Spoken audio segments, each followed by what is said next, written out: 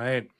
We are live. Welcome to Ordinary Effort, where a bunch of random fans get some random baseball players and try not to biff the grid. We are here today for our Grid for a Cure, Immaculate Grid, Gridathon to support the ALS Association. Josh, we have quite a day lined up today. Yeah, I said it in the chat. This is right now. This is the most energy we will have, and it's going to deplete from here. But we've got a lineup of just. I'm like honored to be joined by the people who agreed to join us. So I know that's going to give us some energy. If you are tuning in and you've never tuned into us before, welcome. As Mike said, we typically play Immaculate Grid. We're just two baseball fans. But May is ALS Awareness Month. And if you don't know, ALS is a really debilitating disease. It's also known as Lou Gehrig's disease. And there is no cure for ALS. So we are doing our small part to try and raise awareness and more importantly, raise some funds to help patients with ALS, their families, and to find a cure. So yeah, Mike, I mean, we're going to be here all day, noon to midnight Eastern. Do you want to kind of like preview the lineup? We can just talk through it, but we've got a good day ahead. Yeah, so a lot of familiar faces for us, a couple new Yeah, ones. So we've got the guys from Two Strike Noise. We have Bryce Whitlow from MLB yeah, Hall of Pretty Good, who's just crushing it right now yeah. with his social media stuff. Got We've got Jessica Jessica Brand. Brand coming back. Uh, That's right. Jason Collette's coming back with his podcast partner, yeah, Justin, right? And yeah. Joe Arico, our first guest, is going to be with us. I mean, Yeah, it's a really good lineup. I mean, Chris Towers from CBS Sports Chris, Fantasy Baseball Today. We've got Adam Dorowski, who I see in the chat. What's up, Adam?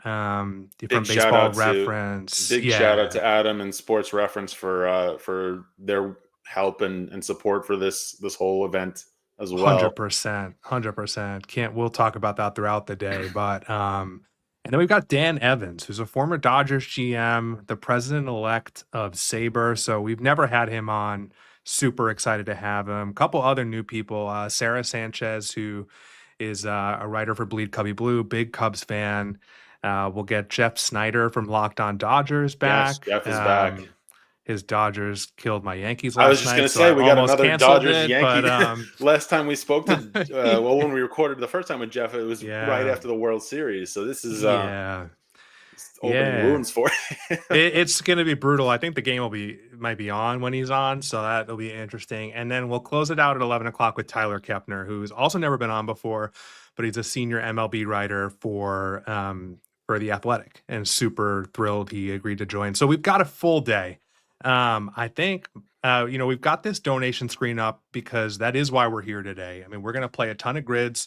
We're going to have a blast. But we would like to raise a lot of money for ALS. And if you're watching, every little bit counts. So if it's $1, $2, like we'll prompt you throughout the day, but we really appreciate you considering donating. If you're watching on your computer, there's a QR code. The link is there and we'll post it in the chat. I mean, every dollar helps the fund and we really appreciate it. I'm going to do some stuff around some hidden gems every time we score one throughout the day. I'll make a donation. I know some other guests are thinking Yep. similar things. So, and we'll get there. But Mike, should we jump into the grid? Anything I missed housekeeping wise or? Housekeeping. Just our socials. If you're new to Yeah, us, Ordinary Affair 100%. on Instagram, on Blue Sky. If you're watching this on YouTube here, and you haven't subscribed to our channel, we would appreciate if you did. Yeah, 100%.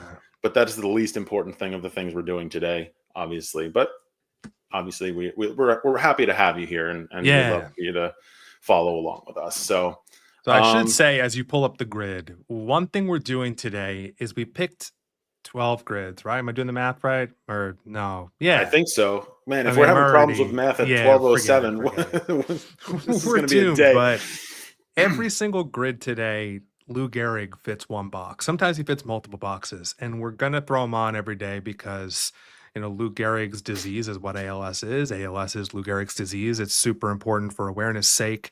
Yeah. So I mean, we can jump right in there. I don't even think people are gonna listen to this as an audio. I don't even know if we're gonna feed it. So I mean, You can see the grid. We've got a good one. Some Yankees, Mets, Braves, Dodgers. Played shortstop, MVP. Uh, Mike, there's two boxes who Gehrig fits here. I didn't know until just a couple weeks ago oh, that Gehrig played shortstop. I did So not know shout this out to the either. folks in the Discord who told us that. So he can fit in Yankees played shortstop or shortstop MVP. Okay. So I'm good with either one. I don't know if you have a preference, Mike. I know very few MVPs, so I would love to throw Yeah, him in the I MVP agree. shortstop box Yeah. because we need as much help as we can there. Yeah, I'm with you. I'm totally with you. I think let's do it. Yeah. Lou Gehrig to start us off, MVP shortstop, 0.2% hidden gem. Yeah, nice. I love it. And like Josh said, we'll keep it fun. Every hidden gem Yeah. we get, we'll add a little bit to our donation. I have a set Yep. amount that I'm gonna a baseline, and then I'll tack on for every hidden gem as well. So Nice. if you want to join us in doing that, feel free. Um, Yeah, I but mean, a hidden gem is for us anything under oh, that's 1%. So if you right. if you're thinking about donating today and you think like this grid, I'm going to donate $1 per one hidden gem. dollar I per mean, gem. it's Yep, $9, right? So again, super appreciate anybody who makes any dollar donation today or just shares the stream. So that being said, I think I do have a Dodgers MVP. okay. I mean, it's a shout out to Nate, one of our OG followers of Ordinary Effort, because he always throws this guy, and it's Dazzy Vance. Dazzy Who is Vance. just a Okay. spectacular baseball name. And I'm pretty sure he played for the Dodgers. I think likely the Brooklyn Dodgers, right? I pulled out a bunch of hats today and wear one for the first hour, but I've got a Brooklyn Dodgers hat over there, so I'm wearing it in Nice. spirit if we want to throw Dazzy. But Yeah. Oh, that reminds me. I should bring my hats down and yeah, rotate through get them them later. out. Yeah, Yeah, Dazzy, I love getting some of the older players on the grid that I would yeah, never have known on my own. Shout out to Nate and the Discord for teaching us a lot of yeah, these yeah. names. Amen. Yeah, Dazzy Vance, Dodgers MVP, 0.8%, another hidden nice. gem. Love it. Okay. Where do you want to go next, Mike? I kind of want to close out the MVP column just because Yeah, I yeah. hate it. Um, Braves MVP. I Oh, mean, Hank Aaron's got to be the obvious one here. yeah. Um, after Terry Pendleton. My guy, Yeah, Pizza Hut Terry. yeah, If yeah, you haven't if yeah, you haven't watched yeah. any of our episodes or haven't caught this episode, I think it was our third or fourth episode way back last year. I had this. I'll tell the story again. 1991. My family, we went to Pizza Hut after a day at probably some theme park, and they had like those promotional cups that they gave out. So on the cup, on one side was AL MVP Cal Ripken Jr., and on the Oh, other side of the cup was National League MVP from 1991 Atlanta Brave Terry Pendleton. And I don't, for as much stuff as I've hoarded and kept unnecessarily for years, I don't think I still have that cup. I did ask my parents; oh man. they have not found it. If you come across it, Mom, please don't throw it out. Rest of it, that's fine. But Yeah, yeah, we want to throw Terry here. I'm good with it. Yeah. Yeah, I love it. I All think he'll right, be a few points. I mean, he might be. Yeah, who even knows? Let's throw Terry. Like, Terry Pendleton, 8%. All okay, right. yeah, I kind of, yeah, that's Eh, fine. That's fine. Listen, I think this is where we were expecting to get our highest scores Oh anyway. yeah, So we could try to, and I feel good. The remaining columns are our two teams, so I feel pretty good. 100%. Yeah. Where do you want to go now? Oh, do you want to maybe just alternate Mets Yankees kind of thing? You want to Yeah. take a Mets box? I mean, Do I want to? Okay, yes, I do, and I have one. I don't think I've told this story yet, but I was listening to a radio show the other day, and they were reminiscing about like autographs and interactions they've had when getting autographs, at a live event or whatever the case might be when meeting somebody. And back in it was elementary school or middle school, my school district did this event, and they had old ball players come and talk to us. I couldn't tell you even. I don't remember what the topics were. I mean, I'm sure they shared about their playing days. There was a guy who whose autograph I definitely have lost also, who played for both the Mets and the Dodgers, Joe Pignatano. If Oh, this isn't a hidden gem, I will be surprised. I think Um, yeah, I think yeah, you're good with it. Yeah. I don't think he had a very long career. He didn't. It was about 5, 6 years Yeah. back in the 50s and 60s. You feel good about this? I'm good with it. Yeah. All Yeah. right. Joe Pignatano, Oh, point nice. 0.07%. That is a deep hidden gem. Yeah. I love it. Nice. Okay, we're doing well here. So, if you're just joining us, welcome. We've got the stream all day. Again, we're raising money for ALS today. So, link is in the chat. Link is on screen. Really appreciate your support. All right, I'll take a Yankees box. Yeah. There's a lot of deep cuts for Yankees Dodgers, I think, but there's a guy always. I mean, let me think about it. I mean, there's a couple relievers because of the couple trades they did before last season. So you've got like Caleb Ferguson and Victor Gonzalez, who I think are just middle relievers who work. The guy always uses Bubba Crosby. Because he only played for the Yankees and Dodgers. So he always scores pretty well, not like a point zero kind of guy. But Mike, do you have anyone for Yankees Dodgers or? Yankees, Dodgers. So I like throwing Angel Baroa here. Okay, Short, nice. Yeah. primarily played for the Royals. I don't know if he won Rookie of the Year for them, but he came up with the Royals. He's also a former Met, and had a little bit of time. Another guy, and sorry, the feed cut in and out for me there for a Oh, you're second, so I good. didn't Yeah. catch. I heard Victor Gonzalez. I heard Caleb Ferguson. I don't know if you threw another name there. Bubba Crosby is Oh, the guy Bubba. I Okay, usually throw here. I mean, there's a ton of guys we could think about. yeah. So there was a guy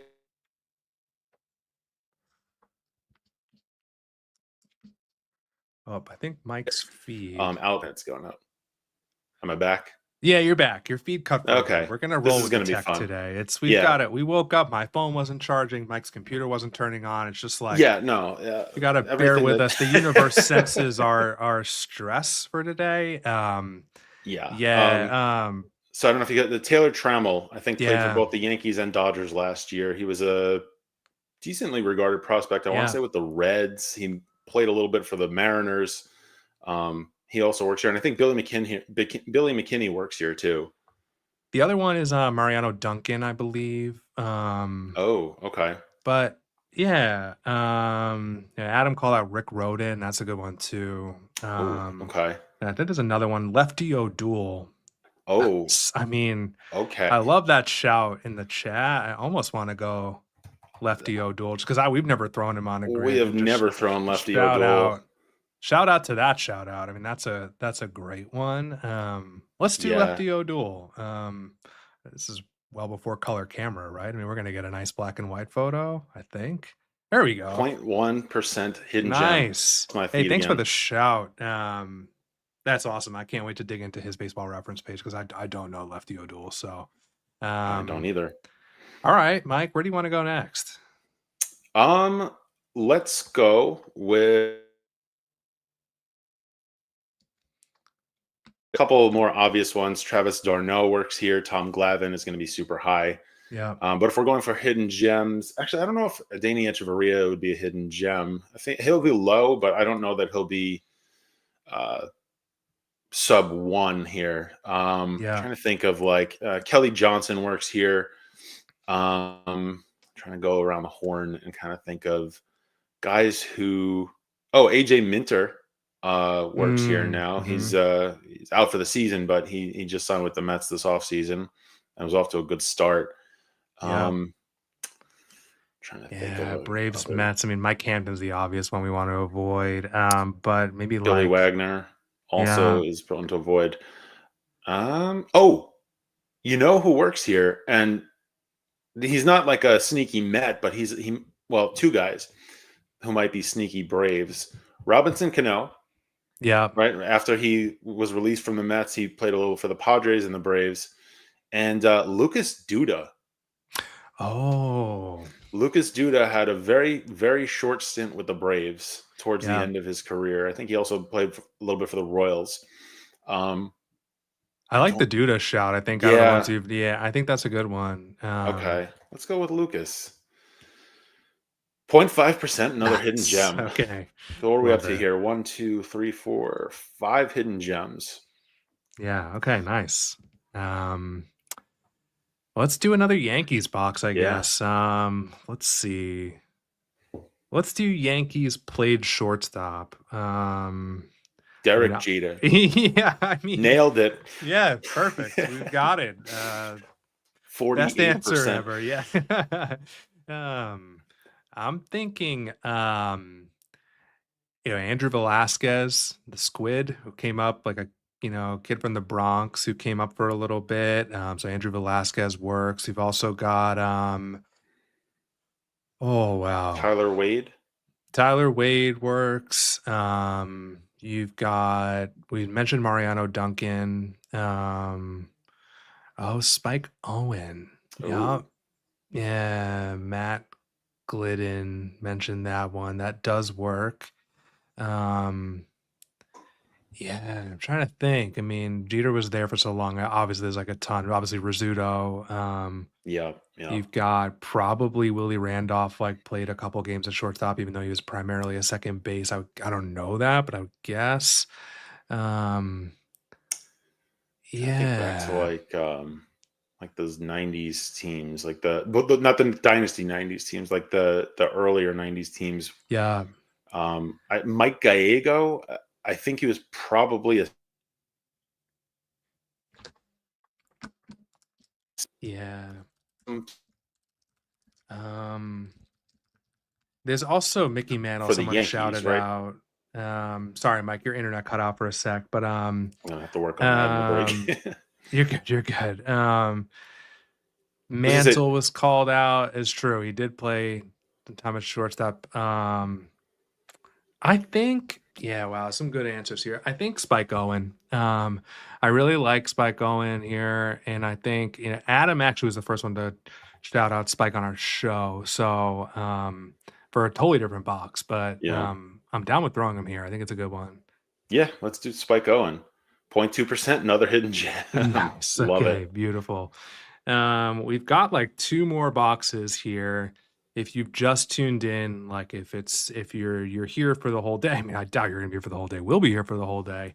But If my internet allows it, I'll be here. yeah, I'll yeah. tell you something's going on. Tech permitting, tech permitting. Yes. But we're supporting ALS today, and it's a really debilitating disease that needs your support. The ALS Association helps in a ton of ways. They help provide families and their patients access to resources, to insurance navigation, and it's the largest nonprofit supporting ALS. So we've set a goal for today, and we'd super appreciate anything you can do to chip in. I'll drop the link in the chat again, but really, like every dollar supports some really great work that association does. Um, yeah, but let's keep trucking on. Mike, maybe which box do you want to do next? Mets. Met shortstop. Yeah, So trying to think of like some good ones here. Echeverria works here again. Um, yeah. uh, Obviously, we're going to avoid Jose Reyes. Kesmet Hmm. Sui. I feel like Kesmet Sui has like a little bit of an underground following for whatever reason. Um, Oh, I'm so mad at myself for forgetting the guy who works for both of these shortstop boxes. And it's Ray Sanchez. oh, that's right. Because I've been on using Ray Sanchez on the grid lately. But I mean, not I digress. But he does work for both of these teams. But So actually, a guy that I did, and I think my internet might be kind of a guy that I mentioned earlier. I think Angel Baroa played shortstop yeah, when he was on the Mets, yeah, so I don't mind throwing him here. I That's like that. probably Yeah, not going to be too high at all. Angel yeah. Baroa, Ooh, 0.06% nice, hidden gem. nice. Yeah. All right, you want to close All us out? right. Yankees Braves here. Yeah, I would say let's close it out. Oh, okay. Let's think. I mean, there's our guy, Mark Melanson, who does fit here. So definitely not opposed to throwing Mark Melanson here. Love Mark Um, Melanson. You've also got Chad Curtis. You've got Cano. We've mentioned already, but I think he'll be fairly high. Hmm, got some really. I think there's some others. Oh, there's a relief pitcher who's like on the Darren O'Day. Um, Yep. Works here, and I think he'll be fairly rare just because, like, and he had a weird windup, I think, Mhm. but he wasn't like a prolific closer by any means or anything like that. Solid reliever, Um, though. yeah, he was. Babe Ruth, right? I mean, like, I Oh, yeah, think, that's right? right. Yeah, his, with the Boston Um, Braves, that last season of his career, yeah, right? Um, um, I yeah. mean I see in the chat Andrew Jones. right. Yeah, that's definitely works. What else we got here? I mean, my heart is behind Mark Melanson always especially for We've Yankees boxes. if we had Um, an ordinary effort login to the grid to track who we use the most, which maybe we should do, that would actually be a really good idea. yeah. But I mean, Mark Melanson would be at the top, besides maybe like Home Run Baker. We Mm, use Mark just about any time we quite a bit. can. I'm like Eh, trying to imagine him in different teams to use him. So I mean, I'm um not opposed to doing Mark, and I don't think he's particularly high for Yankees boxes. So yeah. I feel pretty good about this. Yeah, and but oh, actually, so I see in the chat, Kenny Lofton, which always reminds me of Luis Polonia also. Mm, Um, but yeah, and before we fill in this box, I want to point something out that you just mentioned. You said we having our own ordinary effort login. I feel like we should shout out this feature yeah, on the Baseball Reference page where they now have stats, 100%. where Yeah, it'll track your, what is it, average rarity score. It'll show you the players you use yeah. most frequently. What other stats am I forgetting here? Your top categories, your top players used, like you said. I'm pulling up mine to see who I've got in there. Like, I'm not as religious as some of these people, but my Eric Kratz I've used a ton. Felton Rats, yeah. Snow. My top four right now are Eric Kratz, Felton Snow, Ray Sanchez, Martin Dehigo. And I gotta say, like, I wouldn't have known Martin Dehigo before the Discord.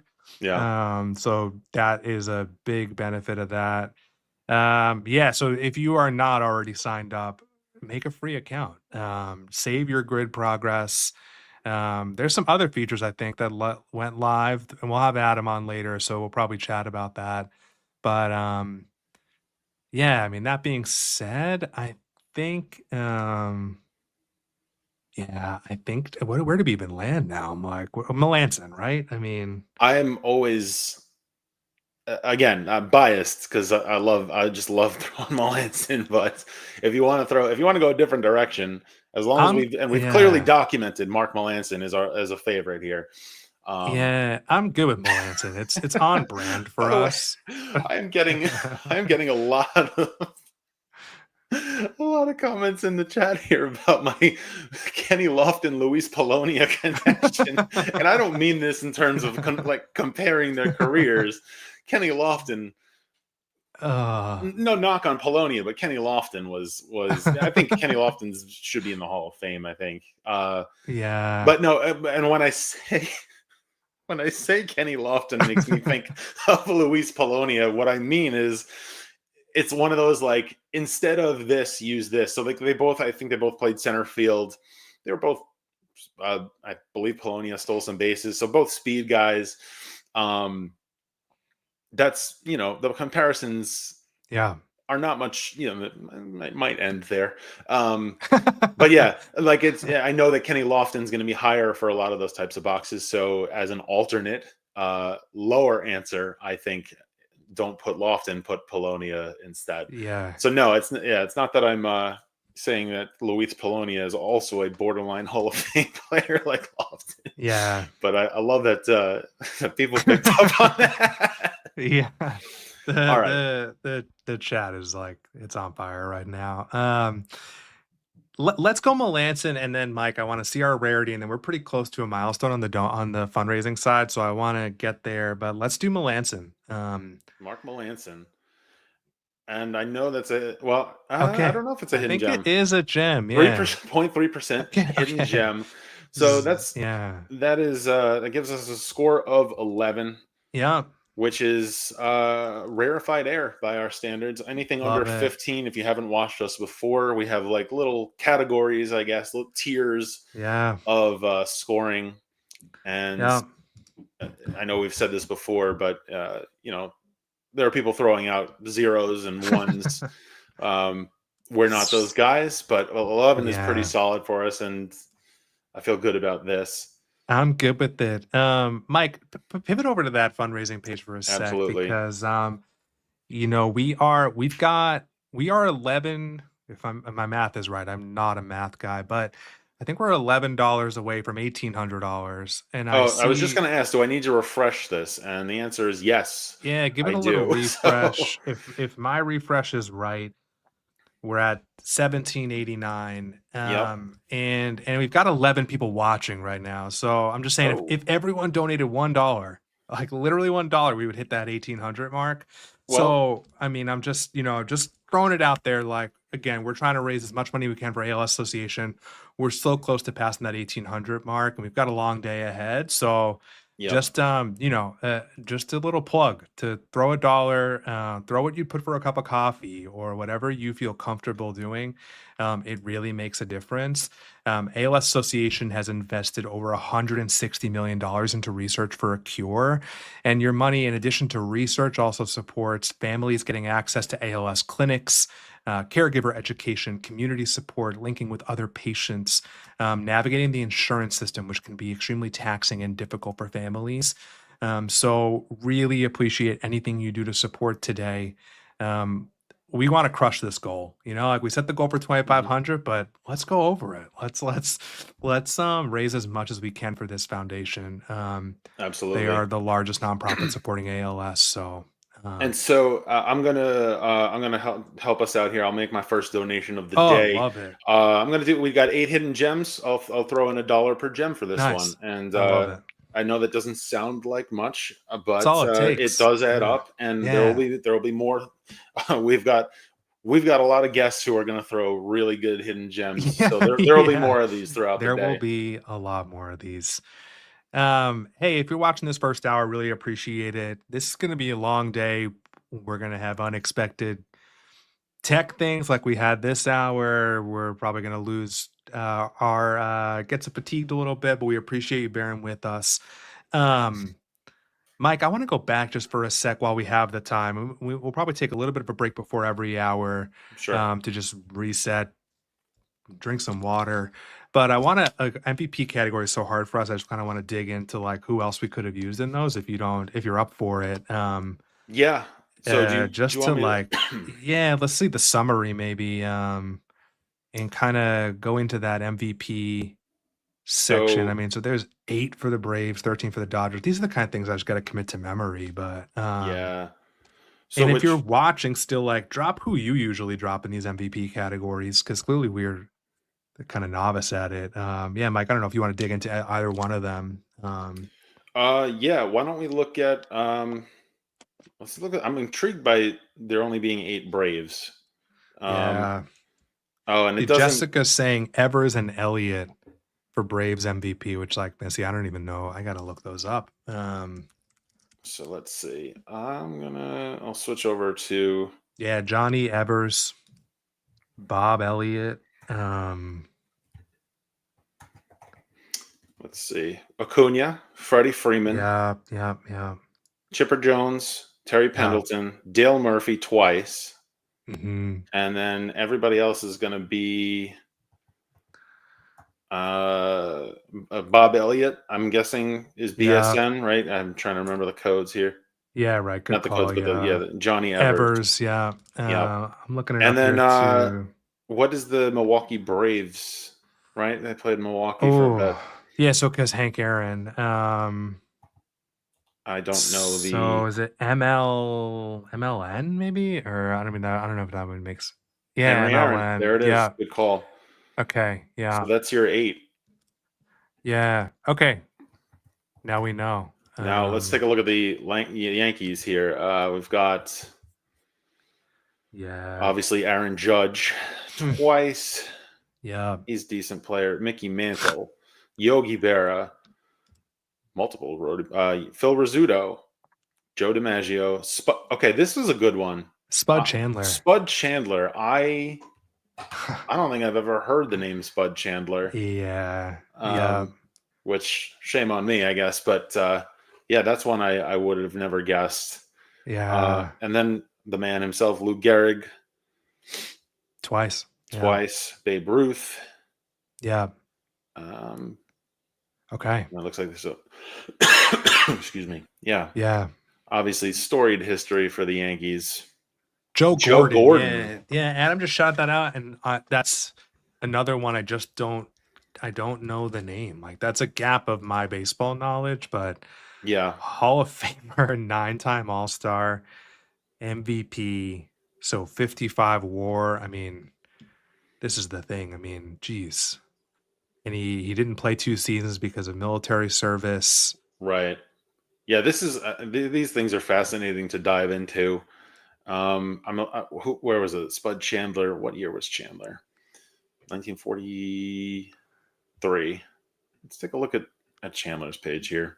So he's also, just while we're talking about Joe Gordon for a sec, he counts for 100 plus runs, 100 plus RBI.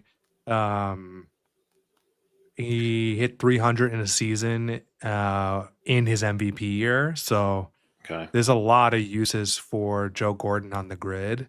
Okay. That's a good one too. I feel like I'd like to think your average fan, of which I am, is not throwing Joe Gordon probably that not. much. Maybe for MVP, people are just better at it than us. But yeah, Spud Chandler, nice. I like how you pulled up the page. Yeah.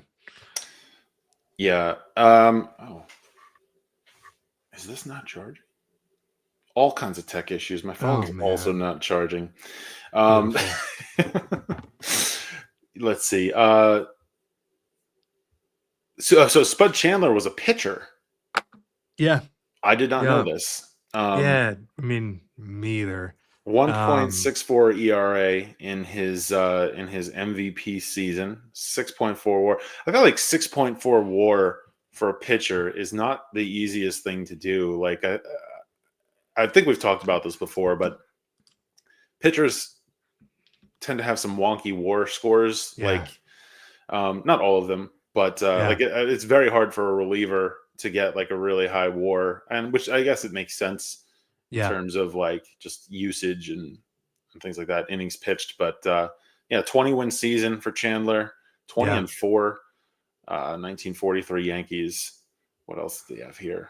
By the way, we had a couple of donations come in, and I really appreciate people throwing whatever they can in. So we are at 1809. Beautiful. And which is really really huge. And we alluded to it at the beginning. We're going to do it all day, but I want to shout out Sports Reference just as an organization. Yes. Not only have they just been incredibly supportive of everything we do to play Grid, help grow the Grid.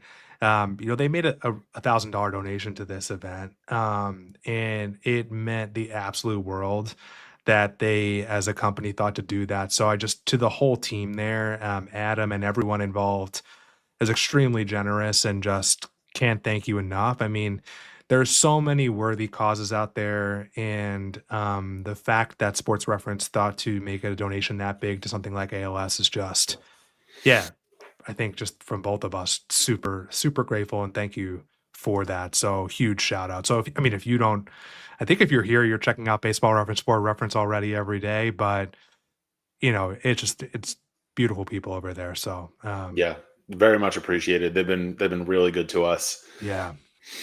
Appreciate it entirely. Mike, what do you think? I mean, we've got a long day ahead of us. I'm okay with hitting the pause button here, fuel up, fix any tech issues. What do you think? What do you want to do? I would not mind figuring out why my internet does not support this this event. Well, I think we got to figure out the internet before the next 11 hours. So I'm good with putting us on pause here. We'll be back next with Two Strike Noise. But go for it, Mike. Go for it. So I don't know how, I don't want to just talk for the sake of talking, but Do you want to give it a few more minutes? Like Your anybody internet who's has been good, by the way, yeah, no, it's so after that first hiccup. yeah. I don't want to jinx it, but I mean, I I'm almost said we also could just knock out another grid, but I would do another grid if you let's do want. today's grid. What do you mean? Or Oh like, or a yeah, different one, or like, I mean, we're here, so yeah. Let's do today's grid. okay. And Twofer. We said we do 12 grids, we'll do 13. Maybe more. boom. Today's grid looked really good. Oh, this is a nice one. Your classic Saturday stats grid. And here, It let me share. I got to is remember to really keep. nice. There we We're go. making the rules as we go here, so why not play another grid? We're here. Yeah. Okay, yeah, this is beautiful. So, Yeah, and this is Gehrig fits here couple for spots. yeah, the whole top row, right? Whole top row. I don't Did he play second? think he played second, but someone in the chat will know. Jessica's Yeah. there, Adam's there, they'll know. Yeah, so that is an option to throw him in one of those boxes. What do you feel?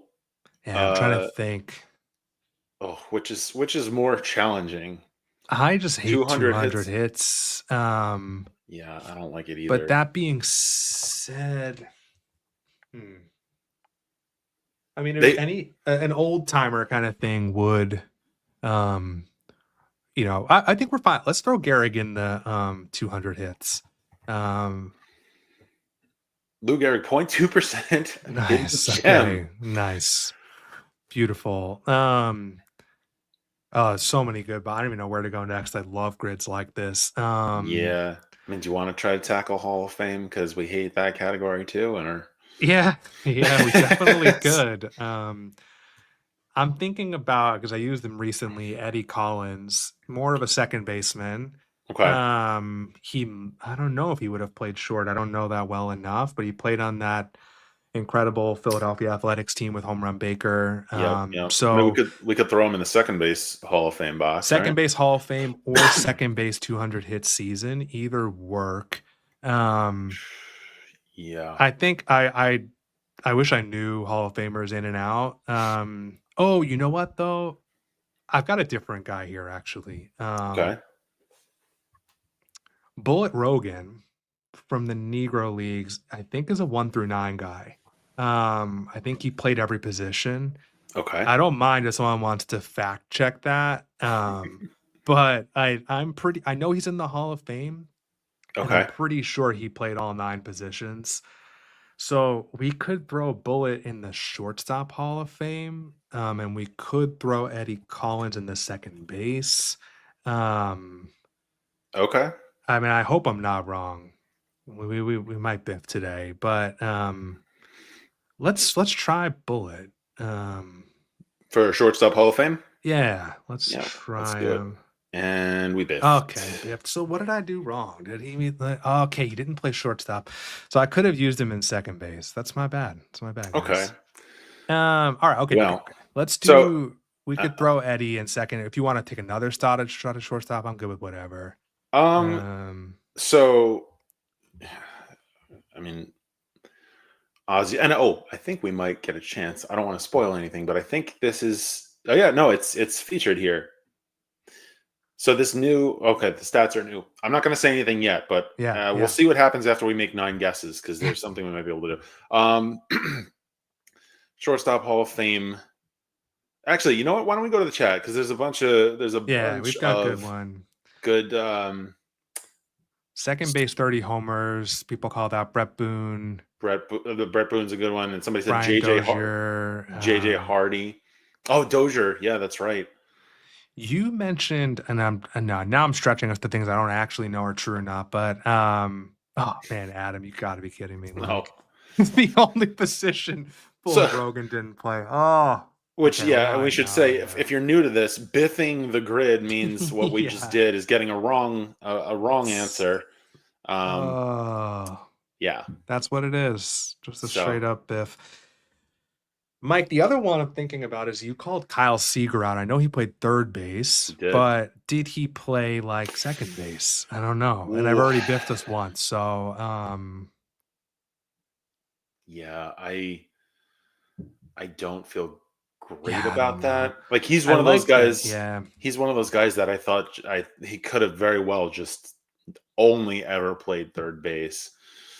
So someone Um, called JJ Hardy for 30 home run shortstop, yeah, and I I like like that that. one. Apologies. I gotta see who called that. It was a great shout. Yeah, There we go. So thank you for doing that. yeah. Let's do JJ Hardy here. Yeah, 0.7% hidden gem, there we go. Okay. and then Um, let's see. Someone called out Minnie Minoso for oh Hall of Fame shortstop. Oh, Larry. Larry Fleischers had been a reporter for the Yankees for a ton of different outlets and a member of the Discord too. So Larry, thanks for popping in. We've done so I think it's second base, sorry, shortstop rather. can, Hall of can Fame shortstop. oh, I'm sorry for Minoso. Yeah. Shortstop. That's right. I'm Mhm. going to biff because I'm not paying attention. Uh, Yeah.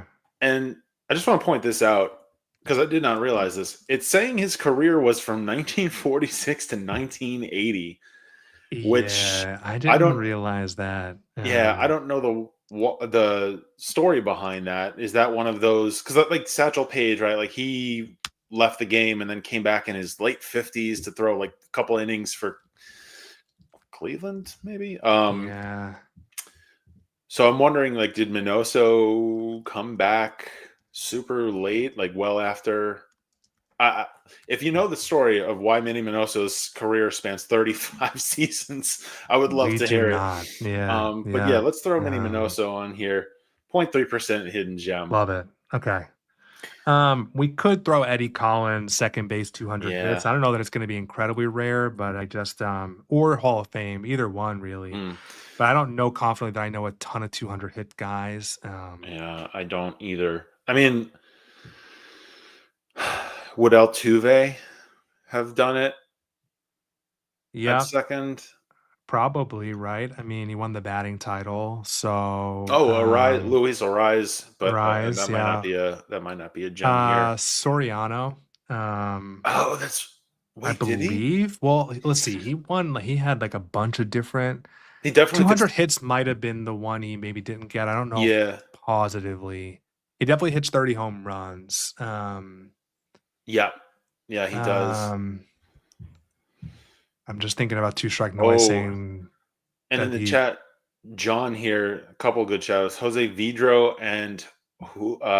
Mark Grudzielanek. Grudzielanek had 200 hits in a season. Wow. Nelly Oh, I like Fox. this one too. Yeah, Nelly Fox. I'm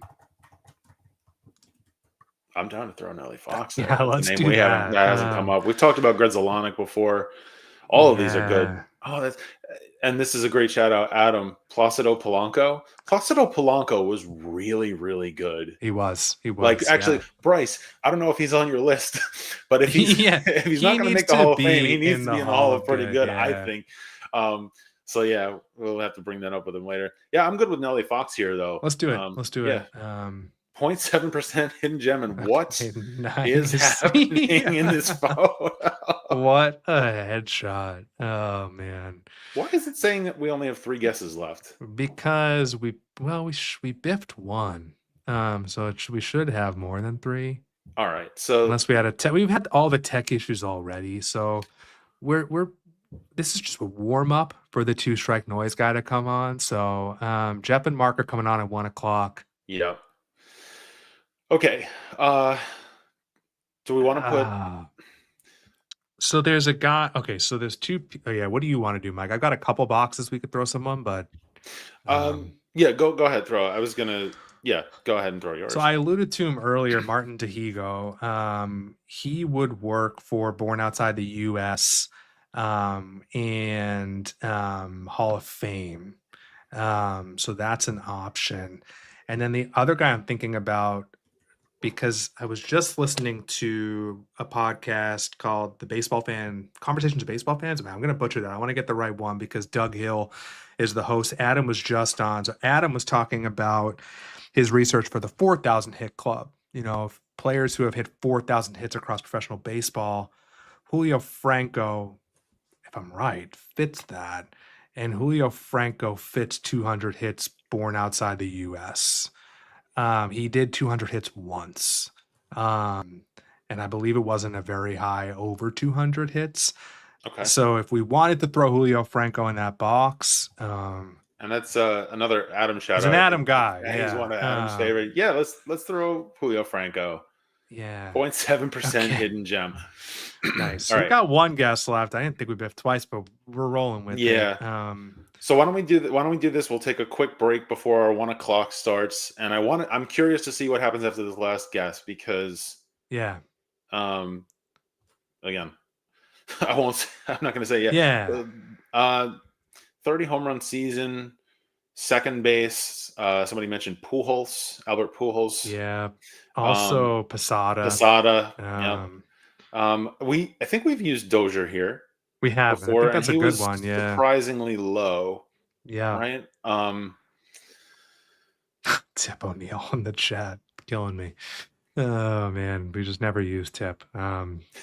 We lost our chance. We'll get Tip O'Neill on one of these We'll get grids. Tip on the grid today. Yeah. So Yeah.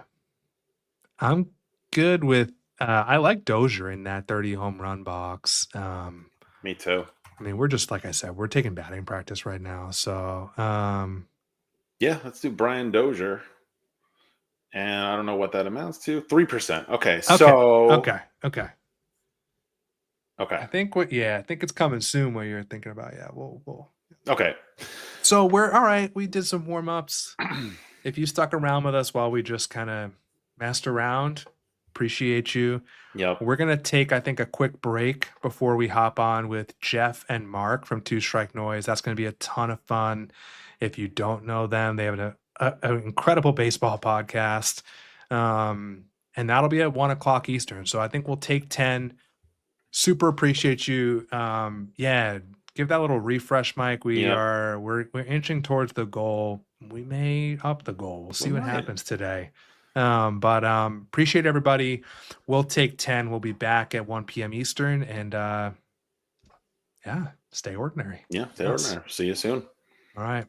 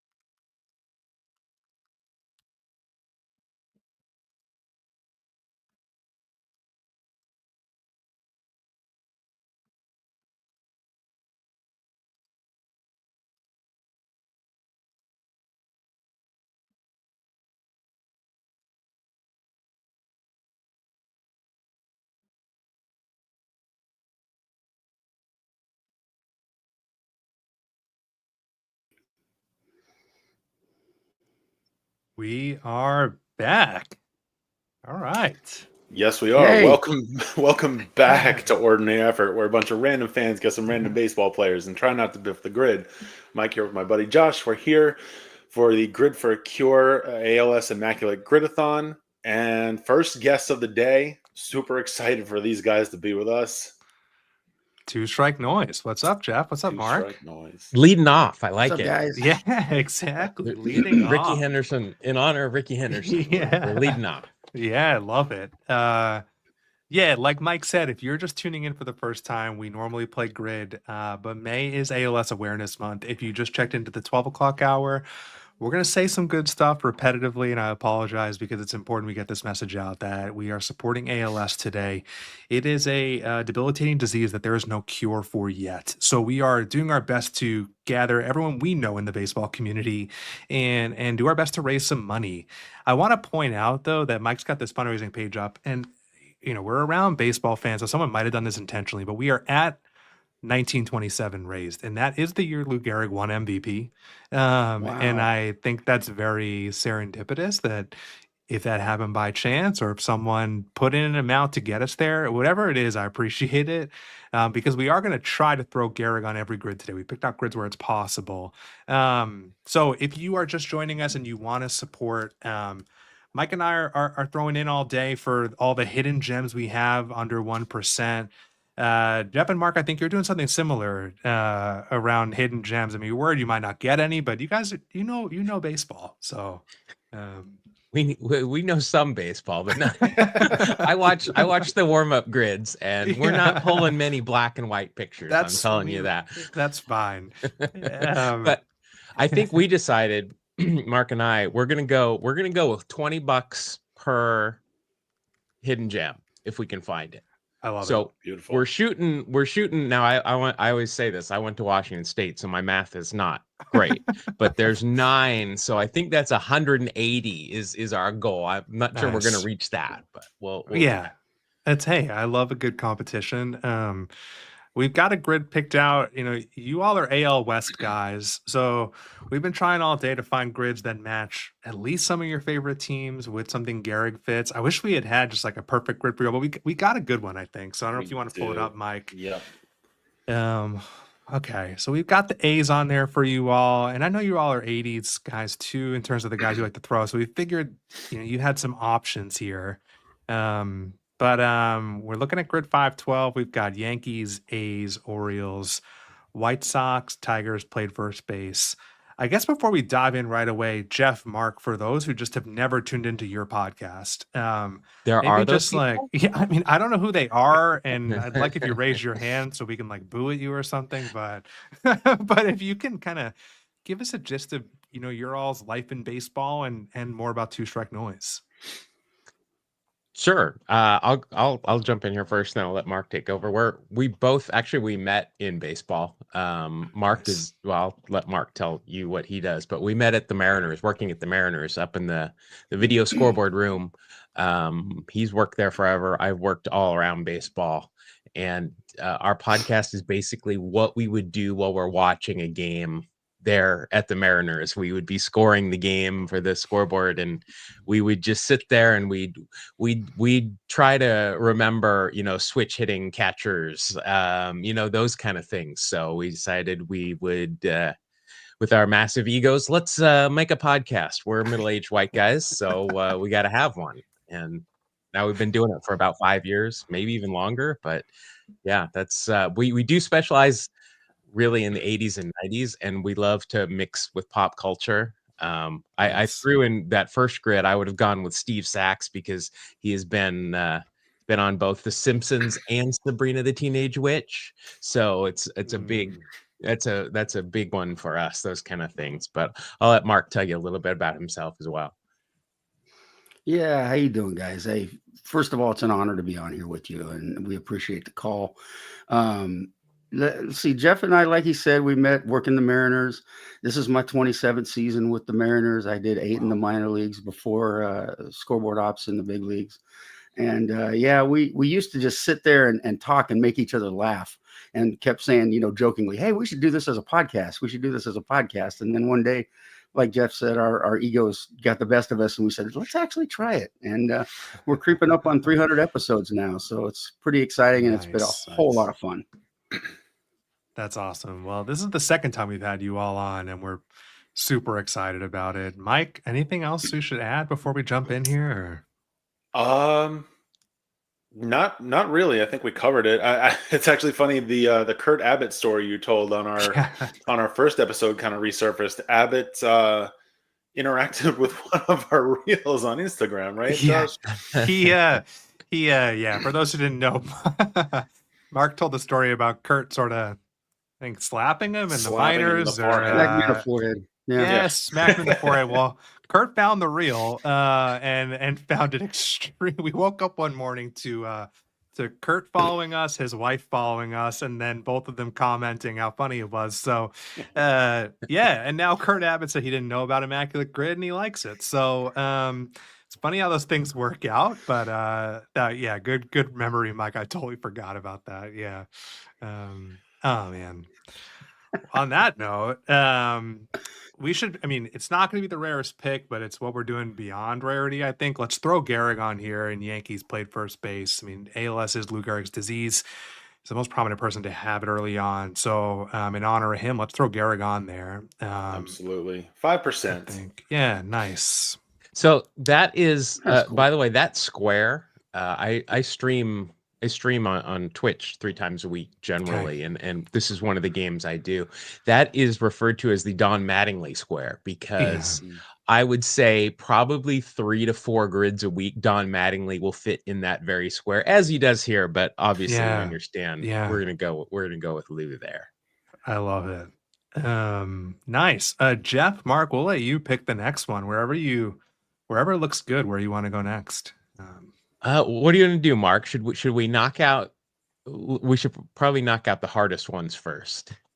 Which that's fair. Yeah, I think you've got the A's covered fairly well, Jeff. Yeah, I mean, I can do the A's easy. It's just trying to get those low scores is the thing. Now I see played first base and I see Orioles and A's, and my mind goes to Jack Cust right away, which probably would be a pretty low score. But just seeing if maybe we can come up with somebody different for the A's. I like to use Adam Rosales would fit there. He was a coach at the last A's fantasy camp I went to. So I like to use those guys that I've interacted with. I'm sure he would be he's always a low scorer. That might be better than Jack Cust for that A's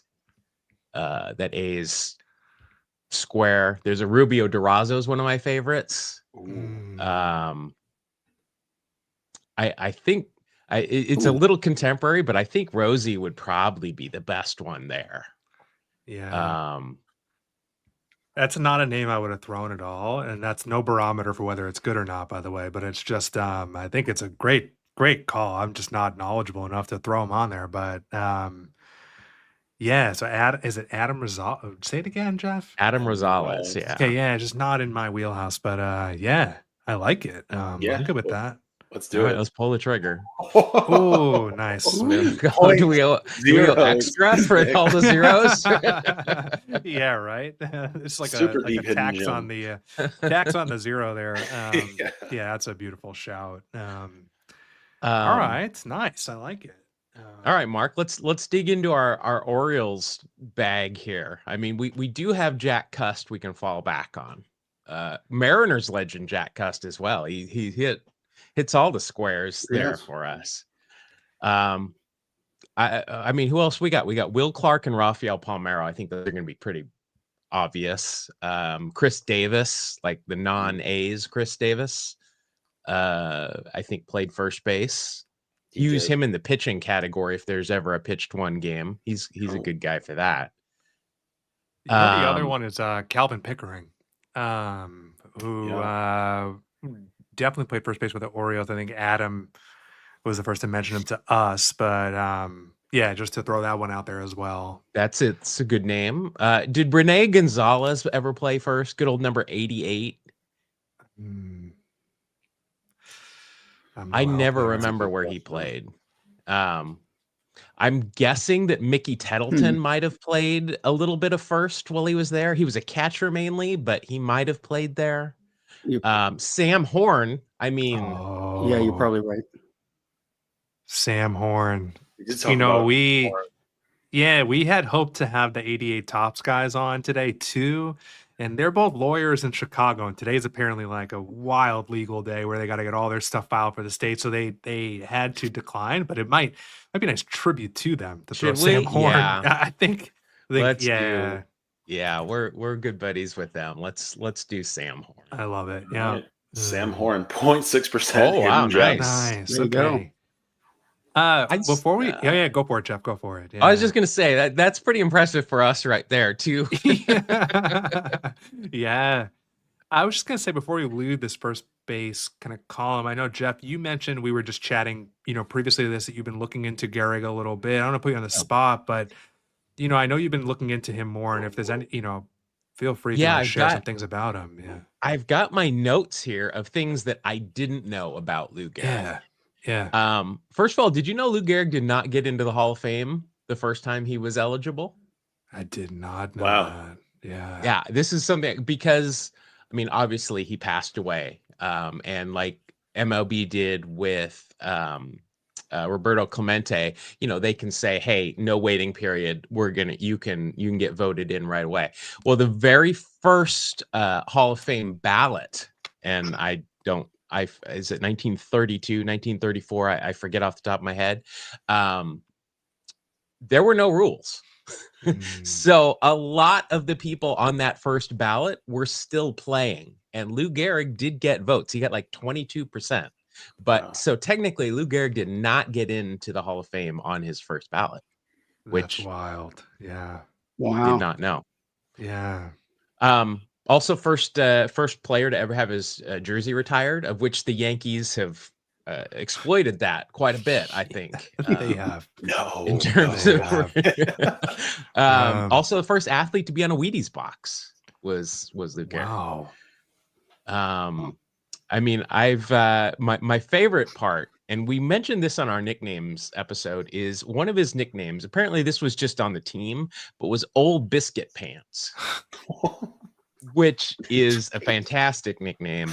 Apparently his pants, I mean, I guess he probably had a kind of a bigger butt anyway, but his pants were tailored in a way that his teammates said it looks like he is stuffed biscuits in his back pocket.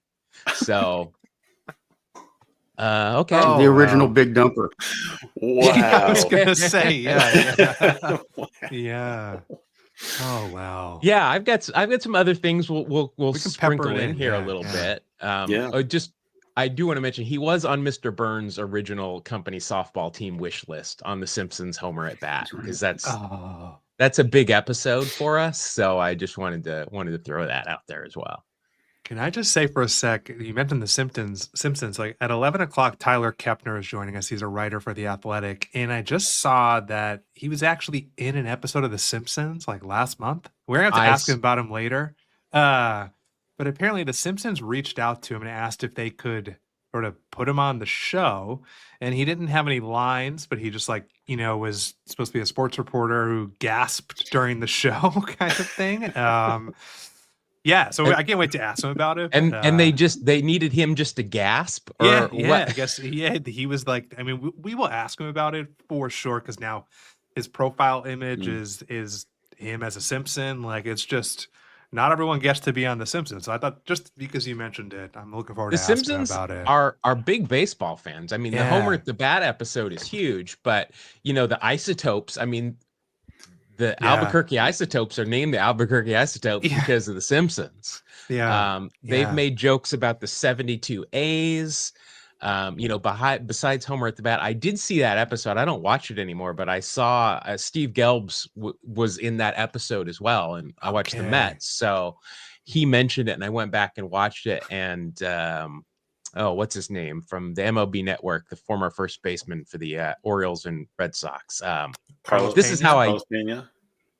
Oh no, he was he gone. Or that he does intentional talk. This is how I play the grid usually. Is I just don't remember names.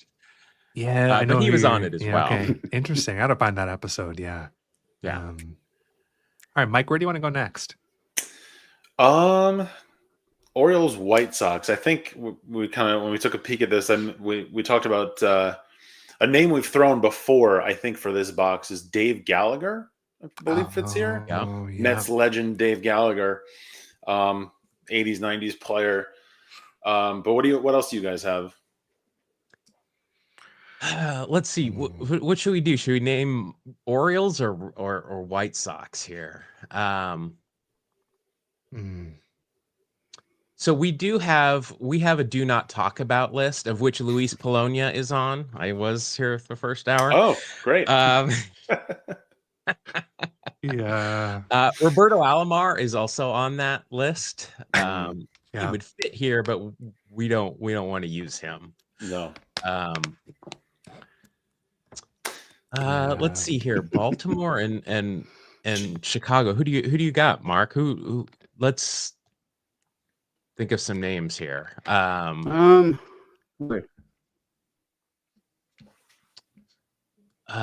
Pitchers are always my weak point. I always just start at catcher and then I just start going around the horn. Yeah. In my mind. I mean, Tim Raines Raines never works. pitched for Baltimore, did he? He pitched for everybody. No. I think he did, yeah.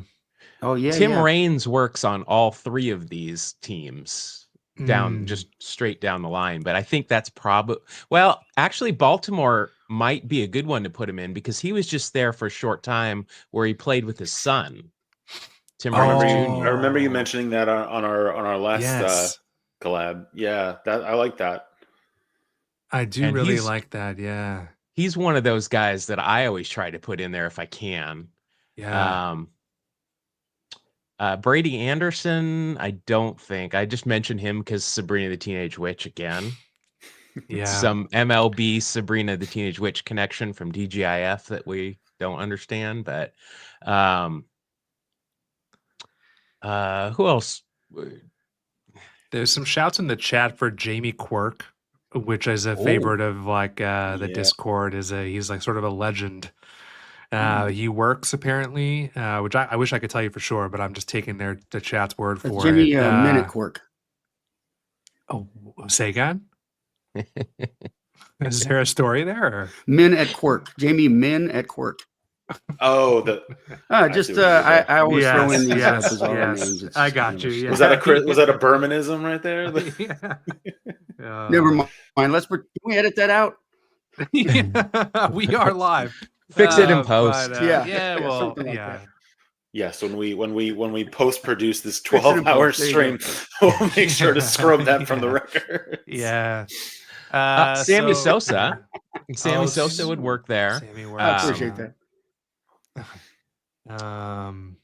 Jamie Quirk would also work with the A's. He was definitely on Oakland. That would be a good one as well. I think we have to, based on how many times Jimmy Quirk has come up in the Discord, I think we have to throw him on one of these boxes. I don't care which one it is. I think that Matt in the chat mentioned that Quirk works for maybe the whole column. I don't know. No, he does. Yeah. So actually, Jeff, like, if you want to save the A's box, if you've got like someone there, up to you guys how you want to play it. Let's go with. I think we can ensure with Quirk there that it's going to be a small number for A's Quirk for the White Sox Orioles. White Sox. Okay. Yeah. Okay. All right. I like it. Jamie Quirk, 0.06%. he and Rosie are hanging out in the rarefied air. Yeah. All right. Do we want to do a Tigers box or sure? Yeah. Let's see. So cheat codes with Detroit. Tony Phillips, but I don't think he played for Baltimore. I like to use him. He did play for the Yankees, though, didn't he? Oh, wait, I'm sorry. I'm thinking of Tony Clark. Ignore me. Yes. No, you're right. Yeah. I mean, Tony Phillips played for a lot of teams. He might have. I mean, didn't everybody in the kind of like mid '90s play for the Yankees at some point? It's true. It's very true. I will mention though, there's no Ricky Henderson and no Nolan Ryan I box on know we this. kind of wow. we failed you on that one. I'm sorry. Apologies. Yeah. It's terrible. Terrible. Those usually shame. screw my score up anyway because they're usually pretty high, but they have to be Yeah. used. Let's see here. Tigers. Who are some good Tigers guys? I mean, So the Tigers are a dead spot for me sometimes. I think Phil Koch for Yankees Tigers. Phil Koch. There's a works. name. Yeah, Boy, there's a name I haven't heard for a while. he does work. That's a real good one. Jabba see. Chamberlain. Jabba. Yeah. Who else did he play for Detroit? I think he played for the whole AL Central, actually. Did he? Or Oh. close Not the whole- to it. It wasn't. It was. Detroit, I don't think he played for the Twins, but I think he played for Kansas City. Kansas City, and Yeah. was it Cleveland? No, maybe maybe he did pitch in Cleveland. I can't remember. The game with the midges, I think, was in Cleveland. Yeah, Yes. that was Yankee when he was with the Yankees. Right, he was Yeah. with the Yankees, but I think I might be associating him with Cleveland. Yeah. Cleveland. For that, yeah, but yeah, I think he pitched for Detroit. Juan Berenguer didn't pitch for Baltimore, did he? I don't think he Oh. did. That's a good question. He comes up a lot in the Discord as well, and I don't really know if he did pitch there. I don't think he did. But if we can fit the Berenguer boogie in anywhere, we try. Oh, Eric Davis will fit here. Okay. Baltimore Oh. and Detroit. Eric Davis, that's one of there our you go. favorites. Yeah, I like it. Is he Yeah. going to be high though?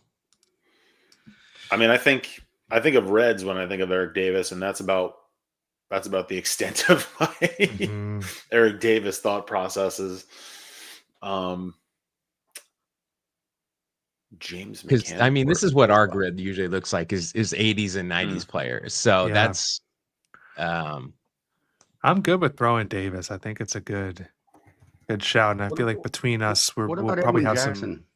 some. Oh, yeah, Oh, he does. The does grid fit hack. too. He does. yeah, fits he almost goes everywhere, right? Yeah. Dude, Octavio Dotel would probably go pretty much most of these things. Dotel. The Troy He's a cheat code. Hawkins. Yeah, Yeah. he is. Yeah. I'll leave it. We can leave it to you all. Eric Davis, Edwin Jackson. Really good with whatever. What do you guys think? Do this. I generally don't use the cheat codes yeah. just because they're generally Yeah. they score a little bit higher because everybody knows about them. Yeah. They do. They do. I don't mind putting Davis for this. I did not realize he played for either of these teams. So Yeah. I Let's mean, do I it. associate him. Yeah. Eric Okay. Davis. 2%. Okay. There goes our streak. Okay. Cool. Yeah. Yeah. Where do you want to all go right, next? Mark, where do you want to go? What's your strong point here? Yeah, now Mark was a bat boy Let's for the go, Tacoma Tigers when they were the A's farm club. So where do you want to go, Mark? Yeah, I was looking at A's Tigers, and I remember Matt Stairs playing like 10 games. Right? Oh. Matt Yeah. Stairs If I is a cheat remember code correctly. too. He is Then one of again, the maybe cheat I don't. codes. Everywhere. Yeah. I don't mind using him now. I don't know. He's a cheat code, but is he like Edwin Jackson level cheat code? Maybe. I would You know, say I would say he's like a half a tier below Edwin Jackson. in the hall of cheat codes, you know? Yeah, Like, yeah. Oh, well, I mean, Yeah. we mentioned him earlier. You got Fruit Loops here. Mickey Tettleton could play there as well. Mm-hmm. Yeah. You got Gio Urshela actually, I think, works for the rest of this column. Right. Wasn't he most recently on? I mean, it's a more modern player, but recently on Detroit, played for the A's, played for the Yankees. So he works. Yeah. Let's see who else we got here. I think Detroit, one of the few teams Canseco didn't play for. Mm. There's no Dave Stewart box here either. That's another one of my guys that I like to I gotta get shout on this there. one out because my mom texted me a grid box, and I feel like that, if mom's got a pull, I mean, it is modern, but she said Mark Canna does work here, and Oh, I yeah. think he Ooh, does. Foodie, Mark Canna. Yeah, he's also a Great. huge foodie, right? Big league foodie. I'm not Oh, I trying to thought pull you the said mom big league. card. I thought you said big league booty at first, and I That is thought that was also like what a I heard callback at We to old first. already biscuit didn't we already pan. get someone on Yeah. there for that? Gehrig, right? Biscuits, yeah. Yeah, we're gonna get The censored on theme of YouTube this now. this Yeah. hour. Demonetization, Yeah, right? yeah, right. Because we're already definitely raking in the big dollars here. But yeah, I mean, I'm not trying to pull the mom card, but she did text to I shout it out. I I don't know. mean, As a former A's fan, I got to say I love Mark Canna. Mark Canna, Local, yeah. he's a Bay Area guy. okay. I Yeah. think he went to Cal. I know during the pandemic he actually went and took a class at Cal on communicable diseases. I mean, the dude is really smart. I Yeah. just also love there's a few people I know who play the grid with family. There's a few in our Discord who like text their dad every morning and do the grid together. I had my dad on once for Father's Day, did a Father's Day episode. My mom's a huge baseball fan. She kind of taught me to be a baseball fan. So I don't mind giving a shout to my mom Yeah, and Mark Cannon. Yeah, let's do it. Also a let's do Mets it. legend. Mark Yeah. Canna, 6%. Okay. All right. Well, All right. nice. I'll tell you something. Beautiful. If my mom texts me anybody for this any of these boxes, I'm going to leave the room because I will be stunned. My parents tried to raise me as Giants fans, but Oh. I was smarter than that. Mike, do you want to just quick pull up the fundraising page Sure. just to, before we finish up these last three boxes, just give a little shout.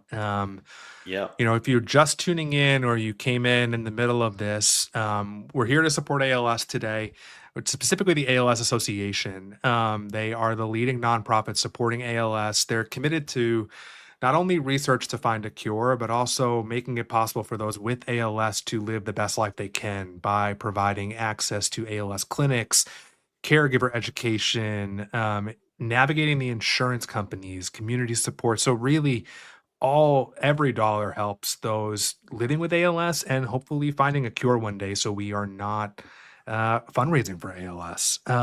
So if you are watching and you have the ability to make a donation at any size, super appreciate it. We will drop the link. There's a QR code.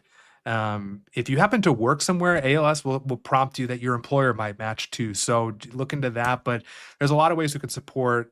If you are not in a position to donate, go to our socials and share the posts that we've done about the stream. Just getting anybody to come on, watch today. Awareness really matters too. So appreciate anything you can do to support. I just want to make sure we keep that front and center.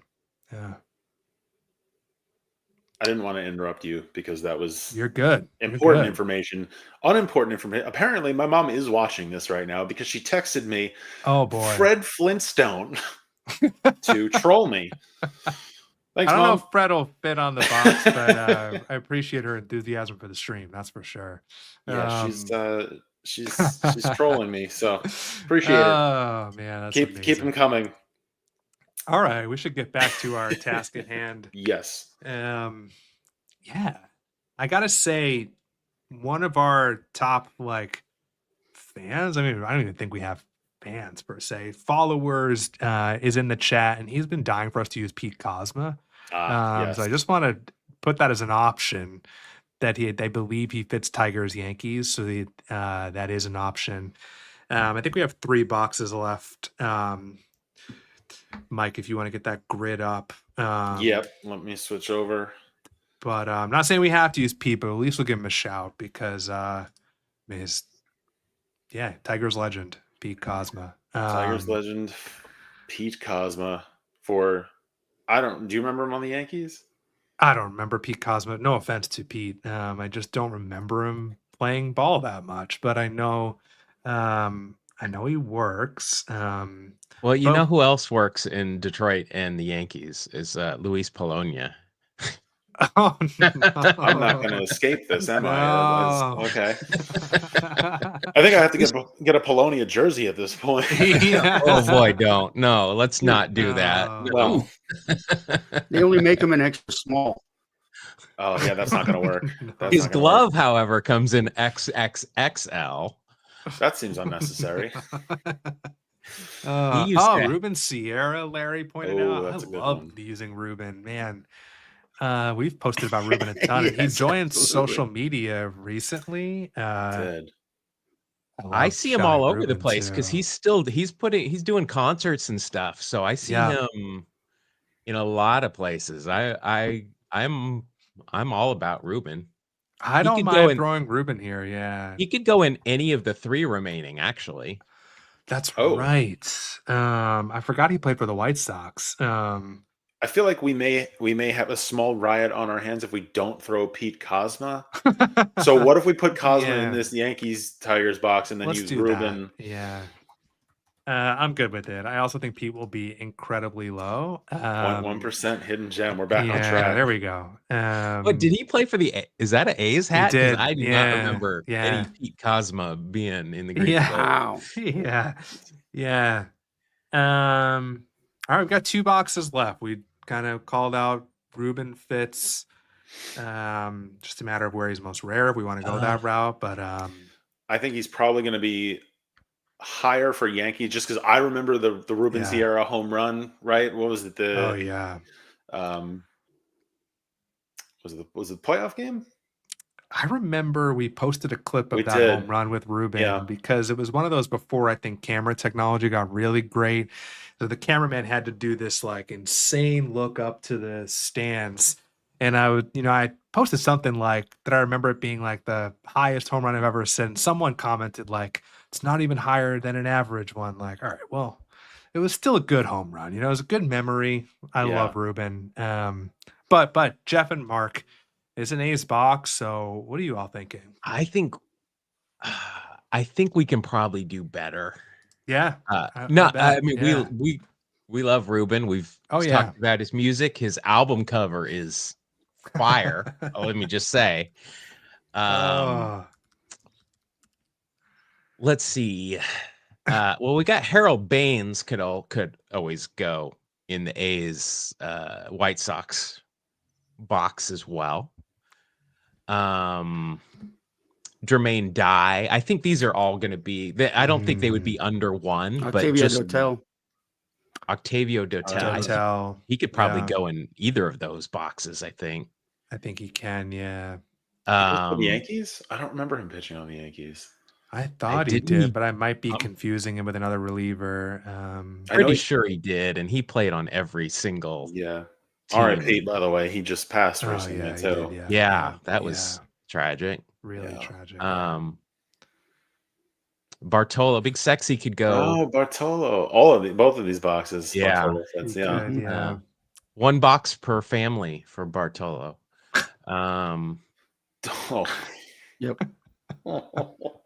Hey, listen, he's Big Sexy. You can't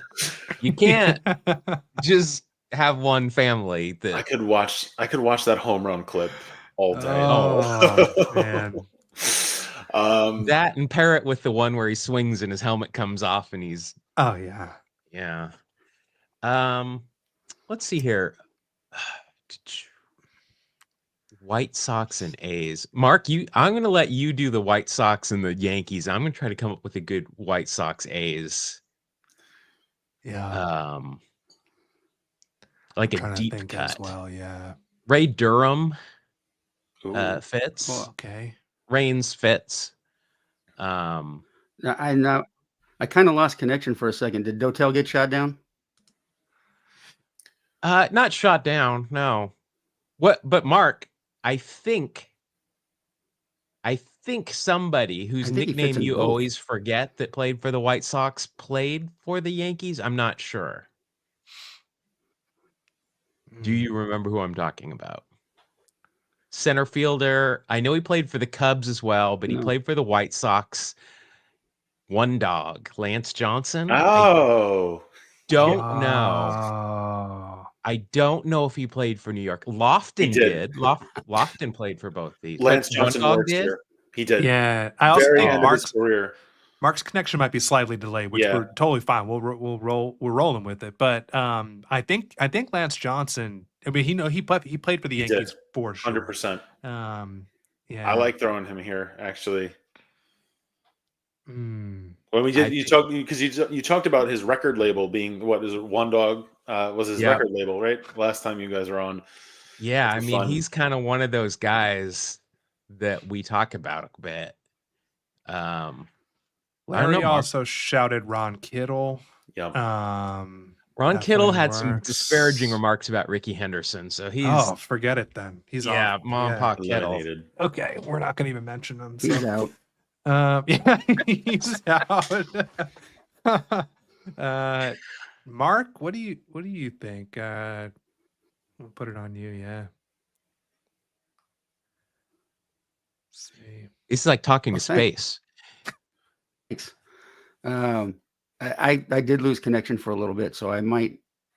That's okay. It happened to me earlier. Good. We're rolling with it.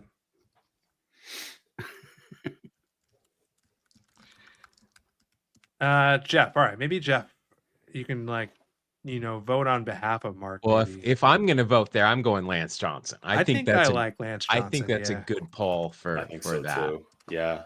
All right, Lance Johnson, 0.3% hidden gem. $20. Yeah, right. Love it. All right.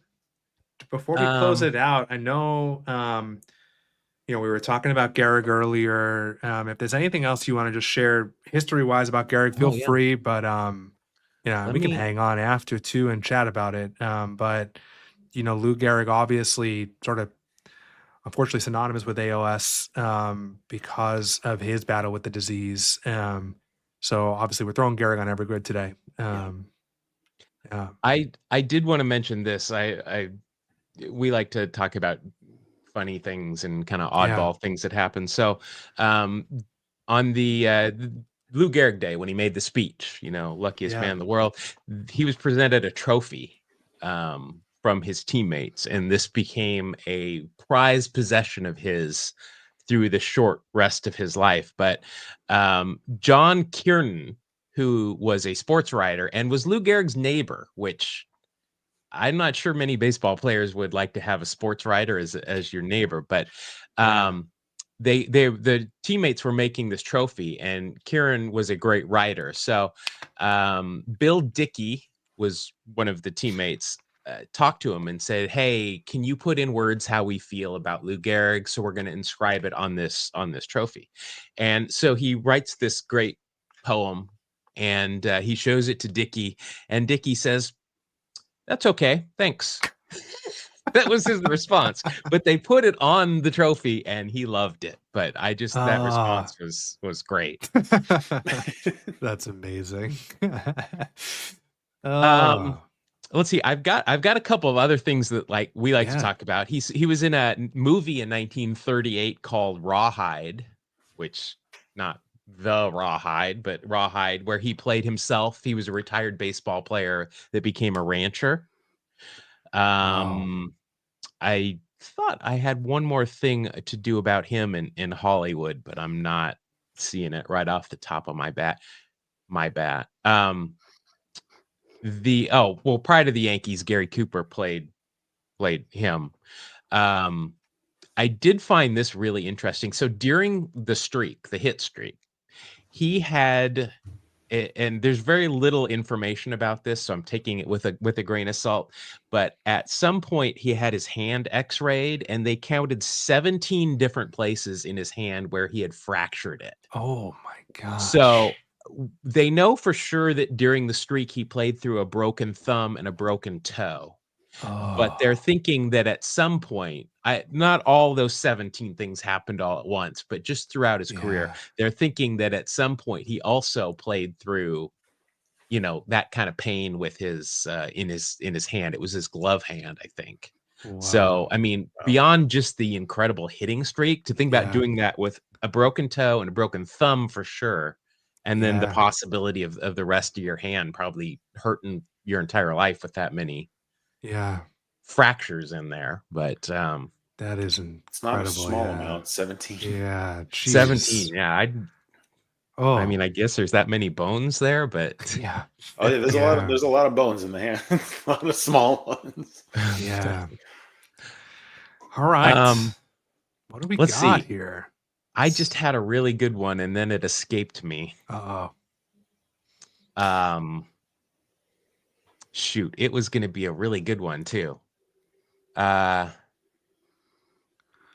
White Sox A's. Does Yasmani Grandal fit here? I know he played for the White Sox. I can't remember if he played for the A's. I No. don't remember him. I mean, that in the last year or Yeah. two, my A's interest is obviously tanked. Yeah, Shout out to the Bees, by the way, Ballers, Oakland Ballers. Yeah. love it. White Sox A's. I mean, I know we mentioned Jermaine Dye, but I feel like that is pretty high, I think. I think Ray Durham is probably I do like that one. my preferred answer there. I mean, I'm thinking we could come up with some better ones, but I know, we got to keep it moving. I wanted to say Sal Fasano. I know he played for Oakland, but I don't think he played for the White. He played for a ton of teams. I just don't know if he played for the White Sox. Yeah. So And this he is played for the Cubs, but I don't know about the White Sox. This is a little more modern, but Billy Koch, Okay. Yeah. reliever, closed for a bit in his career. Yeah. I think he fits here. Yeah, he definitely fits there. The other one, Toronto. I don't know why I always shout this guy, but he just retired, I think, is Jake Diekman. Did he pitch for Oakland? Yeah. Because he definitely pitched for the White Sox. Oh, that's right. He did. But I think Ray Durham, out of the ones we've mentioned, I feel like I like that shout the most. Does Steve Sachs might work there too? Didn't he play for the White Sox? That I don't know. Oh, well, let's see. Well, obviously Yankees, Dodgers. Did he play for the White Sox? I mean, we know Ray Durham fits there. So I mean, I think and I think that'll be a low score. Is it going to be a hidden gem? I don't know, but it'll be a low score. It's funny. Someone else shouted Nelly Fox again, and this is the second grid in a row. Someone shouted Nelly. Zinn, good to see you, but yeah, Steve Sachs was traded by the Yankees to the White Sox after 1991. Larry says. Larry Fleischer, reporter for the Yankees. So I mean, Larry, also you've been dropping just incredible knowledge in the chat this afternoon, so I really appreciate it. I love knowing those trade details. So if that helps us at all, but I also like Durham too. I'm up, Jeff. Maybe I'll leave it to you. See, that's a tough one because, like I said, Sachs, The Simpsons, and Sabrina the Teenage Witch. He's doing pre and post for the A's now. By the way, I will say this too. Didn't he play for the A's for a while? Yeah, that's what we're trying to. He fits here. It's just we're trying to decide between he and Durham, Ray Durham. Yeah. I will say that Steve Sachs is one of the better actors in terms of baseball guys. Yes. I mean, Steve Sachs feels like the on-brand guest for you all. I know. This is like, it's like one of your guys you throw. Yeah, I think we got to go with Steve. I like it. Yeah, I'm good with that. Close and enough. might not remember that he and he's a hidden gem. There we go. 0.2% hidden gem. Beautiful. Nice. Yeah. Wow. This is a beautiful grid. Very nice grid. 14 That's total under 15. rarity. Yeah. It is under rarefied 15. air. We've got the rarefied air. So that's exciting. Let's see. You guys pledged $20 per hidden gem. So first of all, hugely generous. Really appreciate it. We've got 5, 6. Wow. 6 hidden okay. gems. Yes, 6 hidden gems. Mike and I are throwing in for hidden gems today too. Yep. And if you are watching and you feel comfortable throwing in $1 for every hidden gem, we've got $6. If a few of you do that, would make a huge difference. Whatever you feel comfortable donating, but this is fun. This is a really good grid. Jeff, Mark, I mean, any final comments on this grid? It's a It feels like you Whenever all, we yeah. don't biff a square, it Yeah, is a yeah. win. Yeah. Yeah, I love it. Yeah, so we'll be, yeah, first, Jeff, Mark, super appreciate it. I think you were some of the first people to respond yes right away to this, and we really are just like honored you all took the time to join us. It is just like you're some of our favorite people in this baseball community, and if you don't subscribe to Two Strike Noise, they're just about everywhere you can find baseball content or content in general, YouTube, Twitch, all the social platforms, podcasts. Jeff, where else can folks find you? Is that the did I miss anything? Just Two Strike Noise, TWO Strike Noise, search for it. Yeah. We put all our links in all of our, if you go to one of our channels, you'll find all of our links for everything else. Nice. Yeah, thank you. This was a fun, obviously, but thank you for including us. I'm glad Yeah. we could get some hidden gems so that we can make a nice donation here. Yeah. And yeah, thanks. If anybody out there is not a member of your Discord, I would recommend you join it. It's great.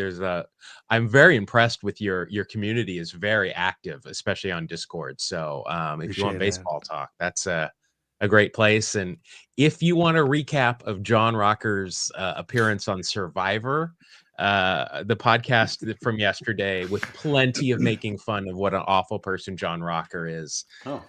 and opening Wow. some old baseball cards, that's the kind of stuff we do.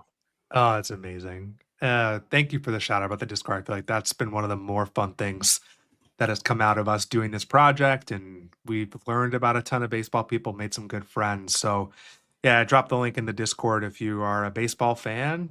We play Grid almost every night together. We remember baseball players and share stories. And of course, if you can, donate to ALS today. The link is in the chat. Jeff, Mark, super appreciate you joining us. I think Mike, what do you want to do? Take a little bit over 10. We'll be back at 2 2 p.m. p.m. Eastern. with Yeah. Jessica Brand, who is just a stat legend and baseball reference ambassador. Anything else, Mike? No, I think we covered it all. I mean, again, if you're here for the first time with us, if you'd like to give us a follow on Instagram at Ordinary Effort, or subscribe to our YouTube channel, we'd appreciate it. Again, the least of the important things today, given what we're doing. But no, that's I think we covered it. This is Awesome. This was fun. It's always good to It have really you guys is. on. Yeah. Thanks for inviting us. It was really, really great we jumped at the chance, obviously. Yeah. Thanks a lot. And this is a great thing you guys are doing. Awesome. Appreciate it. Jeff, Mark, we'll see you next time. And for everyone else, we'll be back at 2 Eastern with Jessica Brand. So we'll see you then. Bye. Thanks, guys.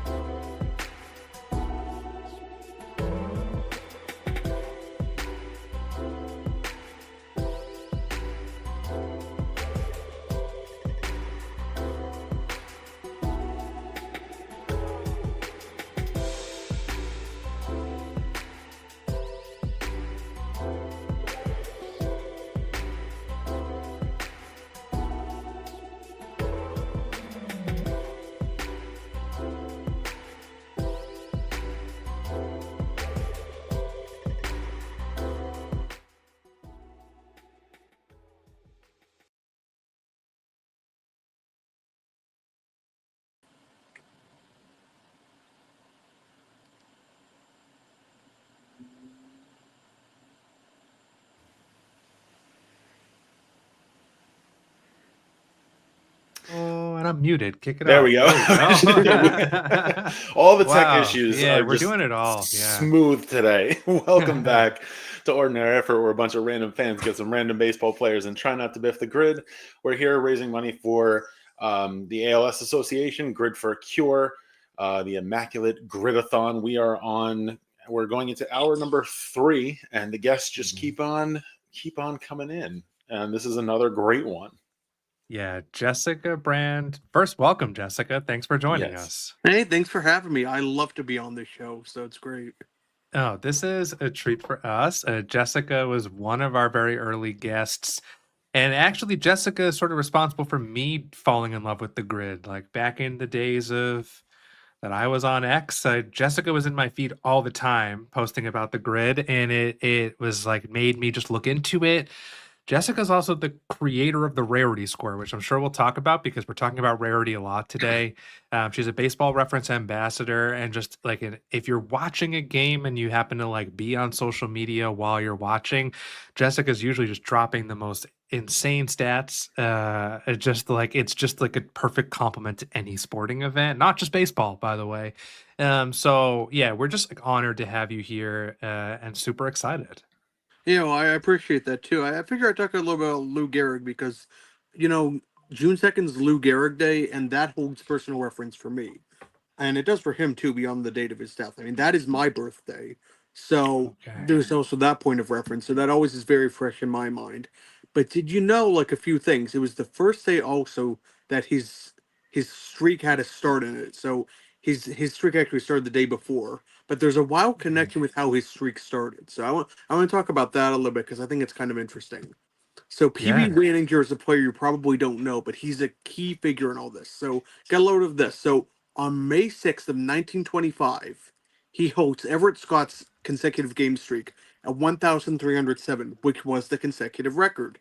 Now, on June 1st of 1925, Weininger was hit pink hit for by Lou Gehrig to begin the 2,130 game streak. So he broke one up, and then he started another.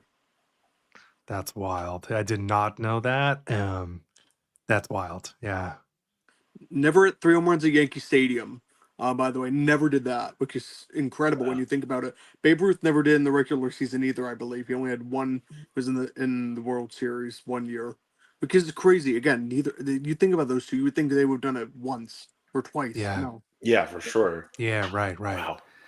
I love all these little nuggets of information that like you can't Yeah. get these from just looking at a baseball reference page. There's a lot No. there, but like I love these stories to add more It's- context. It's kind of a good segue too, because when we were looking at grids, Adam from Baseball Reference dropped that there's so far been one grid that is the only grid where Lou Gehrig fit all 9 boxes. And Jessica, like, we wanted to get you an all stats grid because that is your. I mean, I think you could score well on any grid, but we picked the grid 720 because Lou Gehrig fits all 9. So obviously we're going for rarity today. Mike and I are chipping in money for any hidden gems, and encourage people in the chat too. We're here to support ALS. The ALS Association is the leading nonprofit supporting ALS, not just for a cure, but also for families who suffer from the disease now.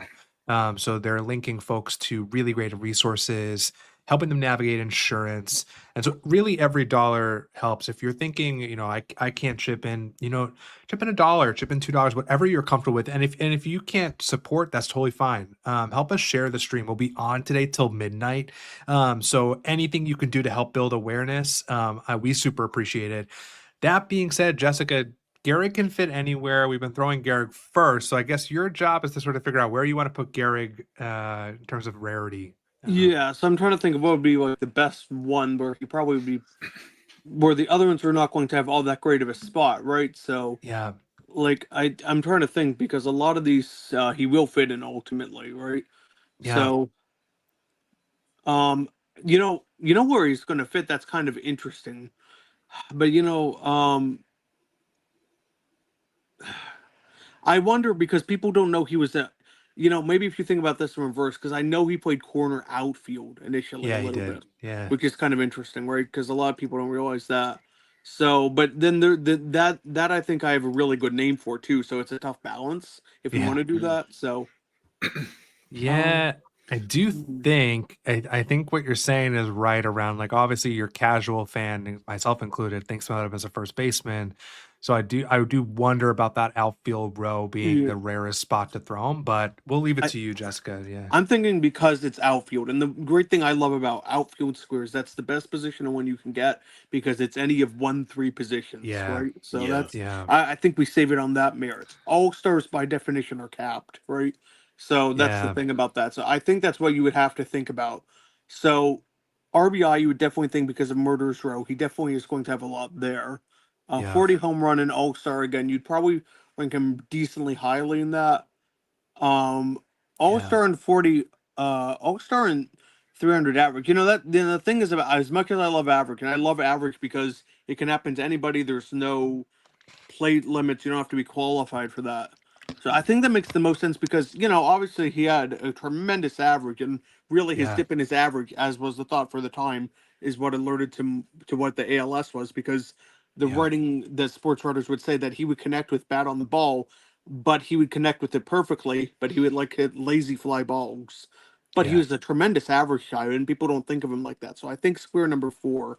And for those that don't know, I view them 1, 2, 3, 4, 5, 6, 7, 8, 9 I like as if that. you're reading Yeah. it. So I think, Yeah. and it's square 4 for Gehrig. How fitting, right? So Yeah. Good Yeah. call. Yeah, actually I A really lot of like that. symmetry today. Let's do it. Lou Yeah. Gehrig. yeah, Lou Gehrig, Uh, 0.2% hidden gem to start nice. us off. nice. Yeah.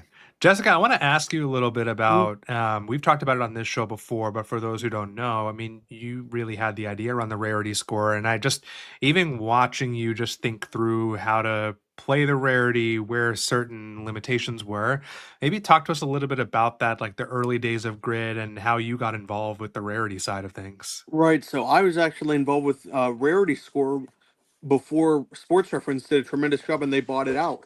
And one of the first things, I don't think I talked about this last time with everybody, is that John Boy Media had an Immaculate Grid tweet up. And I just decided to copy their image and say, hey, I want to play along with this. What would you put in? And this was before any Immaculate Grid stuff went up. Well before Minter, who was the guy who did it before Sports Reference, got Yeah. involved with it. And I was saying, hey, this is really great what you have here. I love it. But what reason do people have to come back to it again? What if we have people not only have reason to have them come back again, but make it more of a community game? Because that's kind of the untold story of Rarity Score, right? And you see this kind of in clubhouses too when they talk about it. That you can say, hey, I picked this guy because I remember watching him growing up, or hey, I was with the teammate with this guy, or hey, this was my favorite player, or something like that. So I Yeah. wanted a reason that you can connect to people, but also compete with people, which is, kind of like what baseball really is at its core. I love that. Yeah. I remember Mike and I playing Grid, not in the early days per se, but before Baseball Reference took it over, or Sports Reference rather. And I remember the day we figured out rarity score meant something. We were just kind of like happy to get 9 out of 9. And then I remember mentioning it, and someone in the group chat we were in was like, "Oh, do you want like a higher score? Like, what are we looking for?" And then just change the game, obviously, right? Because then all of a sudden we're like, oh, we should be trying to think about some obscure guys. But I think the cool part is that there are so many different ways to play the Grid, and there's just so many different ways to play, which I think is awesome. Right, and that's the nice thing about this too. There's no right or wrong way to play it. I personally like to play for low rarity because I think that really gets my creative juices flowing. But I remember I did a special grid last year. I call it like a 3D grid. It was the final day that the A's played their final game in Oakland. So I did a special hidden theme that all the guys also played for the Oakland A's at some point in their career too. So sometimes you Mm, can theme it to something that's going on around you, no matter what that is, be it good or bad or anything like that. So it's kind of neat. nice. Mike, where do you want to go next? I have my eye on outfield 100 RBI season. Well, a guy I like to throw. He's surprised former Met. For those new to the stream, I'm a huge Mets fan. But he did this before there's two former Mets that work here that might have flown under the radar a little bit. Richard Hidalgo is the first one that I like to put Oh, here. I Master also 2000. Yeah. Yeah, he had a Yeah. monster year that year. He might have hit over 40 home runs that year 40 too. home runs, I believe 40 home runs, 100 RBIs, I believe off the top of my head. Yeah. Okay. Yeah. So I like Hidalgo here. Just going to shout out because we talk about him a lot. Ellis Burks works across the Yes. bottom Silly here scrub. also. You spell it backwards. Yeah. Wow, I never heard that. That's amazing. Burks fits like, wait a sec. Did he have a 300 average? No, he had a 300 average season. Did he have 300 career home runs? That's the No, only one I where. think he finished like just short of it. I think. Guy. So he Yeah. fits Fits six a of the lot of them. boxes. Yeah. Yeah. Jessica, well, I want to say there's Andy. I don't know Andy, so I appreciate whenever we see a new name and appreciate you joining. Andy's calling out a couple names. Thanks, Andy. Deb's Garms, fits box 7th. Just want to call that out. Not it's a really good shout. I don't know Deb's Garms. But it's an option. But Jessica, what do you think? Yeah, so my rule is when I see outfielders and I see high averages, I think pitchers. Now I know that's a weird way to think, but that's really how you metagame it. So, I mean, the thing is, these guys played a lot of really outfield and so forth because of positional scarcity. So my pick for this is the rarest guy that I've ever got a rarity score. I believe it had like 5 zeros and a 2, and that's Al Orth, who is a pitcher primarily. He actually won 100 games in the AL and the NL, and he has a unique story in 1901. So back in those days, each team would pick a player to be the reserve umpire if the primary umpire didn't show up. That didn't happen one game, and he was picked as the umpire. He has the unique distinction of being a player in a game that he also umpired. Wow. Oh my That's gosh. incredible. Yeah, that's wild. Yeah. Definitely fine with Al Orth on the grid. Yeah, I think I've heard that name thrown around, but I wouldn't have thrown it myself. Let's go Al Orth. Yeah. Al Orth. There you go. The point. Yeah. 0.002%. Love and it. that is probably, I think that's the lowest hidden gem of the day so far. Yep. Love for that. sure. Not surprised at all.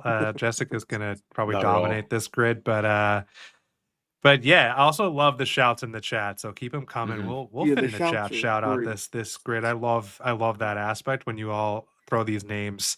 Matt Albertson mentioned Cy Williams. I know he loves to use Cy. Oh, I love Cy Williams. Yeah, there's like he's someone who came up. When I believe he's like the first player to ever have like multiple walk-off grand slams in a season. That's come up before when I was researching Ohtani, and that came up. So I remember that. Yeah. So there's an option for box 8, if we're calling, just as an option. I wouldn't mind. Matt is one of our like biggest supporters of everything we do, and I really appreciate it. So I mean, and Matt is really involved with Saber, really great about promoting all the things we're doing, and I really appreciate it. And Matt's got a podcast too. Matt, drop your podcast in the chat. I know you're starting a podcast around the Philadelphia Athletics and all things Phillies, if I got it right, and I want to make sure people check that out. But let's do Cy Williams if y'all are okay with it. I think. Yeah, Cy Williams, and then I'm also thinking for this one too. I also thought of Roy Campanella for this box. Oh, but here's the thing about Roy Campanella. Yeah. He only played catcher for Brooklyn, but before that, when he was with the Baltimore League Giants, they played him a lot in the outfield. And the funny thing is that he is next year is going to be the first player to be called up for instead of Jackie Robinson. But he wasn't good enough in the outfield. A lot of people don't realize he could have been the guy. Wow. Yeah, I didn't know that. Wow. I like them both. I don't even know how I could pick because I don't think people are thinking Campanella this box. I mean, let's throw Cy and then, but pocket Campanella. I think I did not know the outfield. Does Campanella fit 100 RBI season? He does. Yeah, I think he does. Yeah, I mean, I always think for RBI, I try to go before RBI was official because a lot of people who are playing Grid think that you use the Elias rules or it's only 1920 and later. But no, it's sports reference rules, so anything goes as long as it fits the box. Yeah. Well, let's try Cy and then. Yeah, I like Cy. Yeah. Yeah, Adam's saying he did get 100 for. Let's do Cy and then we can come back to it. Sure. Yep. Cy Williams, 0.2%, another hidden gem. Matt, great shout. So if we want to throw Campanella here, but Jessica, up to you if you've got someone else in mind as well. I was thinking, y'all know Nakaedis, but this is my version of Nakaedis that not enough people talk about. Rip Van Hultren or George Van Hultren, what he'll be under. He's a great go-to for like older grids, your Giants, your Cubs, your Okay. Pirates. I mean, he actually had really an interesting season in 1890. It was with the Players League with Brooklyn's Ward Wanderers. But he had like 335 and 35 steals, and he pitched 25 games that year too. And he actually was named the most popular player by fans of New York in 1894, and he got a silver bat for it. He didn't make the Hall. He's Hall very good. Not enough people talk about him, even for the era. But that bat is still in the Hall of Fame today. It is his most prized possession. That's awesome. Wow. This is like where you start taking notes, I think, for your Yeah. grids. I mean, like, I think, like, I'm not good at throwing black and white pictures. I'm trying to get better at it because I think it's fun to just learn history of the game. I mean, like, baseball has such a rich history. And I'm sort of just, I would call myself a casual fan, but I just absolutely love hearing these stories. George Van Hallstrom Vaughn with like Van like the car. Yeah. Okay. Yeah. for outfield 100 RBIs. Yep. All right, I let's like do it. I mean, if it's not a gem, yeah. 0.01% hidden I gem. recognize the headshot. I think Yeah, that I do. I think it's been thrown in the Discord before. Mhm. The all mustache grid, I think. He's a Yeah. very much an Albertson guy with the handlebars and everything. Yeah. Mm. Yeah, I love it.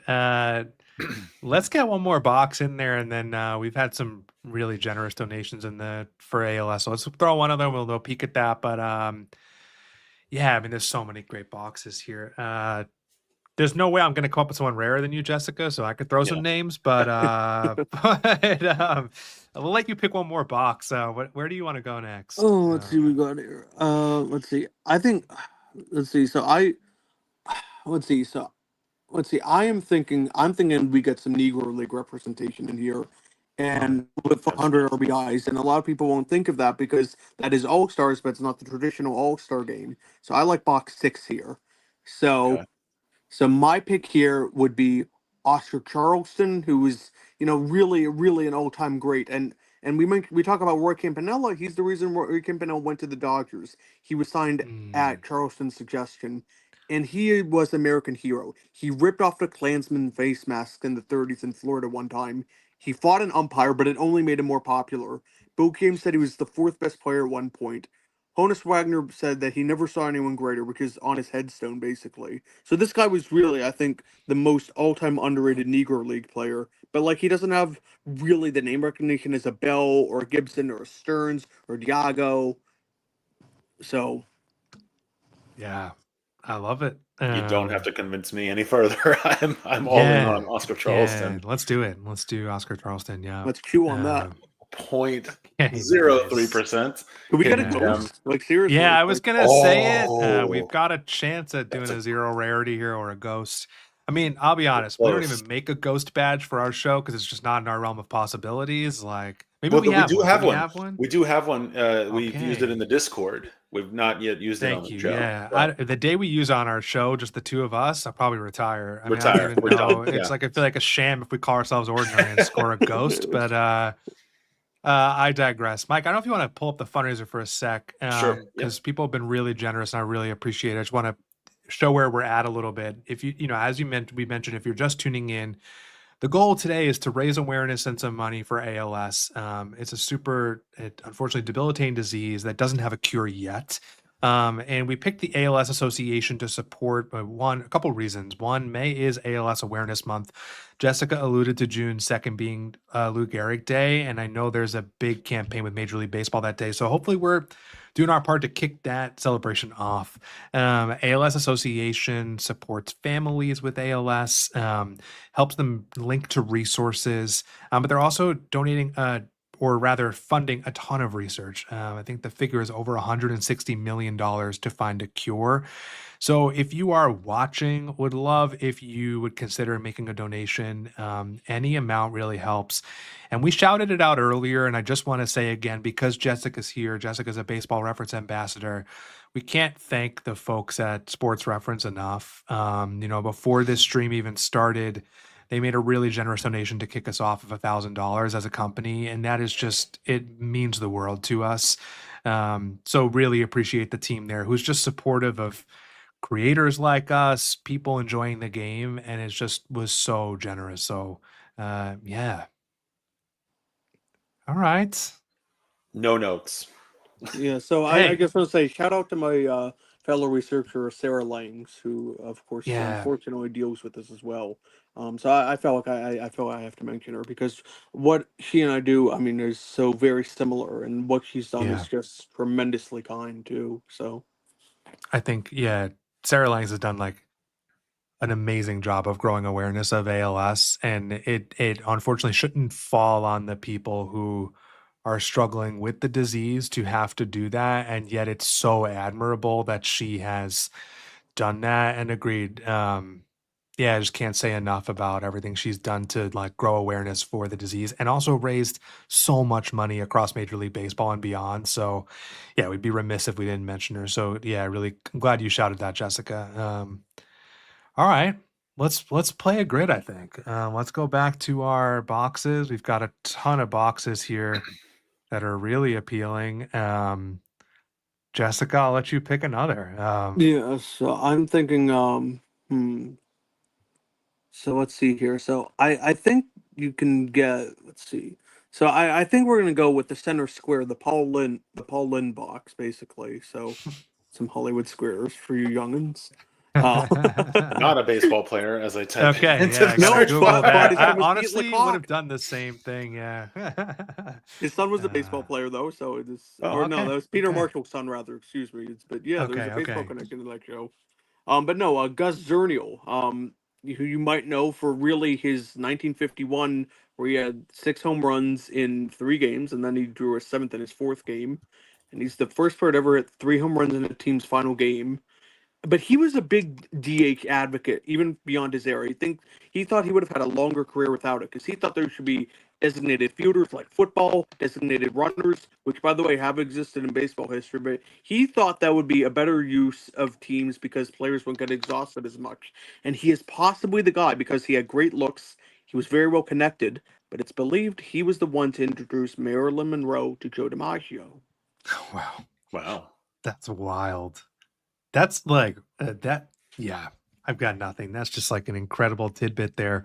Um, And Joe DiMaggio didn't yeah. like that. He did not speak to him after that. He didn't want that association. Wow. Oh man. Yeah, Gus. Yeah. I mean, no complaints. No My only complaints about question what is something is. my only question is how low is this going to be? It's a great point. Let's find out. 0.09. 0.09 hidden gem. I want to do a little math of where we are. Just to. I mean, I gotta at, say, for Jessica's sake, we threw Gehrig on there, and I know you would have come up with someone different. So yeah, we are. I think we're just over the threshold for a ghost. Yep. But hey, this is going to be an incredible grid. And it's much more about than rarity today. Yeah, I love it. Okay, Yeah, let's the key rarity yeah. is making ALS 0, right? That I mean that is honestly the key thing. Truly, yeah. Good, well said, well said. All right, 300 career home runs. Why don't we go left to right? I Up like to you, that. Jessica. Yeah, all right. So 300 I average was thinking. season, 300 home runs. So Roy Sievers is the one that comes to mind. So he is notably the first American League player to win Rookie of the Year. He's one of 9 to play for both Senators teams. Okay. So the AL thing is because if you know your award history, then the Rookie of the Year was an MLB award its first 2 years, and it was awarded to Jackie Robinson and Al Dark the first few years. So, and he actually was the swing double for Joe Hardy in the film adaptation of Damn Yankees. So he's got a film credit role. And not only that, Richard Nixon loved the guy. So when Richard Nixon came back from Russia, he specifically asked to speak and talk with Sievers about baseball. Oh Wow. man. Wow. I did not know that obviously, but yeah, love it. I mean, like again, we've said it already. This is just like Jessica, every time you come on, it's just like a treasure trove of just like knowledge, and I super appreciate it. I feel like I'm learning about players as we go. So definitely good with Roy here. Yeah. Yeah, as long as I don't ramble too much. I love to educate, but I want to make sure Oh, it's fun for everybody. So oh, it is No, we fun. love this. 0.08. hidden gem. And we should Yeah. say we didn't share which Yeah. grid we were going to play Yeah. with everybody This who's is coming just on. So like, this is all just like, yeah. Yeah, like, Yeah. yeah. Yeah. And I should say too, like, follow Jessica everywhere. I mean, this is the kind of content you get. She's got her handle in there, Jessica D. Brand. Is that basically across X, Blue Sky? Like, Yeah, where yeah, can people X and find you? Bluesky. Yeah, that's the key thing. Yeah, and I'm between jobs, honestly. Currently, I love the ambassador work I do for reference, but I'm trying to get a work back in sports media. I do trivia, as you can see. I can do history. I can do stats. I do betting. I do all these different things with my math models and so forth like that. So it's a Yeah. lot of different things. So like, I mean, my goal is honestly to be, and I mean this too, like a mix of Sarah Langs meets like the Schwab. So there's that. So. Yeah. Well, we will always shout you to the roof because you've been so generous to us and just you're an incredible baseball mind. So yeah, go follow Jessica too. And as she said, she's looking for work in baseball media. So anything you could do to amplify her content, I mean, Yeah. an incredible mind that should be put to work for all of us to enjoy, to be honest. Yeah. So I mean, my dream job is being on camera. I would love to be like hosting like a show or something like that, or like being yeah, like on John Boy or something like that. Like anything like that. That would be my dream job because I could tell stories with players. I could hear them out, and I could share really like I am right here with the world. And the great thing about this is, I know there's some learning, but we hear stories from one another and so forth. That's the great thing of something like a chat or an Yeah. audience. And I try to respond to everybody that I hear because I might have my stories, but I might have a story that I hear from someone else that's personal and deep to them that really makes me see something in a different light that I didn't expect. And I love that. It's why I love Yeah. baseball. It's why I love sports. It's why I love people. Yeah. Yeah, that's a Well great point. said. Yeah. Like just the community that's come around. I mean, obviously, we've talked about the people that are closer knit within our community on our Discord, but just in general, like everybody who we've been able to connect with since we started this channel, it's just everybody rallying around baseball, and just it's really been I don't even have a word for it, like rewarding. But then I mean, there's so many others. Yeah. Yeah, I think you said it well. Yeah. I've got something to propose if we're open to it on that community note. I feel like there are so many good shouts in the chat. I almost wonder if we do Jessica one box and let the chat sort of like group decide a box. So Jessica, I don't know if you want to pick the box you Yeah. want to for sure take, and then we can throw one to the chat. Yeah, I like the box 3 personally of the two myself because, like I Nice. said, I love Yeah. 100 RBIs. I love 100 RBI boxes. I really do. So my pick here, and I don't mean to step on anybody. So please, if you have anything that you'd like, let me Oh, know too.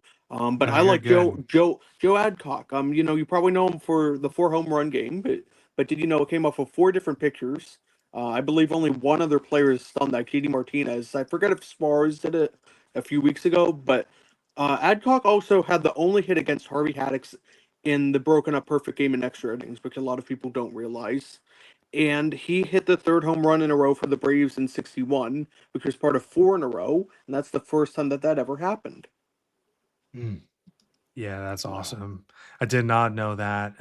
Also, it feels like, correct me if I'm wrong, I feel like the math, he had to have a pretty good career to play 16 years, 300 home runs. What's that math? Like, Yeah, well, 16 divided by that would be 16. So it's 20-ish, 16.67 times 3, which would, right? So it's, yeah. So yeah. So something it's a like little bit more than that. Yeah. 16, yeah. Because Well, 16.67 is a sixth of 100 evenly, because it's 33 Okay. divided by 2. So 1/3 divided by 2 equals 1/6, basically, if you're doing the math that way. Like I say, I do math, so sorry if I ramble about that. So do you do math though? you even math? Let's throw Joe, and Yeah. then I think we can pull it to the chat for the last box. Nice. 0.1% hidden gem. Nice. 0.1%. Yeah, Jeff from Two Strike commenting. I was told there'd be no math. I Yeah. mean, they say on Jump Boy Media they're not a math pod. I kind of feel that we are not a math. I'm not personally a mathematician. So That's why I do sports bets. Yeah. yeah, It's a lot of math. Like I can build a model for it, so I Very can predict fair, baseball games. yeah. So there's that. So let's throw it to the chat for the last box. There's always a little bit of a delay, but if you're watching, throw your guesses for 300 home run, 40 home run season. And and we'll kind of go through what you all have in mind. I saw Chuck Klein mentioned. Classic 30s Phillies. Yeah, I've heard of that 1930 team that hit over 300 but couldn't pitch at all. So Yeah, I could throw some names that are going to blow up our rarity score, but let's do it. Let's just throw them all. Frank Thomas is probably a good one Yeah. here. You got Canseco here. I think Mark McGuire hit some home runs, here or there. These are going to be terrible. I mean, my idea for this initially, and I don't say defer to me because I want to see what the chat says, but my idea was Rocky Colavito for this. June and everything, yeah. And he had a position player win too, Yeah, that is a good one too. Colavito works. Let's see. Adam thinks Ellis Burks does work here. He does, yeah. So that he must have passed the 300. 1996 season. Oh, wait a minute. I'm sorry. I got hung up on the 40. He did pass 300. I guess Adam is saying, that he did pass it. Most active to pass 300. I think offhand is Freeman. I'm not 100%, but I believe it's Freddie. Schwarber was called on the chat too. I think just did it. Yeah, that's right. So that works. Rogers Hornsby was called out as well. Yeah, that big breakout year with the Browns. Yeah, so Schwarber. I mean, we've got some good calls here. I will say this. Burks, go for it. I was just gonna with all the other these black and white photos on the grid, I feel like it would be hilarious to see Kyle Schwarber just yeah, black and white, 50s, 30s, 1890s. Yeah. Kyle Schwarber. Yeah. Also, shout out Kevin. I think good to see you. I think Kevin's been to literally every one of our live streams, and so I really appreciate seeing you again. I were picking, I would say Burks because it's on brand for us, and I do think it'll score pretty low purely because people forget Ellis Burks was really good. But and Ellis Burks' 1996 season. I think that's the chat majority. Yeah. I think that the only box I've seen Burks, score higher than 1% is when it's Rockies. But when you throw him on anything else, he's a pretty good play. Right, and he usually gets single digits on Rockies boxes. So for an overall box, you think it'd even be better. Yeah. I will never be upset about throwing Ellis Burks. So I think so. Plurality increase. Yeah. All right. Yeah. Let's do it. Ellis Burks. And there is the 1% hidden gem. It's like the one with the asterisk because we sort of forced Jessica to not do a ghost by throwing Gehrig. But like Jessica said, it's true. Yeah. It's as Jessica said, the goal here today is to strike out ALS. So, but what a beautiful grid. Yes. Yeah, Jessica, I mean, while we still have you, I suppose you probably had another person for the Burks box. I think you mentioned, or just in general, if you want to, throw out a couple other players you love to throw on the grid that you think people forget. I mean, the floor is yours while we have you. Yeah. So if we didn't do Gehrig for box 4, I was thinking another picture, Mr. Red Ruffing, who had lost 4 toes on a foot because of a mining accident. So I mean, he's kind of an interesting name that he came up recently because if you remember, Stephen Kolk on May 10th had a complete game shutout, 21-0, and he also had one that was 21-0 in 1939. So his name has actually come up recently for records tied and so forth like that. But I want to also talk about his game against the Washington Nationals in 1932, facing Tommy Thomas. Both pitchers had complete game shutouts going into the 10th. He hits a home run in the 10th and finishes off all 10. That is a legendary 1-0 performance win. That is wild. Oh, man, Mike, any other thoughts on this grid? I feel like I don't even know who. I just kind of didn't even think about options, to be honest, because Jessica was I was just gonna let you take the whole grid, to be honest. But so I know we talked before. We joked about if my mom texts me names, and she did text me because apparently both my parents are watching, and my dad mentioned Rocky Colavito as well for this grid. So nice. Yeah, Colavito works for sure. The other one who I recently been trying to use more is Boog Powell, who I think works for. I mean, he's a primarily. Am I right that he's primarily a first baseman, or he played outfield as well? First Yeah, baseman, yeah, for Maybe. the first Orioles. base. So yeah, he's got the good barbecue stand at Camden. Yeah, so Ooh. Oh, really? I didn't know that. Book's barbecue. Yeah, Okay. So I'm thinking he could have fit, like, if he played in the outfield, which I think he might have gotten a game, maybe he would have put that 40 home run season. Um, but he never got 300, I don't think. I think it was yeah. sort of like an anomaly year that he had. That was that MVP year. Um, yeah, it's just the grid is so fun. There are just so many different ways to play this. Um, yeah, before we sort of like say hey to Jessica, once again, like really appreciate you tuning in all day today. We are here till midnight. Mike, we had some more activity on the fundraiser. If you want to pull that up, Yeah, absolutely. we had some good movement and really appreciate everyone's generosity. By the way, we got 9 hidden gems. So if we didn't say that already, but Yes. we are real close to 2,500. I'll be honest, we may up it. We get an email think from we could. ALS saying we hit our goal, so we'll probably up it because people are being super generous, and let's raise as much as we can for ALS. Absolutely. So we've got a big day ahead of us. If you are just joining us and you feel like you have the ability to chip in, I'll drop the link in the chat again.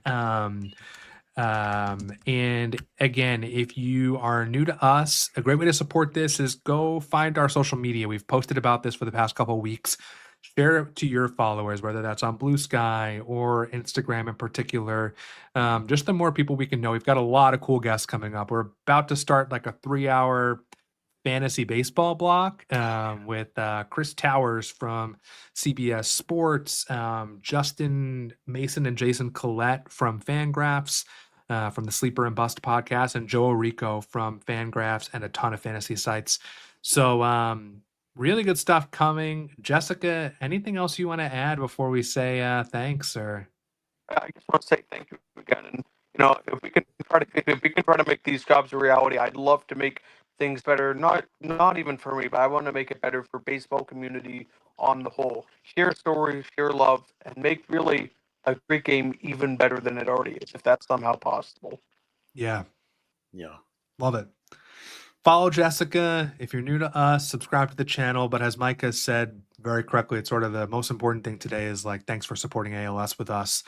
Jessica, you kind of wrapped it. So, I mean, maybe Mike will like take a bit, come back a little early. What do you want to do? Maybe eat lunch. Oh yeah. So okay. Yeah, I know that much. I'm gonna check out the Champions League game today too. So okay, yeah, nice, yeah. So yeah, not to get us off topic here, but I prepared for this in that I made multiple sandwiches. But here's my dilemma. So I made a chicken salad sandwich, and then I made a peanut butter and jelly sandwich because can't go wrong with the classic. And they're not touching each other, but they are in the same Tupperware. And I feel a little conflicted about this. Not that like Uncrustables, because you can eat them frozen, right, or cold. But I don't usually think of like cold peanut butter and jelly. They are both in my fridge right now, so I'm anticipating the chicken salad is going to be great. I don't know what I'm getting out of this PB&J sandwich whenever I get to it. Oh it's man, good, honestly. Because one thing I used to do, and I still do this. There's a milkshake that's a peanut butter and jelly milkshake at the 50s Primetime Cafe in Disney Hollywood Studios. It is the best thing. And obviously, it's chilled. It's a milkshake. It's very rich. It really holds up well. It's thicker than you would expect when it's cold, but it's delicious. love it. That sounds amazing. I've thought of this too, and because this is where my brain goes when I start talking about food. Have you ever grilled a peanut butter and jelly, like not grilled it on a grill, but like instead of a grilled cheese sandwich, have you ever heated it up in a pan? I know that the peanut butter would probably run, which may not be a bad thing. Have you done that? Is that a thing anybody's done? I think it's worth trying. Like with a panini press, which is good. It's good if you get chunks. Yeah, that's a great call. It might be worth trying. It's a hot take, Mike, but yeah, I like it. It's always sandwich that way. That's when it's really good. Yeah, Mike, I've got a couple ideas. I mean, we can break, come back for Chris at 3. We can knock out a daily walk off. We can I take was a break, just knock out thinking. a daily walk I was off. just thinking walk off. Yeah, Yeah, I wouldn't mind breaking for a little, coming back a little before the 3 o'clock hour and knocking out a daily walk off if you're up for it. sure. Let's do it. Jessica, thank you so much for doing this with us. You are so generous with your time with us, and we appreciate you so much. For those watching, we will be back probably 2:50, let's call it. That's We'll a put it yeah. on 2:50 p.m. Eastern. We'll knock out a daily walk off while we wait for Chris Towers. And yeah, appreciate everybody so much. So, all right. That's all, guys. See you in a little bit.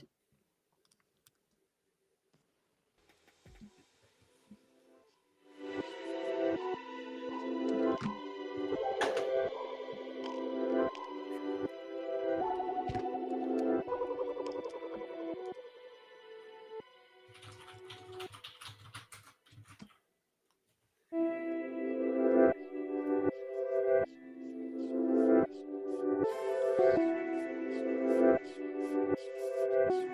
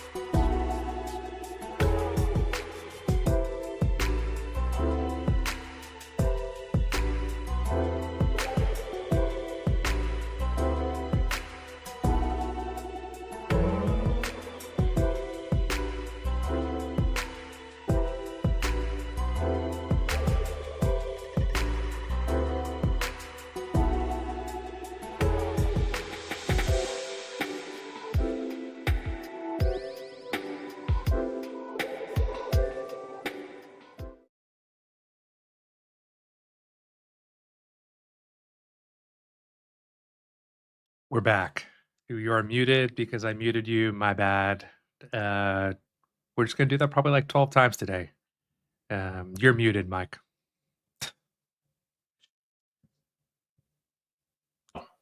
I unmuted you. There you go. There we go. I Okay. don't even know I could unmute you.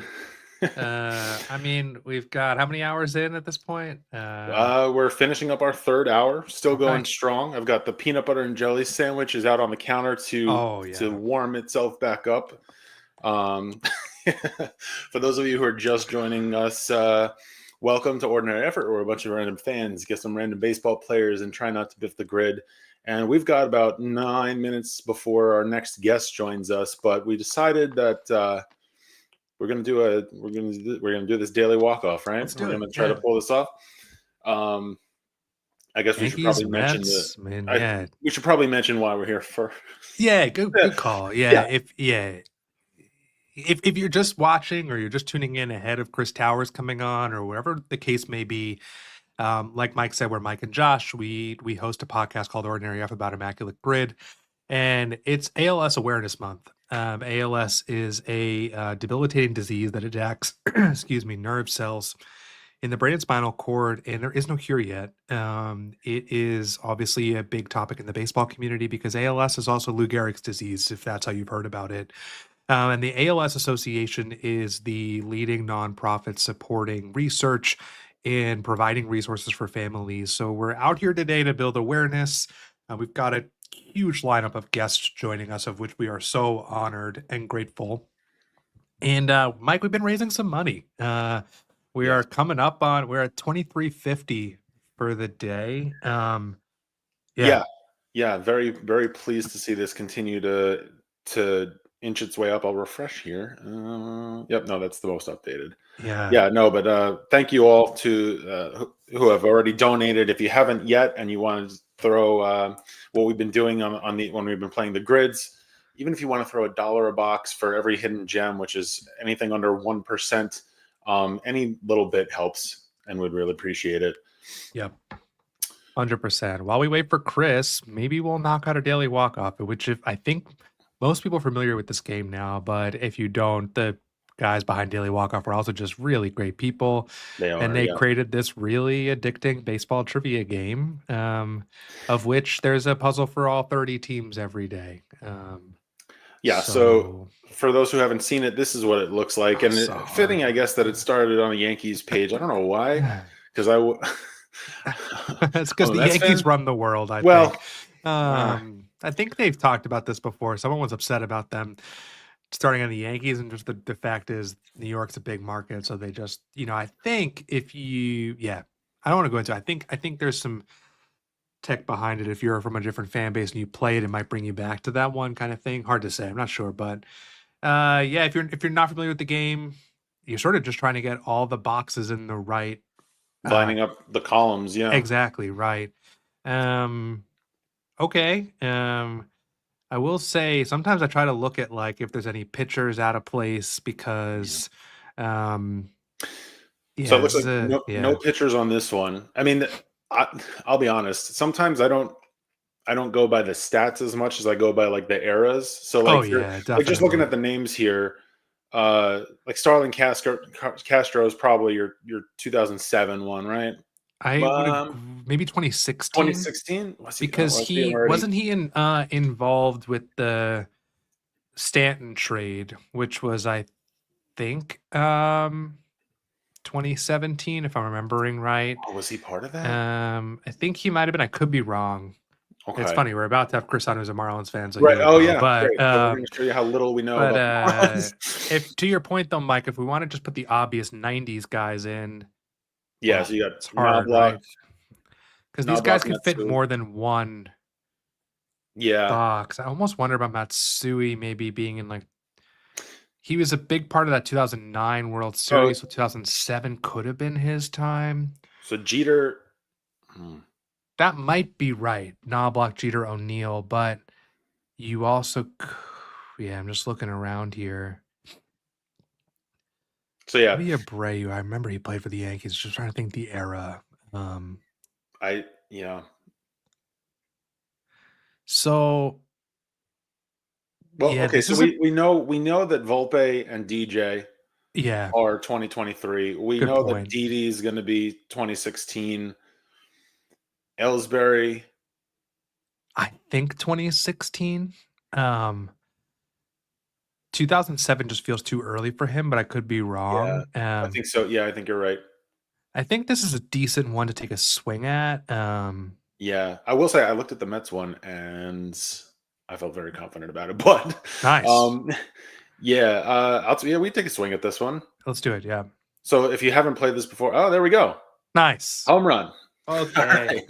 right. We trusted ourselves. We were right. Yeah. So yeah, basically, if you get one Yeah. wrong on this, it'll tell you like 2 out of. I think it comes up instead of the check mark, it'll have the number, how many corrects you have in the column, and then there's a way to play pro. Like you can play different difficulties where it won't tell you, right? It won't tell you how many, or Yeah. it won't tell you what's missing. Like you have to kind of. It leaves out some information, so you have to I am kind of not. I'm figure it not out. good enough for pro mode yet. Yeah, I've done it occasionally, but not Yeah. as much as I would like to. Do you mind if I do the Mets one here? Let's do it. Yeah. Yeah. So yeah, and this is more what I was speaking to about, like when I think about these era, like Olerud I know was 1998. Brian McRae was 1998, and they put 2003. Interesting that they put the debut year of Reyes. Mm. So Nimmo is going to I think be. they've been doing now when there's more than one person with the name. That could be. Yeah, that could be. Yeah. So Lindor, you've got here. David Wright, you've got here.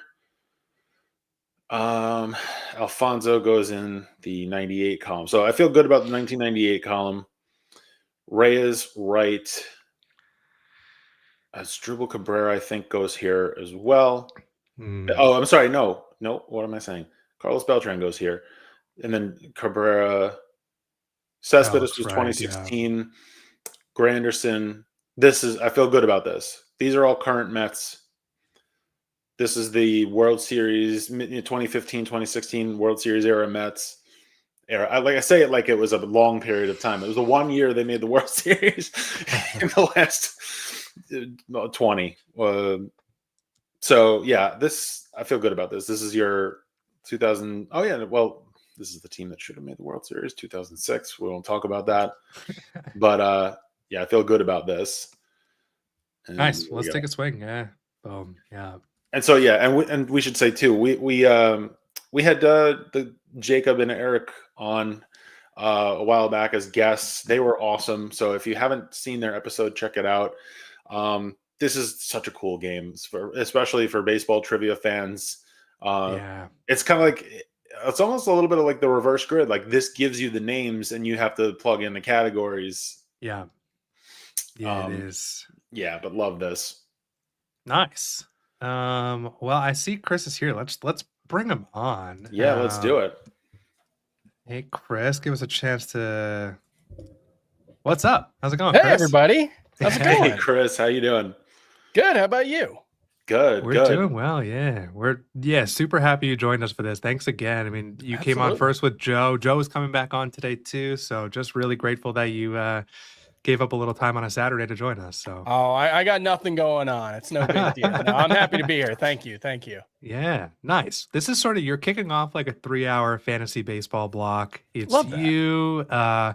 4 o'clock, we've got Jason Collette and Justin Mason from Sleeper in the Bust, and then Joe at 5. So we may pepper in some, just like, how's the fantasy season going so far? Just Sure.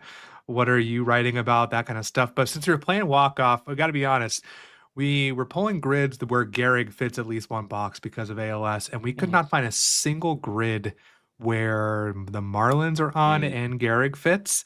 I know the Marlins are your team, so we picked one we think is still, pretty decent. But if you're here, let's try to do. Do you want to do a Marlins walk-off? Do you want to do the grid? Let's do a walk-off first. Okay, yeah. Let's knock out the Marlins walk-off. And then if you don't know, Chris Towers is with Fantasy Baseball Today with CBS Sports. He's a fantasy writer. He's all over social media. So we're super happy you're here with us. Chris, I leave anything out that you're doing these days, or? That's pretty much it. Okay. I got a little bit of a neck injury, but other than that, I'm good. Man. All right. Well, let's do a Marlins walk-off. Real quick. Yes. Got to go back to this because this is why we're here. But just a quick Good update. point. Yeah.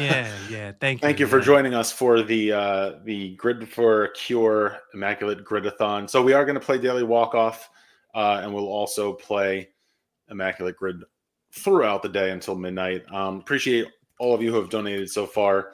If you can and support, throw a couple dollars. That would be amazing. If you can't, if you share this on social media, we have a bunch of posts up about it on Instagram at Ordinary Effort and on Blue Sky. Am I missing anything there? I always feel like I'm missing one of the socials. Like, I mean, you nailed it. ALS Association is the largest nonprofit supporting ALS, and it is ALS Awareness Month.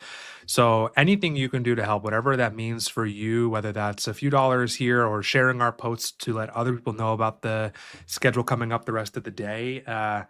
People have been super generous today, so we'll probably up our goal. We've been saying that, but only because we want to raise as much money. I love seeing that. You set a goal and you blow past it, and you got to set a new goal. That's great. That the community around baseball is so generous with these kind of things. So yeah, absolutely, 100%. Couldn't agree more. Yeah, there's some really cool people who have popped in. So.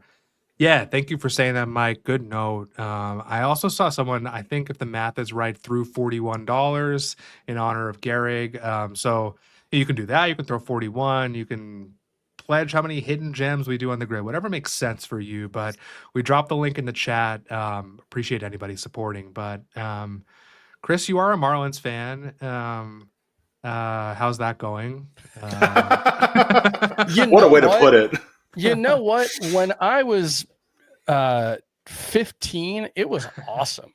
Like I'm 15 years old and my favorite baseball team has won 2 World Series in a 7-year span. This is going to go great. I love being a baseball fan. The 22 years since then haven't been so great. I think it's 3 playoff appearances. No, it's 2 playoff appearances since then.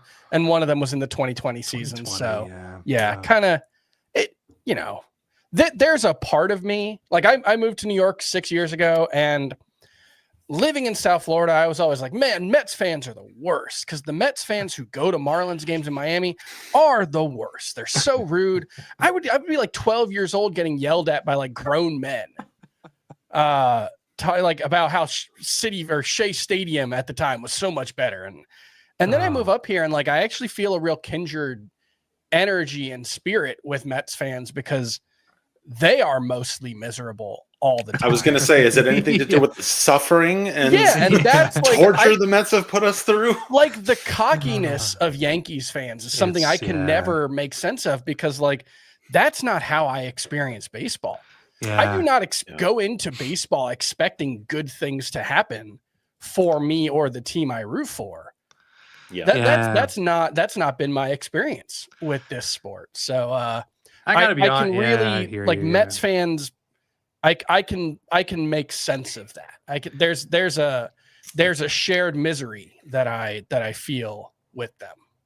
Yeah, I am a Yankees fan, but I don't take offense to what you said because I think it's true. I was also for good reason. Yeah, you've had a lot to be excited about in your by life. the time I was 15, we had won multiple championships. It was like sort of like, are we going to win every year kind of thing? This was how I was raised. So I will say, turns out no. It turns out that's not what happens. It turns out like really we were much better when we had Babe Ruth on the team. I will just say my fandom is turned more to just like fan of the game. Like I would say I tune into more just games these days than I do to appointment view the Yankees. I actually watch a lot more basketball than I do baseball too, but I could never fill out a basketball grid. I'm just very excited for the Knicks. And I'll be honest, I didn't expect them to still be in the playoffs when we scheduled this. So we're going to miss game 6 tonight.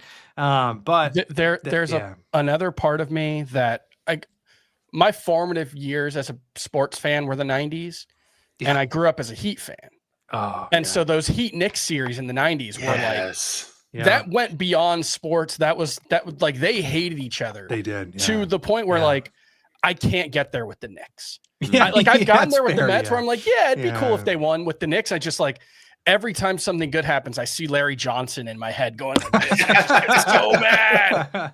I see Stan Van Gundy or Jeff Van Gundy grabbing onto Alonzo Mourning's legs, and I'm just like, I can't get that. I try to be reasonable. I try to be as unemotional about my sports as I can. And when it comes to the Knicks, it's just there is something rotten inside of me that cannot allow the Knicks into my heart. I mean, if it makes you feel better, I feel the same about the Heat, but as you should, yeah. All right. Anyway, I digress. We can we'll probably have a ton of questions for you just in the fantasy world too. But we got walk off, so let's do a Marlins one. Chris, we might ask you to lead this. I mean, I feel like I could fill in a few, but how do you want to fill it out? This actually looks like a pretty easy one for me. Like they give one of them away. Jesus Sanchez, you can put him on 2023. That 2020 debut. You're I don't know if I think you take out Mark Kotze there. Okay. I think Kotze would be 98. Okay. I think 98 is good. I think we can lock 98 in. Agree. I'm pretty sure Miguel Olivo and Josh Willingham are in 2007, and you probably move Birdie and Prado. Yeah. So Prado's 2016. Yeah, Martin Prado. I've been running a fantasy league this is our 13th season. And in our first season, I had Martin Prado, and he was miserable for the first half of the year. And I was trying so hard to trade him. My buddy and I still joke about this to this day. But in the second half, he tore it up. And I was like, see, you should have traded me for Martin Prado when you had the chance. Now the price has gone up. He didn't want him anyway. But Martin Prado definitely is that 2010s column for sure. And then, so you said Willingham's going to be here. Yeah, I think Birdie is 2023. So put Birdie and Ozuna. Yep. And I think we can lock that in. I'm very confident that this is correct. I feel good about it too. Yeah. Let's do it. This does make me wonder, like, what important information is being pushed out of my brain by like near encyclopedia of Marlins lineups for like I've done the Sporkle, like do every opening day lineup. Yeah. And there are a few that I can't get, but it's kind of shocking how many random Marlins I can, like Mark Hendrickson and guys like that. Yeah. Marlins opening day starter, Mark Hendrickson. We've been joking lately about just that exact thing, that how like people can remember the most obscure backup catcher and like mostly forget where they left their keys. Like it's a real problem. Like my wife is a very organized, thoughtful person, and I am not at all. And like I asked her the other day, like, oh, hey, is this band that we like coming? And she's like, yeah, we bought tickets for it last week. We talked about this. And it's like, I can't remember that, but like every word to the Crash Test Dummies 1995 hit. I got that. That is in there, stuck like glue forever. Man, love it.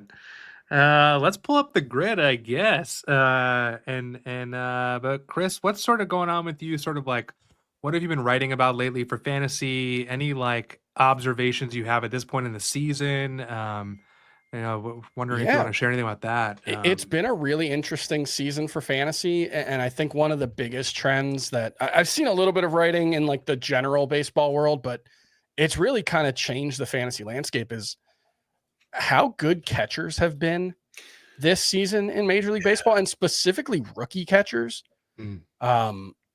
Like Carlos Narvaez. Yes. This guy that like was I don't even know how the Red Sox got him. He was in the Yankees organization last year, and he's been awesome. He's usurped Connor Wong as the starter there. Like Agustin Ramirez for the Marlins has been amazing. Drake Baldwin seems to have Wally pipped Sean Murphy. Like it's wild. And that's not even counting like Moises Ballesteros didn't really get a chance. Dalton Rushing's been a part-time player. Like we have been for both. I used to write about fantasy football as well. And it was very similar where for years we would go like, this is the year tight end's good. Oh, yeah. This is the year that there's going to be more than like two good tight ends.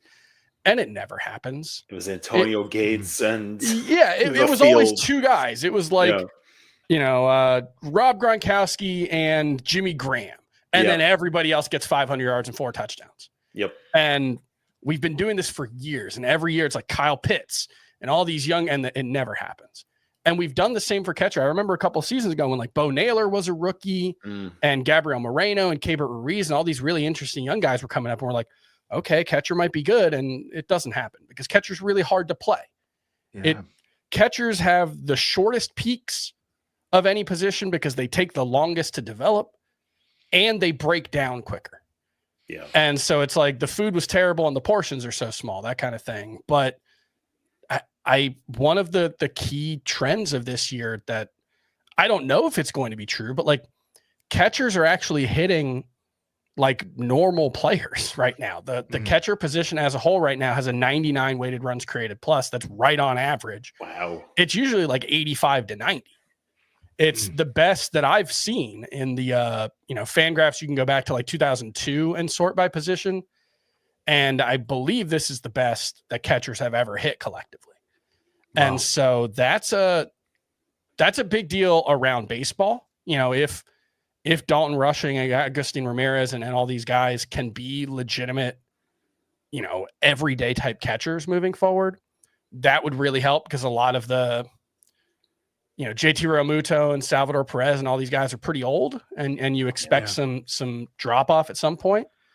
But if those guys can really be legit, it would really change a lot about how that position looks for the next half decade in real life and fantasy. So that's been, I think, one of the most interesting trends of this season so far. That's a good call. I have Narvaez on my roster right now, actually, and it's been great. I'm playing him over Wilson Contreras today. Wilson Contreras, who's had an up and down season, but that was always the thing. Our fantasy league is 16 teams, and it was always like if I can get a good catcher or a second good catcher and trade him to somebody. Yeah. But I'm looking at everybody's team. I'm like, everybody's set at catcher. Also, Cal Raleigh's having an amazing season. Unbelievable. I feel like we should call that out. Yeah, but he's on like a 55 homer pace. Yeah, it's bonkers. Ivan Herrera, I didn't even mention. He's been like arguably the best hitting catcher in the league. Will Smith's having a really good year that's kind of gone under the radar. So there's it's an interesting time at the position. I think that's one of the more underappreciated storylines of the season in baseball right now. Yeah, that's a good call. Go get some of that advice on CBS Sports, right? I mean, Chris is doing it all with his crew. So, I think if you follow fantasy baseball, you probably know fantasy baseball today. But Chris, as we said, we couldn't find a Marlins with Lou Gehrig, but we figured the position eligibility might, play in nicely to some of the fantasy stuff. And we've got some teams on here. So I will say we've been trying to throw Gehrig on every grid. And, he fits here either in the Yankees played shortstop. He would also fit 300 average season played shortstop. And I'll just say, we didn't know before this that Gehrig played short. I had no idea. That was like a call someone else made to us. Like, that how many times? I think one game short. So it's not like a common thing. I don't know about you guys, but I think he's rarest in 300 average season played short, but I'm up to putting him in either one. I don't think he's going to be particularly high in either. It's true. Yeah. Because when you think of played shortstop for the Yankees, there are probably some names you'd get to before Gehrig. A couple decent guys throughout the years. So I think he's going to be pretty low either way. I'm going to guess that's a 0.1% kind of guess. Yeah. I will say this, and we said we couldn't find a grid that had Marlins and also had a Lou Gehrig box. The reason I saw this one, and maybe you have to know where I'm going with this, or when I say it, Xavier Edwards fits that bottom right box. He hit over 300 last year, and he plays shortstop. So that's like the Marlins connection I saw on this grid. So there are probably more than one. There's probably that was the first one that stood out to me at least. Let's lock Lou Gehrig in at shortstop. That's something we've said before. Yeah, exactly. Yeah. Nice. Lou Gehrig, star shortstop. 0.2%. Okay. Okay, nice. All right. Chris, Now- where do you want to go next? All right, so let's get a Marlin in there. And now we've got for sure at least two. Hanley had a bunch. Hanley Ramirez had a couple of 300 seasons. He hit 341 one year, I think, won the batting title. So that's one where like Hanley's a bigger star than Xavier Edwards, but Xavier Edwards did it more recently. So I'm going to guess Hanley's a lower percentage than Xavier Edwards. What about go for it, go for it. So this is grid 523. We're already almost at we're close to grid 800. It was about 200 days ago. Yeah. Okay. So timing also, it wouldn't have even. Yeah. This might be a sneaky play for Edwards. I mean, even it's possible he was. I'm not going to do the math in terms of the calendar, but even if he had been called up, it's possible he was hitting above 300 at sometime in July or August. But am I right that John Birdie works here to throw a Marlin? Didn't he sort of make a? Has he hit 300? Am I wrong that he had like a season where he hit real well before the Yankees got? I could be totally wrong. There was one decent year with the Marlins where he stole like 40 bases, but I don't know. It could be conflating that. Yeah. Okay. Well, because you could also, if we wanted to get a Marlin in here, you could probably find a couple of other ways to get there. Either through the Pirates or Orioles and the 300 average as well. Yeah. Like Jeff Conine would probably work for that because he played for both teams. Someone did call out Jeff in the chat for that exact reason. Did Mike Piazza ever get to the Orioles at the end of his career? Am I thinking of he was with the Athletics? The A's. He was the A's and the Padres. Actually, the Orioles had a stretch of signing the most depressing, washed up guys in the two Sammy Sosa, I think, ended his career with the Orioles. Frank Thomas might have gone to the Orioles at one point. Thomas went to the A's. Or maybe was Frank Thomas on the Blue Jays? He was on the Blue Jays, yeah. We talked about that with Joe. Who were some? Oh, man, there's got to be some. The other one is Charles Johnson, right? Would work for Orioles 300 average. Probably. Does he? I think does he really? Does. That's the thing that, like, it's hard to keep in mind now because like hitting 300 now is like really special. Yes. Yeah. But like in 1997, there were probably 18 guys. Exactly. Yeah. So one of the guys, I think Martin Prado works here. We just talked about him on the walk-off. Oh, yeah. I think Prado had a season over 300. But wait, who did he play? I guess he would have probably played shortstop at some point in his career. Yeah. He was second. He moved. He moved all around the infield, I think. I'm pretty confident that he. Well, now you're making me question. Would Bobby Bonilla? Because he had to have hit 300. He was a big star. I'm actually not sure, but he definitely played for the Pirates and Marlins. He did. So I think we're overthinking it. 300 average. We've got a bunch of people we mentioned. I guess let's zone in on. We called Conine for Pirates. We called Conine with the Orioles. I think that. Yeah. Right. Yeah. Okay, let's do Conine and the Orioles for 300 average season. I think we can get 3 Marlins across the bottom. I'm feeling confident. It. Yeah. Okay. Let's do it then. Jeff Conine. 0.2% nice. Gem. Beautiful. Wow. Yeah. All right, then let's get those Marlins across. You mentioned Bonilla. You're probably right. Yeah, let's do Bobby Bonilla. Okay. He had to have hit 300. Yeah, he was really good. Yeah. He was probably best with the Pirates too. I don't want to spend too much time on Bobby Bonilla as a Mets fan, but let's Bobby Bonilla 1%. Okay, there you go. All right, the Mets get so much crap for the deferred contract, and then when the Dodgers do it, it's like amazing. Like maybe it's because Bonilla is not Shohei Ohtani, but look, I'm pretty sure. I think Giancarlo Stanton is the highest paid player on the Marlins right now. He is, I think you're right.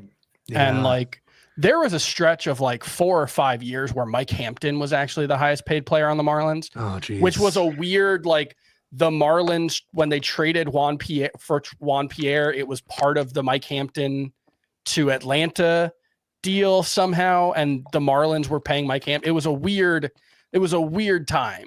But there was a couple years where Mike Hampton actually had the highest salary on the Marlins. Yeah, that's crazy. Wow. So played shortstop 300. We got I don't know if John Birdie, Xavier Edwards, or Hanley Ramirez. I think either one of those will work. Edgar Renteria might also work. He probably hit 300. He had to have hit 300 multiple times. That's another one where good contact hitter, a lot of speed. He had to have hit 300 for a while. I know we talked about him for what was it, Silver Slugger, where he was kind of one of those. He had one season. Yeah. He only won it once. He would have had. I want to say the year he had that power outbreak, he didn't hit 300, but that's not to say he didn't hit it a different time. Yeah. That was probably Cardinals, right? When it was with the Cardinals. Yeah. Yeah. Wow. I would say let's go with Hanley just because he's one of my favorites. Love it. Yeah. Yeah. Hanley Ramirez. 0.5% hidden gem. Wow. I guess we're playing this. Not everybody else is playing this. Yeah, not everybody's trying to get Marlins, but I'm still surprised because he was like one of the really premier, good. Shortstops at the time. Okay, where do we want to go now? Chris, you pick it. Okay. Pirates Angels. I'm actually there has to be someone obvious, but I'm actually struggling with that one. Yeah, I'm trying to think as well. I usually, be honest, get nervous when I see Pirates on a grid because I don't know that I'm like in the Pirates history books a lot. I grew up spending my summers in Pittsburgh, so I know 90s, 2000s Pirates pretty well. I'm just struggling with like guys who went there and then went to the Angels. Because like the Yankees, I think, did Craig Wilson ever go to the Yankees? Ooh. That's not a name a lot of people think of. Yeah. Someone called out, there's a couple names in the chat if it helps, but Adam called out Bert Blyleven, Ronzi Contreras. I kind of forgot about Chris Stewart. Some of these, I guess, so Beck said Chris Stewart for Yankees Pirates, but Ronzi, I'm assuming that shout is for Pirates Angels, and I think that's right. I think that's right. That sounds right. Yeah, I like the Ronzi shout, and Andy has had a couple good shouts in the chat today. I'm up for it. Yeah, let's go Ronzi. Ronzi Contreras, 2%. Nice. Wow. Okay, good shout, Andy. Yeah, I'm surprised it's 2% to be perfectly honest, but nothing wrong with 2%. But got to be recency bias, I would say. Hey, before we hit another box, I just want to draw attention to. We've had a couple new people join the stream. If you want to pull up that fundraiser, Mike, we're really close.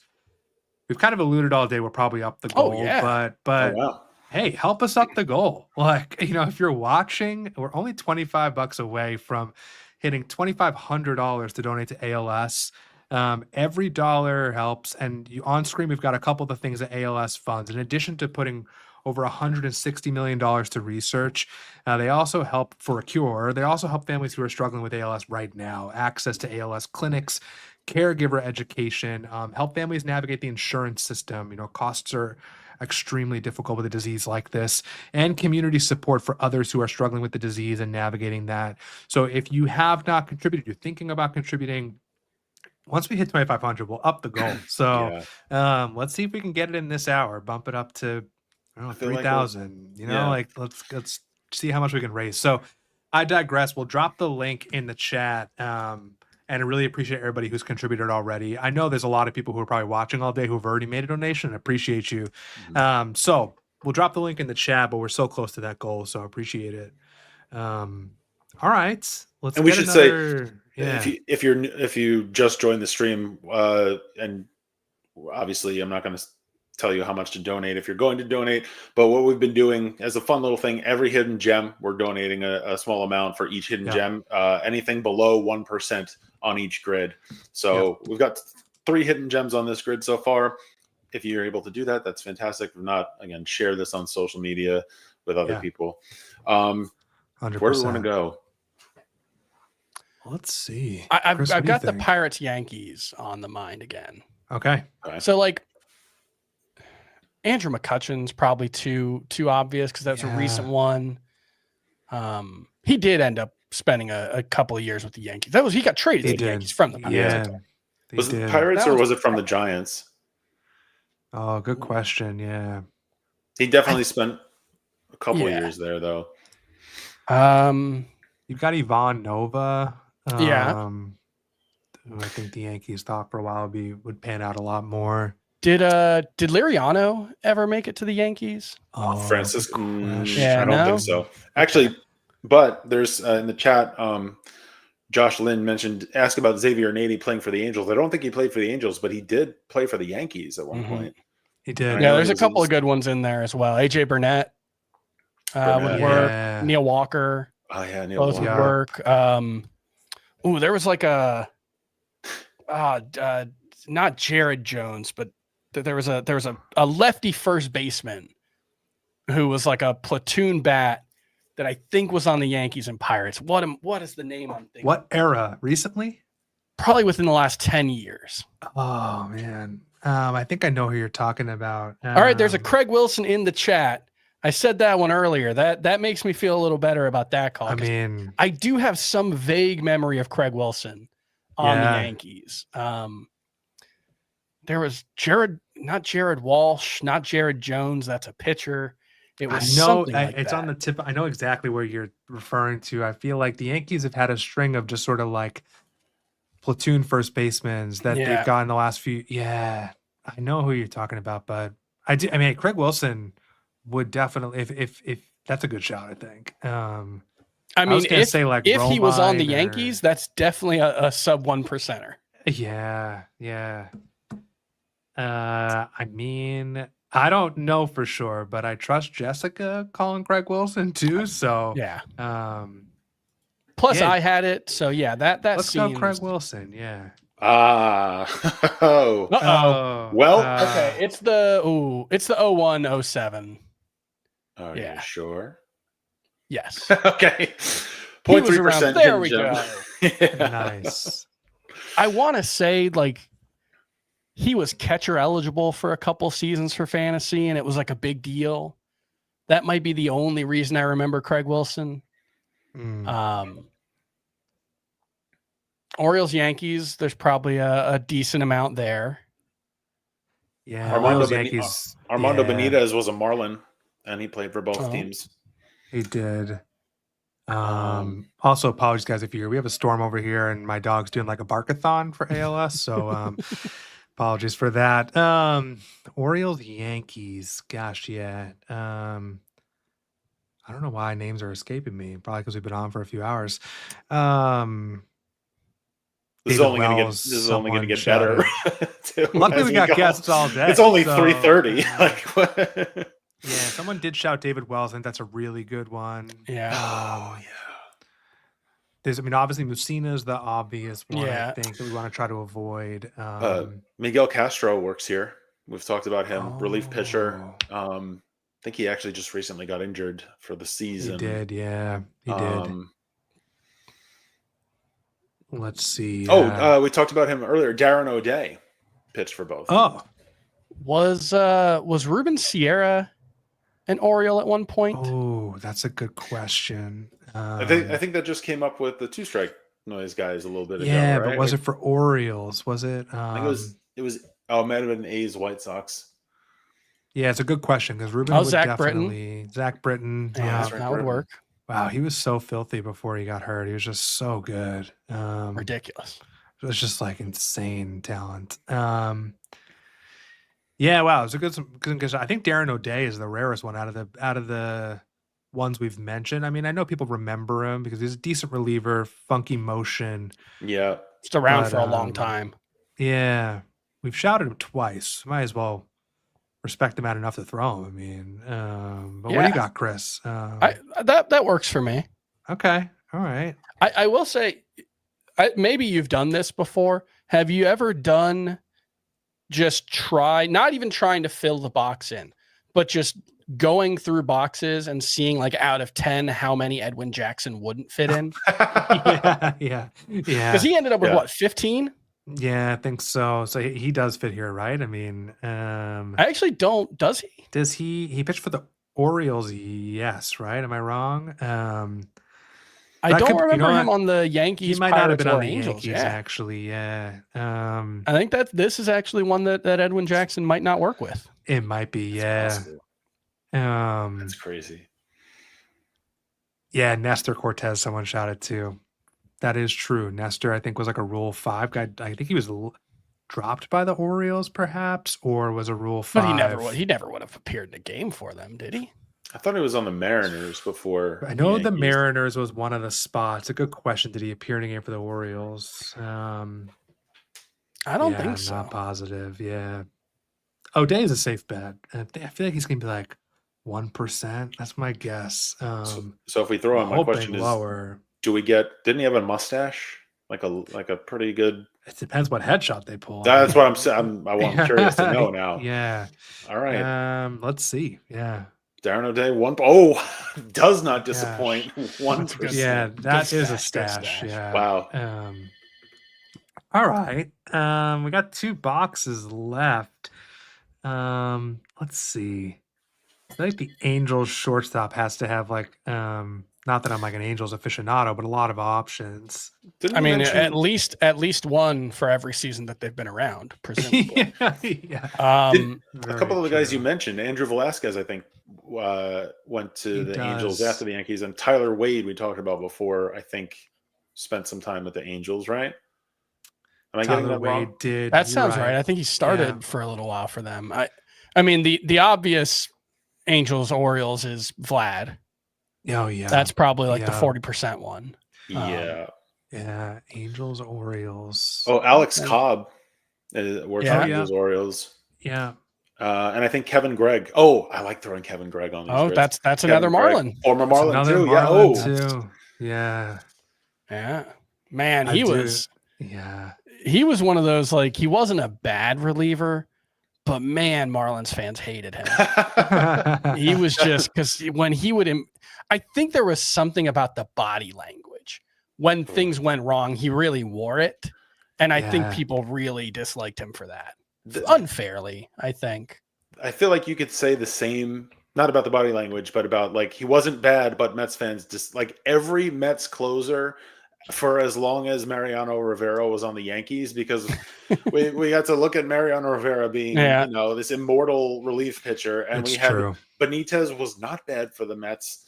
Braden Hooper wasn't so great. Billy Wagner, like, was good, really good for us, but, like, frustrated us at times. Like, everybody who came through was just like, you're not Mariano Rivera. Well, it's sort of like, like every team thinks they have the worst third base coach in baseball.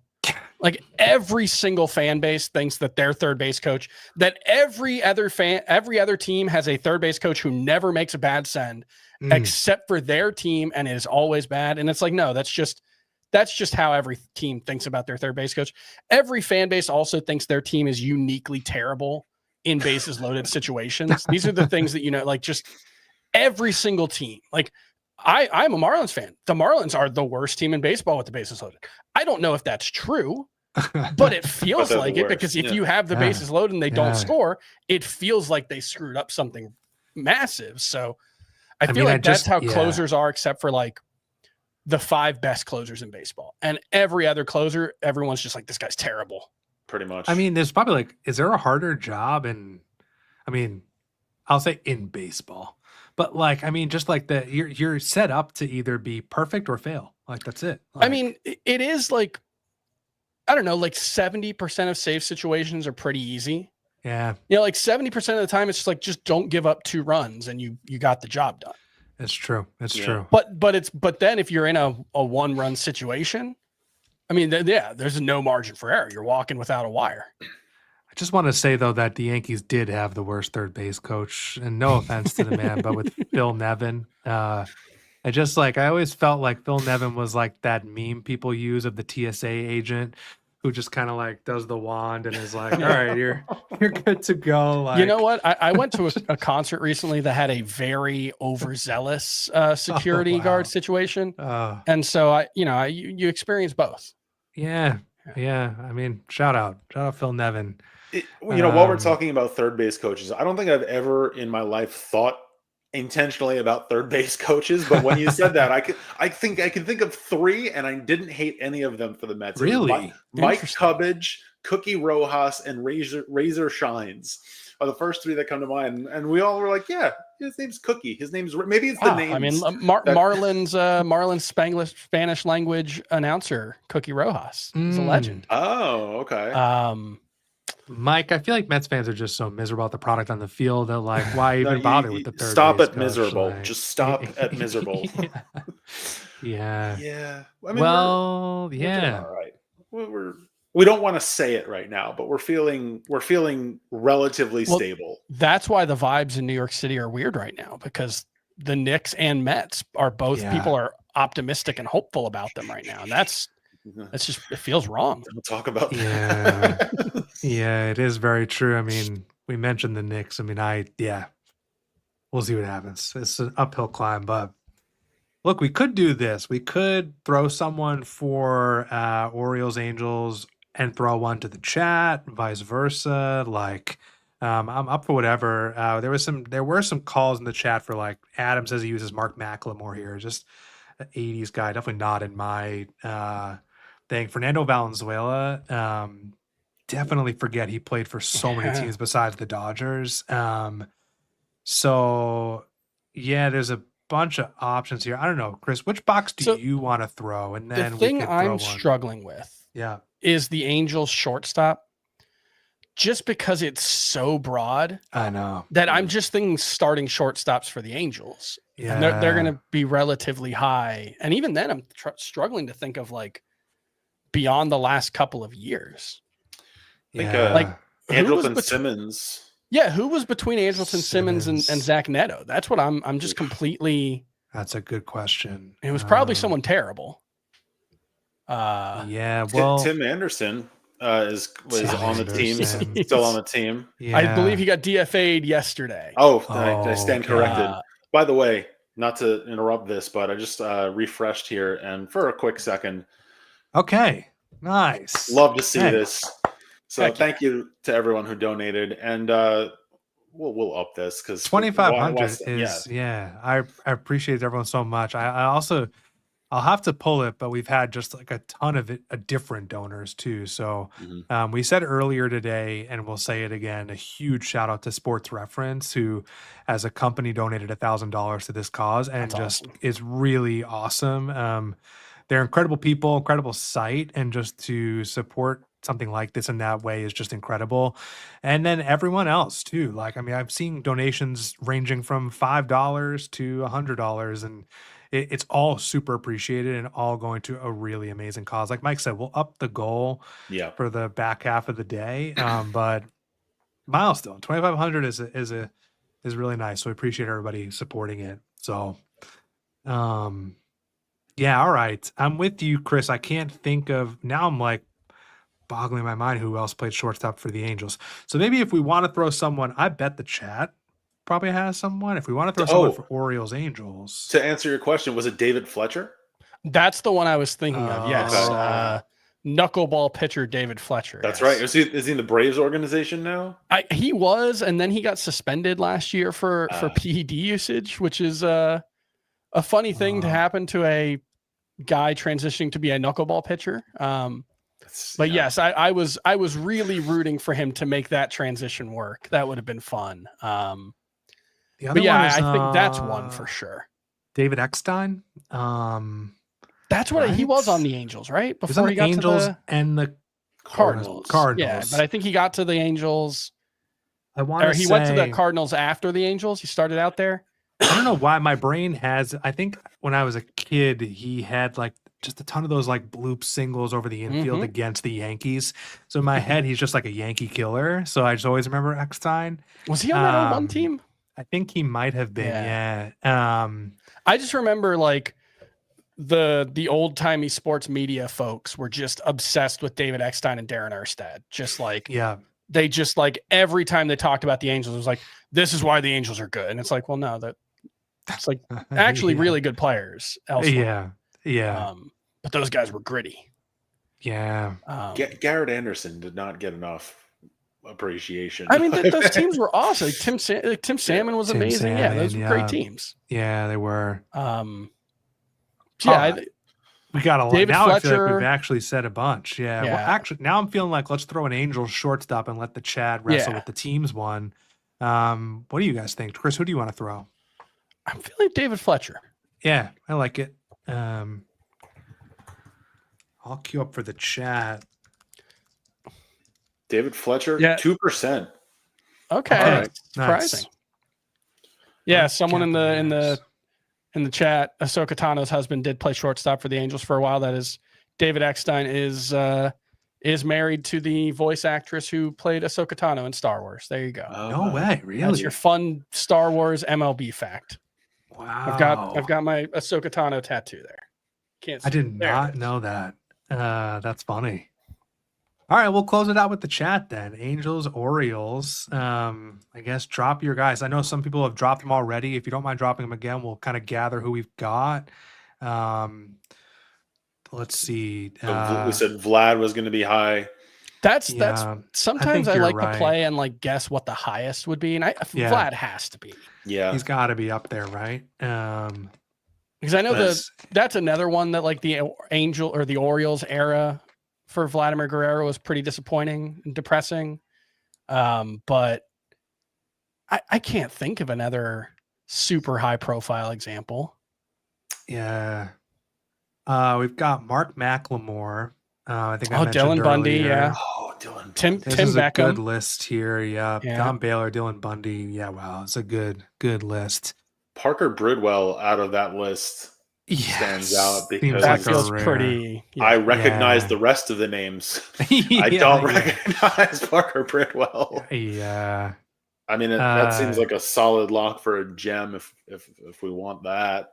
I will say too, Josh, who threw that in the chat, found out about this from Chris. So from one of your tweets. So nice. I think that's worth something. And Josh, you've been here a good amount of the day. Really appreciate it. So I'm kind of prone to throw one of his guys. Parker Bridwell is about as rare as I can think. That is a name that I don't know if I could tell you anything about Parker Bridwell. Same. Actually, I mean, 2016 to 2018. I recognize the name, but I could not have guessed that he played for either of these two teams. Yeah. I'm with you. Yeah. Let's go, Parker Bridwell. Parker Bridwell to close us out. Oh, that's a good one. 0.06. Very deep hidden gem. Josh, amazing shout. Yeah. Love that. So that brings us to 1, 2, 5, 3, 4, 5 hidden gems on this grid. Beautiful. We have another rarefied air 8 score. Gotta love. I mean, strong. Very strong, very grid. solid. Yeah. Grid. And Mike, if you refresh the fundraiser, we're going over. So we've got up to 2550. Appreciate everyone just pouring the support in. Like, definitely to an amazing cause, and appreciate everyone's support for it. And like we said, if you have supported or want to support in another way, share this. So drop the YouTube link into whatever social platform you're on. Text your friends. If you go to Ordinary Effort on Blue Sky or Instagram, we've got a ton of posts about it. So we would love if you help repost them. We've got, let's see, at the 4:00 hour, we'll have the guys from Sleeper in the Bust, Jason Klett and Justin Mason. 5 o'clock, we've got Joe Arico, another fantasy baseball writer, columnist. 6 o'clock, Bryce Whitlow from MLB Hall of Good. And then the rest of the night, Adam Dorowski from Baseball Reference, former Dodgers GM Dan Evans, Sarah Sanchez, Cubs fan, Cubs writer. Who am I missing? Jeff Snyder, Locked On Dodgers, and Tyler Kepner. Yep. Yeah, which is really nice. Which is fitting. I feel like we have a murderer's row here, which is fitting with the Gehrig theme. Right? Yeah, we do. Yeah. But Chris, can't thank you enough for hopping on with us. Thanks for having me. Yeah, this has been a blast, and I appreciate you supporting everything. And good luck with the rest of the fantasy season. Hopefully, you get a nice All-Star break. Is that even a slow time for you, or? Yeah, I'll be off for the All-Star break. I'll take a few days actually off. Yeah, it'll be nice. Okay, nice. It's the busy season is like February, March, the actual season is we're just going. You know, you just got to get to the end, and we're you know, I used to write about football. I mentioned and the only thing I miss is like we're in like week 11. I think next week is week 11 for baseball. Yeah. And for football, it's like, oh man, things are starting to wind down. Playoffs in a couple weeks. And baseball's like, no, we still got 4 months left, you know? Yeah. That's the one. That's the one downside. But I love it. I love baseball. I love what you guys are doing here. This game's great. This is super fun. Glad to help for a good cause. Thanks for having me, guys. Appreciate it. Thanks for joining. Thank you. Mike and I will take a quick reset. We will be back at 4 with the guys from Sleeper in the Bust, Justin Mason, Jason Collette. I think we're up at the fundraising goal too. So we will go do that. And Mike will hit it back at 4. Sounds good. All right. Thanks everybody. We'll be back in a little bit. And we'll see you then. See ya.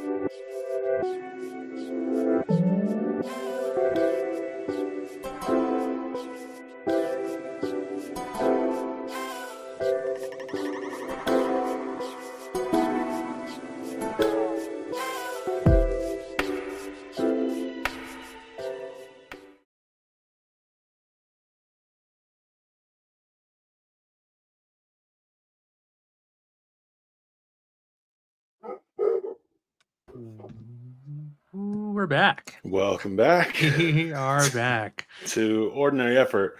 We're a bunch of random fans, get some random baseball players, and try not to biff the grid.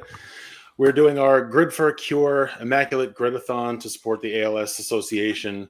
Mike here with my buddy Josh and the guests. Josh, the guests. Yeah, they keep on coming, which is good because I feel like my brain is like foggier as we go. So hopefully the more guests that come on just like make up for my lack of baseball knowledge. But Jason, Justin, welcome to the show. Jason, welcome back. Thank you for bringing Justin with you. So. Oh yeah, I told Justin I had so much fun last time that he had to come along with me this time, and here we are. And thanks for having us.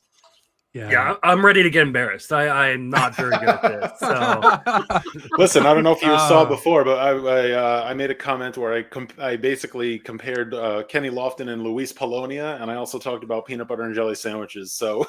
Yeah. No embarrassment here. Yeah, the level's low here. I mean, like we are called Ordinary Effort for a reason. We are not those people on Twitter posting their like 0 rarity scores.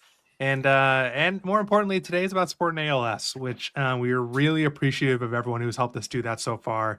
Mike pulled up the screen. We just upped our goal because we've had a lot of generous support. We really appreciate people helping out. As we've said, if you've watched an hour before this, it's ALS Awareness Month, and ALS is a debilitating disease that is close to the baseball family because it's Lou Gehrig's disease. And there is no cure for ALS. So the ALS Association is a tremendous organization helping to research for a cure and also support families with patients who suffer for ALS, to link them to insurance navigation resources. So truly all the money raised for ALS today is going to a tremendous cause. We have raised over $2,500, so we upped the goal. We appreciate everybody watching. We'll drop the link a few times. Anything you give, small or large, makes a big difference. And in addition, if you are on social media, we'd love you to share the stream. The more people who hop on today to watch, we've got some awesome guests. Not only will it get more people to watch and maybe make a donation, but the more people who know about ALS, the better. So with that, we're super thrilled that you all are joining us. I guess for those who don't know you in the fantasy world or whatnot, you all host a podcast together. So I wonder if you'll talk about that a little bit. Yeah, we host the Sleeper in the Bus podcast. Jason is my Sunday co-host, and then Paul Sporer and I handle during the week along with Joe Rico when he is not on the IL. It's over at Fangraphs, the Sleeper in the Bus. You can get on all all platforms, iTunes, Spotify, all that good stuff. And we just have a lot of fun. We talk a lot of fantasy baseball. We try to talk as much in-depth stats and analysis as we can, but we also like to have a lot of fun as well, playing games like Reliever Congressman or things like that. So it's a good time. The segment on Friday talking about Joe on the IL and actually picking me up as a replacement. Yeah, that was some entertainning listening this morning when I was walking the dogs. Well, Joe's joining us the next hour, so hopefully his IL stint is like done, or is he? Yeah, I mean, well, he was on the IL for a while, and then he came back, and then he went right back to the IL. So it's good to see that he is back up and moving around, because I know he was struggling earlier this week. So Joe's a great dude, and I'm sure he will bring his A game once he's on with you guys. I'm glad I'm not alone, right? If this was just me, we would not be doing well. Yeah, no, I mean, Joe, I think Joe's our first guest on the podcast when we started just feeling like we could even have guests, and he was super generous to come on. He had COVID though, so I feel like he was on the COVID IL and still came through for us. Like he's got it again. Yeah, he's got COVID. Joe, like, I mean, jeez. Yeah, I guess it is. We can't have to stop having him on the show. I don't know if it's like we're causing him to get sick. I don't know what's going on, but Justin, we've had Jason on already. We heard about his Rays fandom. We'll hear about that. I think you're a Giants fan. Is that right? Or I'm a Giants fan. I actually grew up in Washington, D.C., but that was pre-national. So I didn't really get into baseball growing up. I mean, I played it as a kid, but I didn't really start watching it until I moved to California, and my foster father joined a fantasy league. And so he was like, hey, I think this would be something fun for both of us. And that's when I got kind of hooked on baseball. So I kind of came to fantasy baseball and baseball a little bit later than most people. So in spite of the fact that I've got a history degree and I'm a huge baseball fan, those two interests have never really intersected. And so I'm not very good at the baseball history portion of things, which is something I should fix. Okay. I mean, this is a great show for you then, because this is basically trivia about baseball history. So this will be great. I guess who are your guys from the Giants? Like, do you have an era you really? I mean, are you a current fan or? Yeah, mostly a current fan. Like I moved to Northern California in 2000, so pretty much anything pre-2000 isn't like really in my wheelhouse in terms of my knowledge. But I've got a pretty good understanding of everything post 2000 for Giants and any other team, just because I've been playing fantasy since then. Yeah, sure. Mike, anything I leave out before we hop in, or? I don't think so. I should pull up the grid, shouldn't I? Yeah, I was thrilled when we found this, because we were trying to find. So we've been trying to get a grid each hour where Lou Gehrig fits. And then when you throw in the wrench of like Rays, that Immaculate Grid, there aren't that many grids with the Rays and Giants. We're like, whoa, this was like serendipitous, worked out. And I also feel like with you guys, like those 3 ERA season and played left field, not to put you on the spot, you might have like tap into your fantasy knowledge a little bit there in terms of like reliever tracking, positional flexibility. So I'm hoping this is a good grid for us. You all are the guests, so I don't know if you want to kick us off and pick a box to start with. Well, I guess we should throw Gehrig on there, right? Yes. Yeah. So he does fit. I learned a lot about Lou Gehrig doing this, and I knew he played first base. Obviously, he played both corner outfield positions, and apparently played one game at shortstop, which we learned. So I think let's throw Lou in there. Lou Gehrig, 0.2% hidden gem. Nice. Yeah. And I guess one thing that to mention is that if you're just joining our stream, we call hidden gems anything, any box that we score below 1%. So if you're able to make a donation, Josh and we talked about this as a fun little thing as we're going along, as an incentive to not be mediocre at the grid. Every hidden gem, we're going to make a small donation for every box on each grid. So if you're able to, that'd be great. Starting us off with Lou Gehrig, very appropriate. He's been a gem on a lot of these boxes, actually. Yeah, he has. Yeah, definitely has. All right, Justin, this is your first time, so actually we'll throw it to you first. Okay, so I'm trying to think of a left fielder that wouldn't be picked, and for some reason, I'm thinking Juan Perez. Oh. Which is a little bit more recent, but I don't think it would be at the top of anybody's mind. Yeah. Now, the part of me that wants to say Gregor Blanco, just because Gregor Blanco and I have a long-standing feud. Tell us about this, please. Yeah, we need to hear more. Yeah, it's very one-sided. He has no idea about this long-standing feud, but Gregor Blanco cost me a fantasy championship. On the last day of the season, when he came, they were sitting everybody of consequence, right? Because it's the last day of the season, and he went on to score like 5 runs scored, and I lost the fantasy championship because of that.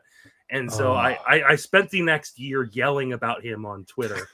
But that may be a little bit more popular than like a Juan Perez. I think and I believe it's Juan Carlos Perez. Okay. So I think that's where I would go. And you don't have just to be sure, you don't have any feud right now with Juan. Not yet at all. Which one? Yeah, which Juan Perez would that be there, Justin? Yeah, I believe it's the 2015 one, but I can double check. So I mean, for me, my thing was like every time I see left fielder with the Giants, like I always get stuck in the 80s. Like I'm thinking Mike Eldreddy. And then I also think more recently, because I wanted this guy on all my fantasy teams, Gerard Encarnacion. Oh, somebody just dropped him in my fantasy league, actually. Well, he's coming from a broken hand, and who knows what's going to be. That guy, the crazy thing about Gerard Encarnacion is he is one of like 15 guys to strike out 200 plus times in a minor league season, and he's like the only one that's made the major leagues. Well, and I talked about Glenn Allen Hill, the one recently, like Spencer Jones. Like, there's been all these other types that have struck out a bunch, but Glenn Allen Hill back in 1984 in Knoxville, I believe, struck out 211 times in a minor league season, hit 20 home runs, and obviously still made the major leagues. But striking out that much in the minor leagues is typically a ticket to indie ball or out of baseball. And Encarnacion was able to make it to the majors last year, despite all those strikeouts. I like both of those shouts. I will say, like, if it's the Juan Perez with 2 seasons, that's probably going to be pretty fairly rare. His career is not that long, but I think both of these guys are going to be hidden gems, because I'm looking at the grid. This is grid 336, so this is over a year ago, or just about a year ago. Encarnacion probably didn't have any ABs at that point, so unless somebody's going back, this is kind of a loophole. Unless somebody's filling this out, retroactively and going back to these grids, I would imagine both of these guys would be gems, though, either way. It's a good call. Let's do Juan Perez. I mean, it was the first. And now we're sure it's this guy. It's a top one. Okay. All right, Juan Perez, 0.1% hidden gem. Nice. There we go. Beautiful. Jason, I think we'll throw it to you. And go for it if you want to pick a box. I'm going to pick the center square, only because this player was very recently in the news for unfortunate situation. But Robert Stevenson, I know, had a sub-3 ERA with the Rays. And he made 3 pitches in his comeback this week. It went back on the it looks like he's going back on the IL with the arm injury. But I know because Robert Stevenson was fantastic for the Rays, and then parlayed that into a 3-year, $33 million contract. And I think he's thrown those 3 pitches for the Angels, and that's it during the regular season. So that's my guy here. I like that shout. Yeah. And he was Rays. Yeah, Rays probably have a ton of people you could throw in this box, but Fernando Rodney and his 0.61 ERA would fit, but I figured that would be one of the popular ones. Obviously, for starting pitching, Blake Snell pick his Cy Young season would be one. David Price, his Cy Young season would be one. And then you can pretty much ignore a lot of the Devil Ray stuff. Like I have honestly tried. I'm like, who would have done it during the Devil Ray? Not even, I don't even think Casimir in 07. I don't believe he got there, but I know Stevenson was like a 2.25, somewhere in the low twos ERA out of that bullpen. And he parlayed that into a great contract. Great for him. Just unfortunate. He's earned $1 million a pitch thrown so far. Or $11 million a pitch thrown so far. Yeah. So here's a question, and I'm thinking, I'm trying to tie it into fantasy. I think the first or second, early in my fantasy league, this is a decade ago, there was a year I had Andrew Miller in my bullpen, and I also had Brad Boxberger when he had his really good season with the Rays. I think he was I don't know if he was he might have been the closer at that point. It was like mid 2010s. And I want to say he might fit here also, but I'm not 100% sure.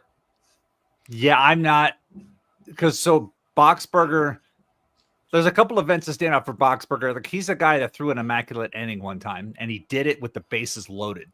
So he comes in with the bases loaded, strikes out 3 guys on 9 pitches. That's like one of the events that I remember about Brad Boxberger. You can look up the YouTube clip on that.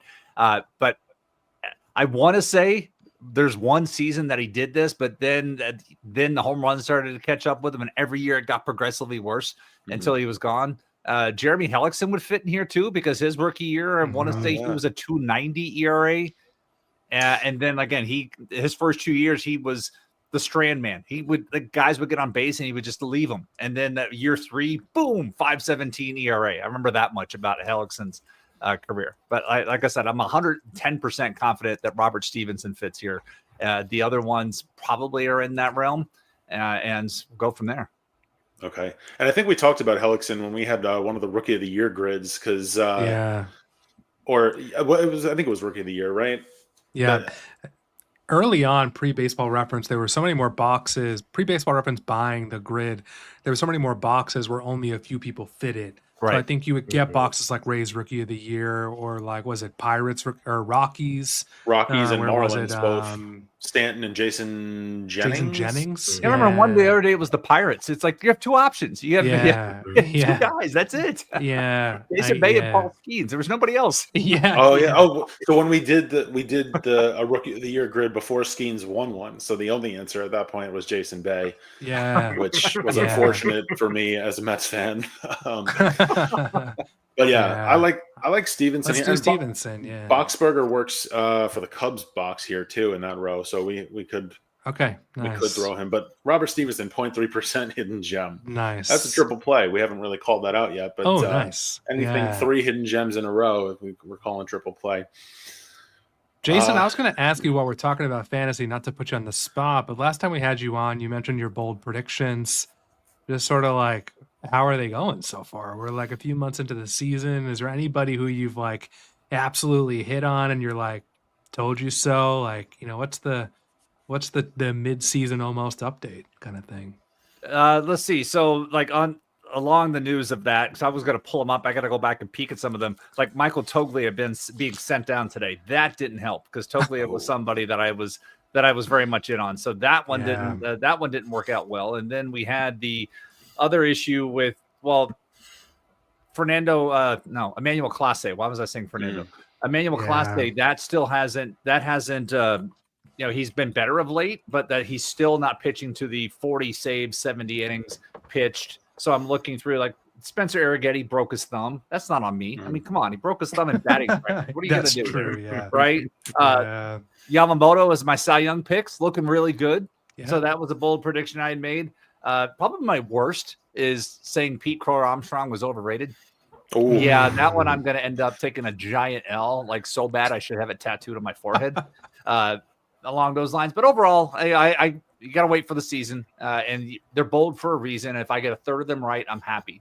If I get 80% of them wrong, I'm not happy with myself. Year over year, I've been good in that capacity, but overall, it's looking like a 20% year. But year's not over. The Mendoza line. You just got to be above the Mendoza line. Yeah. Do I remember correctly? Was Jorge Soler one of your picks when you came on with us the first time? Yeah. Yes, he was. I had him on my fantasy team too, and I had Stevenson on my fantasy team at one point, hoping that he would come back. Yeah. Noah Cameron was one of those picks. Noah Cameron's been really, he's getting the results. The process to get those results has been a little suspect, but he's getting the results. And so that's somebody that the other thing about these bold predictions is when I make them, it's not like I'm just like throwing things out in the air. I will draft these guys. I have Noah Cameron on 4 teams and I only have 8. So I have him in a lot of places. Yeah, Justin, kind of turn it to you too. We just had Chris Towers on and we were just kind of talking about the season so far. What has been his observation? I mean, I know it's a really broad question, but one of the things he pointed out was just how good the catcher position has been. What about for you, Justin, sort of like what sticks out to you so far at this point in the season? You guys cover everything with fantasy baseball. I think just how bad the back half of the closing position has been this year. It's been really, really frustrating. And I'm usually like an advocate to like, hey, go pay for saves in fantasy. Because there used to be a big mantra of like, hey, don't pay for saves from Matthew Berry when he was a ESPN fantasy baseball guy. But times have changed and you're seeing like just how frustrating it is if you don't pay up for one of the kind of top tier guys. But also we've lost some top tier guys, right? Devin Williams was supposed to be one of the top tier guys and he hasn't been a closer at all pretty much this season. So I think that has been probably the most frustrating part of things, especially because the guys who have kind of emerged to take over some of those roles have been in shared spots where you're not really knowing exactly who's going to get it from time to time. So, and then there's just, I made a comment probably in like mid-March that, man, it feels like a really good year for injuries so far. And then that just absolutely blew it up in my face. Because from like that moment on, it felt like we just lost guy after guy after guy. And this year feels like a particularly bad year for injuries.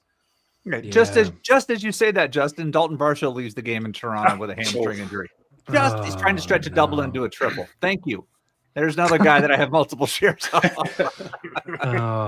Yeah, I mean, didn't we just have a couple more guys get announced? Tommy John surgery, AJ Smith-Shawver, and I forget, there was somebody else. Evan Phillips. Right. Which I think people suspected after the Diaz trade, sort of like that might have been worse than they had thought, kind of thing, which is just such a bummer. Don't forget Kopech's walking like 30% of the guys in his rehab, and this has been a very lengthy rehab for a reliever. Don't see that. Yeah, that's probably the other tipping point there with the acquiring Diaz. Yeah, it's a good point. Yeah.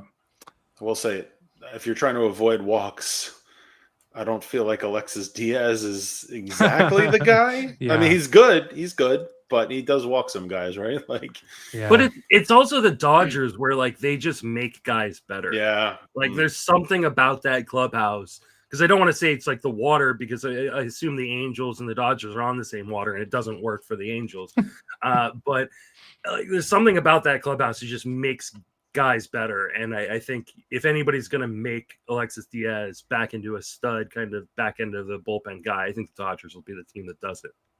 Yeah, hard to bet against that happening, really, like with the track record they have. But cool, guys. Want to hop back in, throw another box, maybe. I mean, I see my Yankees on there. I'm excited about that too. But there's a ton of ways we could go.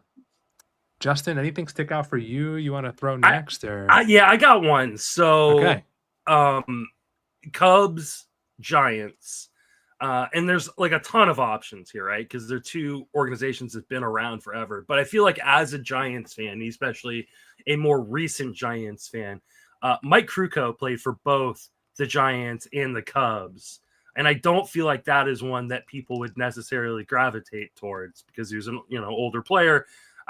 And I don't think people really think of him as a Cub. So for me, Mike Krukow would be my choice right there on that box. I like that one. I mean, Adam mentioned the guy that I would have said with Manny Trio. Manny Trio is, I'm looking over at my top players. Manny Trio is my 10th most used player on all my grids. But Manny Trio was the first guy that came to mind for me. But I love that Mike Krukow call. Yeah. That is. I was going to say, I mean, definitely not as rare as these guys, but Tauchman fits a couple boxes here, Mike Tauchman. But I definitely think I love that shout on Jeremy Hellickson fits here too, doesn't he? Yeah. Does he? Oh, interesting. I mean, Jeff Samardzija fits for the Giants Cubs one as well. Sean Dunston, I think, fits for that's another kind of a little bit older one. I think Moises Alou fits both, I believe. Right. This is where I get confused. Atlee Hammaker, I think Hammaker pitched for the White Sox and not the Cubs. But then I always get Hammaker because he gave up the grand slam to Fred Lynn in the '83 All-Star game that was at Comiskey Field. So that's why I kind of have him in my head that he pitched it. He pitched for the White Sox because he pitched at least in that field during the '83 season. But Hammaker's another name that comes to mind. Dravecki. Yeah.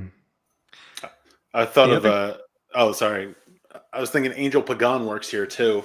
I thought that's where you were going when you were talking about the Giants left fielder, but Pagan works for. That would have been a good one too. Yeah. There's a guy. Well, I think we should show Krukow, and then I've got a guy maybe for another box. But I'm good with that shout. Mike, is it Krukow? You said? Yep. That's it. Mike Krukow, 1%. Wow. Okay, nice. Okay. Yeah. Love it. I'm not going to take, I'll just throw this out. I don't know why, but he's been on, I think he's so usable on the grid. And for some reason I have a memory of him. I mentioned him earlier, but Ray Sanchez, I think fits the rest of the boxes on this left column. But I think he's most famous as being, I think people remember him the most as a Cub. And I think I know he played for Tampa Bay and the Yankees. So just to throw it out there, I mean, Jason, you probably have a pretty good one for Rays, I'm guessing, but I'm looking over. When I look at the Rays and Cubs, so going to the Devil Ray era, Ozzie Timmons, because he was also a coach for the Rays for a while. He was the guy that would do all the push-ups in the dugout. If you remember that whole thing, when they would hit home runs, he would do the push-ups. He was that guy. So Ozzie Timmons, I know, played for both of those teams, and so that's who I want to use. Ozzie Timmons could also go into left field, but I have another name that I'd like to use there. So Ozzie Timmons is the guy that I would go. I mean, obviously, there's a lot of more well-known guys. Ben Zobrist comes to mind. Obviously, that would be a very high one. in that. But Ozzie Timmons is the guy I think of here. Nice. Yeah, it's hard to argue with that. That's a great name. Love that. I'm definitely good with throwing Ozzie there. Yep. Yeah, let's do it. Whoa. Nice. 0.08%. There we go. Wow. Nice. Beautiful. Yeah, that's really good. Hey, let's pause for a second. Just, I see some like the chat numbers going up and down. So if you're just joining us, thanks for tuning in. Mike and I host Ordinary Effort, a podcast about Immaculate Grid, but today we're fundraising for ALS. ALS is a debilitating disease that there is no cure for yet. And the ALS Association is the largest nonprofit supporting ALS. As Mike just put up, we've had a ton of really generous donations today. And it really is ranging from $5 all the way up to some really large amounts. And we really appreciate everybody who's taken the time to support in any way that makes sense for them. If you want to make a donation, money supports some really incredible things ALS does for the cause. They've invested over $160 million into research for a cure. And they also help people living with the disease now, which I really appreciate that they do that as well. They help provide access to ALS clinics, help navigating insurance, access to the community, where linking patients to patients and things like that. So really any amount really makes a difference. We'll drop the link in chat again. Really appreciate everybody who has supported so far. And like we said earlier, if you want to help us share this stream on social media, we appreciate that too. But we are inching toward that $3,500 goal. We've got, let's see, how many hours we have left to go? Like 7 and a half, seven something and like a half. that. So 7 hours and we've got 36 some time. minutes, 35 minutes. But we really appreciate people chipping in. It's a great cause. And we've said it a couple times, but just we want to be sure to call out Sports Reference, who made a really generous donation of $1,000 to this stream, and we just can't thank them enough. Just an incredible organization. They're thankful we have the Grid because of them too, that it continues on, but just choosing to support this cause that way was just, really means so much to us. So appreciate the team there a lot. So yeah, awesome. Between having the Grid, having StatHead, 100%. There's not a day that I don't go by using either one of those. Obviously, doing an Immaculate Grid daily, but StatHead, I'm in there multiple times a day for just curiosity's sake, for writing sake, and is. I wish I had programming skills to do that kind of stuff, but that interface makes it so much easier to go back and look and say, oh, look, I was looking up today. We have, obviously we have 2 players that now have 20 home runs before June 1st. And it's been a while. I was trying to look. I'm like, when's the last time we had 2 players? I mean, we've had one guy, Ohtani's done it. Pete Alonso was at 20 home runs recently. And then it was Ohtani and Pete Alonso and Aaron Judge. Those are the 3 guys that have had 20 home runs before June 1st, each of the past 3 seasons. And I had said something about that. And now we have 2 guys, because Cal Raleigh, oh my God, what he's doing this year. And then Judge is not even there yet. Judge is at 19. So if he hit the home run today, he'll be at 20. Well, 3 guys, despite the fact that baseball is just not traveling like it should. Yeah, that's really wild. For sure. Dare we say Aaron Judge is slacking in the home run department? Like, I mean, 445 batting average is really tough to maintain over the course of a career. Season. Is it really? He's at 445 now. I remember at one point he was just like this obliterate, just absurd rate. And then the funny thing, how he got intentionally walked twice by Ron Washington. Yeah, I saw that clip. Good old Wash. Love that. He's as of today hitting 392, and his baseball reference WAR is 4.3. He's on pace for a 12 WAR wild season. Yeah, it's just insane. I digress. Anyway, let's maybe knock out a Yankees box and leave one Ray, one Giants box maybe. We could go Yankees Cubs, could go Yankees sub 3. I don't know if you all have a preference, or there is a guy here who is a Ray too, who we've thrown before, but Yankees sub 3 ERA, Eric Kratz. Who's also a foul territory guy, who's just about my favorite player to use on the Grid. I use him whenever I can. He's retweeted me before because he's so excited I used him on the Grid. So one day I hope to get Eric on the show, but he's a good dude. I have conversed with him. Yeah. In the clubhouse. type of situation. That's awesome. Have you reached out to him to ask him if he'd come on the show? We got to do that. It's hard to get in touch with him. Just be shameless. I will say, like, the one thing I learned, like, about, like, and I mean, the only reason I'm on the Sleeper in the Bus is because, like, I was shameless about who I'd asked to come on my podcast. Right? Jason was my first ever guest. On episode 8 of Friends of Fantasy Benefits, and now we're like, I don't know, 1,500 episodes in or whatever it is. But yeah, you just kind of got to be shameless. And I mean, the worst they can say is no, right? So slide into DMs, do whatever you got to do to, like, I'm sure he'll come on. Yeah. We'll do it. Eric Kratz and Mark Melanson are the guys we use the most. If we get 2 of those guys on there, it'd be great. Mark Melanson is a favorite in my household because my wife calls him Mark Melicon. Like he's a transformer. I will say, I just learned in our Discord when we're playing this grid league where every week we have 8 teams of 3 people and we play a grid each week with different themes. Eric Kratz just came up this week for us, and I did not realize Eric Kratz is 6'4". Yeah, he's a tall guy. Did not know he was that tall. Yeah. Not that that's fantasy relevant at all, but that's I didn't know that. Eric Kratz contribution. Yeah. I got to be honest though, my brain is like, we've been on this for 4 hours now. I don't know what's going to happen in hour 10, but what the box we usually use Kratzy for is 300 season, because he had that few at bats with the Yankees where he actually hit 1,000 because he was like one of the only players ever to like get a hit in his first 4 at bats with the Yankees. So while I know he pitched with the Yankees, I'm second guessing whether or not he had a sub 3. I'll say that I'm not as confident. We do have a shout in the chat, Lee Stein, I don't know the name. And this is what I love about this whole community and everything is every day I learned something. Yes. I have no idea who that is. Does that say 1934? It does sure say does. 1934. Yeah. That's pretty cool. Because I was thinking like Jabba Chamberlain had one season where like, but that may be too popular.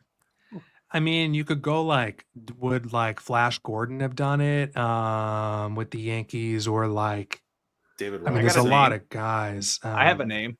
Okay. Oh, close it. So in the Robert Stevenson, and the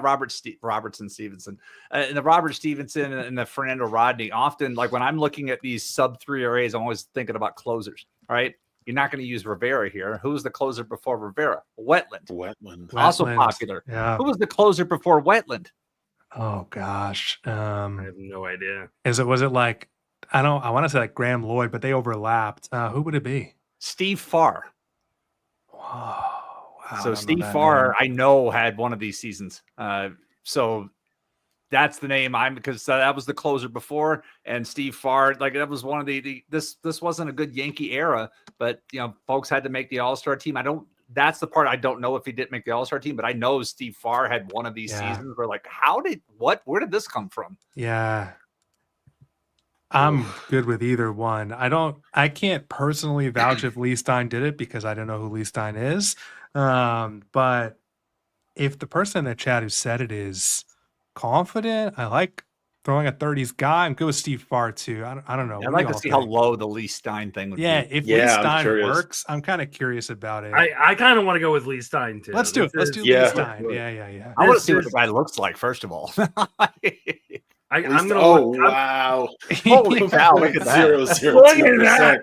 All right, I'm pulling up Lee Stein's Fangraph page. Real quick. I want to look at Lee Stein for a second. Like this is insane. He had one season with the Yankees in 1938 where he threw 8 2/3 and had a 1.04. So he's like Moonlight Graham. Yeah, right. 143 career innings between 4 seasons, but he didn't pitch in 1937. That's interesting. He also has a lifetime major league batting average of 300. So really, if we ever need a box, we need to store that for later, Mike. But 300 career would be lead time, which I have to imagine is like ridiculously low. He had 37 at bats in 49 games. Or 37 plate appearances in 49 games. Yeah, I mean, he had 4 RBI one year. Lee Stein, wow. White Sox, Reds, Yankees. I mean, I'll never forget Lee Stein now. I feel like we're like part of the yeah. Somebody in the chat just called out the one I was going to recommend for the sub 3 Giants, which is Ryan Vogelsong had a sub 3 ERA 1 year with the Giants. Was that the year he won like 15 games or something? Insane? It was an insane run. Like it came out of nowhere too, and it like, but I mean, we love Vogelsong here in San Francisco. He's always like, if I ever get like a Pirates San Francisco one, he's always the one I use. We don't have to use these guys, but I remember, I think it was after Josh and I did a grid with Giants Cy Young winners, and I kind of fell down the rabbit hole. I broke out my old like baseball cards and was like doing deep dives into stats because what was it? Mike McCormick and Tim Lincecum were the only 2 Cy Young winners for the Giants, and we're like, that seems odd since the Giants are such an old franchise. So I was going down the rabbit hole and I came across 2 names. One of them, I don't know if I've told this story before. The first game I ever went to was Mets Giants in 1993 at Shea Stadium. And I think Bud Black was a starting pitcher. And they had a pitcher, the Giants had a pitcher in their bullpen, Mike Jackson. And I remember, like, for whatever reason, as I'm falling down the rabbit hole, I'm like, I wonder like what the box score from that day looks like. And then I started clicking on the players who played in that game. Mike Jackson did have a season where his ERA was below 3. So he fits here. And the other guy that I found in that deep dive was Steve Stone, who's like an older, I think 50s or 60s. He pitched, and he had, I think it might've been a 1 something ERA one season. That's my country, but we don't have to use them, but those are the, no. I like that. I like broadcaster Steve Stone, is it, or is it another Steve Stone? I don't know. That's a good question. I'm not sure. I didn't dive that far down the rabbit hole. Because I stopped when I saw. We should use Steve Stone to stay in the theme, but I don't know if there's 2 Steve Stones in baseball. There's not. Oh, it was okay. He wasn't 50s and 60s, 70s into 80s. That's what was throwing me off. I'm like, wait a second. No. He won the Cy Young in 1980. So he wasn't that old. But I like the Mike Jackson call. I think the Mike Jackson call is the right one right there. I don't think anybody picks that one. I said in the chat, I can't remember, like for some reason, Scott Geralt or Geralt, however you pronounce that. I just remember that, like that one year when Roger Craig introduced the splitter to everybody on that team was throwing it, and they were really the only ones in the league throwing it, and nobody was hitting. But like in my head, I'm picturing like some 2.76 ERA for Scott Geralt in one season. But I just remember as an Astros fan growing up having to face the Giants, and those guys would all come in throwing that splitter. I thought it was unfair until Mike Scott came along. I'm like, oh, never mind. This is good. Yeah. I'm good with your shout, Mike. You want to go? I don't want to hawk the Giants box, but no, please. That's a good one. I like that. All right, Mike Jackson, 0.04%. Nice. There we go. Love it. The best thing I'll contribute all day. So why don't we do Yankees Cubs, and then Jason, we can let you close it out with Rays. I mean, I'll advocate for Ray Sanchez again, but we certainly don't need to use them. For some reason, I'm on a Ray Sanchez kick. There's probably a lot of guys that fit this box. LeMahieu, Bellinger, Marcus Stroman. Yeah, those are going to be rare though. Starlin Castro. Oh yeah, Castro. I have a name, and I want to remember. I want to talk. I know the player. I know for a fact he fits here. I just want to bring up some of his numbers. Yeah. So this particular player I'm thinking of in 1983 for the AAA Columbus Clippers of the Yankee system, hit 35 home runs, 108 RBIs, and slugged 587 in AAA. And the only reason this guy always comes up because I can visualize his 1986 Topps card. And that's why I know he fits in this square. But he finished his major league career with 218 games and hit 258 and hit 14 home runs. Wow. Just like did not translate to the majors. Nope. He was a quad A guy. He came up with the Yankees, then he got sent to the Cubs, and then he got sent to Japan. Who was it? Who is it? Yeah. This is Brian Dayett, Dayett.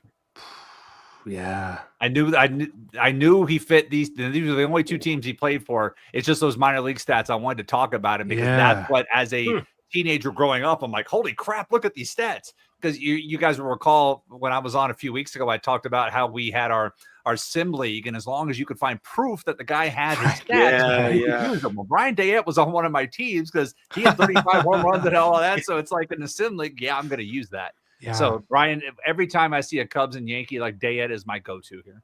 I love that. Nice. Let's do it. I've got let's do it. Yeah. Brian Dayett, 0.1% hidden Who gem. else is throwing Brian Dayett? I was going to say that's higher than I would have expected. Does he have a huge family? I was about to say, as Brian Dayett's dad is playing today. Got like 20 computers at home or something like that. No offense, but like, wow, he's home playing on 5 different browsers. Yeah. I'm honestly surprised he's that high, but maybe it's just a bunch of like early 50s guys like me, and we're thinking of that Topps card. Go look his 86 Topps card. It's like, yep, there it is. Okay. Yeah, it definitely could be. Before we close out this last box, I mean, since we have you guys, just maybe what are you kind of looking for? Is there like a player you're zoning in on for the rest of the fantasy season that you feel like people are overlooking, or what do you feel like is like a trend you're seeing that are you zoning in for the rest of the season? I know it's still relatively like a young baseball season, but we've got some data. So maybe whoever wants to pick that up first, just curious. I mean, I'm sure Justin and I will talk a little bit about it tomorrow too, as we record our Sunday episode, but like a current topic is how do you replace Chandler Simpson if you're somebody who had all those steals? That was 19 steals. He had 5 in the last 2 games before he was sent down. And now what do you do to replace that? The good news is you may have had him as a bonus because a lot of people obviously weren't drafting him to start the season. And so he became a bonus with all the steals because frankly, he was doing better than we expected for stolen bases when he was up. And a lot of that was they were playing Houston. Houston is so bad at controlling the running game, and Simpson ran wild against them in Miami. So most of those steals were coming against the 2 worst teams in baseball for throwing guys out. So that'll be part of it. And then early on with the offense, the ball, I jokingly mentioned that earlier, but the ball's just not traveling this year. And we see the drag up, and the elite power guys are still hitting well, but offensively still, like last night. I mean, the Rays and the Pepio versus Framber Valdez matchup was just so much fun to watch, even if my favorite team lost 2-1 on a walk-off homer by Yainer Diaz. But Framber Valdez gave up a leadoff home run in the second pitch of the game. That was it. Nobody got past second base the rest of the game, and I believe only 3 guys reached base after Jose Caballero hit that home run. He was just unbelievable yesterday. But Justin, what about you? I think the main thing I'm looking at is some of these new stadiums, small stadiums, the Rays and the Sacramento A's. Like, how do they play in the summertime? Like, how are because Sacramento gets hot, like really, really hot and dry. We've already seen Sacramento play up really, really well so far, and it really hasn't been hot yet here. Sacramento is about an hour and a half away from where I'm at. And so, like, how bad is that stadium going to be for pitching? Are you even going to be able to throw your studs in that stadium when we get to August and it's 110 and dry as heck out in Sacramento? So I think for me, like, that's going to be one of the big stories of the summer. Like, how many fantasy teams get ruined because people put their studs in Sacramento, when they were visiting the A's and got absolutely torched. That's a good point. Yeah, I didn't even think about that. I mean, especially you got George Steinbrenner Field for sure already like a playground a little bit. Yep. So that's a really solid point. Yeah.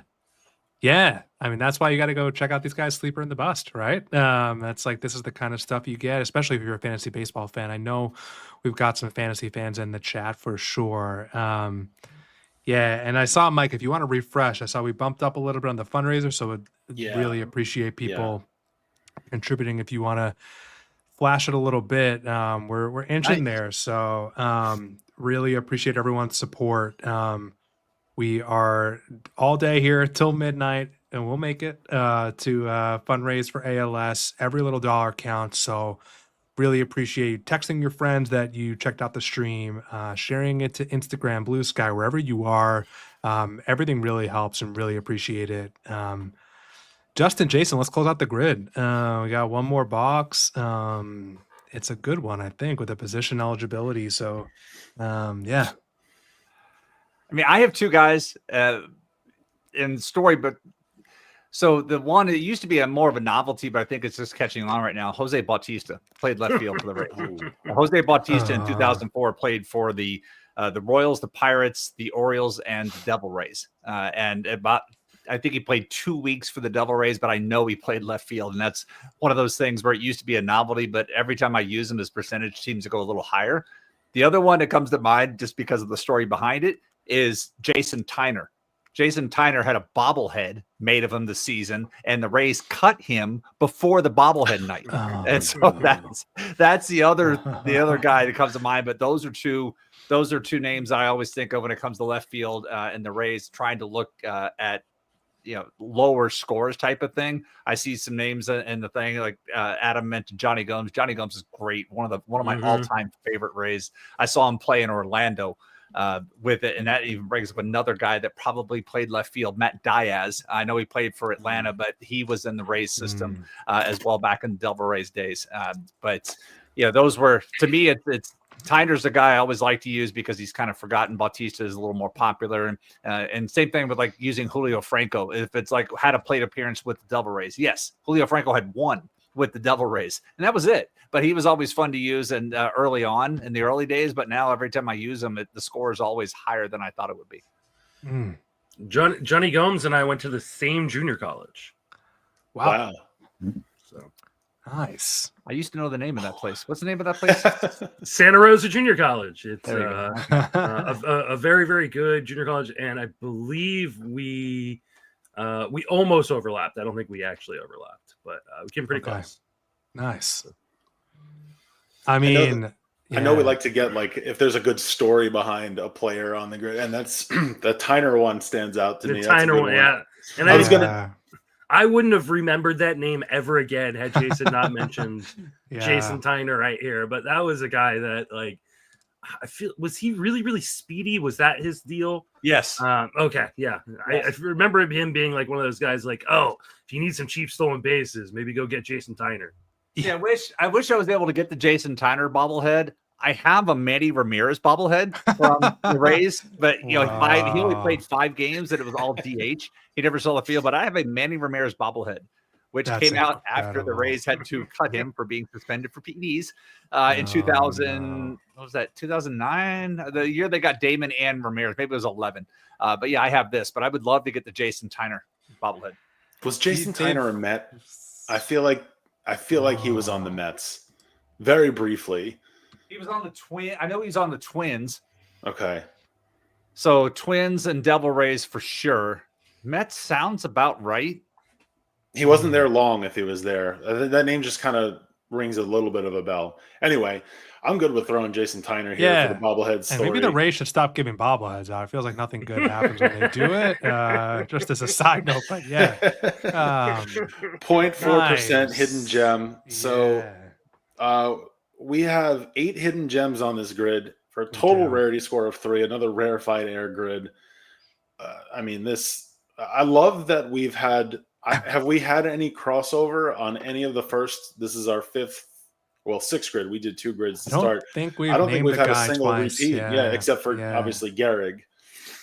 I mean, I'm going to do everything I can to use Lee Stein again now that we talked about him, but I'll do it if we can. But no, you're right, Mike. We've got, what is this, the 4th grid? So we've got, unique 6, players. Maybe it's the this is the 5th hour, and we did 2, so 6 grids. Yeah. It's a beautiful grid, and we've got like multiple generations represented. Really good. Jason, Justin, thanks so much for doing this. We really appreciate taking time out on a Saturday to hop on with us, supporting the cause, and just sharing your time and knowledge. We really, really appreciate it. Yeah, absolutely. I just dropped a little donation in honor of us. Appreciate did it. $5 per one we got. So nice. little bit. And I did one coming in to get to the original. I logged in. I was like, "Oh, you're almost original goal. Let me close that gap." So it went up another 1,000. I'm like, "I'm not closing that gap." Yeah, but no, I appreciate it so much. Thanks, guys, for having us, but also thanks for hosting this. Like, I do Potapalooza every year, which is a live stream event, and I'm on the live stream for 12 straight hours for 2 days in a row. It's like, I know how hard this is. Like, this, I think a lot of people, like my wife's all like, "You're just sitting in front of a screen." I'm like, "Yeah, but you're doing it for 12 straight hours and you're thinking and, talking about baseball. Like, by the end of it, your brain is pretty mush." So, like, thanks you guys for stepping up and raising money for a really great cause. Yeah. Thank you. Yeah. Super appreciate it. And, we'll come on sometime again when we're not like brain fogged. We can check in on the fantasy season again. And, yeah, we'll say hi to Joe check for back you. in at the 9 o'clock hour to make sure you're still functional and be like, yeah, exactly. Yeah. If you're still up at 11, then 11 p.m. is going to be a real treat. Yeah. I'm on the West Coast, so that's easy for me to come in and harass you guys. You guys are completely jello at that point. Yeah. I'm going to be naming golfers and NASCAR drivers by then. Like, we're just, I don't even watch NASCAR, but I'm just going to start throwing Jeff Gordon. Yeah, 100%. Yeah. Thanks again, guys. It's super fun. So appreciate all your support. And we'll tell Joe you said hey, he's next. And yeah. Thanks, guys. Yeah, we hope Joe's doing better. And I saw you guys got Tyler Kepner coming on. Yeah, we do. Guy, man, you want to talk about the rarity scores? That guy, every time I see one, are I'm insane. like, wow. Yeah, I know. Yeah, insane knowledge. That should be fun. We're gonna need it. He's in the 11 o'clock time that's slot, true. so he's gonna carry it. He's gonna really carry it. Yeah. See, that was smart though. You bring in a strong arm to finish it out, right? That's the closer, right? 100%. Yeah, he's our closer for sure. So no pressure, Tyler, if you're watching. But yeah, sounds good, guys. Mike and I'll take a break. We'll be back at 5 Eastern with Joe Rico. And yeah, thanks for tuning in, everybody. So thanks, guys. Thank you. Yeah, thanks.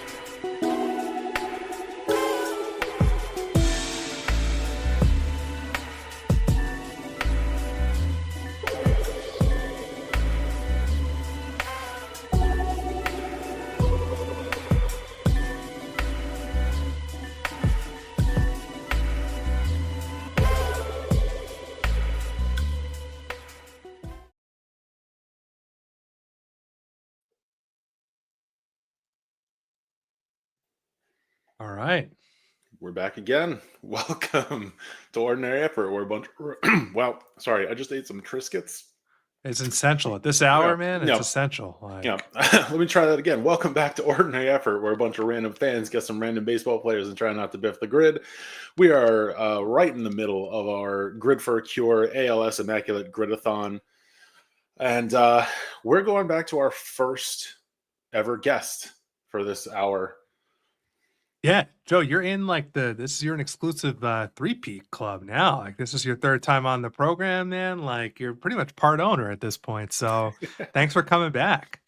This is like Saturday Night Live when they do the 5-timers club for people who've hosted 5 times. You guys are gonna have to get a special room and some jackets made. But no, I'm very happy to be here. You guys do fantastic work, and it couldn't be for a better cause. So I'm more than happy to be here, guys. Appreciate it. Yeah, Joe, always a pleasure to have you on. And yeah, if you're just tuning in because you're here for Joe or you found it because someone shared it, welcome. Like Mike said, we're here for ALS. The ALS Association is the largest nonprofit supporting ALS to find a cure, to support patients with ALS and their families. And we are doing our part to try to raise as much money as we can. I know we'll get that up on screen a little bit. We got some tech stuff, trying but sorry about that. Let me see. You're good. There we go. I got it up. Yeah. So we've had a good day so far. People have been really generous, and we really appreciate it so much. Like we said, May is ALS Awareness Month, and there is no cure for ALS right now. So the money raised today for the ALS Association helps fund research. It also helps patients and their families navigate this disease, whether it be supporting with the community of other folks with ALS, navigating insurance, caregiver support for the disease. So really, truly appreciate the support. We'll drop the link if you are watching and you feel like you have it in you to support a little bit. Any dollar counts. And if you can't support, we'd love if you shared the stream.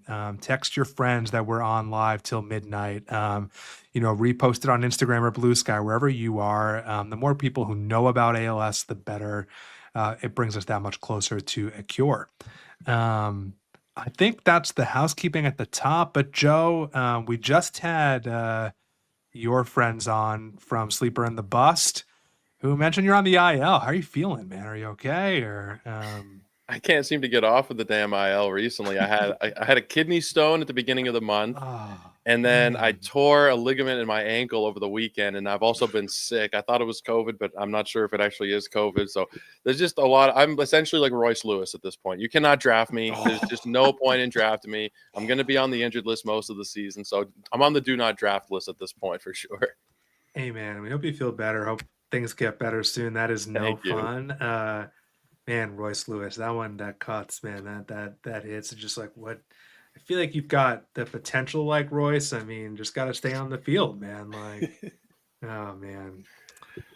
All right. Well, Joe, you're a Blue Jays fan. How are you feeling so far in the season? I mean, how are you feeling just baseball related? You eat, sleep, breathe baseball. What's been going on for you lately?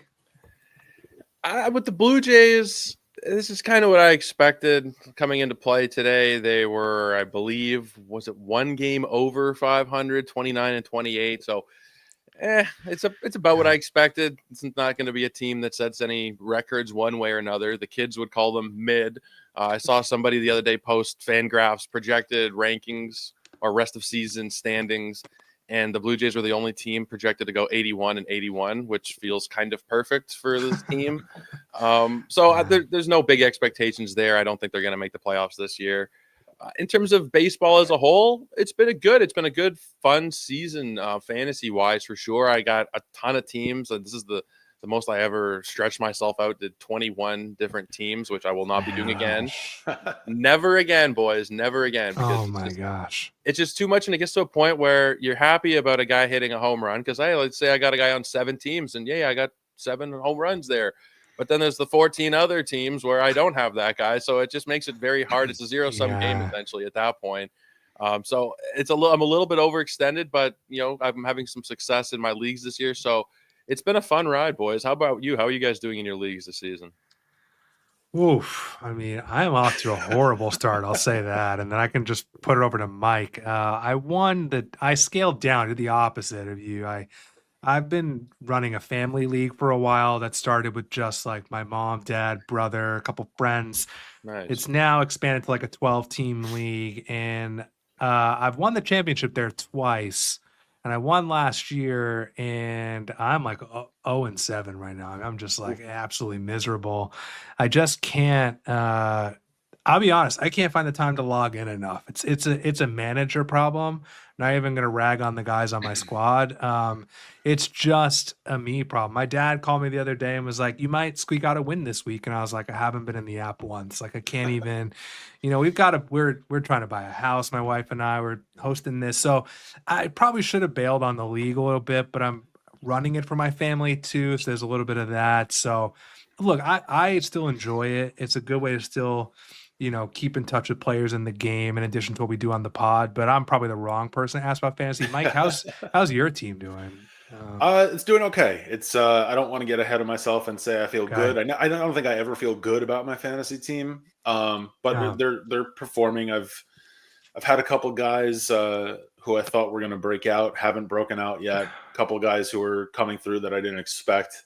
And kind of like you said, I've been paring down.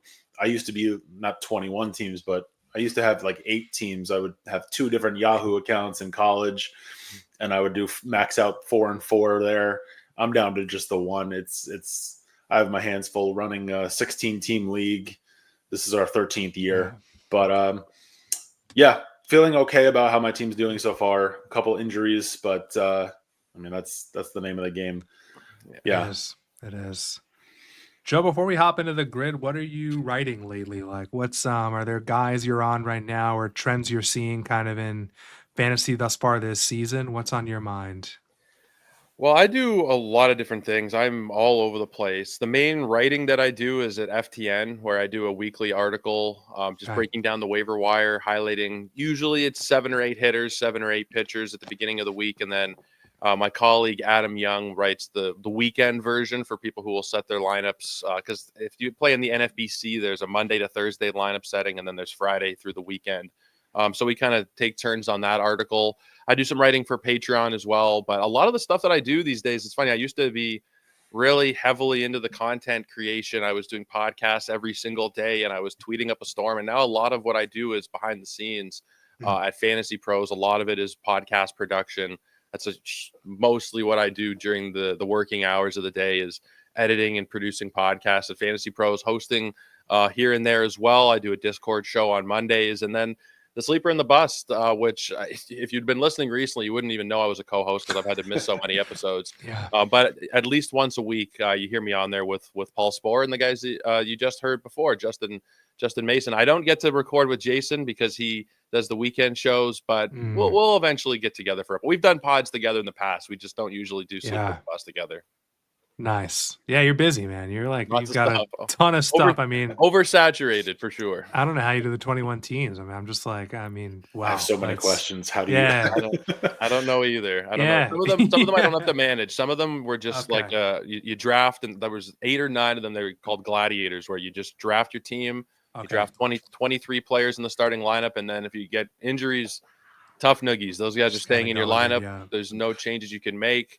Sometimes it works out well. Sometimes you got George Kirby, Shane McClanahan on the same team before the year starts, and you're kind of toast already. But it's fun, man. Like, this is what I kind of do for a living, so I felt the need to keep adding leagues and leagues and leagues. I'm also just a degenerate, and I love to draft. And you get to that first weekend of the season where you're setting lineups, and it's like, oh my god, I'm going to be here for 2 hours setting lineups. And then Fab is a whole other, forget about Sundays. If you ever need me on Sunday, don't ask for anything. I'm doing Fab. I can't imagine. I really, truly can't imagine. But, well, we got a grid, right? We do have a grid. Joe, we've been trying to pick grids all day that Gehrig fits. So we tried to find the best we could to weave Blue Jays into a grid that Gehrig fits as well. So we might want to throw Gehrig on there just to start. Obviously, if you're just tuning in, we're supporting ALS. ALS is Lou Gehrig's disease, as more commonly known. So we're trying to just raise awareness of that. let's throw Lou Gehrig in that box. He fits Hall of Fame, Definitely. 300 average season. 1%. Nice. Beautiful. Joe, obviously you're a Jays fan. We got some other teams on there too. Where do you want to start?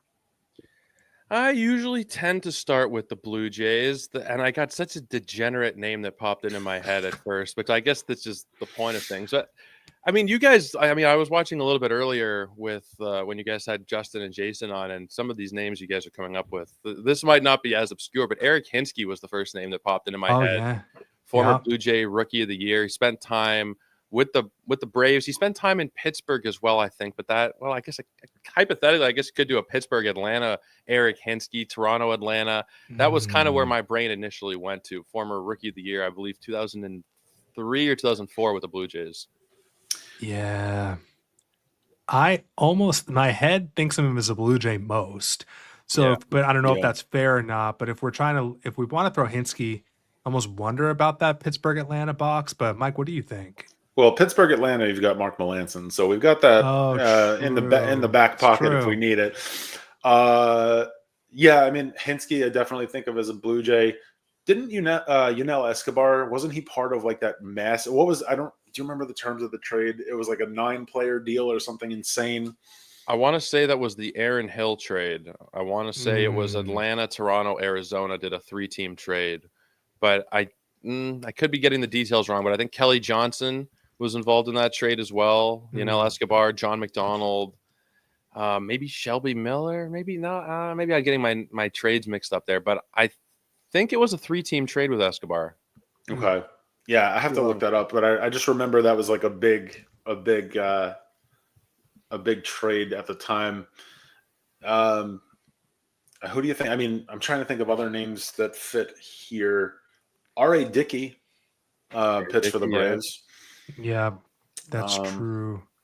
Were we talking earlier, Mike, about Kevin Gausman fitting a couple boxes on this grid? Gausman fits both of the top 2 rows middle there. Yeah, Braves and Reds. I mean, you obviously got Donaldson as well for Blue Jays and Braves, but I think that'll be pretty high. Yeah, I mean, I'm good with Hinsky. I'm good with a couple of guys who shouted out. What do you guys think? Another one is a more recent one, but Santiago Espinal played for Toronto and Cincinnati. Oh, yeah.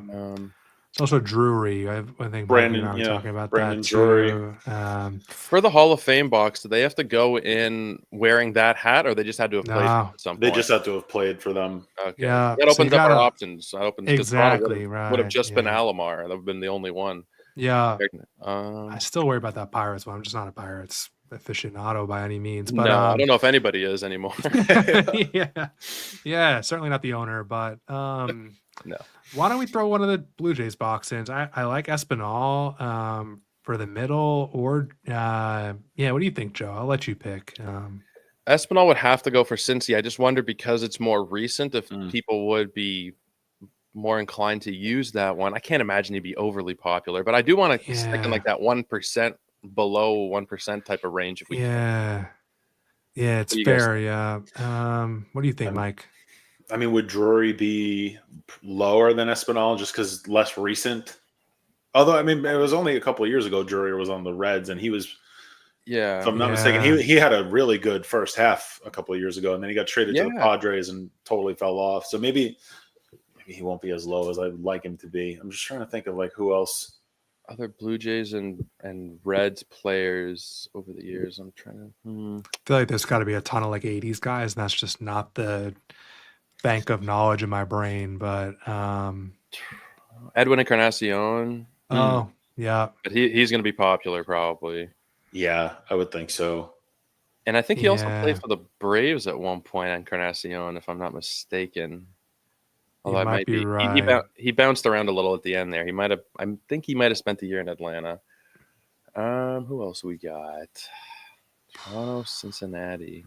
Yeah, man, this is a tough one. I mean, we kind of did you a little dirty with these teams besides Blue Jays, but did Michael Saunders play for the Reds?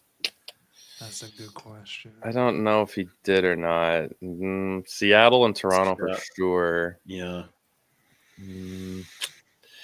I don't know. I'm kind of tempted to throw Hinske into one of these. Yeah. I think Hinske is a good call. I'm good with, you want to do Blue Jays Braves or I'm good with Blue Jays Braves or Pirates Braves, unless you guys had your heart set on Melanson. I always have my heart set on Mark Melanson. Yeah. I mean Hinske I think would be a good, because I don't associate him with the Pirates and the Braves. Yeah, I think that might be the move there. Yeah. Okay.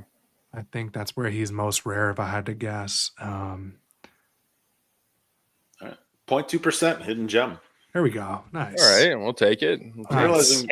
Is there a delay on the video with the ever so slightly? Yeah, exactly. I will say we ranted on the Pirates a little bit, but Andy in the chat, who's been here for he's been here for a couple of them now. Yeah. He called out a Pirates Hall of Famer that I don't even know who this guy is, but Heine Manouche. I don't know who that is, but I wanted us to consider it at least. Because Pirates Hall of Famer, I mean, like, I'm not embarrassed to say I'm thinking like Clemente or Stargell, but I don't have like a deep cut for Pirates Hall of Fame. I don't know, Joe, if you think of anybody for Pirates. No, it's mainly the big guys like you're mentioning. Yeah. Pirates Hall of Famers. I'm trying to think of guys who might have spent like a year or two. Exactly. Yeah. I'm wondering if like Goose Gossage did. He bounced around to a bunch of teams, and I know he did San Francisco, Oakland, the Yankees. I just don't know if he did Pittsburgh. I mean, we could slam Heine Manouche because I like that shout, but yeah, up to you all, really. I don't think I'm coming up with anything better for this one, to be honest with you. I don't think so either. Yeah. Let's do that. Let's do Heine Manouche, and shout out to Andy for a really good shout. 0.02% hidden gem. Yeah. Okay. This goes back to like we were talking about earlier. It's like, I mean, Andy, I don't know how you remember Heine, but just like you remember these guys out of nowhere, and you can't remember like where you put your keys, like what you did last week, and just like Heine Manouche is in some guy's brain. Like, and I love that. But anyway, all right, let's keep going. Joe, what box you want to hit next? The Blue Jays Hall of Fame one is kind of just going. My brain is going through the different options because the true Blue Jays Hall of Famers, you got Alomar, you got Roy Halladay, and then there's a lot of guys who are like Clemens was here a couple years. Clemens isn't in though. Yeah. Oh, you're right. My God. People don't. I wanted to say the same thing. Yeah, my brain knows that, but in the moment, I was like, okay, Clemens 7 Cy Youngs. He's in. No, he's not. No. Same with Canseco, right? Yeah, he was up there. Yeah. Frank Thomas is in the Hall of Fame. He was a Blue Jay for a couple years. Mm-hmm. Scott Rowland, recent inductee, was in Toronto for a couple years. I like that one. Rowland was also on the Reds. Yeah, he could be Blue Jays Reds too. Yeah, I like him. Could be. I like him for Hall of Fame if we're going to use him. I forgot he played. He probably had a 300 season in Cincinnati, although I wouldn't bet my life on it. That's true. Yeah. Yeah, I think out of the guys you named, I mean, Frank Thomas or Rowland are really solid picks for Hall of Fame. Jack Morris. Okay. Yeah. How long was Morris with the Blue Jays? He was there for one of the titles. I want to say he was there in 92. Okay. Or 93. One or the other, but not both. Ricky Henderson was a Blue Jay very briefly on the 93 team. John Olerud, I believe, is enshrined. I don't think Olerud's in the Hall. Is he not in the Hall? Man, I don't think so. I love John Olerud. I don't think he's in the Hall. Carlos Delgado is also not. He's not. He's one of the ones I think people are most vocal about. Probably should be in. Wow, Olerud is not in the Hall of Fame. I'm shocked. Yeah. Yeah. Wow, that's surprising. Man, someone did call Dave Parker, which is a good one because he probably, like as they pointed out in the chat, he's probably inducted after this grid came out. That's a good call. But I do like the Rowland shout, just like a core memory kind of player for me, just with his defense. And I don't remember him playing for the Blue Jays, although I kind of like my brain knows it's right. Fred McGriff is another option. Oh, yeah. Yeah. Crime Dog, right? Yeah. Can you do managers? You can't do managers, right? So I feel like if they're in as a because we talked about this, I think with Joe Torre. Yeah. Right, he's in as a manager, but it counts towards the teams he played for. So you could theoretically put Joe Torre as like Mets Hall of Famer because he played for the Mets and he made the Hall as a manager, which is some crazy Because I was thinking Bobby Cox. Oh, but I don't know if that would play. I don't know the rule. This is where is Adam still watching? Like, I just don't know the rules well enough. Yeah. Apologies, I didn't like memorize them yet, but to know how that works, it would be a good one because you're saying he played. Did he manage the Blue Jays? He managed. He was a Blue Jays manager in the '80s, but he never played for the team. Yeah, I want to say that the catch is that they can be inducted as a manager, but their teams that they played for count. Okay, so and here's a little. It says they can be inducted from any category: player, manager, umpire. Wow. When paired with a team, they must have played a major league game for the team in question. So if he didn't play for the Blue Jays, then that's not going to work here. Okay. No. I'm leaning Roland, but I mean... Roland works. Roland totally works. I'm trying to think of other like obscure ones because those 92, 93... Dave Winfield was on one of those World Series teams. Winfield's good too, yeah. I want to say Phil Niekro pitched the year in Toronto. I think you're right. I just remember the cap maybe. I guess I have a Niekro baseball card, and I think it's a Blue Jays one. That's awesome. Now I'm thinking Niekro out of the guys you mentioned is probably the lowest for the Blue Jays specifically, but I don't know. What do you think, Mike? I mean, I don't think we can go wrong with Niekro or Roland or Winfield or I guess with Winfield, if he was part of the World Series team, maybe he's a little bit more memorable and might make him higher. Fair, yeah. Yeah. Niekro's more of a deep cut, probably. Yeah, I like that one. Let's do Phil Niekro, yeah. Yeah. Let's do it. 1%. Okay. Nice. Yeah. I like it. Hey, let's just pull up the fundraiser, Mike. And kind of see where we're at with that. I saw some people trickled in some donations and super appreciate it. You know, as we mentioned, if you're just tuning in, we're fundraising today for ALS because it's a really debilitating disease that has no cure yet. And the ALS Association does just some tremendous work to help not only research to find a cure, but also help families who are struggling with this right now. So by giving them access to other people in the community, helping train caregivers and doctors on the disease. So it really is like every dollar we raise today is going to a super worthy cause. And obviously it's a huge thing in the baseball community because ALS is Lou Gehrig's disease. So if you are able to make a donation, we super appreciate it. We'll drop the link in the chat. Mike and I have been sort of chipping in for all the hidden gems we get throughout the day. So if you're watching and you feel like I can only chip in a few dollars, maybe just throw in like $1 for every box under 1% we get. You know, really every little bit counts, and we super appreciate the help. So we're trying to get to $3,500. Maybe we'll see how the night goes, but we're close to 2,800. So I'll drop the link. Mike, let me know if I missed anything. But no, I was going to say the hidden gem thing, and I guess it's, if you're new to the stream and haven't been watching or haven't seen us before, hidden gems, like Josh said, anything under 1%, we're calling a hidden gem, and no, you covered the rest, I think. Nice.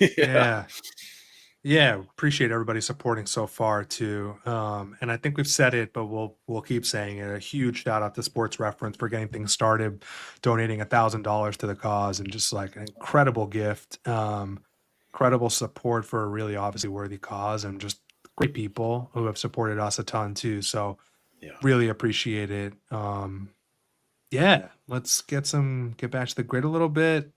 See what we got. Should we do a Reds box?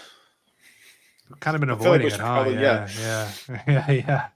Reds. I mean, I'm thinking about Denny Nagel here for the Pirates Reds. Oh, He does fit. yes. And I feel like he's most often used probably for Pirates Braves. So, he might, I don't know if he's a gem per se, but he fits. Colt Tucker works here, I think. Uh-huh. No, I'm sorry, not Colt Tucker. Kevin Newman. Kevin Newman works here. Shortstop came up with the Pirates, I think. Spent a little time. I don't know where he is now, but he works here. There was a shout earlier that I just want to find that was a real good one.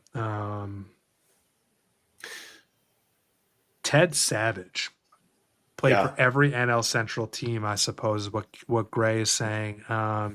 So just one to keep in mind there. Love the shouts from the chat. Pirates, Reds, yeah, it's a toughie.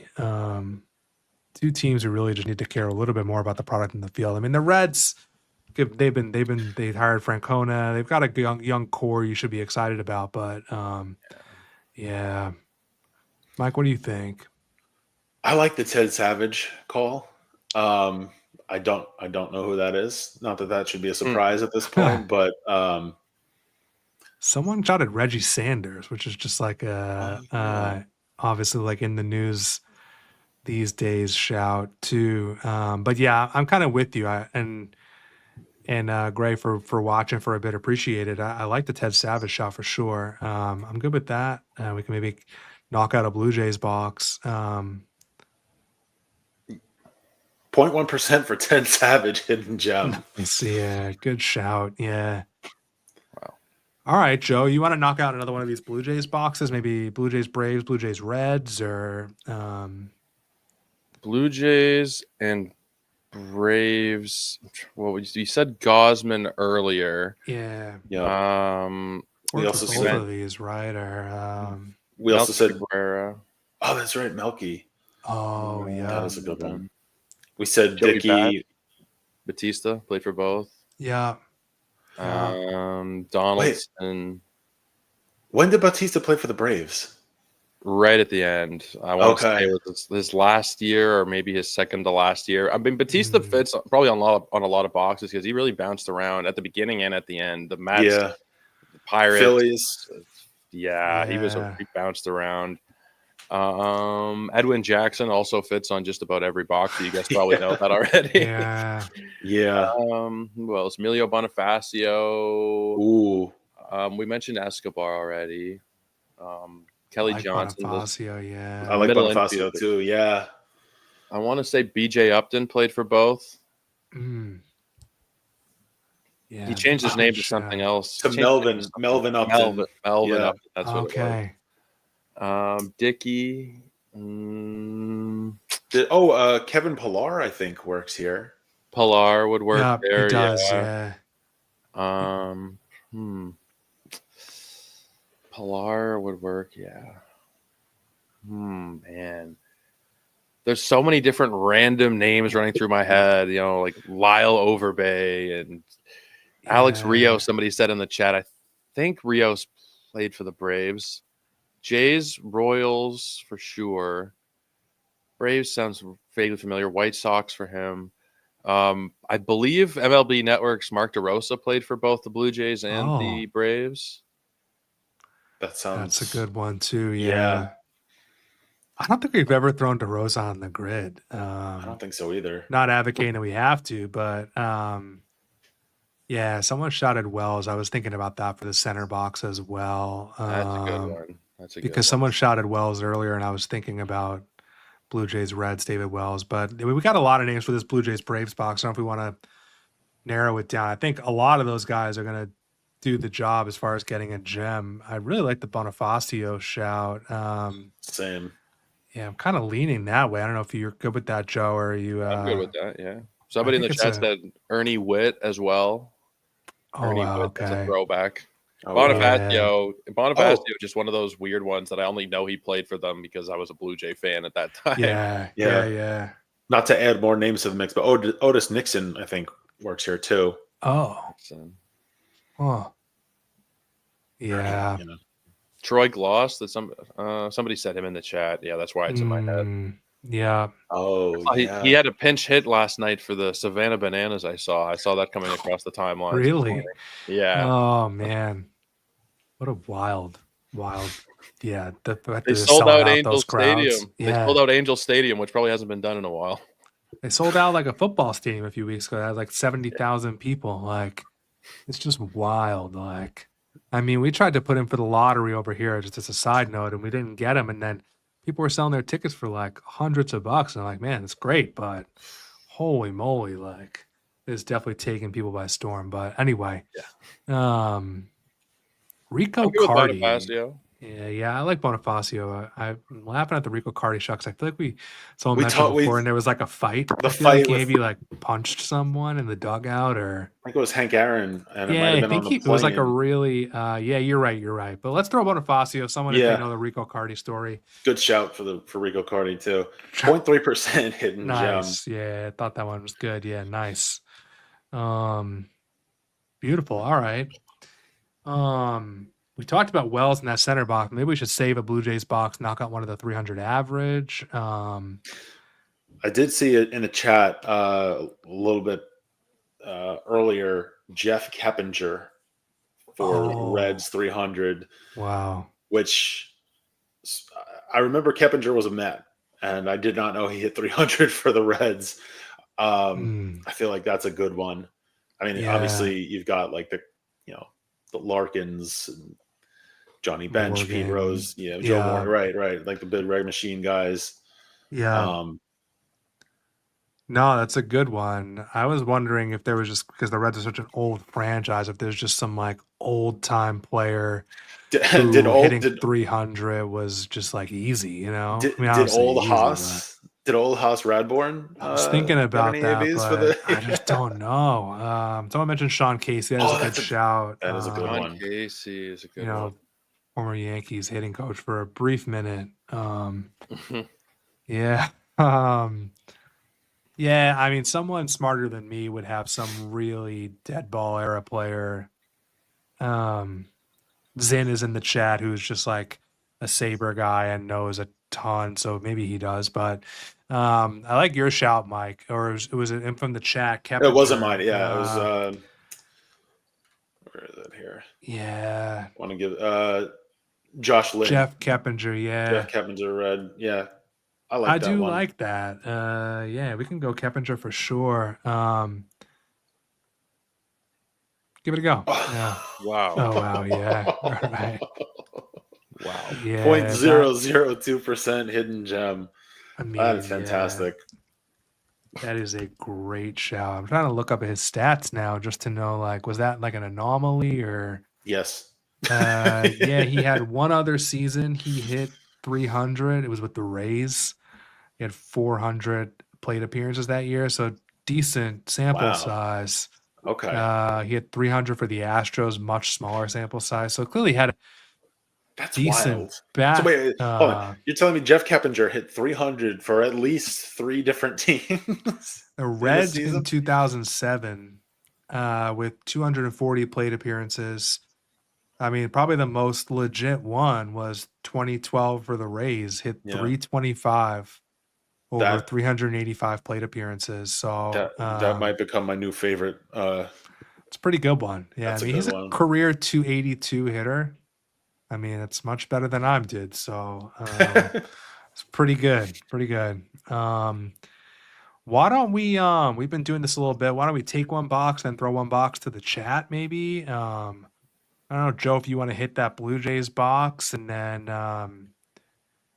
yeah, I mean, we've been sitting on Scott Rowland. We could use him for that middle one. That is true. Yeah. I feel like most people probably remember him as a Philly. I would imagine. I think that's the cap he probably wore on his plaque. Yeah, that's a good point. Yeah. Or was it Phillies or Cardinals? Well, I'm sorry. I think he might have. I think he played for both. Yeah. I think he played for both. I think. Did he play for like all the red teams? Like, it was just yeah. Maybe not the Angels, but I think every other one. Yeah, exactly. Yeah.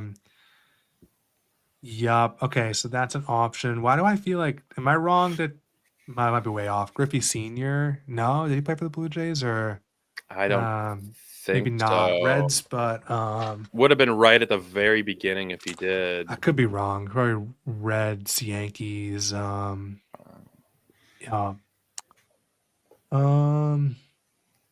I do like Roland. We could have thrown him in the Hall of Fame box. It probably is a good shout here.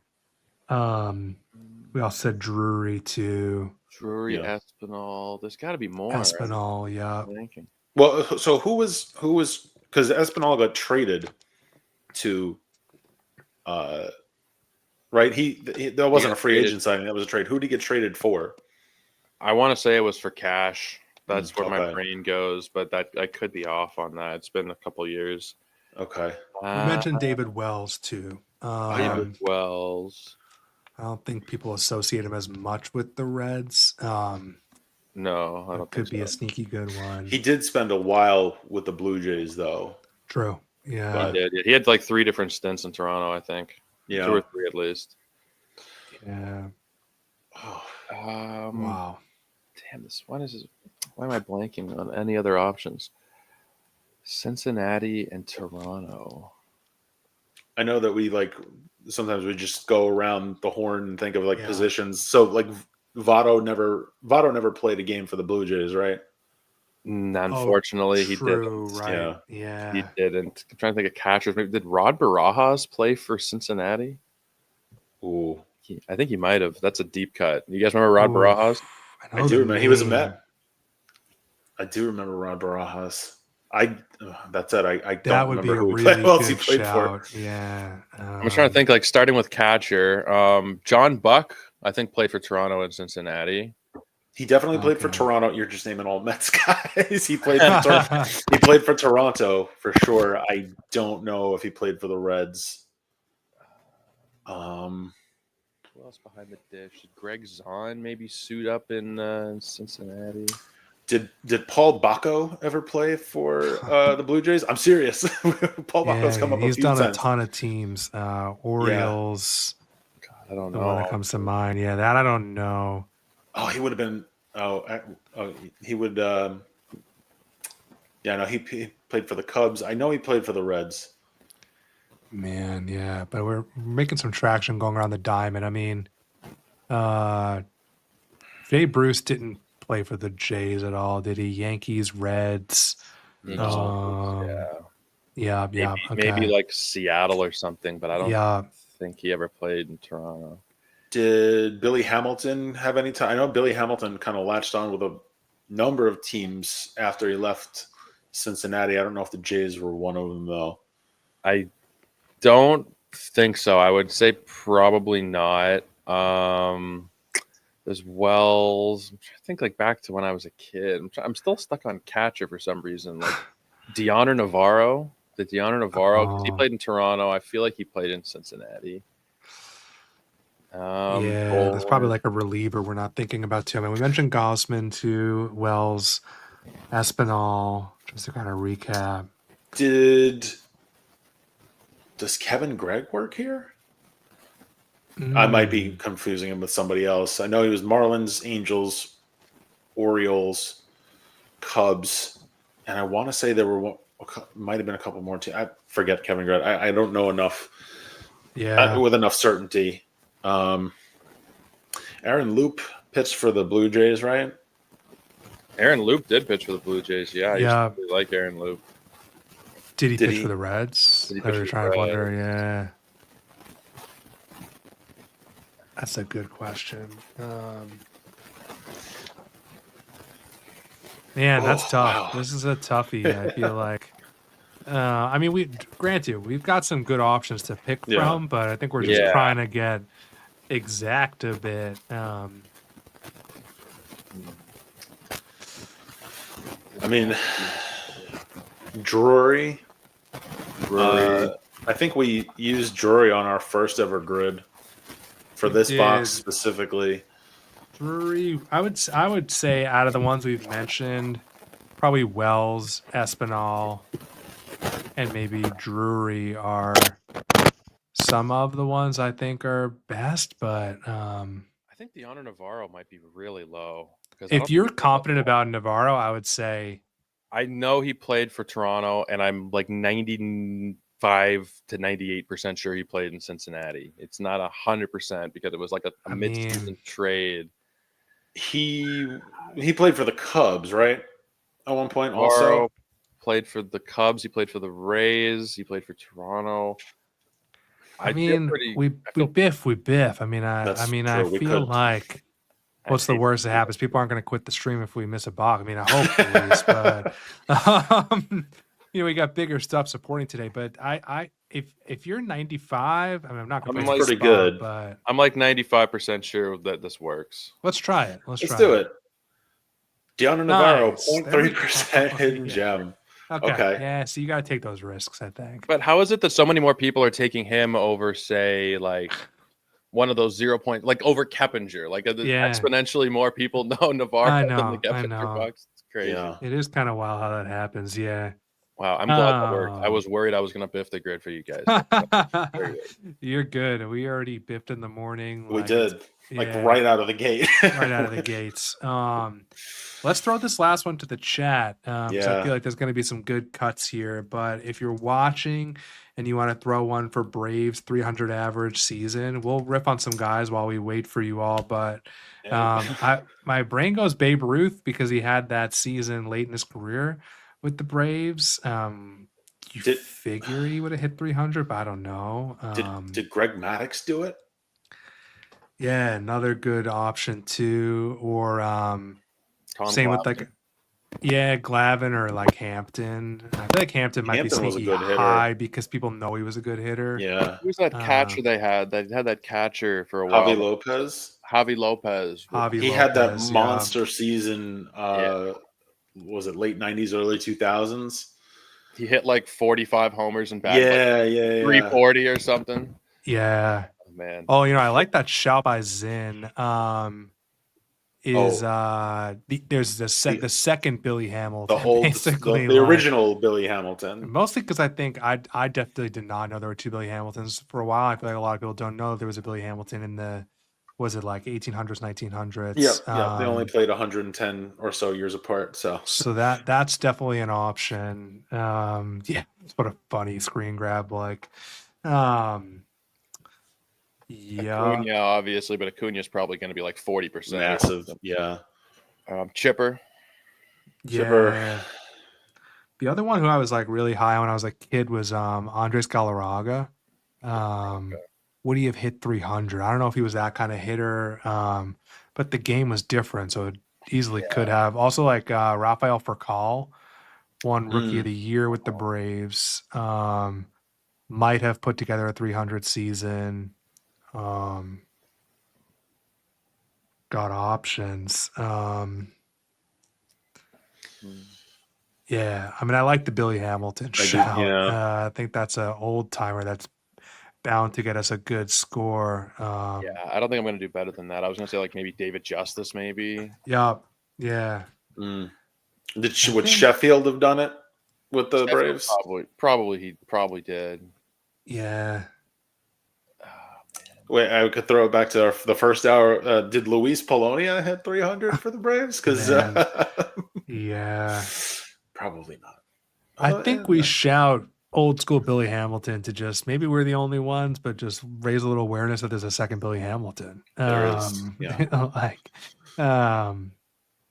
Let's do it. Let's do 1800 Billy Hamilton. It's 0.05%. Hidden gem. Total grid score of 4. Yeah, that's awesome. This is a beautiful grid. What do we got? How many hidden gems? I feel like we might have like 7 or 8. 4, 5, 6, 7. 7 hidden gems. Nice. Love it. And like bunch of generations represented as when you count Billy Hamilton in there and Bonifacio and Necro, Gehrig. So this has been a blast. I'll be honest, I thought we were going to get a lot more like recent players, but we kind of Joe, I think you've had the hardest grid all day, to be honest with that's you. True. Like, I mean, anytime you put like Reds and Pirates on there, like not an easy grid, and you still stuck with it and did it with us. So I appreciate it. Joe is all over fantasy. So if you don't follow Joe on any of the platforms like X, Blue Sky. Like, Joe, where's the best place to find your work? I know it's not a nice place anymore, but it's still probably Twitter. Yeah. I don't like it, and I don't post on there like I used to. But I'm just I've moved away from social media a little bit over the last year or so. I'll still share my workout, but I'm not really on there musing as much as I would have been in the pre-Elon days, or even last year, the year before. Like, I just have kind of drifted away from it a little bit. But whenever there's a new podcast or an article or anything, I do tend to share it out over on Twitter. But I need to start trying to be more active with Blue Sky for sure. And I'll never call it X. I'll always call it Twitter, by the way. Yeah, amen. Yeah. Well, Joe, it's always a blast having you on. Appreciate you so much. Of course. We'll always say just, being the first guest connected us to so many people when we were first starting off. So super appreciated. And if you're tuning in, we've got a bunch of guests left. So Bryce Whitlow from MLB Hall of Good is next. 7 o'clock, we've got Adam Dorowski from Sports Reference. We've got Dan Evans, the former Dodgers GM. Sarah Sanchez, who does a lot of fantasy Cub stuff. Jeff Snyder from Locked On Dodgers. And then closing it out, probably exhausted, with Tyler Kepner from The Athletic, who was nice enough to hop on too. So stick around with us, share the stream if you can, and we'll drop the donate link again.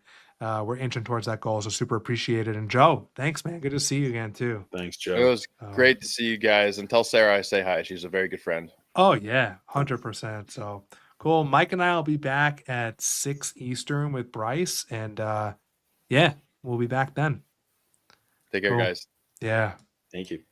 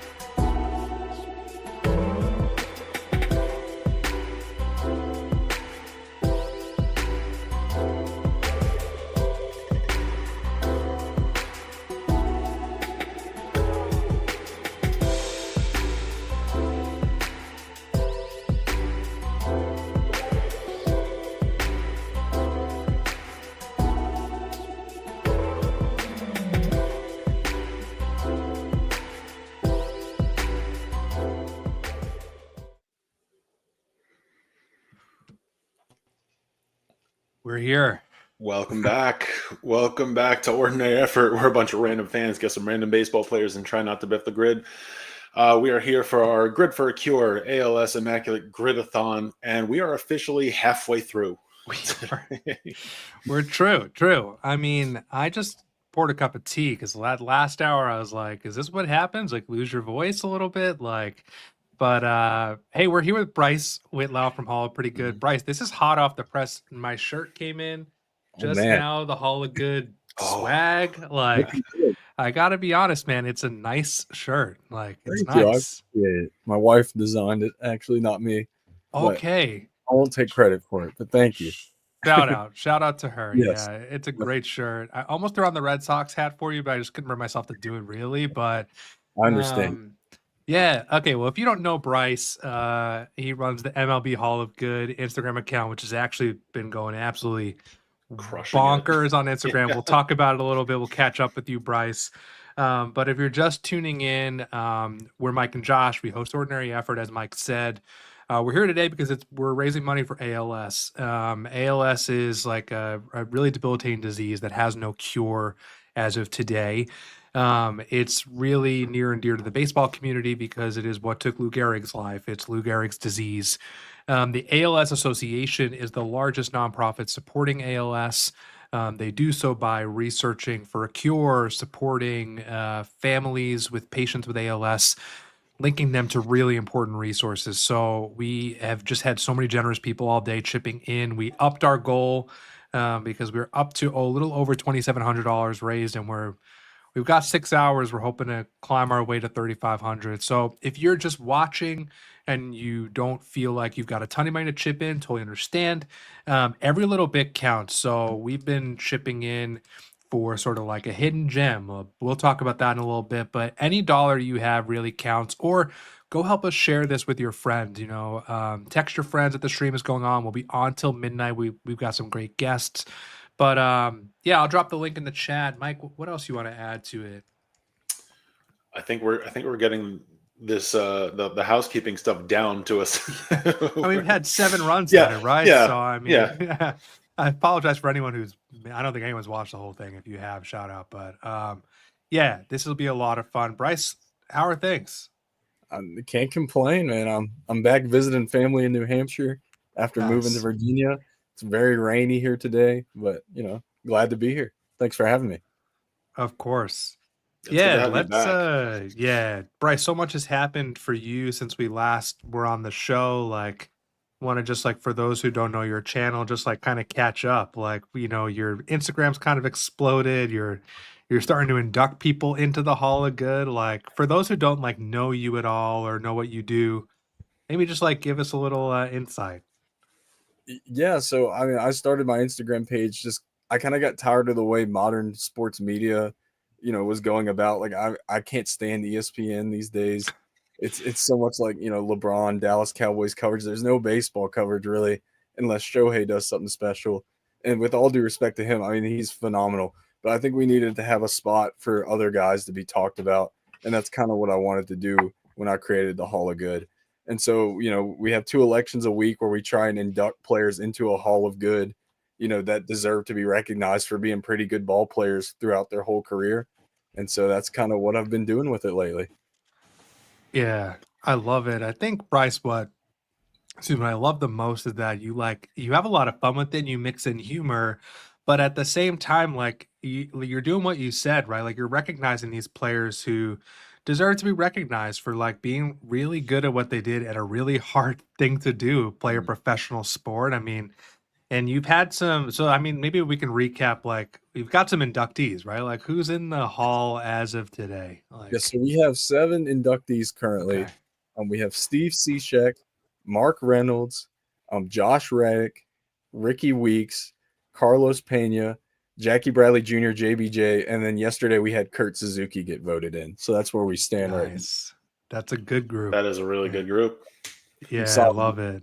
I mean, and we're talking too, these inductions. I was telling my wife, because she loves JBJ. She probably voted for him.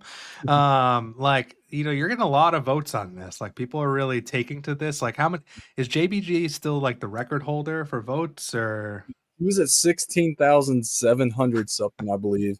And then Kurt Suzuki got 19,700. Oh, wow. So he has the most votes. So it was really cool to see that many people participate and care about it. I was really surprised by that. Yeah. Man, that is incredible. Like, yeah, Mike, go for it. I was going to remind me again. What is the threshold for a player to get inducted? It's a percentage, right? Like, so the Hall of Fame is 75%, but to be pretty good, you got to get 65%, which I thought was pretty fair. I like that. Yeah, the vote you got to hit 65% and above gets you in. Yeah, love it. And it's like there's a threshold, right? I mean, like I know you pinned this on your page, but for those who just like learning about you today, like talk us through like kind of how you become eligible for the Hall of Good. Like what kind of players are we talking about? Yeah, so the criteria I chose to go with less than 35 B WAR, no Cy Youngs or MVPs won, and then obviously you have to be retired. And by that, no foreign leagues either. You have to officially announce you retire. Like Josh Harrison just retired this morning. So he sent out a statement, saying I retired. So we got to kind of have that, or at least, if a guy's like 48 years old, he's probably done, whether he, put out a statement or not. And so that's another thing. And obviously you can't be in the Cooperstown Hall of Fame either. So that's pretty much the criteria we roll with. Love it. Yeah. I was kind of Googling around like who I thought was going to be a really popular vote. And it's also encouraged me to figure out guys who had, better careers than I remembered. Like I was thinking like the Justin Turner vote's gonna be crazy. He has like 38 WAR, so he's ineligible. Like, but I didn't even realize Justin Turner. I mean, he's a great player, but it made me realize, wow, he's been around so long. He's put up an amazing career. So who are the guys, I guess, before we jump on the grid, like you're most excited to see on the ballot? I mean, obviously, like former Red Sox players, like somebody like Jacoby Ellsbury, he barely fits in there. He's at 30-something B WAR. He's going to hopefully get in at some point. He was my all-time favorite player. I'd love to see him get in. Mike Napoli, another Red Sox legend, kind of just guys like that I grew up really enjoying. I'd love to see them. Mike Lowell is another one that comes to my mind. Yeah, Mike Lowell. Wait for people like that to eventually get in. At least I hope they'll get in. Yeah. Fun fact about Mike Napoli, he is the reason my fantasy league no longer has caught stealing as a category, because somebody for years was on a crusade about how it was a terrible category. So we finally got rid of it. Because I think it was he lost caught stealing like 1-0 because Mike Napoli got caught stealing the week he had him in his lineup, and he was not happy about it. Man, that's shocking. He was running at any point. That's true. Yeah. Yeah. Well, we'll probably talk about it more, but Bryce, like, just super killing it on the content. And like, I know you don't like to brag about yourself, but we'll brag for you because I think you're filling a really cool niche in the baseball world of recognizing these players. And, there are so many metrics us like creators look at, and it's easy to get caught up in that, but it's not lost on us that we had you on in the year and you had around like 20-something thousand followers. I mean, you're in the 80,000s now. Am I right? Like, I mean, yes, sir. I just hit 89 a few minutes ago. Yeah. Wow. It's just incredible. So, I appreciate what you're doing. And I know it's just awesome to see. So, and it's been cool to see like some real players take notice of it too, like to comment and like acknowledge their induction. So I want to be at the induction, whether it's virtual or not. I want to attend. I've toyed with, going live kind of like you guys are doing and doing it at some point. It's got to, try and get it together and make it look how I want it to look. But that's definitely in the plans someday, I'd say. I love it. Awesome. Yeah. All right. Well, you are a Red Sox fan. I'm pretty sure we got a grid with the Red Sox on it. We've been trying to get grids all day where Gehrig fits as well. So, it makes it a little more tricky to fit everything in. But the reason why I picked this is, one, I think you'll have some great players for only one team. Really dive into your Red Sox gems.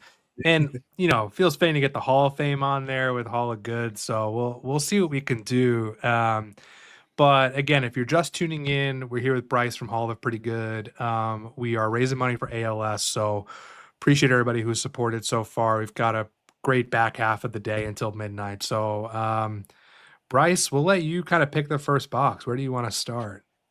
I think let's go with what I would imagine would be the hardest one first, and would probably be Brewers Hall of Fame. Yeah, Yeah. I agree. Yeah, that is a tough one. I mean, the Brewers are not a team I feel super comfortable with. I would say CC is a good one. Robin Yount. Robin Yount, Yeah, yeah. is the obvious one. CC just got in, so this is an older grid, so this might have been before CC got in, I right? believe it. Because Yeah, you're right. You're right. There's got to be so is Molitor is not in the hall, or is he? Molitor's in. He Okay, is Molitor, he's yeah. okay. Man, see, this is where I'm just like not great at the Brewers guys. Somebody in the chat Raleigh, said Raleigh Fingers. That's a good one. yeah, that is a good one. Raleigh Fingers for sure. Yeah, I know we mentioned CC, and it would be pretty low because of the date, but sometimes I feel weird about doing that. But I don't think it's somebody that maybe spent like a last couple of seasons there. yeah, Actually, I'm sorry, not to cut us off here. We're gonna throw Gehrig on here first, like we've been doing. You're right. We've been throwing Gehrig on the grid first. Yeah, sorry, it's hour 6. I'm like, what's my name again? Like now the question is, where is he going to be more rare? Only one team or Hall of Fame? I feel like Hall of Fame we could put him because we could get more fun with the only one team Yankees. I agree. Yeah, we can throw Gehrig on there. Yeah. Lou Gehrig 7%. Okay, nice. Yeah. All right, back to the Brewers. Yeah, I like the Raleigh Fingers shout a lot. Adam shouted Ted Simmons. Not a name in my arsenal for sure. Simmons a great one too. Yeah. What do you think, Mike? I mean, Sutton and Simmons. Yeah. I'm not really familiar with Simmons.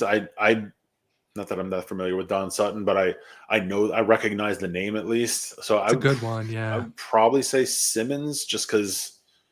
Yeah. Not that I'm a good barometer for this, but I don't know about him. So.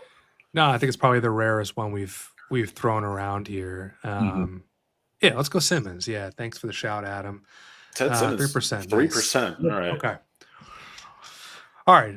The rest of this grid will do some damage. Bryce, where do you want to go next? Let's go ahead and go Red Sox only one team.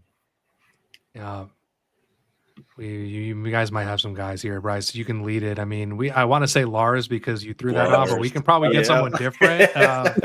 But a guy that comes up for me, somebody like Bryce Brents. He was an outfielder. I believe he had played for a couple seasons. He follows me, which was really cool for me. I was a big fan of his. I watched him play in the minor leagues.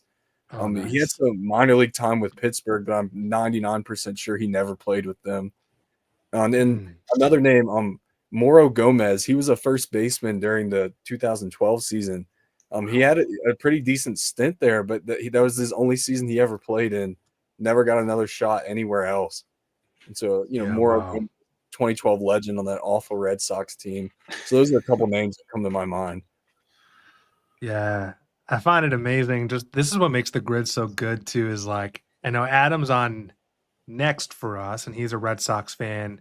You're a Red Sox fan. You guys are naming people. I don't know most of them, and they're from totally different eras. Like, which is just like what makes this game so fun. Yeah. But yeah, I like both of those guys you mentioned, Bryce. I mean, I'm fine with letting you pick which one you want to throw. I mean, I think it's always cool to throw someone who follows you too, but totally up to you. Let's go Moro Gomez. I think he deserves more people to remember him. He had a pretty good season. All right, get ready. 0.01% hidden gem. Love it. And I don't know if we said this at the top. If you're watching the stream, you haven't been with us yet. We call anything below 1% a hidden gem. And Josh and I, just to make it a little more fun and to add a couple extra dollars to the cause, every time we get a hidden gem, we're gonna donate a little bit more on top of our donation. So if you're able to, we'd appreciate it. Join us with the dollars for gems or whatever you want to call it. But yeah, Moro Gomez. Nice. That's a great. I'm thinking about the Yankees row just to jump down. Like we've got Yankees, Cardinals, Yankees only one team. Yankees only one team is kind of fun. Just trying to think. You've got like Will Warren, who's really, really new now. So Might not be the rarest, depending on when he was doing when this grid came out. Gosh, I mean, you've got a bunch of people probably in like the more core 4 who obviously you want to try to avoid here. Does anybody on either one of you guys or on the chat know if Zoilo Almonte played for another team? Ooh. He's a random Yankee. Oh, wow. That I don't know. Honestly, look at you and tell you that he only played for the Yankees, though, and that's my issue. Yeah, that's a great question. I think Luke Weaver fits here. I think he started with the Cardinals. He did. Oh, for Yankees Cardinals. Yeah. Oh, I'm sorry. Yeah. One team. I wasn't sure. Yeah. Which way we're going. No, you're good. You're good. If we want to pivot to Yankees Cardinals, yeah, Luke Weaver definitely fits. As well as like Carlos Beltran. Gotta say, Zin is in the chat, and he said Zin Beck fits. I mean, and like Zin is not his real name, but he does it in honor of Zin Beck, the player.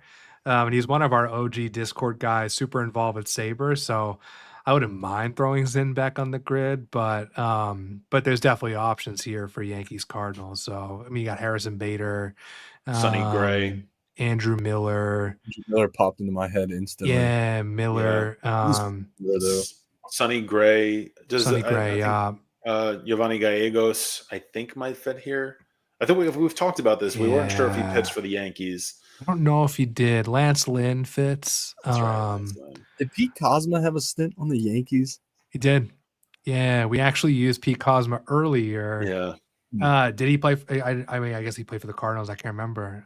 He definitely played for the Cardinals. I think people are still mad about the 2013 World Series. Okay. I hear most about him. Yeah, so Kozma definitely fits. Wow. Berkman, right? Lance Berkman. Yeah. Yeah. That stint with the Yankees. Good call. Yeah. Luke Voigt. Yeah. Luke Voigt. Yeah. Good call too. I mean, there's a lot of guys here. Yeah. I am gravitating towards Zin because it's an older guy, but I could be swayed. I'm fine with Zin, especially if he's one of your guys. Yeah. I mean, I appreciate it. Zin being here, and he's just if we can throw him on there, I think it's gonna be a pretty good score. Yeah, let's do it. Zin back 0.04%. Nice. Yeah, love it. Gem. Love it. Where do you want to go next, guys? That's a good question. I'm up for anything. Let's save some of those Red Sox boxes. I feel like you'll probably do like some good damage there. Maybe we should do another Brewers box. That kind of scares me, but do you want to do Cardinals Brewers? Yeah. Let's do that. So this just came up in one of my chats the other day. I think Jed Jerko. Yes. Oh. He definitely played for the Cardinals, and I think he played for the Brewers. Like at the end of his career. Okay. Yes. So that could be a fun one. I'm a huge Jed Jerko fan. Oh yeah. Okay. He's one of the nice. favorite players of all time. Okay, so that's a good one to definitely. Yeah, I have no problem throwing that. He hit like 30 homers for the Cardinals one year and had I think he had less than 60 RBIs despite having 30 home runs. Yeah. Oh, and that's a good. Andy shouted this out, and I did notice that I didn't say the Vuk, Pete Vukovich. Pete Vukovich, yeah. We used Pete early on in the early grid days for those Cy Young boxes. And I think we started calling him the Vuk as if that was his real. That's the thing now. That's the Vuk, only thing I refer to him as. Yeah. Yeah, I like the shout. Yeah, I think we go with Jed. Yeah, if you're a big Jed Jerko fan, I feel like this is the place to throw him. Yeah. Jed Jerko 1%, and wow. Where do they get? Nice. Sometimes I wonder where they pull these pictures from, because somebody had to have sat him down in front of like a blank background at one point just to take a photo. This is the same thing for like Yoenis Cespedes has like in the dugout shot on his Baseball Reference. I'd be curious to know. Actually, we should ask Adam that later. Yeah, where do these photos come from? Bryce, before we go on a little bit, I know you've also been on like a little bit of a tour of sorts, doing some first pitch stuff, some stuff, and like talk to us about that. I'm hoping to make it to. I think you're coming to New Hampshire for the Fisher Cats game. That's down the block from me, so hopefully we get to like actually say hey. But yeah, I mean that's really cool to see. Kind of talk to us about that, how that's all come together. Yeah, so June 8th, I'm gonna throw out the first pitch at the Portland Sea Dogs game, which is really awesome for me as a Red Sox fan. And then June 18th, first pitch at the Fisher Cats game, which is really awesome. And they're also gonna help me, donate some money to a charity that I care about, Mary's Food for Thought. Sorry, I hope you guys don't mind the plug. Oh, please do. Yeah, no. Mary's Food for Thought. It's a charity that helps, provide food to kids over weekends and summer breaks at the school I used to work at. Where Nice. sometimes it's hard for parents to, support their kids over these school breaks when they're not getting, a school lunch and a school breakfast. It's hard to give your kids 3 meals a day that fill them up, because times are tough. And so what they do is they help supplement that, and help out by giving some food where it's needed to some kids. So I think it's a really good cause. And so if anybody wants to come, if you click the link in my bio, you can buy your tickets there using that link, and they donate $5 of every ticket purchased to that charity. And so I think that was really cool for them to do. It was their idea. I was honored that they wanted to work with me on that. It was really hats off to the Fisher Cats, seriously, for that. That's awesome. Yeah, shout out to them. I mean, I love when teams can do something like that, and the Fisher Cats are just like a ton of fun stadium to go to. That's awesome. Yeah, and you're gonna be. Were you in the booth recently, or you're going into the booth to do some commentating? Or in July, I'm gonna be commentating in Aberdeen Ironbirds game. I'm gonna be the guest color analyst for a game. Nice. They're the Orioles single A affiliate, so I'm really excited to do that. I've never done anything like that, so I'm a little nervous, but I am really excited. That's been a dream of mine. That is awesome, man. That's really cool. Love it. Yeah, we've got like 4 boxes left. Mike, maybe you pull up the fundraiser quick, just to give things a look, and I guess kind of like remind everybody what we're working towards today. So, as we mentioned, like, we did this because May is ALS Awareness Month, and we are doing our best to fundraise a bit for the ALS Association. A huge shout out, which we've been saying all day, and we'll continue to say, to Sports Reference, who chipped in $1,000 to jumpstart this fundraiser, and just can't thank them enough. There's so many good causes to support, and the fact that they chose to do that is just incredible. So huge shout out to that team. And we, on top of that, we raised another $1,700 and change of just viewers of the stream. So super appreciate everyone who's chipped in, everything from $5 to anything that makes sense. So if you're watching and you feel like you have the ability to make a donation, any dollar counts towards this great cause. Help some families who are struggling with this disease, help fund research to find a cure for ALS. We'll drop the link in the chat. And like we said, if you want to help us support in other ways, go to our Instagram, share the posts we've done about this stream. We've got a cool lineup the rest of the day. So the more people who know about the stream are more people who know about ALS, really. So that's a win-win there. But we'll drop the link in the chat. Super appreciate everybody's help so far. Yeah, for sure. Sorry, I'm on a slight delay, I think. But yeah, appreciate everybody who's been here. A few of you have been here a while, and we appreciate you sticking around and contributing. All right. Let's see what we want to do. I mean, I'm worried about that Brewers one team a little bit. That's the one that I'm maybe want to knock out to just get it off. I will say they've had a pretty nasty bullpen over the years, and there might be a reliever or two that would work for something like this. Like a Joel Piamps or Abner Uribe, both of which I think work here. I see in the chat Carlos Rodriguez. I don't know the name. Yeah, what do you guys think? Ashby is like ever since I saw this box on here, I've been dreading it, honestly. Is like the only name I can think of. I know he's like 30% probably. Like I am struggling. Someone said Piamps played for the Royals. I did not know that. That's a good shout. I didn't know that. Abner Uribe works. I'm wondering about like Hobie Milner. I don't know Milner. He currently played for the Rangers. I know that. That's right. Okay. I mean, you've got like Sal Frelick, like a bunch of these young guys. Sal Frelick works here. Bryce. You know what? Yeah, Terang. These young guys. Yeah. What about Caleb Durbin? It was the Yankees prospect that they traded to the Brewers at the beginning of the year. He never got a minute with the Yankees. So Durbin fits. I do like that one. I mean, there's probably some old-time guy that's more exciting to use, but my brain doesn't know old Brewers whatsoever. I mean, my ball knowledge really only goes back to, like 2005 and beyond. And all I can think about, I mean, they had tons of players that had a big impact, but they always left, like Prince Fielder, Yvonne Gallardo, Jonathan Lucroy, all those guys, they eventually went elsewhere. And so I am really struggling on this one. Yeah. Adam is saying Joey Meyer in the chat. And there's another call for that too. Yeah. I mean, I don't know him, but I'm happy to throw him and then kind of look at his baseball reference page. Why don't we do that? And I don't even know who Joey Meyer is. I'm going to look it up. He played for 2 seasons. Oh, wow. In the late 80s. Okay. Let's do it. Yeah. Let's do it. Yeah. 0.1%. Hidden gem. Yeah. He played, he had like 350 plate appearances in 88, hit 263, 11 homers.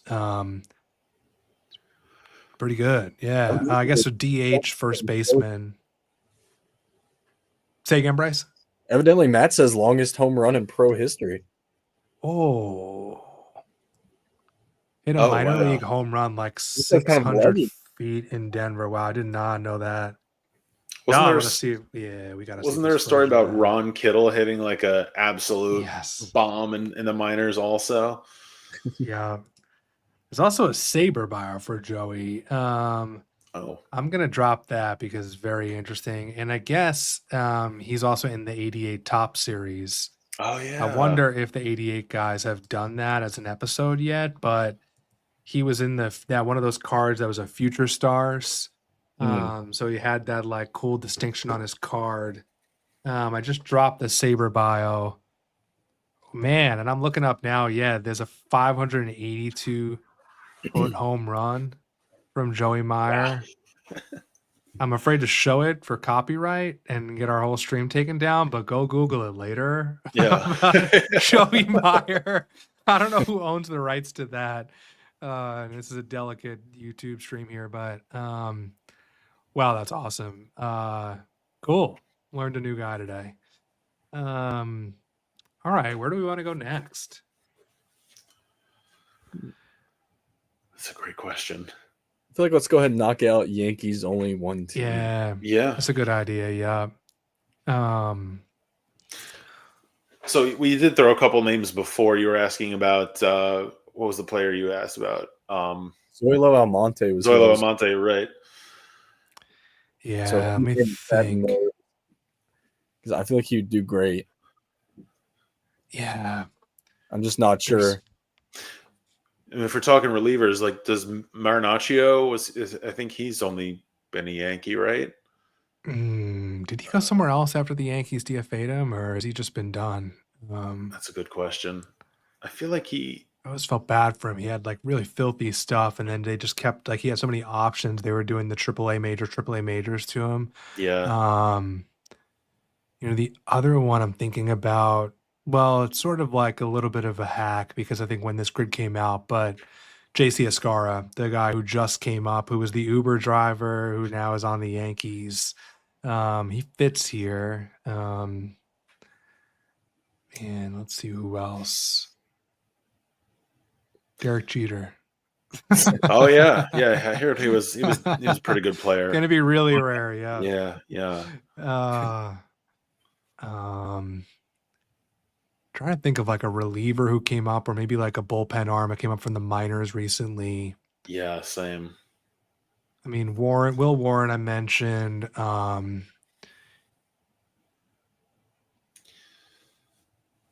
Yeah, someone mentioned George Hollis, who's the Bears owner. George Hollis, yep. Wow. I didn't know that. So he's the Bears owner, and he played for the Yankees, I guess, a few games. Wow. Yeah. Is what the chat is saying. Which I really like. That's pretty cool. Mel Stottlemyre, good shout from Adam.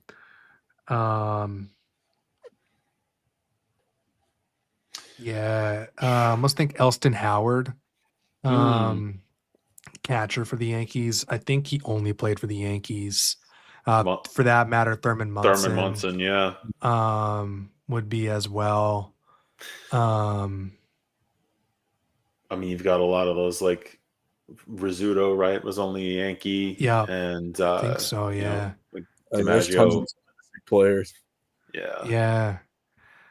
I mean, if we're going obscure, the House one's a good one from the chat. Okay, Elston Howard played for the Red Sox too. I did not know that. Nice. I'm glad we didn't do that. Shout at him. What do you guys think? I'm fine with the George Halas call.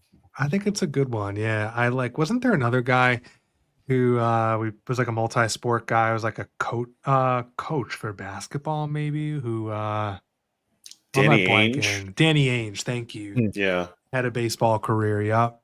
Yeah. All right, let's go George Halas, yeah. George Halas, 0.1% hidden gem. Nice, okay. Nice. I love it. I know we mentioned this before, but I love these little nuggets of like the stories that come with some of these players. Like,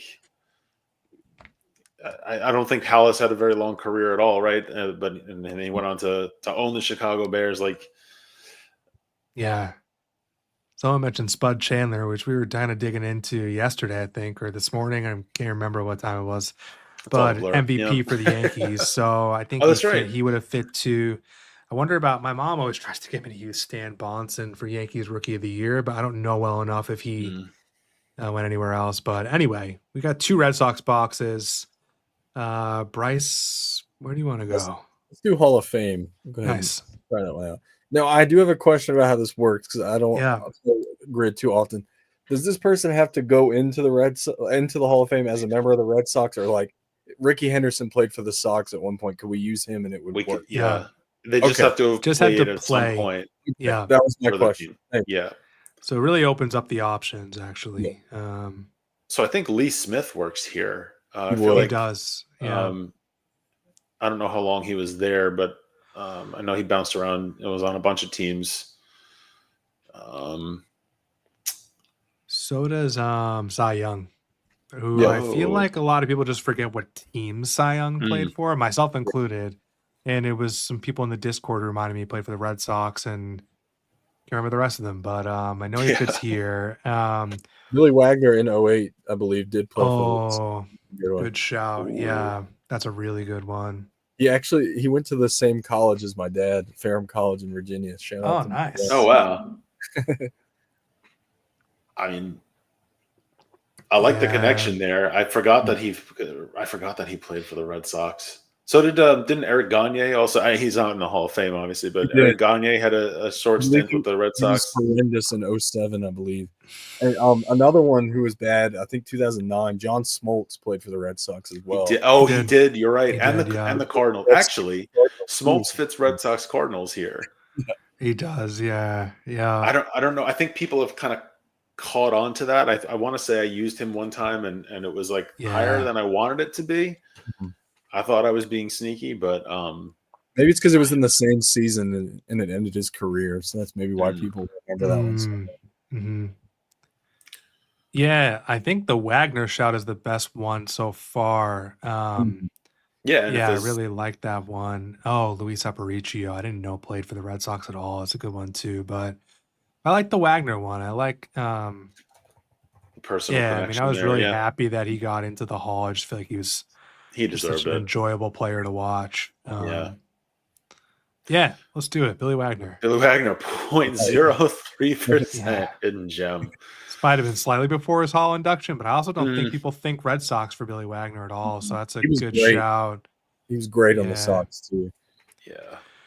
Bryce, before we hit this last box, like, I don't know if you feel comfortable, like what's next for MLB All the Good? Like anything that you feel willing to like share what you're thinking about. You don't have to give away all the secrets, but anything you're kind of planning or thinking about expanding with, or? Like I said, I'd like to go, do a live induction ceremony for my guys at some point. Maybe try and interview some of the people that have been inducted, just stuff like that. Other than that, just keep doing what I've been doing, really. Just having fun with it. Yeah, I love it. I noticed there's been a couple like offshoots of like, I think you've been supporting some like, is it like an NBA Hall of Good? Or is that you associated kind of supporting, or what's the? With another guy and begin to start an NBA Hall of Good after the finals. Yeah. That's awesome. If there are any NBA fans they can look out for. That's awesome. Nice. Yeah, good plug for sure. Yeah. Very cool. All right. Should we do one more box? Yeah. Red Sox Red Sox Cardinals rather. So I mean, instantly some names come to mind here, like Brad Penny, Justin Masterson, Alan Craig, Edward Mujica, names like that. I feel like that people aren't too memorable with one or both teams. The names like that just stick out to me. Yeah. Alan Craig, I think, had a couple 300 average seasons too. Like he was one of he was one of the best hitters with runners in scoring position like I've ever seen. And then he got to the Red Sox and it was just over. It was tough. I like the Mujica shout out of that group.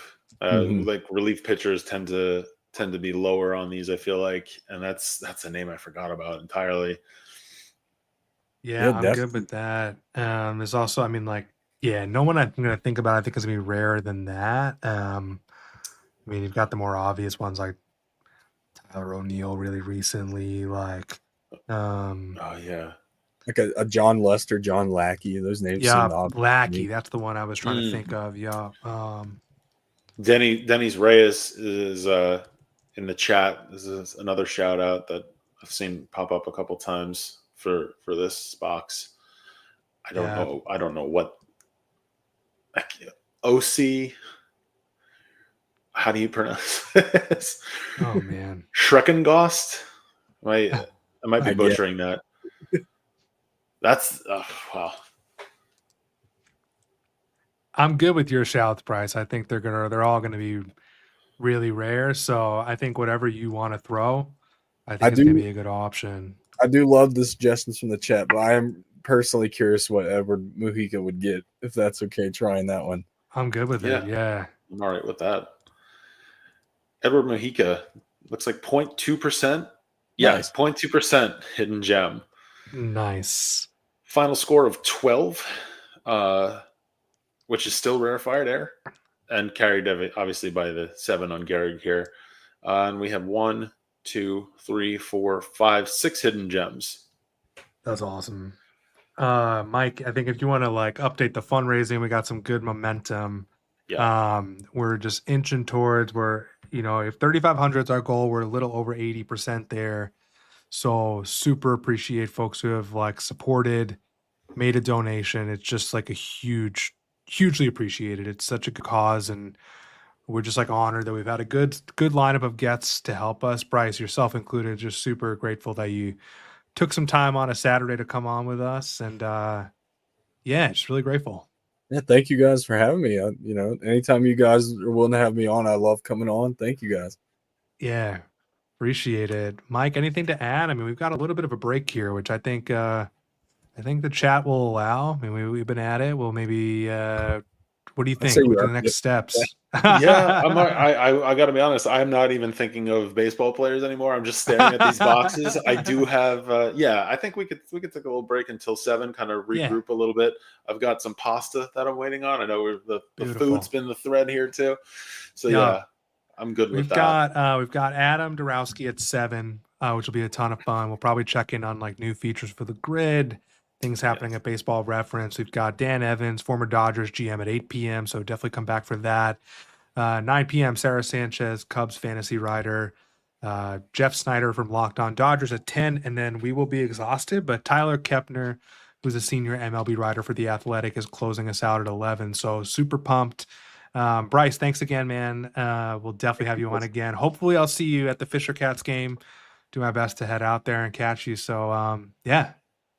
Oh, and before I leave, I just want to shout out Gray in the chat. He mentioned Ricky Weeks' epic comeback in the Hall of Pretty Good voting. So I just wanted to shout him out for paying attention to that because that was pretty cool. Sorry, I had to do that. I love that. No, I love that. I mean, yeah, go follow Bryce. It's just like it's a really good way to recognize some players who deserve recognition and have a lot of fun with your content too. So cool. Mike and I will be back at 7 p.m. Eastern, and yeah, we'll see you all then. So see you soon.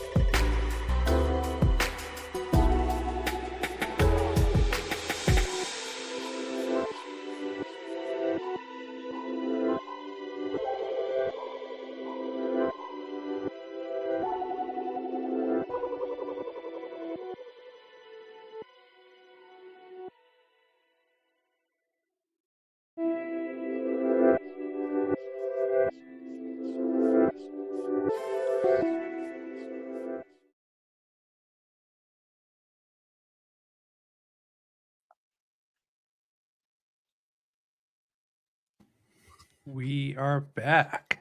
Welcome back to Ordinary Effort, where a bunch of random fans guess some random baseball players and try not to biff the grid. We are on, what is this, going into hour number 8 of our Immaculate Gridathon, Grid for a Cure, to support the ALS Association and to fundraise for research for ALS.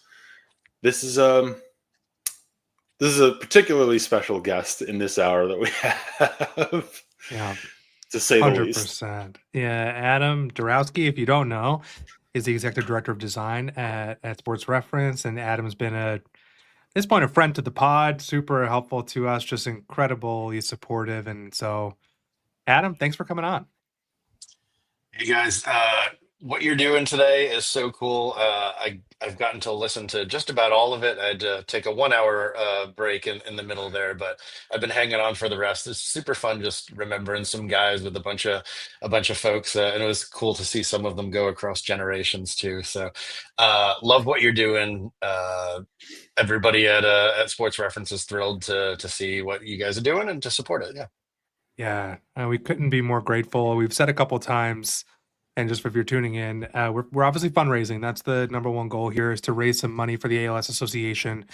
They are the number one nonprofit supporting ALS for Search for a Cure, as well as to support those with ALS and their families navigating the disease. And we have it on screen, but we've raised a little bit over $2,800 in no short feat in by help of Sports Reference, to donate $1,000 as a company, and just so grateful to you, Adam, and the whole team to support that. As we've said before, there's so many great causes out there, and really appreciate your part in making that happen. I appreciate it so much. So absolutely. Yeah, well, we totally appreciate everything you all do to share your love of the game with all these other people that you're reaching as well. So it's been great to follow along. Awesome. Well, if you're just tuning in, and for some reason it's your first time here, we normally play the grid. We're going to do that today. Obviously, we're fundraising a bit for ALS, as we mentioned, so we'll plug that a little bit. I'll drop the link in the chat if you feel like you've got any means to make any kind of donation. That being said, Adam, since we've last had you on, there's even more cool grid stuff that has happened, so I hope we'll hit on that too. But I guess let's dive in there first, maybe. I think the last time we had you on the show was right around when you guys had released the ability to log in, save some of your history, your stats, all that. And so I wonder, for those who are not caught up to that, if you would hit on that. But there's some new stuff too, I think. So yeah, it seems like we're experiencing a little bit of a grid renaissance. We've gotten some cool stats in from the users that are using the site, and hopefully I'm not speaking out of turn here. It was very cool to see that May of 2025 has actually surpassed May of 2024, which, if you think about how viral games are supposed to decay, that was actually really awesome. So we're really excited about that. We're building some cool stuff, and it seems to be re-engaging some folks, and for the folks who have remained engaged the whole time, it seems to be deepening their engagement. So the accounts are a good way to first of all, the pain point there is people were telling us I can't replace my phone because I would lose all my grid scores. So that was the start of it. So it started as a way to, how can we securely save people's stuff? Because it only saved to the browser that you were using. So if you cleared your browser, or if you got a new device or something like that, you would lose your history, and that really would be a bummer. Yeah. So the stats allow you to log in and save them to a database instead. And so we figured, well, we've got your stats now. What can we show you about that? So that's where the average rarity, the average score, top players used. That's got to be the most popular stat from it, is seeing that list of the 20 most used players. Me, I got Julio Franco right at the top. So, top categories, top teams. My top team is the Red Sox. I am in the Massachusetts area here. So nice. It's been awesome to see how much people are engaging with it and using that as a way to go back through the old grids as well to fill in any gaps that they have. So if you have not signed up for an account, it's free. I recommend it in order to save your stats, and there's other cool things that we've added too as well, just this past week, we added an enhanced sharing link that we're trying out, ways to improve sharing with Immaculate Grid. Because, like, for example, this morning, I played the Saturday grid at like 7:12 in the morning. And I want to share how I did, but, I also want to, share the players that I use. So the way that you got to do that is like take a screenshot, but then like somebody's like, oh, well, I don't want to see spoilers at 7:12 in the morning. But what this link does is if you're logged in, again, just a free account, once you've played, you can copy your results, and those results will now include a link that says, view my grid. And if you click on that link to view the grid, if you've already played, it'll show you the players. If you haven't played yet, it'll block it and say, play the grid first, or, if you want to click a button just to see them without playing, you can do that as well. So we're hoping that becomes an easier way to share the grid without like fumbling with screenshots or dealing with spoilers. Yeah, it's awesome. And selfishly for us, I'm excited because, as you know, we have our Discord community where got a little bit closer to like 130 people in there in varying degrees. And one of the more popular channels in that is people sharing their grids every day. And I remember when we first launched it, I was like, oh no, are we going to like spoil people's grids? How are we going to do this? So while there's a way within Discord to, blur your image and all that, it's not the most intuitive. And I'm just so pumped to start introducing that in there so that people can feel like they can share their grids, they can check it out at their own pace to not spoil the grid if they haven't played it yet. So I'm really excited about it. And I think it just hopefully, that's the goal, right? Encourages more people to share their grids, which is, just today we've learned so many players that we did not know about at all. So I think it's awesome. And to the point about spoilers, like when we first found Immaculate Grid was probably summer of 2023.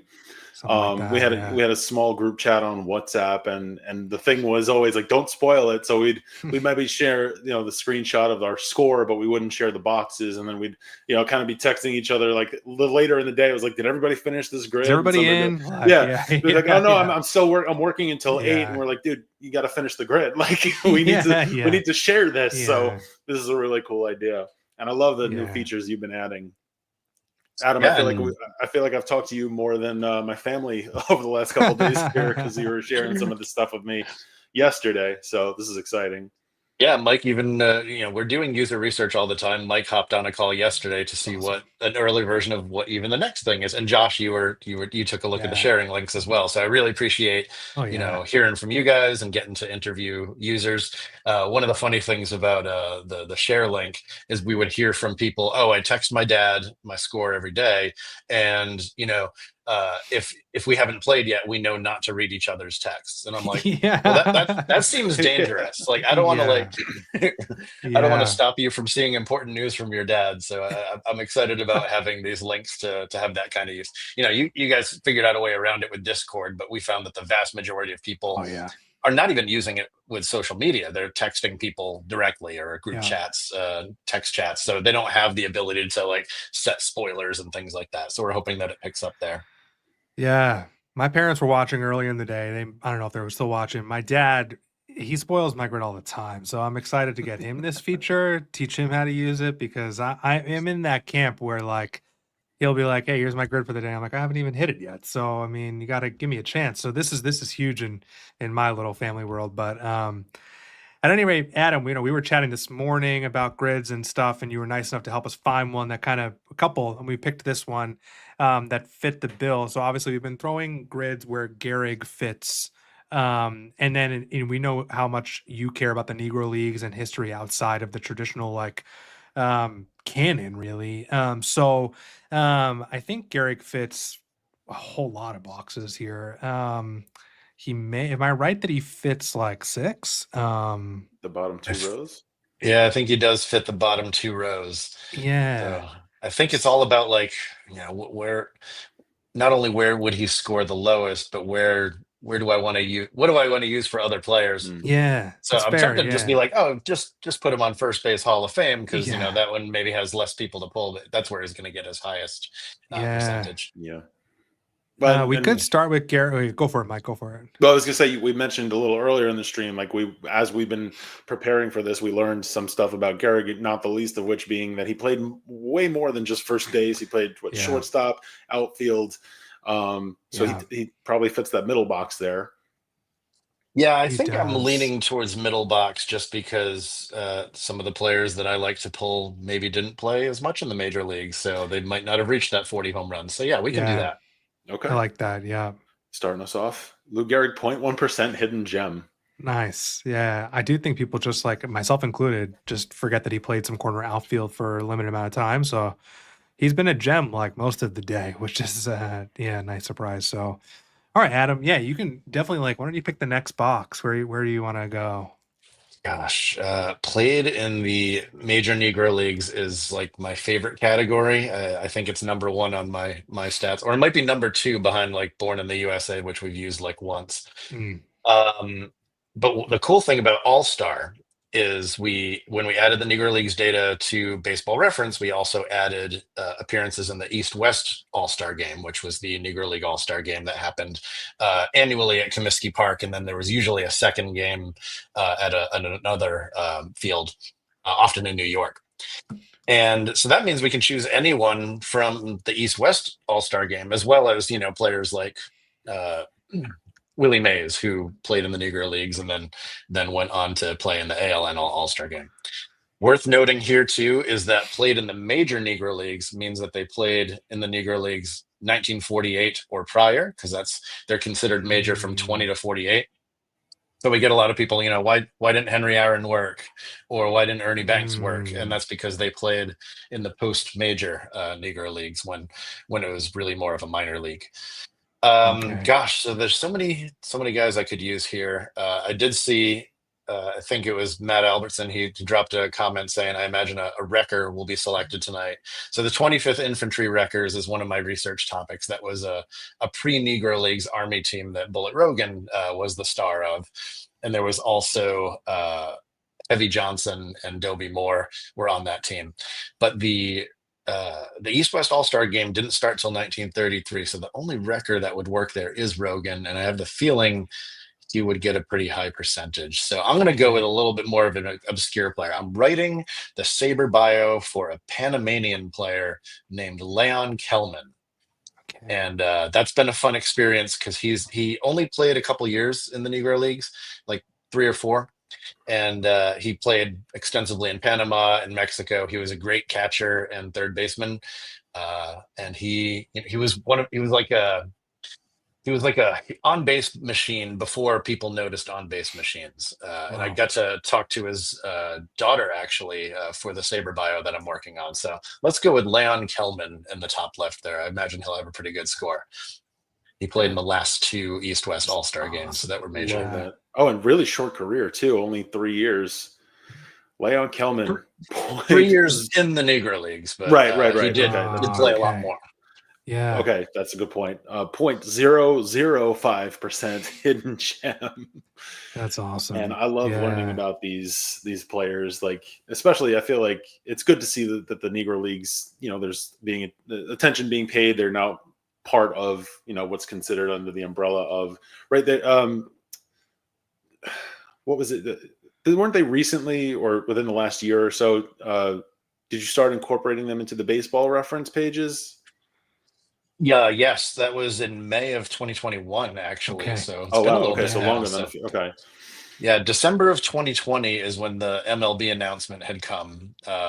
It just so happened that we were already working with the Seamheads team on adding the data at that point. So it was an absolutely enormous effort that we did. It probably took close to a year. Essentially, we had to rethink the code around what a major league is, because the Negro Leagues were very different. Like, league games were only a part of their schedule. There were, non-league or barnstorming games mixed in, sometimes against top talent, sometimes against, just the talent in whatever town they were passing through. So we had to learn a lot when we did that. And I don't know, that just kind of kicked off my, re-energized me about baseball research. And I've been digging more into those players. And, you find guys like Leon Kelman, who played in the Negro Leagues and was an all-star in the Negro Leagues, but he has this like whole other career in his native Panama and in Mexico. And that's what's really spearheaded my research in Latin American baseball as well. That's awesome.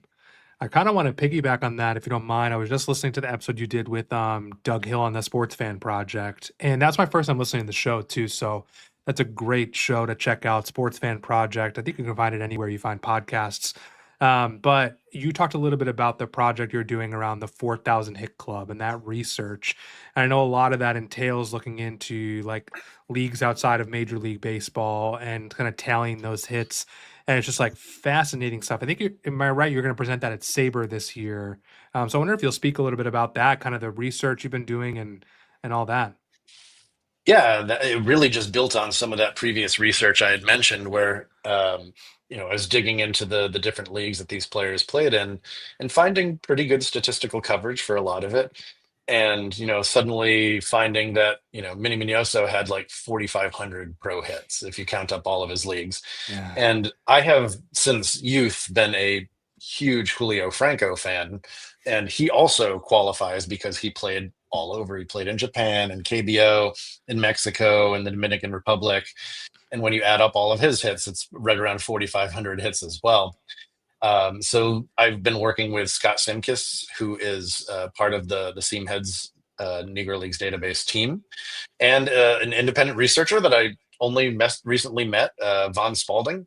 I haven't met him in person, but he helped us grow the list of 4,000 hitmen by like twofold because he had a lot more data for Venezuelan League, Mexican Winter Leagues.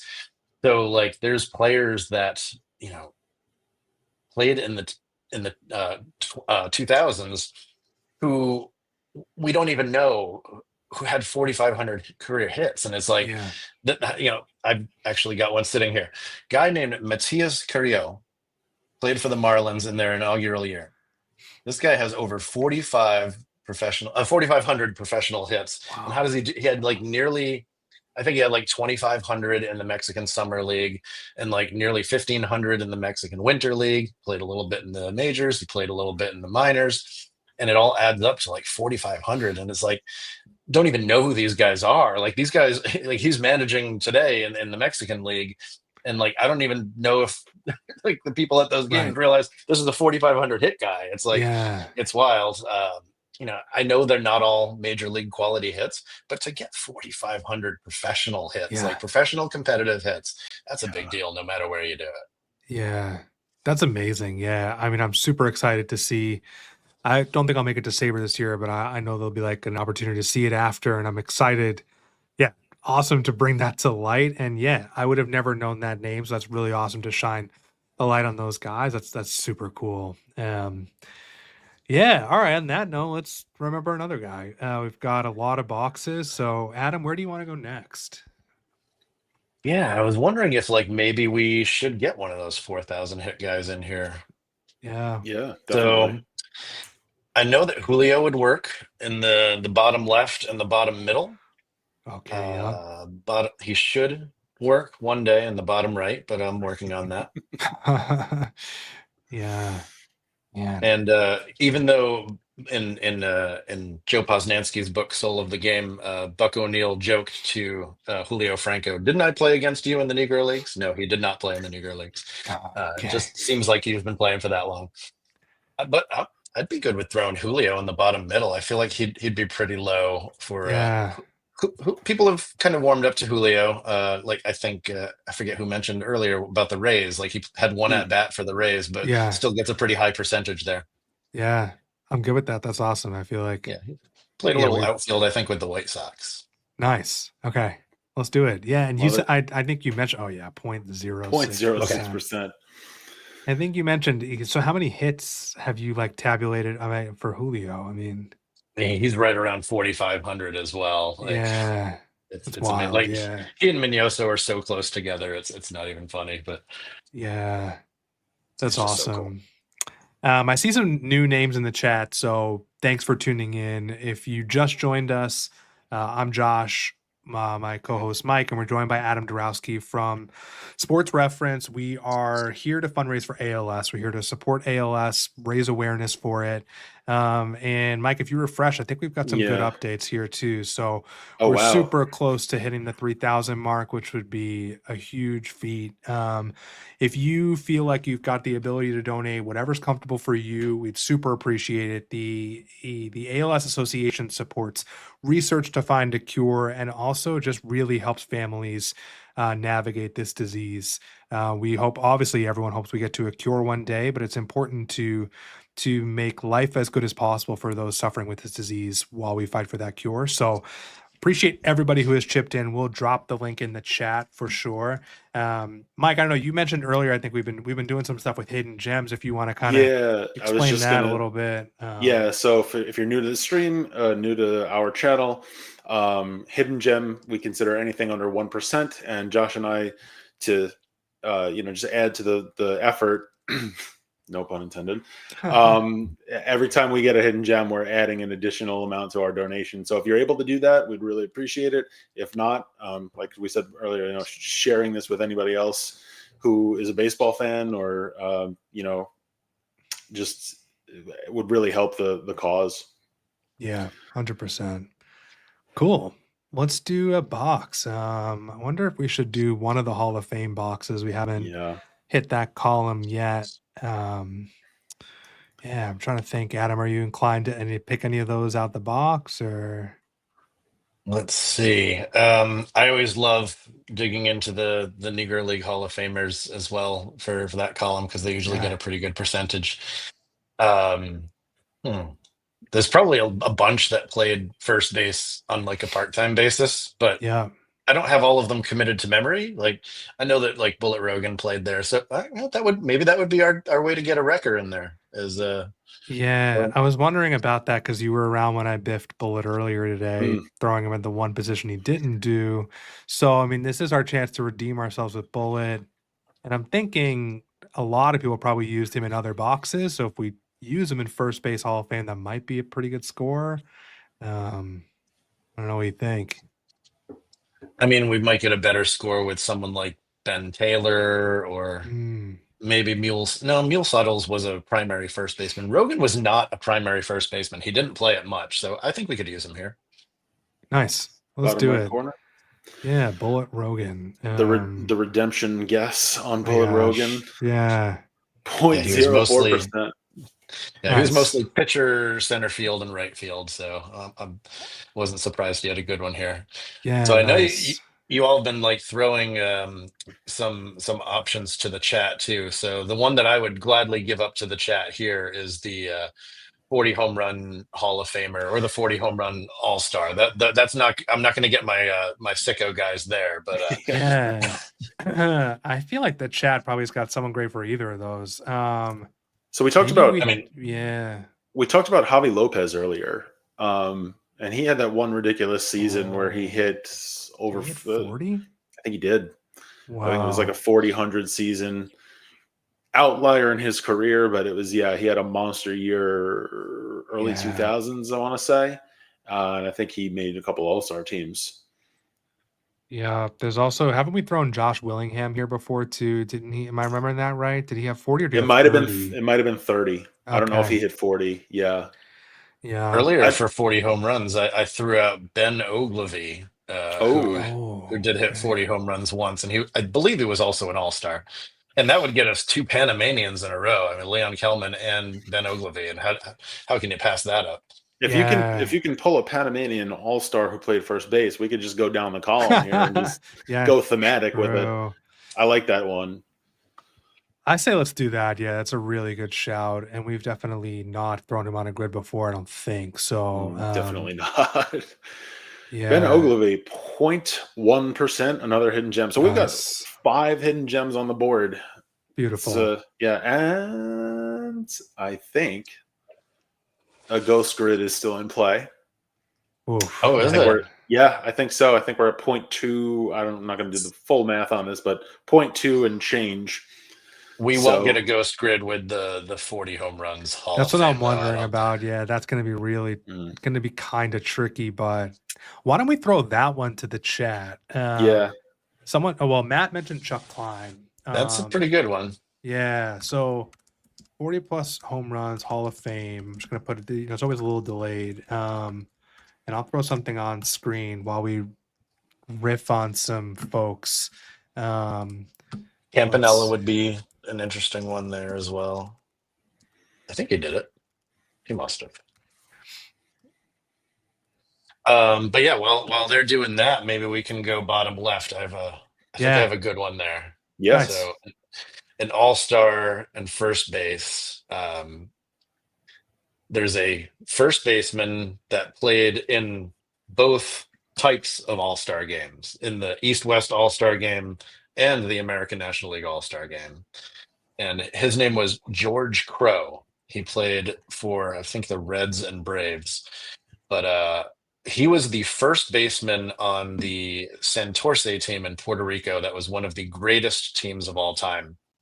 The outfield they had was a very young Roberto Clemente, Willie Mays in center, and in right field they had Bob Thurman, who did play in the majors, but is more of a big name in Puerto Rico because he's the all-time home run king there.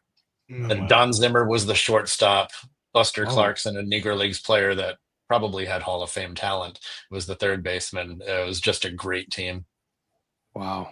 Yeah, I'm down for that for sure. Absolutely. Yeah, let's do that. Let's do George Crow. I like George that a Crow, lot. 0.02%, another hidden gem. Nice. Okay, Mike, if you want to refresh the fundraiser. We're on the same wavelength here. I was just about to do that. Jimmy Fox for Jimmy Fox, yeah. So I like that too. I'll clear this out of the way, but we hit 3,000. So That's amazing. Huge thanks to people in the chat. It puts us just $500 away from that $3,500 goal with just a few hours to go. So just hugely appreciative for everyone who's chipped in. We had not quite an expectation of what we could do here, and just the community has been so awesome. So 3,000 is a nice number. 3,000 hits, 3,000, it's just awesome. So appreciate everybody who's contributed, whoever put us at 3,000, appreciate you. That's awesome. That's really cool. Cool. I think let's go back. I think Chuck Klein feels like a really good shout there in that 40 home run Hall of Fame. What do you guys think? I think he might be the best one to pick because there's Hank Greenberg, but he had like 58, so he's going to be higher. Fox would be higher. There's Willie Stargell. Right. Come on, chat, give us some more names. I'm sure that there's some other guy. Well, Henry Aaron, of course, if we wanted to stick with this is super. I don't think this is gonna be that. Like, did Edgar Martinez ever get 40 in a season? Did he get just? Was he just in 30s or okay? So no. But like Griffey and right. Those are gonna be big names though. Bagwell, right? Yeah. Wait, Bagwell did what? Right? Bagwell was that did. in the '94 season when it was shortened? I think. I think he definitely hit 40 because I think we've used him before. Now I feel like people forget about Bagwell, or just not that they forget, but they forget how good he really was. Well, specifically too, that he had a lot of speed at one point. He did. Like, didn't he have a 40-30 at least one 40-30 season in his career? Like, which you don't get from a lot of first basemen. Yeah, Thomas called out Todd Helton, which is a good shout, recent Hall of Famer. I think I want to say Klein is probably the lowest that has been shouted so far. I agree. But a lot of good shouts in the chat. Trying to think if there's like somebody who. If you always come back to it too, see if our memory kind of. I would say the goal is to beat Chuck Klein at this point. That's in my head. That's what we have in the bag. I did not mean to hit enter. Oh, it's fine. Hey, but 0.7% hidden gem. It's a good call. So yeah. No, you're good. I think that's the lowest we're going to get. I don't know if we were going to beat Chuck Klein. Yeah, it's pretty good. Yeah, I can tell you, I certainly wasn't going to pull anybody better than that. No, that's really good. Yeah. Shout out to Matt. That's a great call. Nice. All right, we've got a couple boxes left. Adam, maybe we can just ask you a couple more questions. Just Yeah. I think we ask you this every time, but kind of like you've been doing a lot of these user interviews, so I've heard you talk about some of the features people are asking about. Kind of like curious what you feel like is getting more traction lately, or what to the extent you're willing to share, kind of like what you're hearing a lot from Grid users about what they want and what's feasible from you guys. Yeah.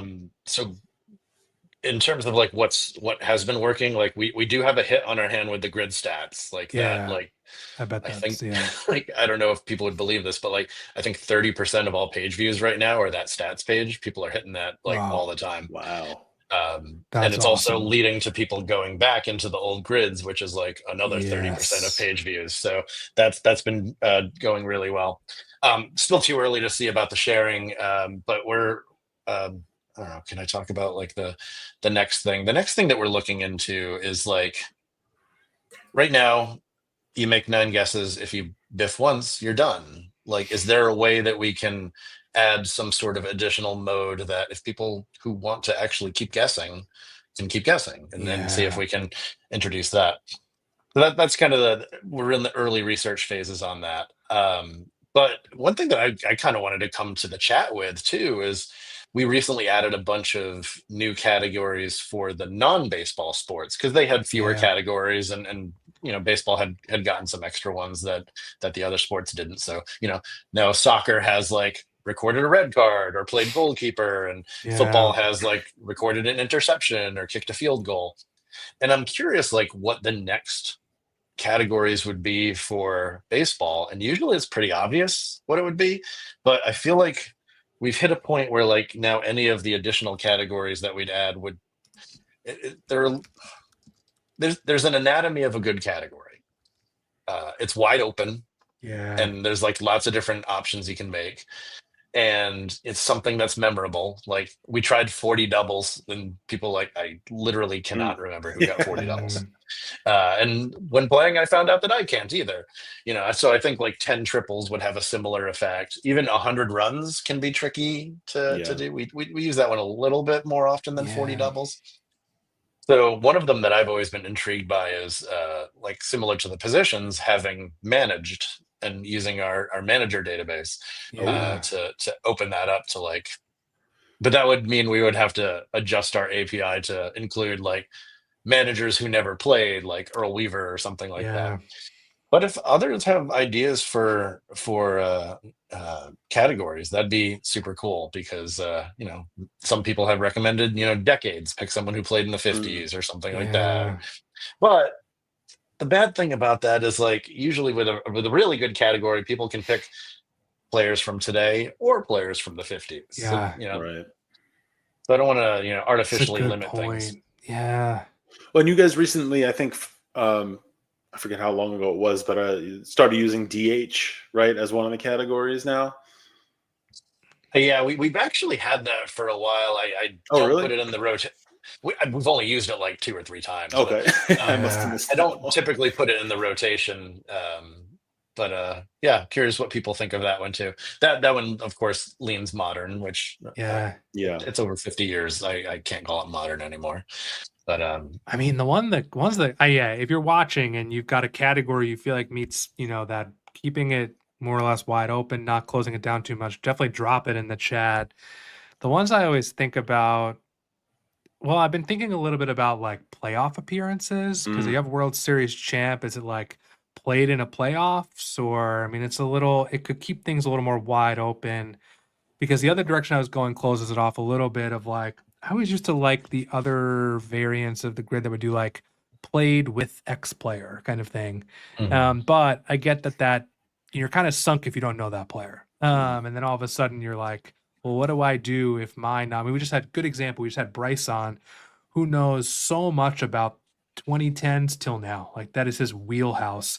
I'm guessing if he went on the grid and it was played with a guy from the 80s, he might just be like, I don't want to play that day. So I don't know.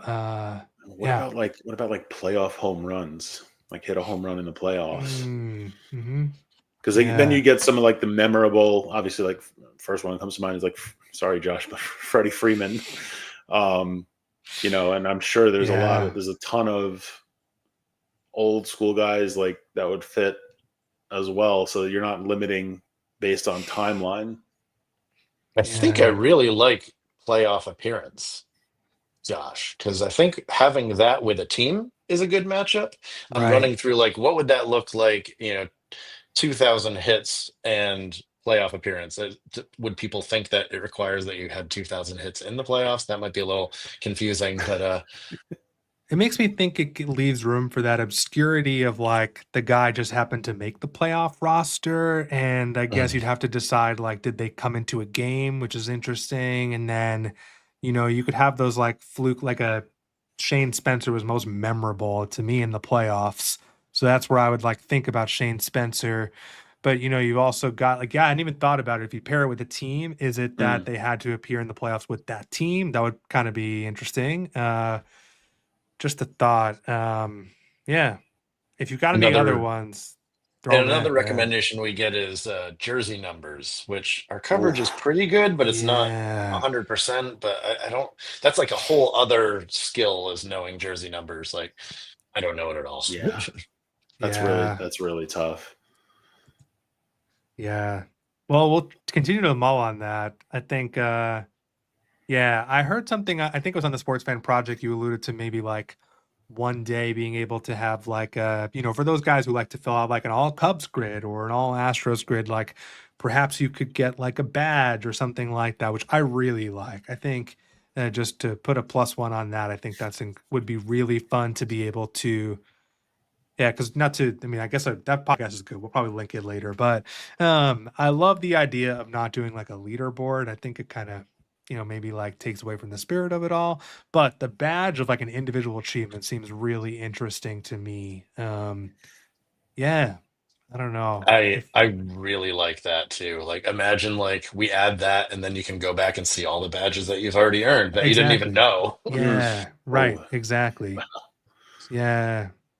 It's cool. I mean, I love to see it evolving. Yeah. So if you're watching and you've got other ones to throw in there, category requests, this is your chance. Should we do another box? We got 2 Negro Leagues, 1 left. I mean, I will just say that I feel like the one I always throw is Felton Snow, who is just because he's a 1 through 9 guy. So he does played in major Negro Leagues and played outfield. And I found him just on happenstance trying to get some like Christmas names in the mix around December, but he faced a lot of boxes on the grid and played in the Negro Leagues. But Adam, who do you want to throw here? I was shocked to hear that he was in your list. Yeah, Felton Snow is an interesting dude. I wrote a Saber bio. It was the first time I'd ever written a Saber bio about a player that I didn't really know. Os Walker.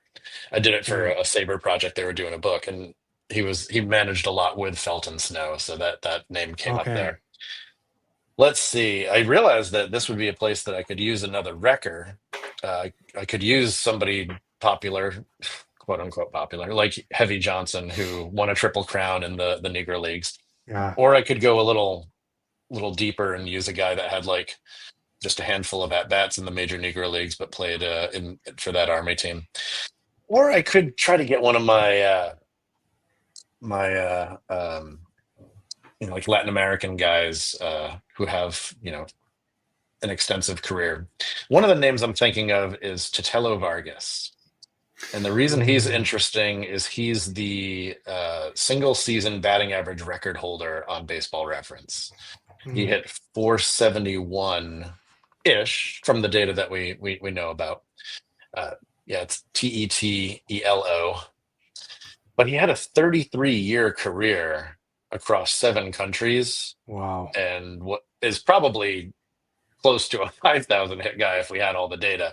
Just an incredible player. Started as a shortstop, and he ended up as a center fielder. In the Dominican Republic, there's one of the main stadiums is named after him. He'd be a fun one to use. Yeah, I think I remember you brought him up when you were first on with us. I think you dropped his name.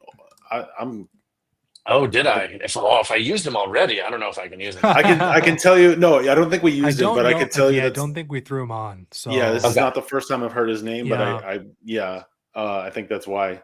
Yeah, I'm good with that. Let's go. Totelo Vargas, 0.02% hidden gem.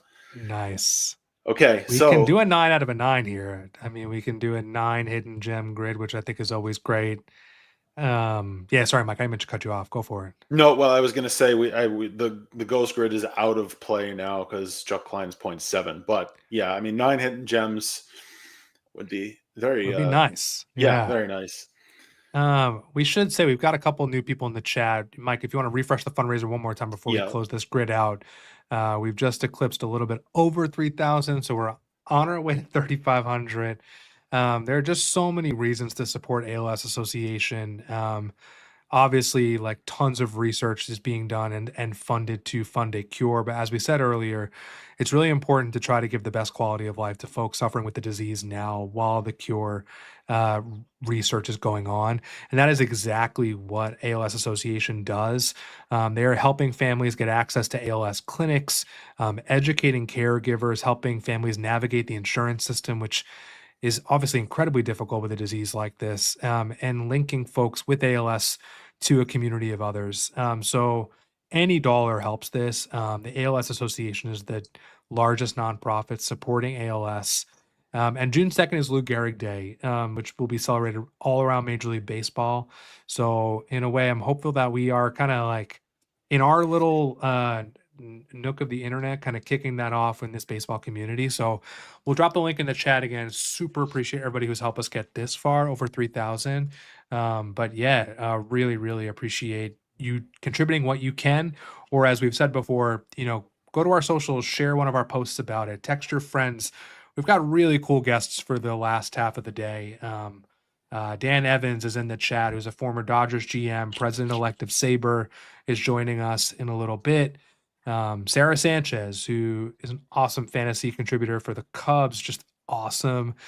Jeff Snyder from Locked On Dodgers is probably going to tell me how the Dodgers beat the Yankees last night, which is just, I'm ready for it. And then Tyler Kepner, senior MLB writer for The Athletic, is closing it out at 11. So really appreciate everyone supporting. We'll drop the link, but it would be remiss if we didn't mention it again. So yeah, should we close this grid out? Let's do it. Yeah.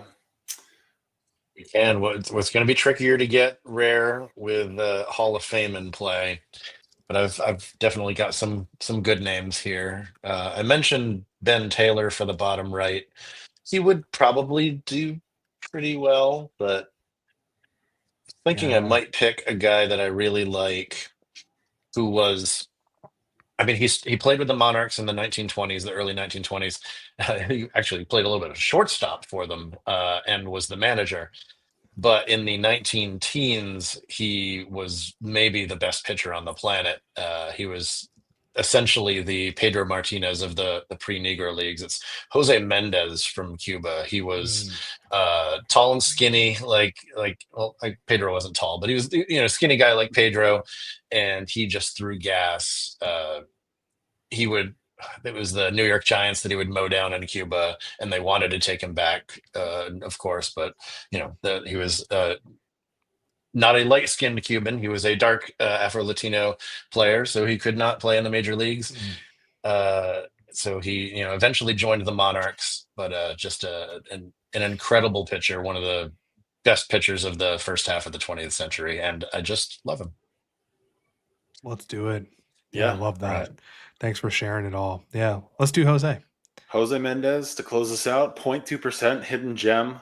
9 hidden gems across this grid. Rarity score of 1. Oh man, love to see it. A beautiful grid. Oh man, yeah, this is great. This might be our best score of the day. Adam, you might have that title right now. I feel like it's cheating because I got to use Lou Gehrig at just 0.1 though. So some of those other grids were great too. But fair, yeah. There's so much at play today, but yeah, this is awesome. Adam, as always, thank you for coming on, for sharing stuff about the grid for us who are just super fans of it. Yeah, you've just been a huge supporter of everything we do, which we super appreciate, and appreciate you and the team supporting this today too. But this has been a blast. So yeah, I always enjoy chatting with you both, and I'm sure we'll chat more in the future. Love it. Same. Yeah. Thanks for joining.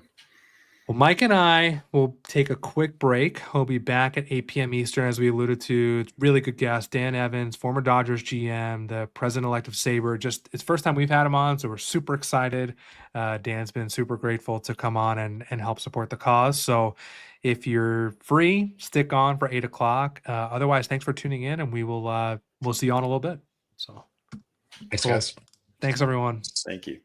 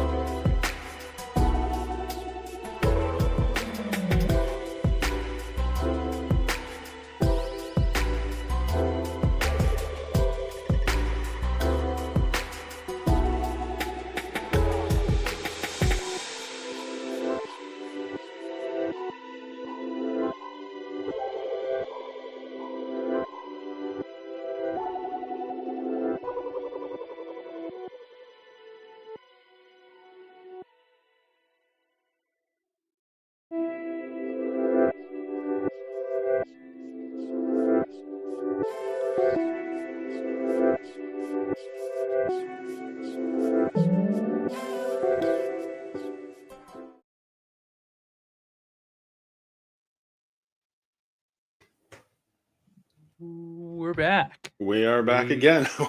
Welcome back to Ordinary Effort. We're a bunch of random fans, get some random baseball players, and try not to biff the grid. We are here for our Grid for a Cure ALS Immaculate Gridathon, entering hour number 9, and we've got a stretch of Dodgers guests in these next couple hours here. One for the first time on our show right now. Yeah. Well, we'll do a little intro of who Dan is. But Dan, first off, thank you for just joining us. Thank you for being here with us today. Well, I'm thrilled to be a part of your thing tonight, and candidly, I'm a big believer in trying to find a cure for ALS. If you think about it, people get the same diagnosis today that Gehrig got 80 years ago, and I'm sick of all the research being stopped for causes like this. I think we as a human race have to find some way of fixing this, and that sure isn't political. That just makes common sense. Agreed. Yeah.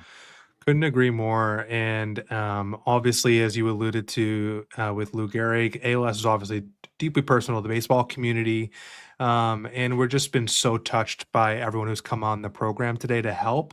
So many people have helped share this today. I mean, Mike's got it pulled up, but we just passed $3,000 raised. And Dan, I know you made a really generous gift, and I super appreciate it. Just every little bit helps. So if you're just watching, we'll plug it a few times because it's important. The ALS Association is the leading nonprofit driving not only research, but also quality of life resources for folks who are struggling with ALS right now.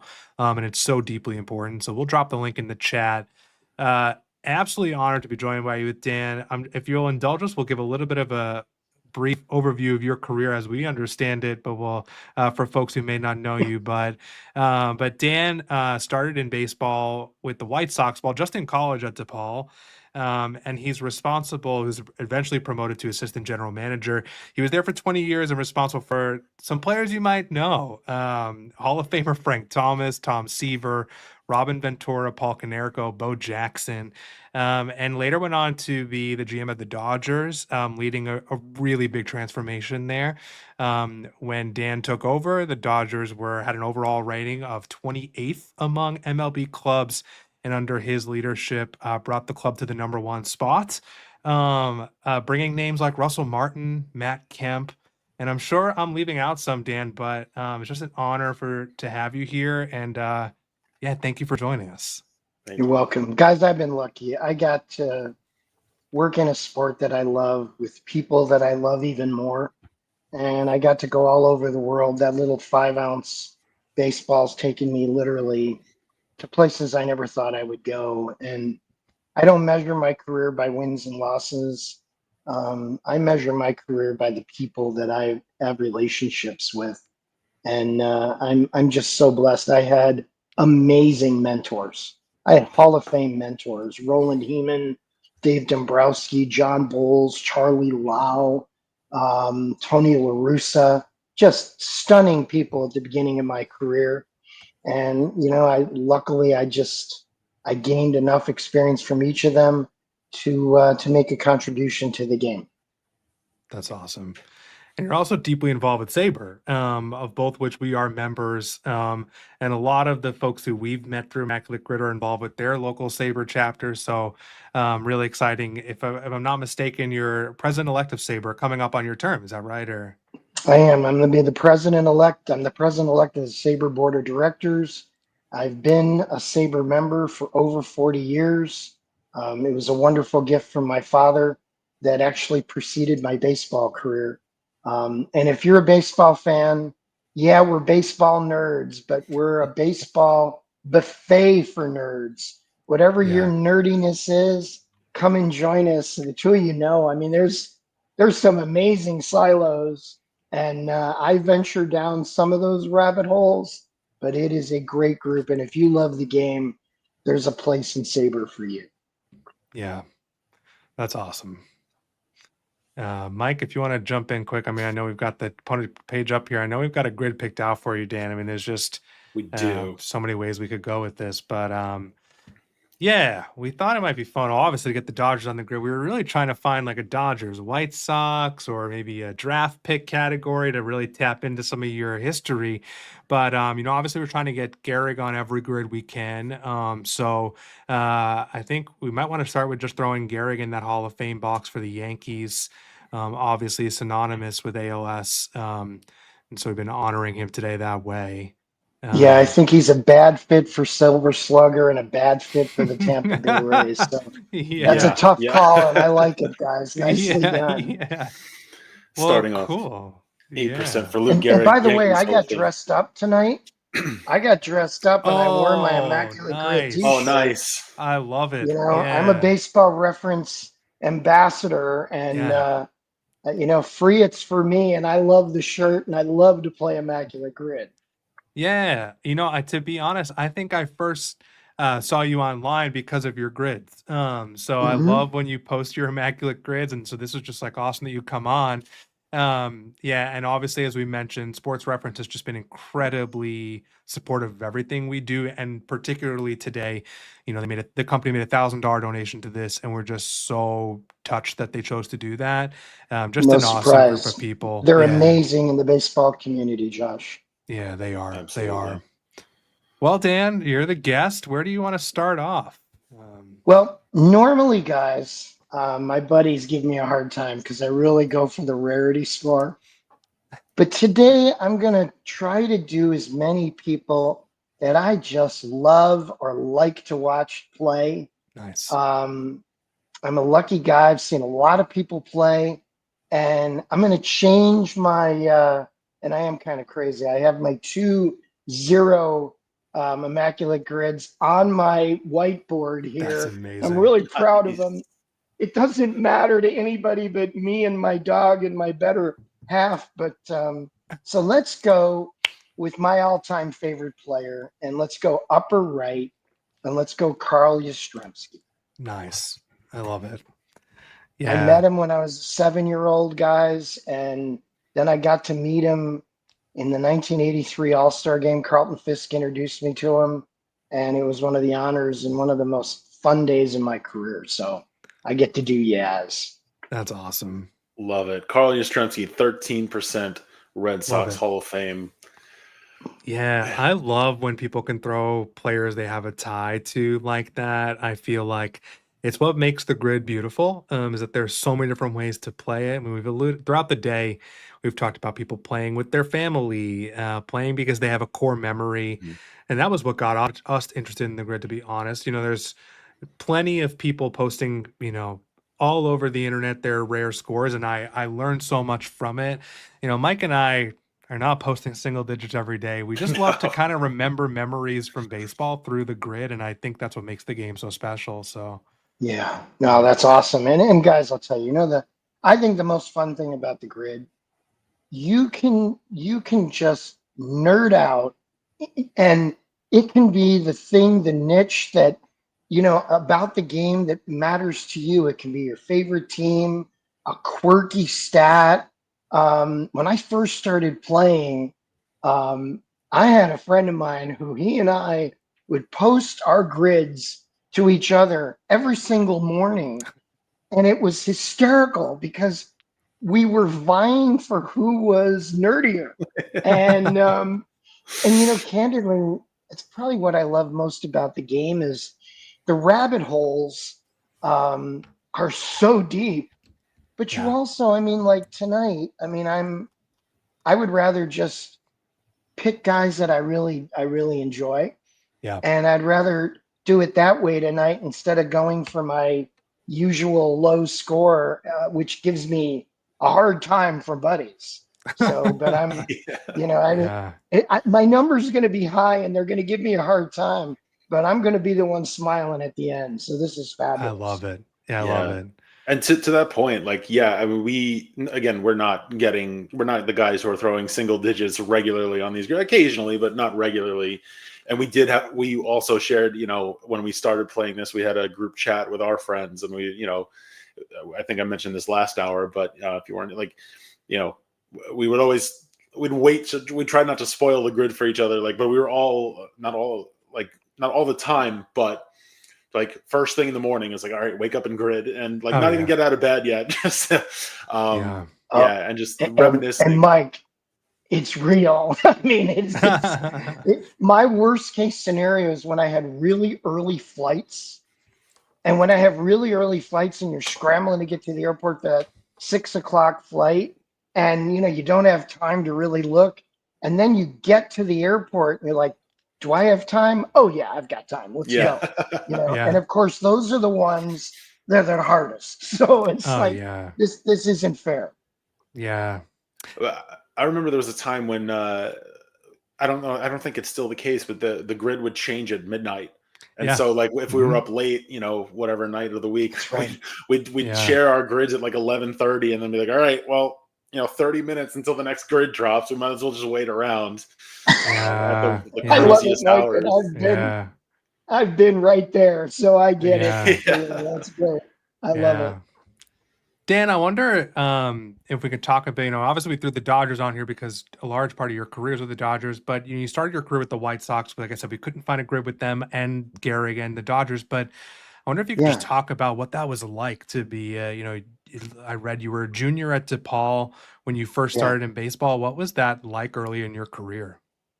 It was eerie, Josh. My dad was a White Sox fan and my mom was a Cub fan. I grew up on the north side of Chicago.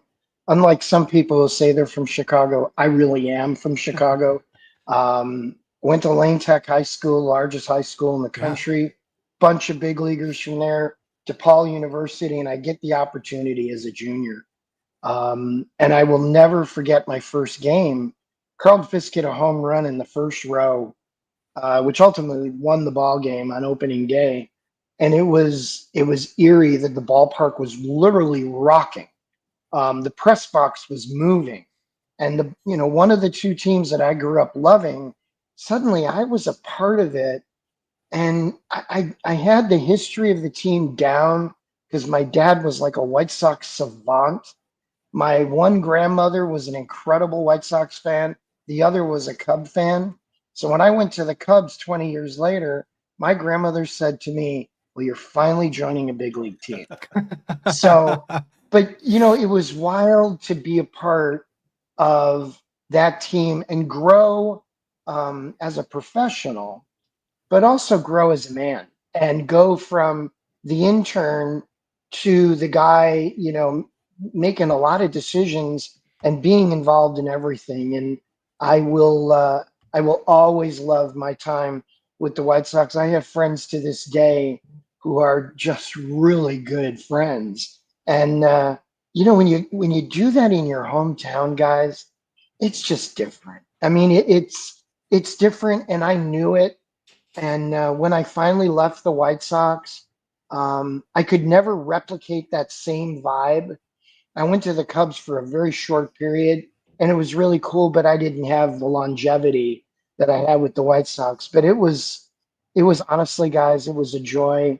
I'm a guy whose grandmother and mother took me out of elementary school classes frequently to go see matchups at Wrigley Field or at Comiskey Park.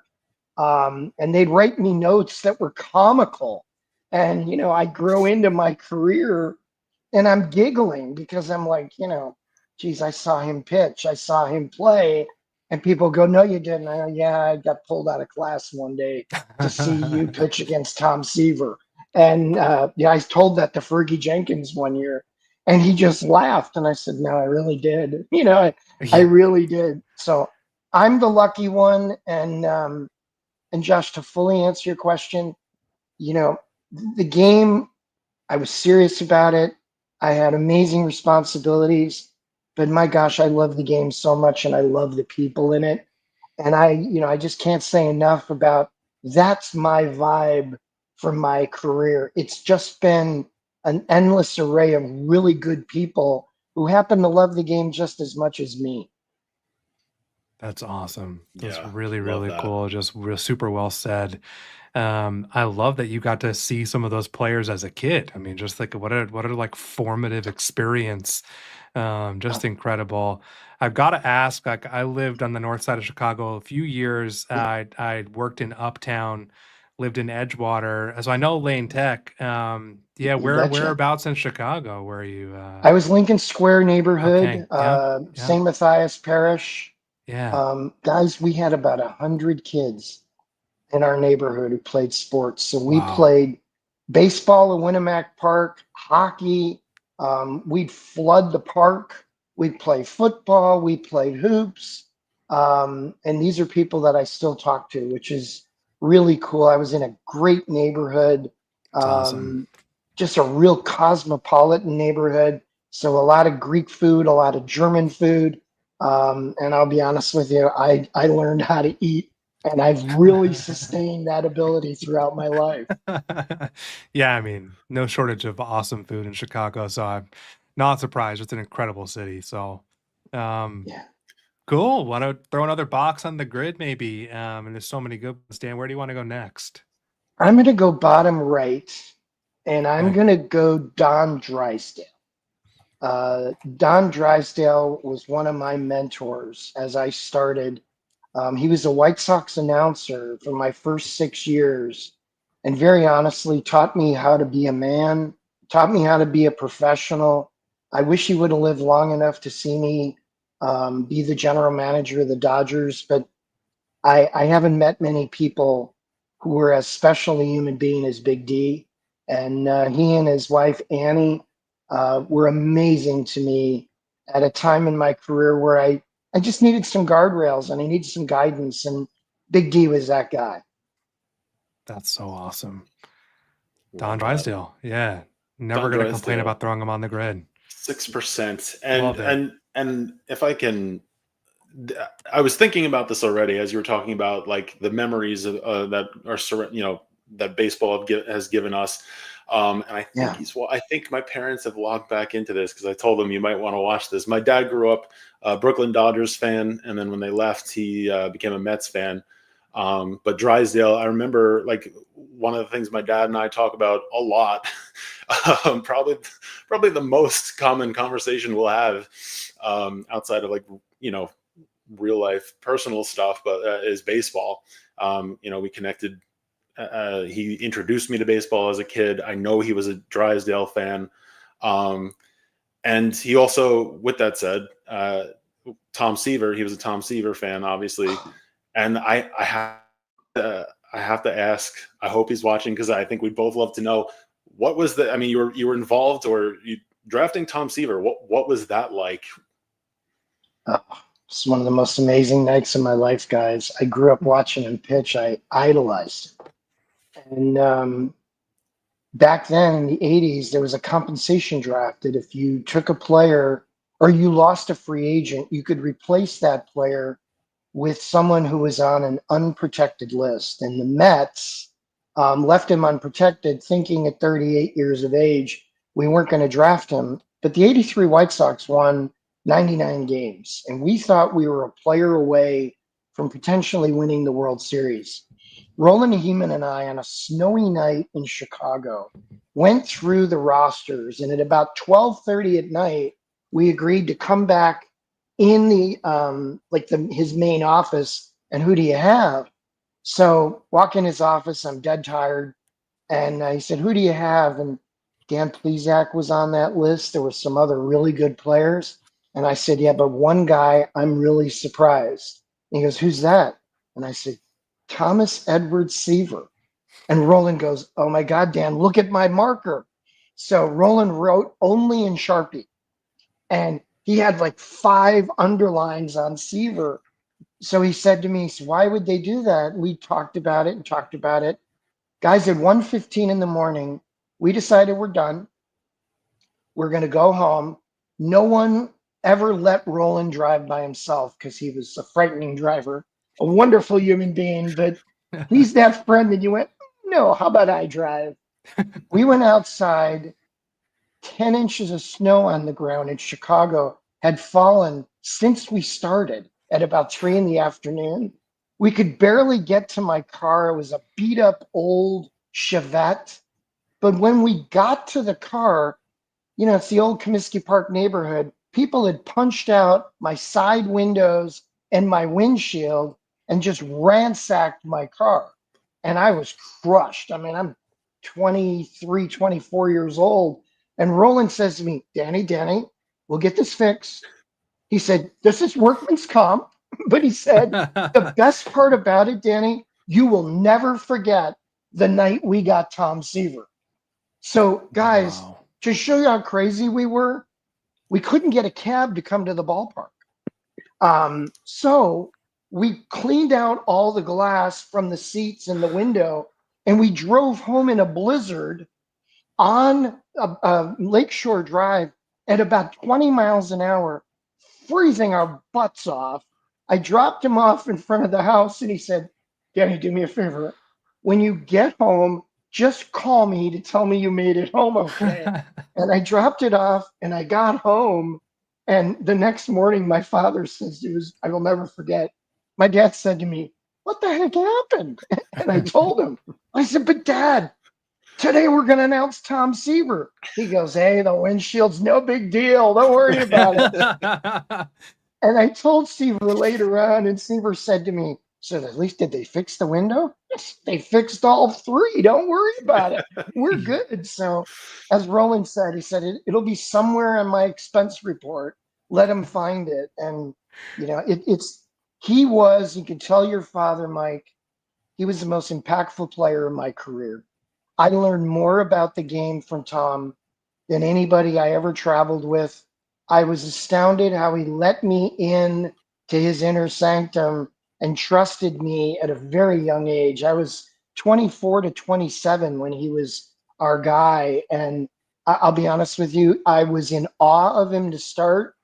But as I got to know him, I was in awe of his instincts and his baseball awareness, the keenest awareness of any player. And to this day, I have him in my head. And when he was inducted in the Hall of Fame, spent the whole day with him, and it was magical. I mean, he turned out to be a really good friend. He was a much better man than he was a player, and he was one hell of a pitcher. I love That's incredible. Every bit of that story. And again, I don't know if my parents were able to log back on. They were on earlier. I did text my parents and said, Dad would love this. He's got to, if he's not watching, I'm going to rewatch this just to hear that story 10 times over. Yeah. I love maybe watch it with him when I'm back together with him. I love that. Yeah. Thank you for sharing that. Guys, I got a chance to be there for his 300th win, and it's one of the most treasured autographs I have. I got the last out in the 8th inning autographed, and he was amazing to me. I can't say enough good things about Tom Seaver. That's incredible. Yeah. Just like chills. Yeah. It's just an amazing story. Wow. And a prankster, guys, a wicked prankster. Really? And he got me many times, but he would, oh my gosh, he read all these thick books. And on road trips, I would try to read a book a trip. And, you know, I had a Churchill book once, and he said to me, are you kidding me? I said, no, I love Churchill. He comes to me on the next trip with a Churchill book that was like 1,300 pages. We were on a 3-day trip. And he goes, show me something, read it. So I just said, yeah, right. That's not going to happen. So a great guy, a better person than he was a player. Oh, man. I love that. Yeah. If you can, Mike, just a quick update. We've got some really generous people who've made some gifts. If you want to just flash that quick and give a little refresh. I just, just really touched by everyone supporting today. So we've just passed over 3,100. We're just climbing to 3,500 and just super appreciate everyone donating. If you've just tuned in, a reminder, everything donated today is supporting the ALS Association. It is a fantastic organization that is tirelessly fighting for a cure for ALS and to improve the lives of those living with ALS and their families today. I will drop the link in the chat and just super appreciate anything you feel comfortable giving. And we've got some streams till midnight. So if you want to share it with your friends, tell people, we've got a great lineup of guests going on. I'll drop the link here to help us get to that 3,500 here. Super appreciate it. And guys, Sarah Langs is one of the greatest people in the game. I think the best researcher in the game, just a stunning human being. And I think of her when I think of this ALS Gridathon, because Sarah has brought me so much joy reading her tweets, since she started doing it. And I'm grateful for her. And it's people like her and veterans. The veteran population is affected twice as much as the rest of the population. So let's find a cure for this horrible condition, and let's help humanity just get in a better place. Yeah, agreed. Yeah. Sarah Lang's just she's done so much for this cause. And we said it earlier that the burden to do so shouldn't fall on those who are actively suffering for it. So really just I commend her for everything she's done, but I just appreciate everyone doing what they can to help this cause, but yourself included, Dan. So let's keep the memories coming. We'll show another grid. Let's go back and see what other boxes we've got. Okay. All right, so I've got one. Yeah. Can I go lower left? Absolutely. Yeah. Tampa Bay and the Dodgers. I'm going to go with one of my favorite guys, Wilson Alvarez. Wilson, we acquired him in a trade with the White Sox. The Sammy Sosa deal, he was part of the deal for Harold Baines. And Wilson is one of the greatest pitchers in Venezuelan history, a gamer, and I love him as a human being. I haven't met many guys that I just respected more than Wilson Alvarez. He came back after basically retiring to play on our Dodger club, and for that I'm always grateful. So I'm going to go Wilson Alvarez. That's awesome. Love that. 0.4% hidden gem. And I guess now's a good time now's a good time to mention, if you haven't been on the stream before, hidden gem for us is any player that scores below 1% on any box on the grid. And Josh and I are going to make a little extra donation for every hidden gem we get on each grid. If you're able to do the same, even if it's a couple dollars, we'd really appreciate it. Wilson Alvarez, hidden gem. And I don't know, it always feels good to hear like when players that you look up to for their, talents on the field are also just good people. And I love hearing all those stories. Yeah. Mike, one of the best days of my life was dinner with Wilson in his hometown in Venezuela. It was like an endless array of great food. Wow, that's awesome. All right. Where do we want to go next? Dan, I'll let you keep kind of doing the jukebox. All right. If you don't mind, let's go Yankee Silver Slugger. And if I'm right, I just want to make sure the rules are he had to have earned it with the Yankees, right? Correct. Yes, I believe so. Had to have won the Fellow Silver Slugger. public school Chicago guy, Curtis Granderson is one of the best human beings who has ever put a big league uniform on.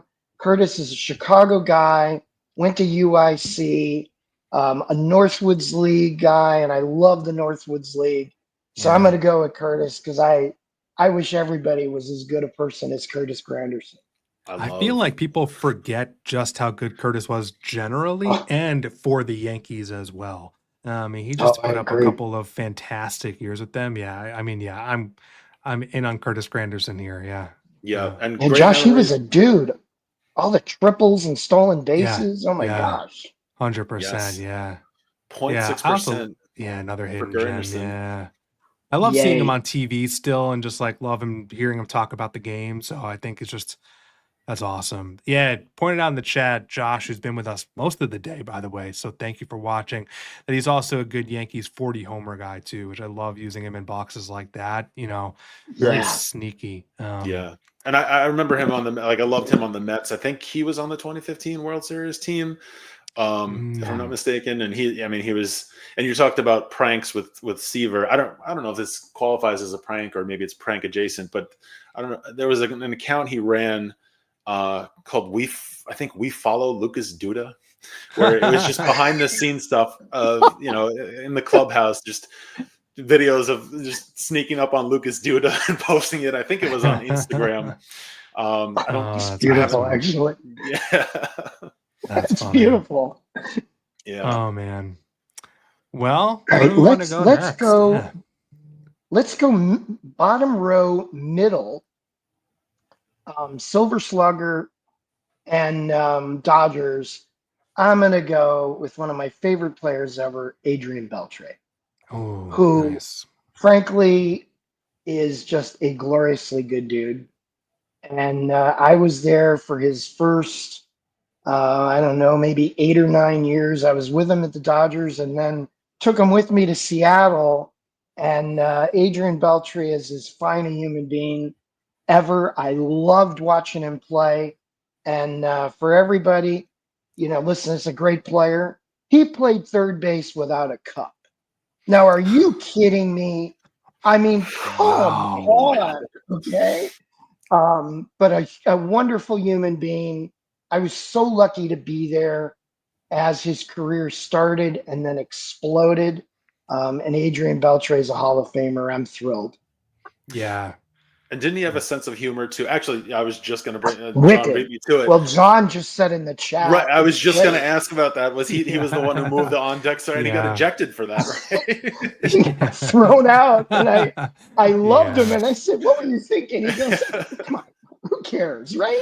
He's just a really funny guy. And when he and Elvis Andrews played side by side, you really sometimes didn't know who caught pop-ups. Yeah. You'd look and you didn't know if it was a pop 5 or a pop 6, and you had to wait till the ball came out of the glove. Yeah, I do remember that. I remember them kind of like deking each other quite a bit. It's so funny. Yeah. Oh man, love Adrian Beltre. Yeah, it's awesome. 3%. These stories are the best. Okay. Yeah, nice. Adrian. All right, so now I'm going to do the Tampa Bay Yankee one. And I'm going to give a shout out to somebody who I don't think gets enough pub.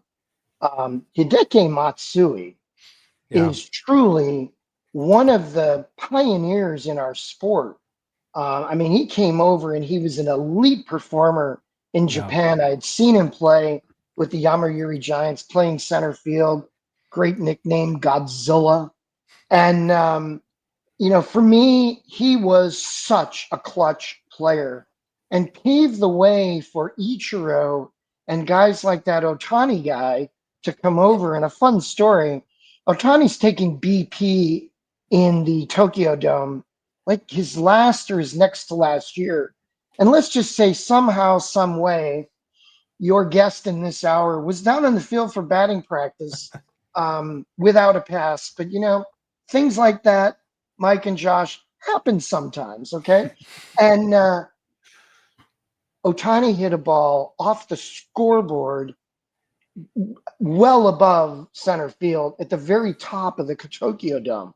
It was gargantuan. I'd never seen a ball hit that far in BP in my life. And I have Matsui right next to me. And I said, "Did you ever do that?" And he said, "Not even close." He said, "I played in this park for like 10 years. I said, "How far is that?" He said, "Nobody knows. It's never been done before." It was at the top of the scoreboard. So later that year, when somebody said to me, and I saw this guy play a ton as an amateur and in Japan, because I was overseeing Pacific Rim operations in addition to all my special assignment stuff. I said, "This guy's got 90 power. It's not 80 power." I saw him break a light in the top of the Tokyo Dome scoreboard. And one of the guys said, "No, you didn't." And I said, and I got video and I sent it to him. And he said, "Oh my God, that's ridiculous." So that's my fun Hideki Matsui. And Matsui was one heck of a great player. Yeah. Loved Matsui growing up. So I absolutely love that pick. Yeah. I think someone in the chat said it too. So I love that. Nice. 2%.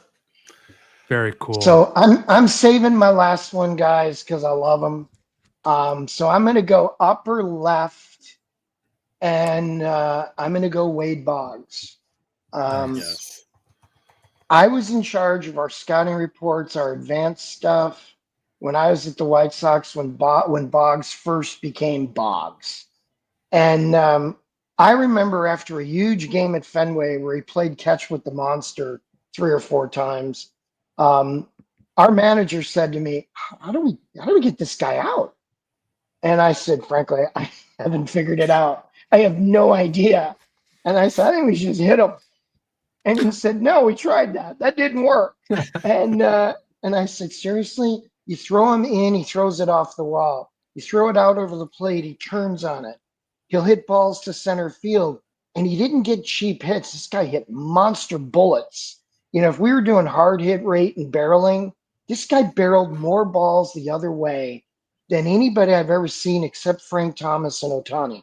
He just mashed balls to left center field. It was a great signing by George Digby, the great scout of the Red Sox. So I'm going to go Bogsy, but plus Bogsy was one of the investors in the Field of Dreams where I worked for a number of years. Okay. And Wade Boggs is one fun human being.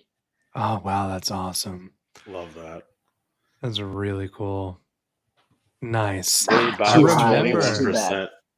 I remember listening to the Tops guys talk about 1988 Tops podcast about Boggs coming up with the Red Sox or coming to the Red Sox and sort of taking the job at the time. I think it was alluded to, I want to say, with Trevor Hoffman's brother, I think, had been like an infield prospect with the Red Sox and sort of, I mean, ended up having to give up the role to obviously Wade Boggs, who was just this, you know, obviously incredibly talented player, but just so cool how those like connections can happen, you know?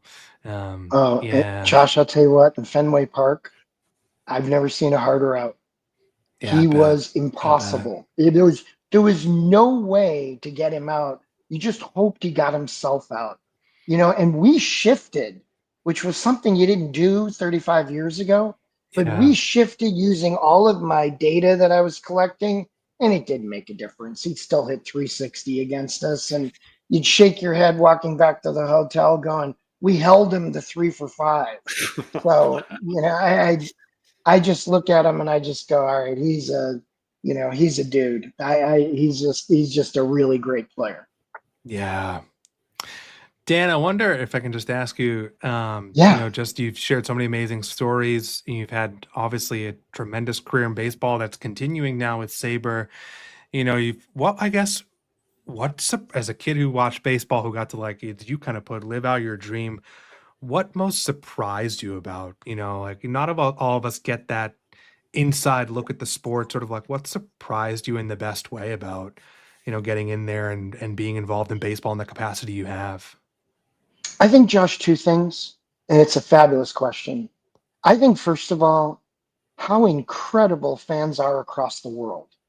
Going to the Koshien ballpark in Osaka, Japan, and being there for their high school national championship changed my life. I mean, I couldn't believe what happened when I went to that game. It was, you know, a 15-day tournament where every game is broadcast on 3 separate networks in Japan, and you get to see the love of the game, which is now in my favorite ballpark in the world. An astounding place. And for that matter, just the fans all over the country. You know, as a kid growing up in the 2 Chicago ballparks, to go to games in St. Louis at Busch, to go to, you know, hear the Mets and, you know, hear the bleacher creatures. It was just amazing.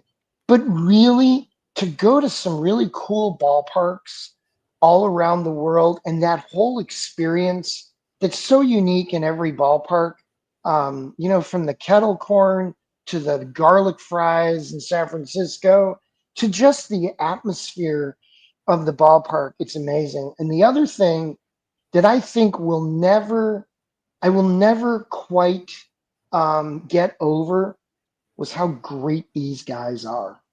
I mean, they are unbelievable. And the things that they do to prepare to be great, that's what I have the respect for. I mean, my buddy Frank Thomas, after a game, we're walking back to the hotel. It was like a blowout. It was like a 12-2 game. And I said, Frankie, your last at bat, that's amazing.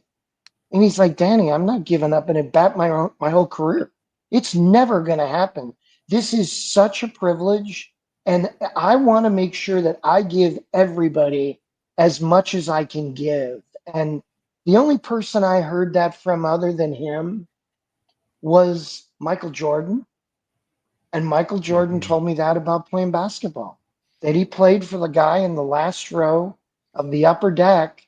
And I marvel at how great, truly great these guys are. You know, when people boo and people, make fun of guys and heckle them, I just think to myself, do you have any idea how hard it is to hit a 96-mile-an-hour fastball with life, with 50,000 people screaming at you, and you don't know where the ball's going?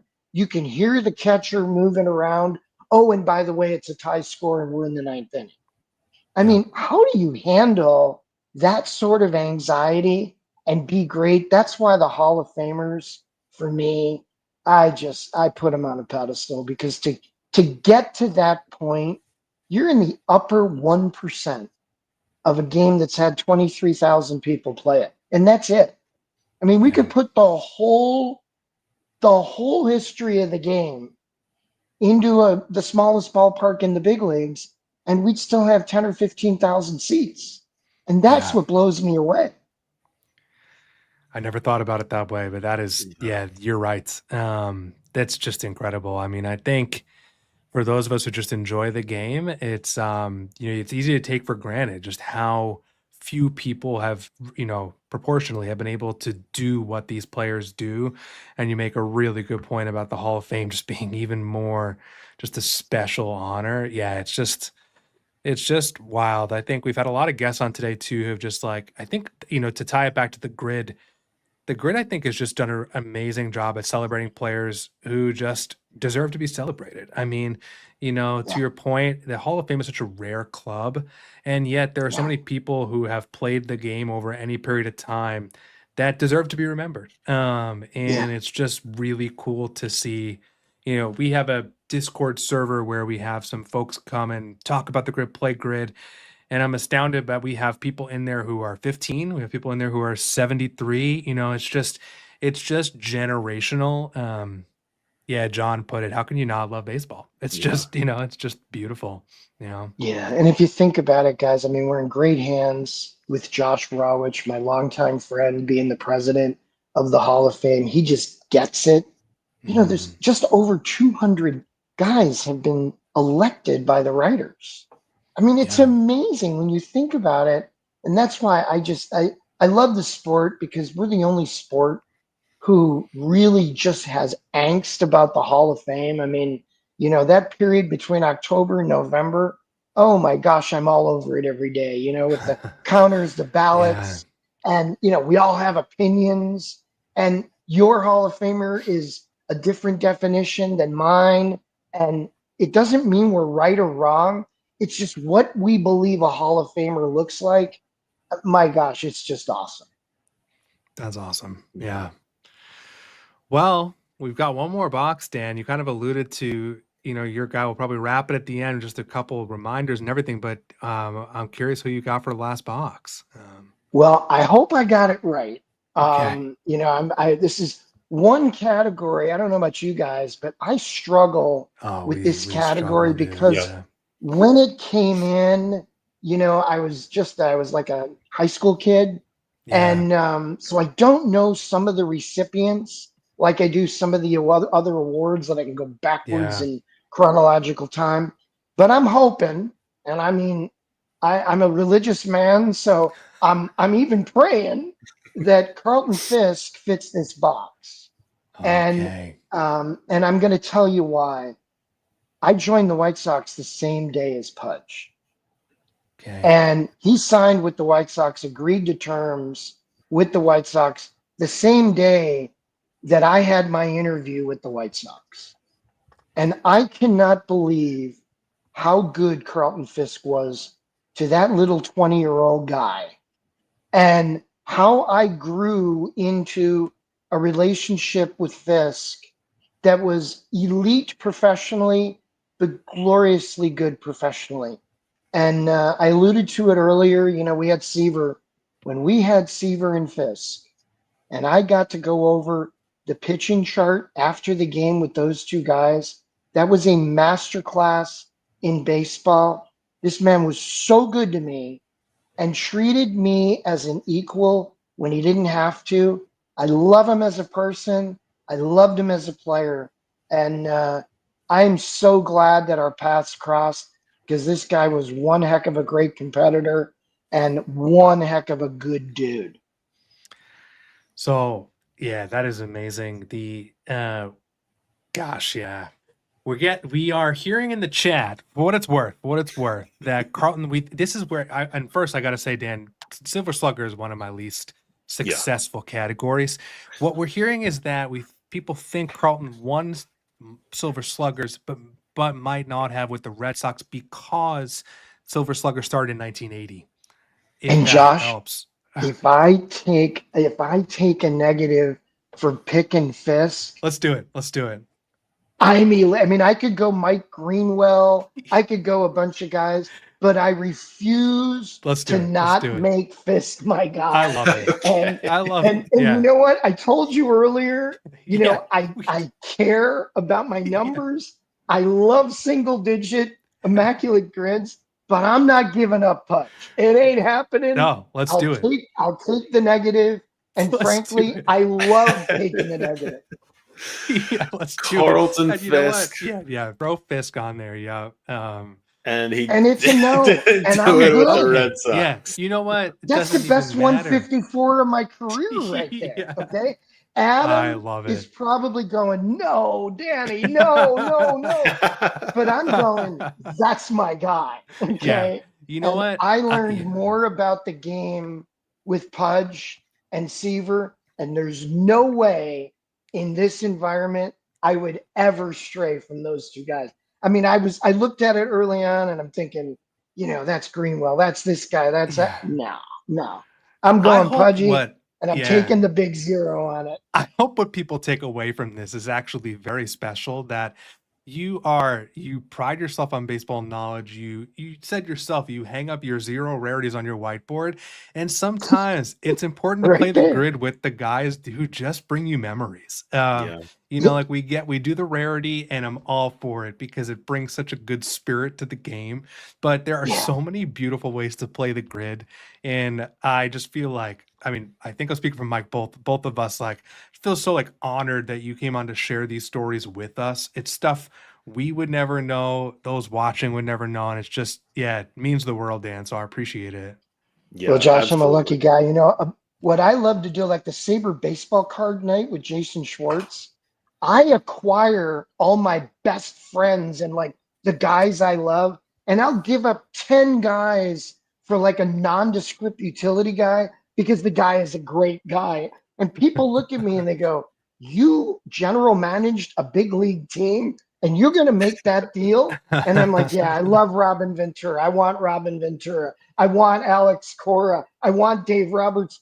And they look at me like, are you serious? And I'm like, yes, I'm serious. So this grid is reflective, candidly, of a bunch of good people in my life. And, you know, Adam's going to see me the next time and go, Danny. And I just go, you know, I knew he probably didn't get it, but I didn't care. It didn't matter. Yeah.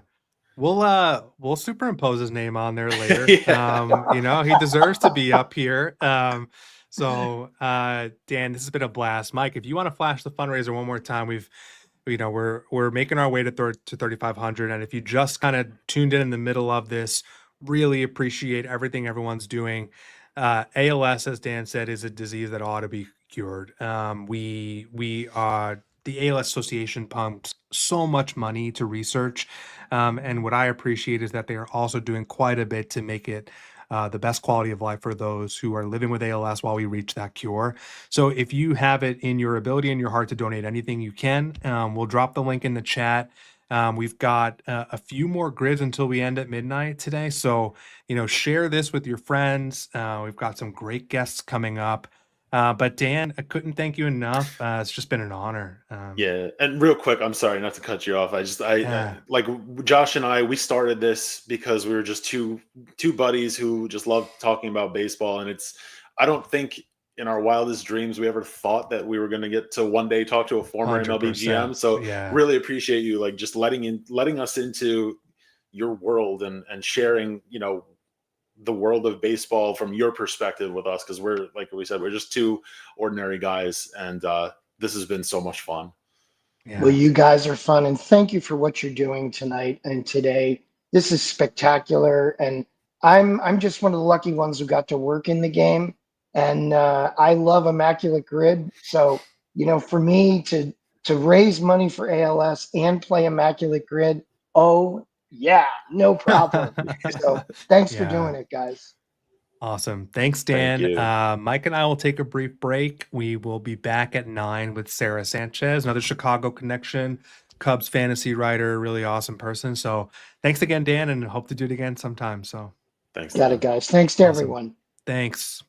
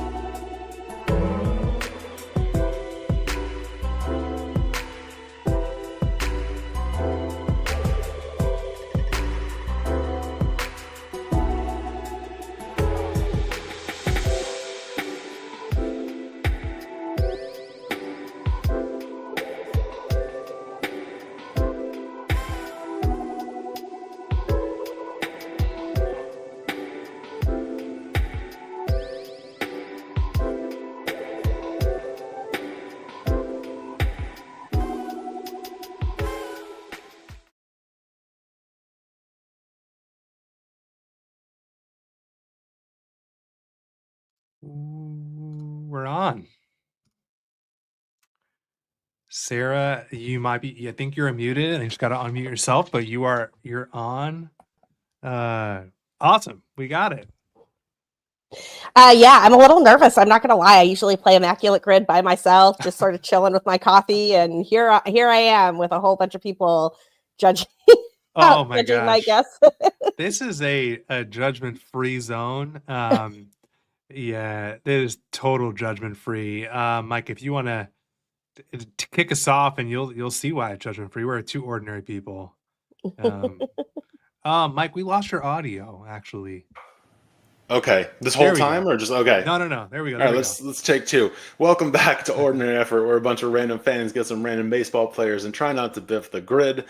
We are here for our Grid for a Cure ALS Immaculate Gridathon. This is our number 10, and yeah, like we said, Sarah, no need to be nervous because we are we are very much average at the grid, and we're just here to, for the cause. Yeah, 100%. Sarah, it's so good to have you on. I feel like we've been following along on socials and schedules trying to get you on, and it's so awesome that you could do this with us. If you don't know Sarah, she's a writer for Bleed Cubby Blues. She's a fantasy contributor at a bunch of places and a really big Cubs fan. Sarah, what did I leave out? I mean, you do a lot of things in the baseball world, so. No, that's it. My Cubs writing is over at Bleed Cubby Blue. I'm part of a Cubs podcast group at the Bleacher Bunch Network. Give that a follow if you are not already. Nice. We have some of the greatest Cubs podcasts in the business over there. And yeah, fantasy baseball stuff over at Baseball HQ. And I'm a Tout Wars person and all that jazz. But I am not going to lie, like Immaculate Grid, I feel like I am a solid B+ student. It's one of those things, like I had a streak going for a while, and then I, every now and again I get too cute by half and I miss one or two. So I'm a little nervous about this, but we'll see how it goes. And thank you for having me. This is such a great cause. Obviously way too many people's lives and everything is just cut short by ALS and needs more research. And so I loved that y'all were doing this, and I'm so happy to join. 100%. I think I strive to be a B+ grid player. I think just don't take the fact that we have a grid podcast to think we are grid fanatics. I think we're pretty average grid people. And yes, we are here, as Mike alluded to and you alluded to support ALS. And that is the main cause today. We've just had an incredible lineup of people who've been willing to jump on. And yeah, as you mentioned, ALS is a really debilitating disease that affects way too many people. There is no cure yet. The ALS Association is the largest nonprofit supporting ALS, and they do so in so many ways. They've committed over $160 million to research for a cure, but they're also helping folks who have ALS and their families get access to an incredible amount of resources, some of which you see on screen, things like access to ALS clinics, education for caregivers, navigating the insurance process, which can be really daunting with a disease like this. So we've had some amazing people donate throughout the day. And if you're watching this, would love if you consider chipping in. We're so close to a goal that I didn't even think was possible. We've adjusted this goal like 3 times throughout the day because people have been so generous. But we're so close to getting to 3,500 that it would mean the world if you consider donating whatever you are comfortable donating with. We'll drop that link in the chat. But Sarah, you alluded to a little bit of the writing you do. I see you're always at games too. For people who don't know you, sort of like, how did you get into the Cubs? Sort of, what's your background? So I grew up in a little rural coal mining community in the middle of nowhere, Utah. It's basically the place you stop for gas between Salt Lake City and all the national parks people want to get to in Utah. But that meant that growing up as a kid, the team I could watch all of the time was the Cubs on WGN. And I did that religiously. The first game I remember, and I was very, very little. So I didn't have great memories until I went back and watched it later as an adult, although I kind of have it memorized now, was the Sandberg game. And I just remember being like, okay, well, that's my guy. He keeps hitting the home runs. And so I'm a Cubs fan, and Ryan Sandberg is my favorite player. Yeah. And that was, and I have not wavered my entire life. I've been a Cubs fan. I moved from Salt Lake City, where I went to school at the University of Utah, go Utes, to Boston, and I stayed a Cubs fan. I did in Boston take the liberty of adopting an AL team because I was in Boston from about 2006 to 2014. It's really hard not to cheer for the Red Sox when you live that close to them during that time period. And then just by luck, I wound up getting a job in Chicago that my apartment is 5 blocks from Wrigley Field. Now, the picking of the apartment block situation was definitely done on purpose, but the moving to Chicago thing was just sort of happenstance. And it meant that I got to watch the greatest Cubs teams of my lifetime in person up close. And I sort of, I watch almost every game on TV. And if I can get myself a single at the ballpark and be there in person, I try never to miss it. So I was there earlier today, watched Daniel Palencia get his 5th save in a row. This close to a combo no-hitter Ben Brown was dealing. If y'all were not paying attention to that, that was really fun. He had 9 strikeouts, only gave up the 1 hit. But yeah, so I kind of live in my own personal dream here, going to Wrigley Field when I get a chance, and I will keep doing that as long as I'm able. That is so cool. I'm so jealous you live that close to Wrigley. Mike and I, Mike, you've been to Wrigley. We've both been to Wrigley. Yeah. So I remember the first time I went to Chicago was 2009, and we stayed in the middle, we stayed in downtown Chicago. We saw a White Sox and a Cubs game while we were there. And we made a point to see a Cubs day game at Wrigley because, that felt like the traditional thing to do. And I remember you said you're located 5 blocks from Wrigley. And what I possibly remember most about the whole, it was really memorable. We talked about the Milton Bradley foul ball, Josh. I think that was from the Cubs game. Yeah. But also just before the game started, before I even got to the stadium, we took a bus from the hotel to Wrigley, and it just seeing every bar for I don't know how, at least a couple miles, probably every bar on the way to Wrigley was packed with Cubs fans, not just Cubs fans, just fans. I think it was an interleague game at the time, and fans from the Twins, I think it was, and the Cubs. Everybody was packed into these bars, and it really set the mood and the whole vibe for the whole day. And that was my first experience at Wrigley. I took my oldest there last year when the Mets played there. He's a big Pete Alonso fan, so we weren't sure if he was coming back.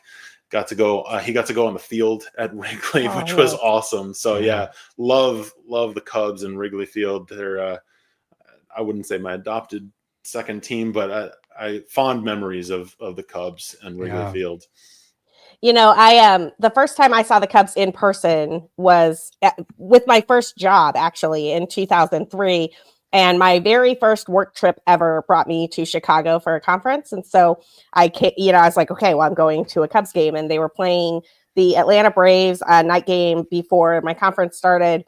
And I remember going to the hotel front desk and being like, hi, how do I get to Wrigley Field? They're like, just get on the red line, get off at Addison. I'm like, do I need to know anything? Am I going to miss it? And they're like, no, you'll be fine. Yeah. And truly, that ride is one of the coolest things because you get to see a whole bunch of Chicago, which is great, but it really is the red line stop is at Wrigley Field. It's got a Cubs logo on it. You see it immediately. And I just remember I was home. It was amazing. Yeah. Took the L when I went last year, and that train was packed. They had to stop us in the little vestibule area. They wouldn't let us go up to the platform because it was just so packed. Yeah. Oh yeah. Sometimes that train stop and the one down by the Sox Park can get real crowded. I have not yet done the red line doubleheader, which is where you do a day game at usually Wrigley, because Wrigley has more day games than the White Sox do, but day game at Wrigley, night game at whatever they're calling the Sox Park these days. I refuse to call it whatever. Guaranteed No. We're not doing that. Like that or yeah. Well, it was U.S. Cellular, and I didn't like calling it that either. Yeah. Yeah. Well, Comiskey, man. Let's go back to some old school stuff. But there are no opportunities this year, at least not yet, unless there's a rescheduled rainout or something for a red line doubleheader. Wow. But I had some friends do one last year when I was out of town, and I was so mad that I missed it. Yeah. I pulled out the Cubs hat for this hour. They hold a special place in my heart because I lived in Chicago a few years, right at the Bryn Mawr stop on the red line. And so just a few away from Wrigley. And at the time I was dating, who's now my wife. And so many of our first dates were just going to the Cubs games because we were long distance. She would fly in and be like, let's go to the Cubs game. So I have a special place in my heart for the Cubs and Wrigley. So this is going to be a lot of fun.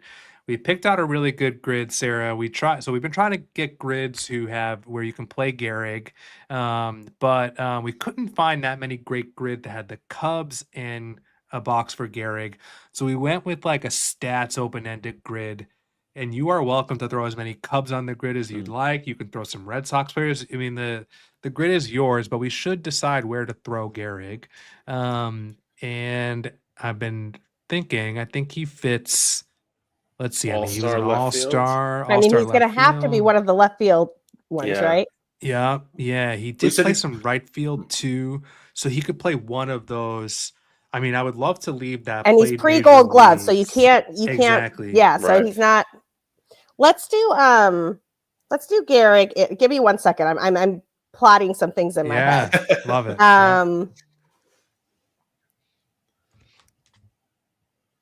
Let's put Gehrig in all-star left field.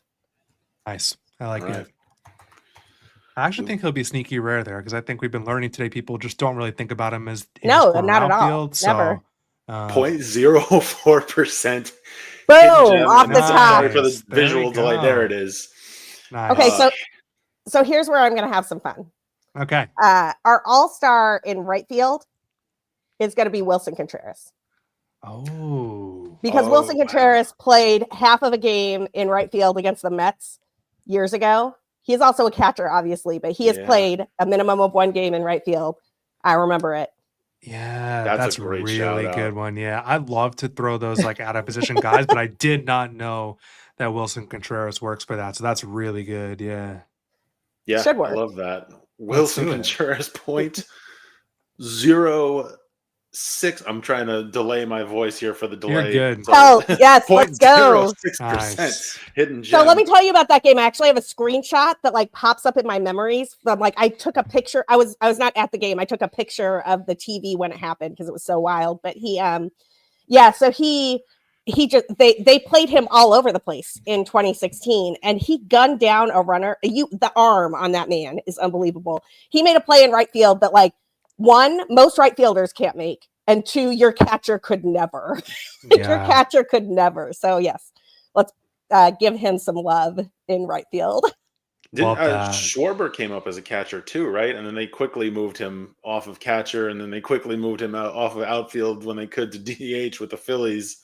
They absolutely did, and he has been an all-star, if I am not mistaken. Kyle Schwarber.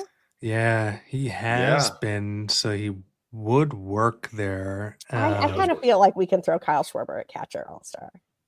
We joked about Kyle Schwarber before because we had we had an all black and white photos grid, and then we were talking about like, let's just throw Kyle Schwarber, but we got him on here. So much. Yeah. Kyle Schwarber 2%. So that's good. It's good. Sarah, I mean, it seems like you've been to a ton of games, sort of. Just curious, sort of like top moments for you at the park. Like, what are some memories you'll just always have of being at games? I'm going to give you my regular season top and my postseason top. Love it. And they're neck and neck, like right here. Like, I think the postseason one probably edges just because you're in the playoffs, but regular season, I was at the David Bodie Ultimate Grand Slam. And the thing about this game, Max Scherzer against Cole Hamels, they are both dealing. It was Cole Hamels in sort of his resurgence when he came to the Cubs, and he was just like, I mean, he honestly was like the greatest pitcher on the planet for about 2 months, and then sort of fell apart. But the Nationals, that was that really good Nationals team, had Harper, had Soto. I think Soto wasn't up yet. Maybe no, Soto came up the next year, but it has Harper on it. It's a real good Nationals team, and they're winning. It's 3-0 in the 9th, and it's, you're kind of like, well, this is not going to work out very well for the Cubs. But that Cubs team in 2018 was just that whole team had an attitude of never quit. In fact, the World Series ring from 2016 says never quit. Any NVR quit in the inside. That's one of John Lester's charity details that they put into that ring. And I just kind of remember, I was like, I don't know, man, this looks like the people who are coming up, things could happen, you don't know. And so the Nationals had subbed, I believe it was Wilmer Defoe into that game. And he immediately makes an error. Somebody gets on base, pinch runner situation.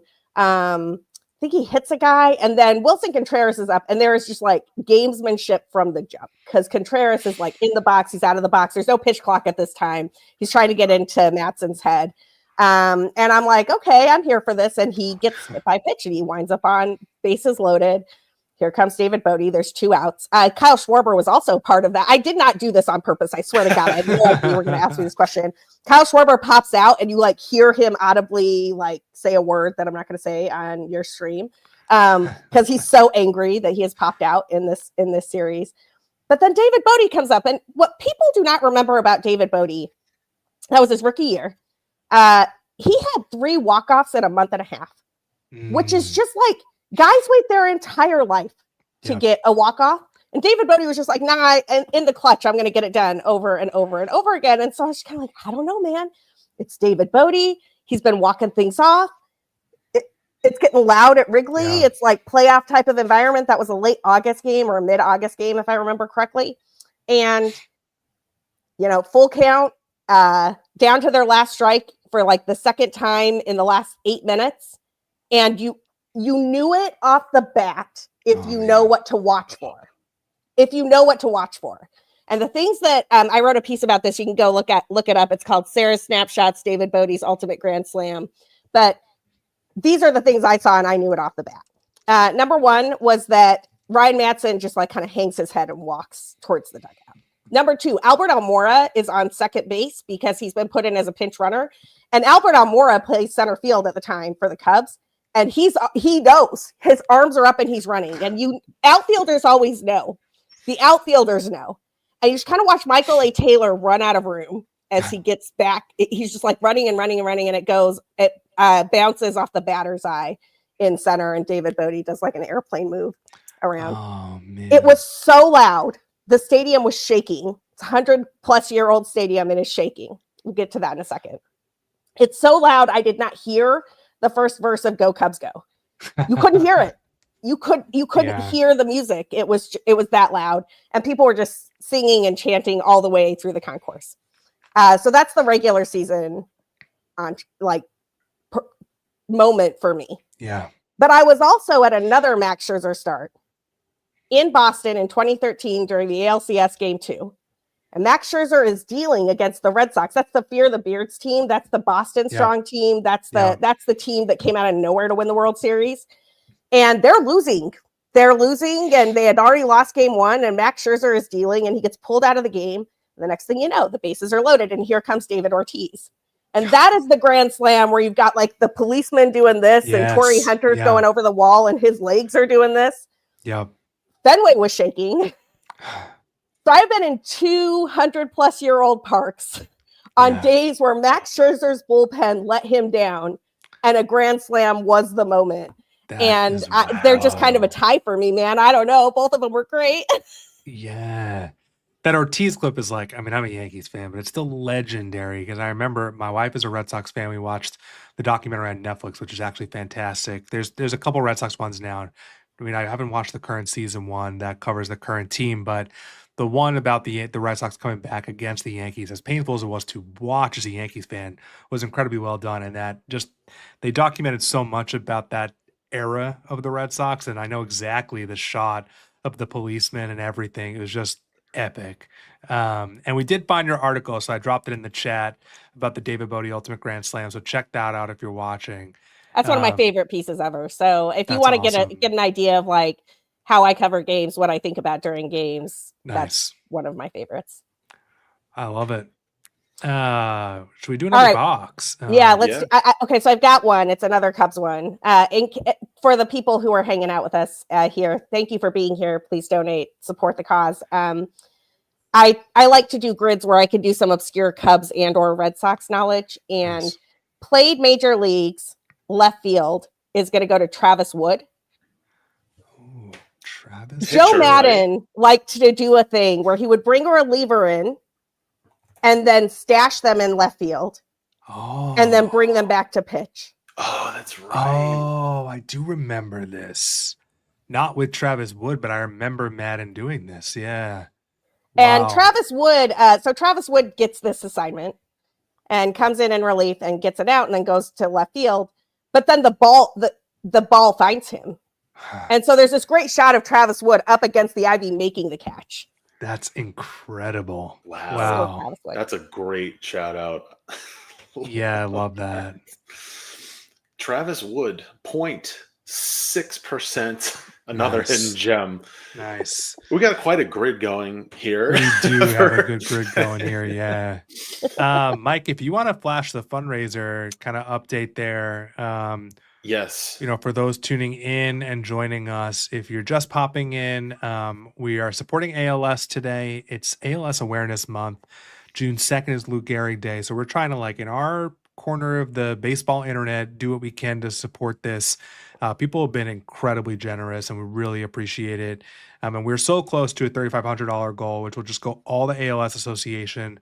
It will support families who are dealing with ALS and the impact it has, and also really important research to find a cure for ALS. So if you have the ability to chip in, anything that is comfortable for you, we super appreciate it.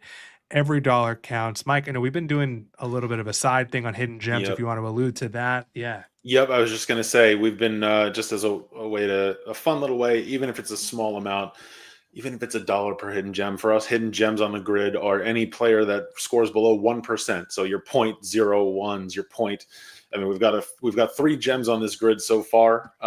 You know, even if it's $1 per hidden gem, every little bit counts. So that's a fun thing we've been doing throughout the day here. If you want to play along with us and doing that, that would be amazing.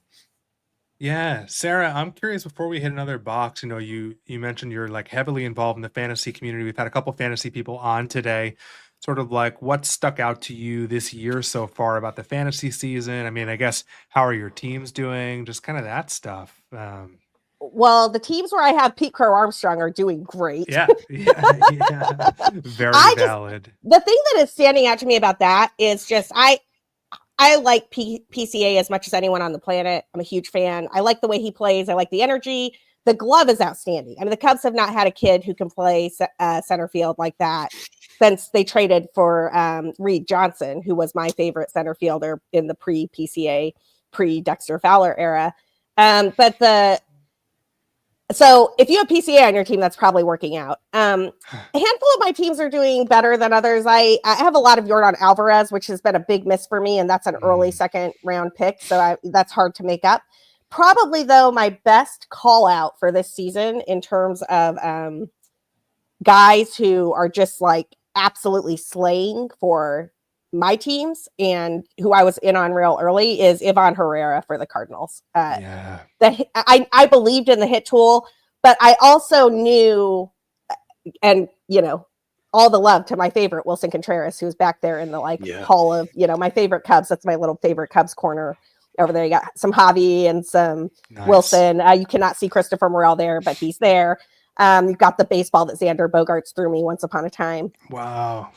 Like I said, my favorites shrine. But the Ivan Herrera is hitting out of his mind. And the Cardinals don't love Wilson Contreras's game calling skills. And so early on, in fact, at First Pitch Arizona, I was in a gladiator draft. And for those of you who are not big fantasy players, over at the NFBC, they have a game called Gladiator. You basically draft only your lineup. That's it. You draft no bench, your lineup. You make no moves throughout the season, and whoever wins, wins. And I took Ivan Herrera relatively early at that point in time. I mean, it was November, and I had missed my catchers, and I was like, well, I'm just going to take Ivan Herrera because I don't think they're going to let Wilson Contreras catch that much. And that has been maybe my best call of the fantasy season, even with the injury. He's come up twice today. We had the guys from Sleeper and a Bust on earlier. Oh, nice. Actually, it might have been Chris Towers who called out just how good catchers have been this year. And Herrera came up. And by the way, Sarah, multiple people have been pumped that you're on this. So Oh my all God. day, you know, Joe That's so cool. Rico was I like, love "Oh, Joe man." Rico, and I Yeah, love Chris Towers, and I love this. I love all the Yeah. Sleeper and the Best guys. We love Joe too. Joe's was our first guest on the Yep. program.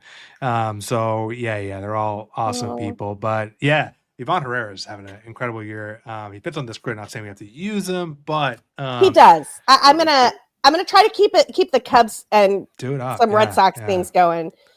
So played major leagues and played right field. I would love us to throw Dusty Baker on this grid. Oh, I like that. Former Cubs manager, one of the best managers in the history of the game.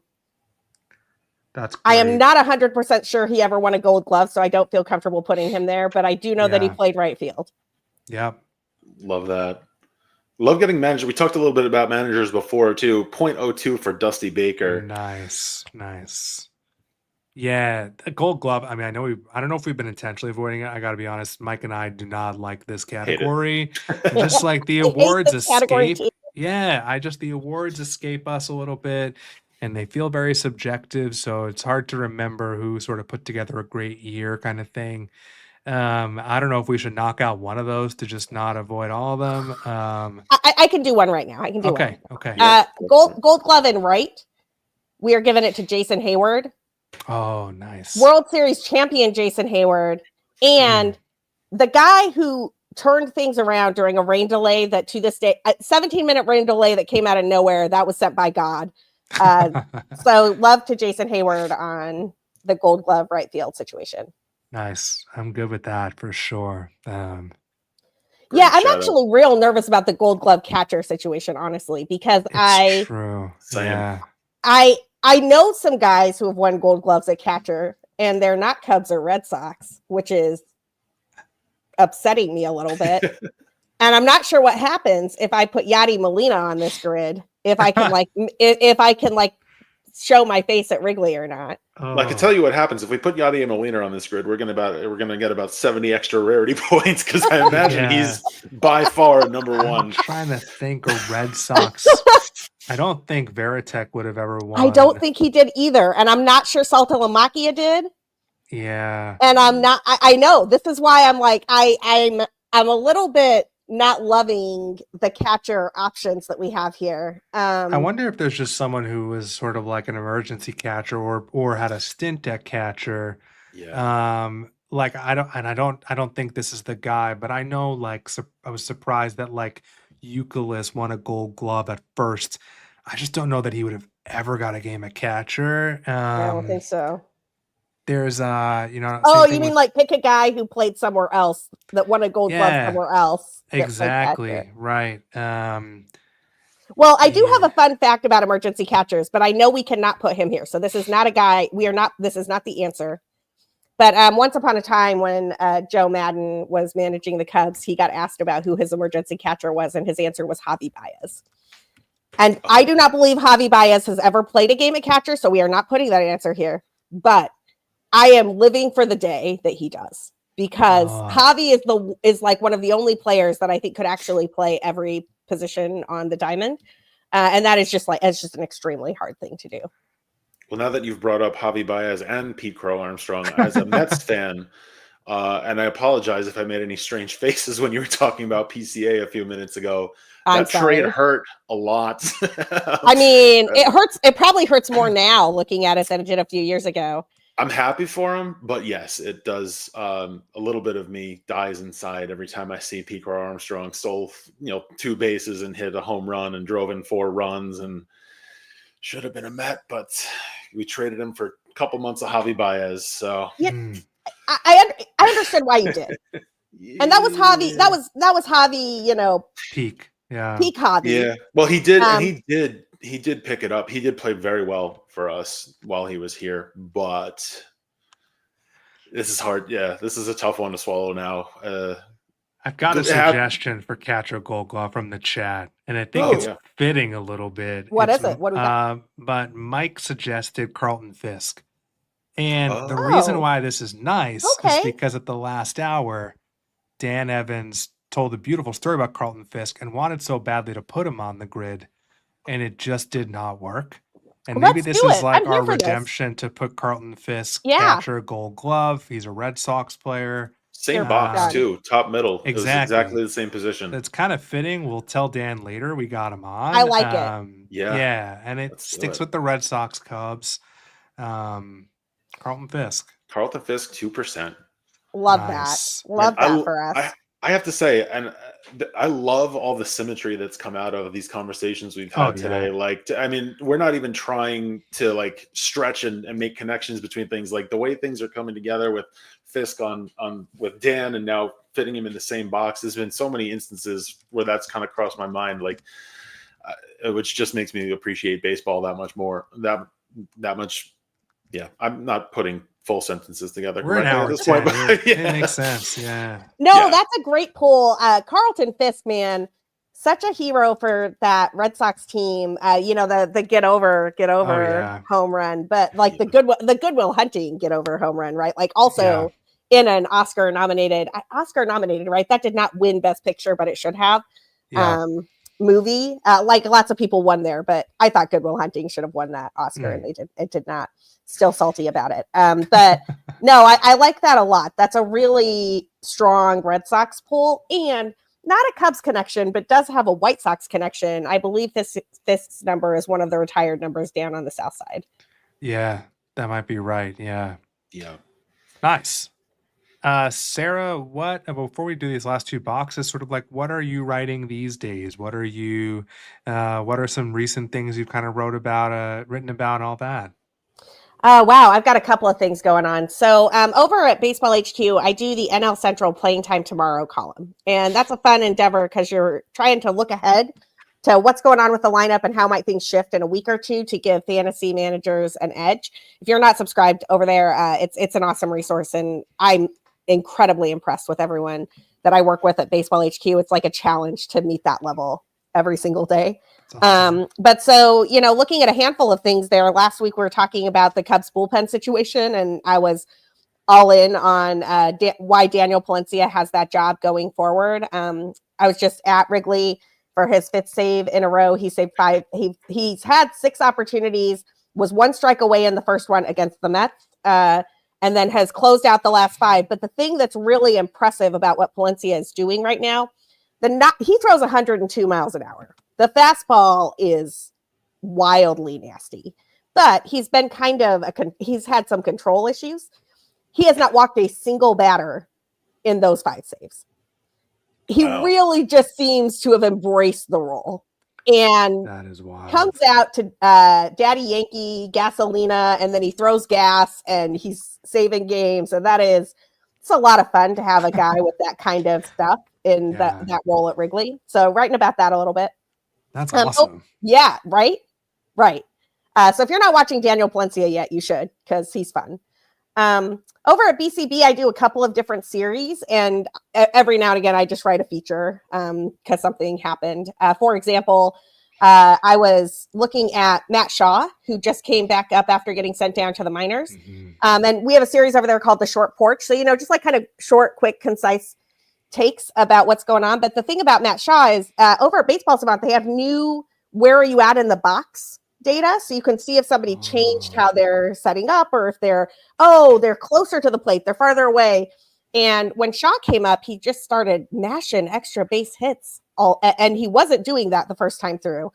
And so I just went over to Baseball Savant and shout out hat tip to Eric Smolsky, who posted about that new feature on Baseball Savant on social media. And then I saw it and I was like, okay, well, I want to see what's going on with Matt Shaw. And sure enough, he's adjusted his position in the box by about 4 inches, and you can just see it immediately in how he's getting to the ball. So I don't know which of the great Cubs hitting coaches down in the minors worked with him on that, but credit to you, because he looks like a fundamentally different hitter right now. And then I do a series once a week called BCB After Dark, which is that is a long running series that one of our deputy managing editor over there, Josh Timmer, started. The conceit of the series is you kind of start with a question, but you're hanging out at a pub with your friends, and there's always a musical or movie interlude in the middle, and then we kind of answer the question towards the end. So it's just sort of a more rambly, like midnight posting type of grab a drink and come in and chat with your friends type of situation. it's been really fun to host a BCB After Dark once a week. Wow. That is awesome. Yeah, we will drop the link of, well, and you have your handle and your name. So if you don't follow Sarah, go find her. I mean, where can people find you? Blue Sky. So at BCB_Sarah on every social media site except Blue Sky, because they didn't allow underscores. Yes. Which means I always have to caveat this. But I'm just BCB Sarah over on Blue Sky. I'm probably posting most of my stuff to Blue Sky these days. As you were saying earlier, I'm at the ballpark all the time. So nice. I post a lot of ballpark shots and Wrigley concerts and those types of things on Insta. And I am still on Twitter, and I don't need anyone to judge me for it. I think that Twitter is still a baseball conversation that is happening. Yeah. And I mean, the Cubs don't post on Blue Sky yet. Yeah. So if I want to get team news and I want to know roster moves and those types of things, I kind of have to be there. I don't post quite as much over there as I used to be, but and I'm calling it Twitter till the end of time. We're not renewing that, but 100%. But I am still over on the Twitter machine, if that's your social media of choice. Nice, love it. I love the Matt Shaw story too. I just think that it's like, as someone who never even played semi-professional baseball, let alone professional. I barely played after Little League, but I'm just fascinated by when these players have so much talent, it sometimes takes just the smallest adjustment for things to click. Yes. I just feel like that in the fantasy world a lot, when you're following a player and you think they're just absolutely just like have lost it. And then it's really just, it can take a minor adjustment for these people to just all of a sudden be the player you think they're capable of being. Of course, with Shaw, actually, I have him in my league, so I'm excited about it. Yeah, we got some shares of Matt Shaw here. Obviously, there's a reason why people were super excited about him, but he's a kid, so it's obviously an incredibly difficult game from what I can see on my couch watching. So yeah, it's really cool to see him click, and that's really, I did not know about that data. That's really cool. Yeah, it's fun if you go into the leaderboards or the fielding stuff. And if you're looking at a guy who doesn't have a ton of plate appearances, you might have to mess around with the qualified settings and whatnot. But Eric had posted something looking at another Cub, Cam Smith, former Cub. I guess he never played for the major league team, part of the trade return for Kyle Tucker, which look, man, I'm not going to be upset at any point in time that the Cubs for Kyle Tucker. That was a great move. They better extend him because they gave up a hell of a player in Smith to get him. That Eric was looking at if Smith had meaningful changes and sort of flagged that data, and I'm obsessed with it now because as one of the the comment section, usually they tell you don't read the comment section. At BCB, you should read the comment section. Al has done a great job creating a community there where people hold themselves to standards and get kicked out if they don't. And it's a conversation. It's like being at the pub with your Cubs fan friends who want to talk about all the things. But when I posted that, small sample size caveat, whatever, one of the longtime readers over there made the comment, with a change like this, small sample size doesn't matter as much, right? Because you're looking at a physical change the person has made as opposed to, is this sustainable over more than 20 years? Right. That's a good point. Yeah. That's awesome. I can't wait to dig into that. Yeah, it's fun stuff. Nice. I'm gonna go Homer for a second on the plate catcher in the major league situation. We're gonna go with Giovanni Soto. I was just thinking him. I'm so glad you said that. My first Cubs jersey. I was convinced that Giovanni Soto was going to be the dude he won the Rookie of the Year, man. He was going to be the dude for the Cubs till the end of time, and he was not. And I'll get over it. But yeah, I had a dream once upon a time. That's awesome. I love it. Yeah, Giovanni Soto, 0.3%, another hidden gem. Nice. And like you said, we've probably been subconsciously avoiding, or not so subconsciously avoiding this Gold Glove box. You know what? I'm very torn on it because part of me wants to go obscure and be like, oh, find a guy who played left field, because there are guys who played left field for one game and won a Gold Glove somewhere else. And another very big part of me wants to just say it's Ian Happ. Yeah. And the reason it's Ian Happ for me Earlier this year, I got to do one of the very most fun things that I have ever gotten to do in my life. And Ian Happ made that day possible. So I grew up, like I said, in rural Utah. My oldest friend, so the daughter of my dad's best friend, who I have been camping with and running around the desert with and known since I was conscious, Brenna, came to visit Chicago with her daughter, Frida. Frida is 9.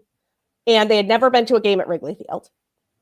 And so I was like, we're sitting in the bleachers. We're going to sit in the left field well. I'm going to show y'all all the sights. And one of the things I was hoping for, beyond hope, was that Ian Happ would throw Frida a ball. And part of the reason I wanted us to sit right there is because I'm friends with the guys who sit in that well every day. Shout out to Bleacher Jeff and Bleacher Tony and all the dudes who hang out in the well. And I was pretty sure that Happ would throw Jeff a ball for a specific kid, and that Bleacher Jeff would point out Frida, and that Frida would get a baseball at her first day at Wrigley. And she did. And that kid's face lit up. She actually, when she went to the restroom later, she handed me the ball. She was like, take care of this. It's very important. I was like, I'm on it. Nothing will happen to your ball while you're gone. Yeah. And she had a great day. They stuck out a 2.5-hour rain delay, and they stuck out the whole game.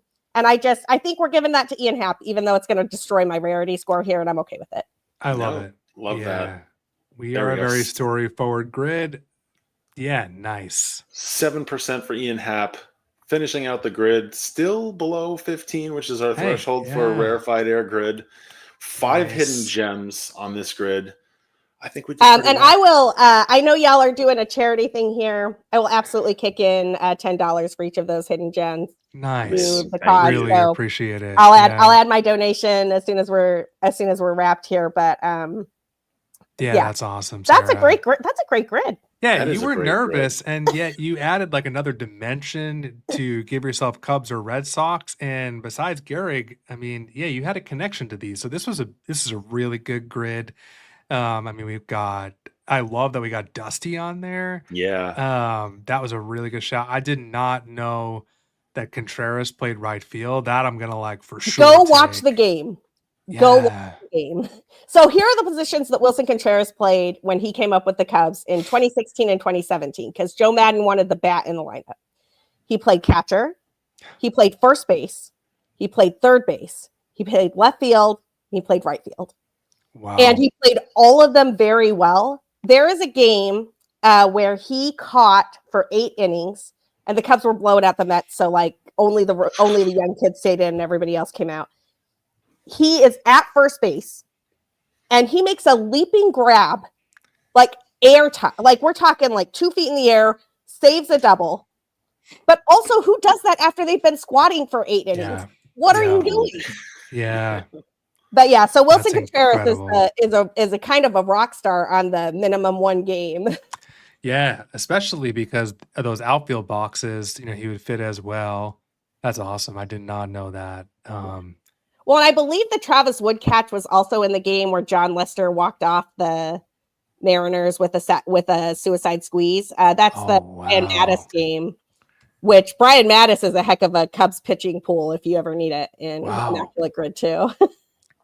We need to phone you in for our next Cubs grid for sure. This has been like a educational trip. And Sarah, thank you so much for doing this. Thank you for supporting it. It's been awesome. I heard you first when you had Greg Jewett on. Greg was on our show. Oh yeah, Greg's great. And we just love Greg. So I'm glad that the baseball world connected us. Super appreciative of your time. And for everyone watching, we've got a couple good ones coming up. We've got at 10 o'clock Eastern, we've got Jeff Snyder from Locked On Dodgers. He's probably going to tell me, I assume the Yankees are still losing to the Dodgers. We're probably going to talk about that. And then Tyler Kepner, who's a senior MLB writer for The Athletic, is closing us out at 11. Super pumped. His grids are just always incredible. So this is really fun. Sarah, appreciate it. We'll have to have you on again. And this is really fun. Thank you. This was a blast. Thank you so much. I'm happy to support it. And thanks for closing out an awesome baseball day for me. 100%. Yeah. Mike and I will be back at 10 Eastern with Jeff from Locked On Dodgers. But thanks everybody. We'll see you all soon. Thank you.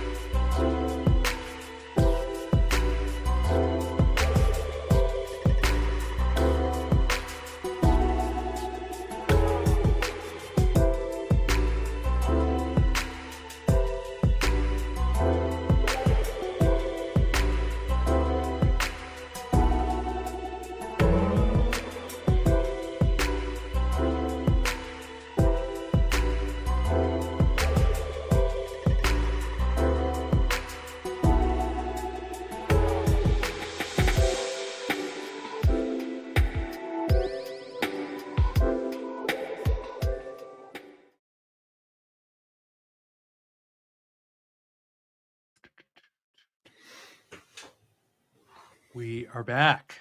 Welcome back again to Ordinary Effort. We're a bunch of random fans, guess some random baseball players, and try not to biff the grid. We're here for our Grid for a Cure ALS Immaculate Gridathon, going into hour number 11, and another return guest joining us. Really great to have him here, although I think he's going to give you some more flack for the Dodgers-Yankees. Oh, man. Jeff, I mean, it's so good to see you back. And just like when we scheduled this, I should have looked at the schedule to know you guys were going to remind us, you know, how far we are from you as Yankees. If you see me glancing this way, it's because my second monitor has the game on. I expected the game to be over by the time we started, but then the Dodgers decided to score all the runs today, and that takes a little bit longer. I wish it would be over, honestly. I haven't been able to catch it, but I'm glad about that, actually, because I'm getting updates in the chat all day, and it looks like it's 15-1. So probably not a heartbreaking one for you to miss, Josh. I think I'm all right with it. Wow. Jeff, that's 3 high-scoring games today. It's been Brewers, Rays. Yeah. Okay, sorry. No, I just hope the Dodgers can do the same thing to Mike's Mets when I'm there on Monday for my birthday. Well, thanks for joining us, Jeff. Yeah, and that's that. We'll take a 59-minute break. No, we're thrilled to have you back, Jeff. For those of you who don't know, Jeff hosts Locked On Dodgers and is behind Dodger Yard, an awesome community for the Dodgers fans. And as much as it pains me to say it, the Dodgers are the reigning World Series champ, so it's been good for Jeff. And we've had him on before. Thrilled to have him back, Jeff. Besides this, if you can call it a game, how are things for you? Things are good. Yeah, the Dodgers are struggling a little bit, compared to maybe what expectations were, but they're still in first place. And when you can be struggling and still be in first place, that kind of tells you the state of your franchise. So not too many complaints here. And I'm excited to be here with you guys. As I mentioned, Aaron Judge just hit his second meaningless home run of the game for today. There's something for you, Josh. Thank you. Now 15-2. The comeback begins. Nice. Here we go.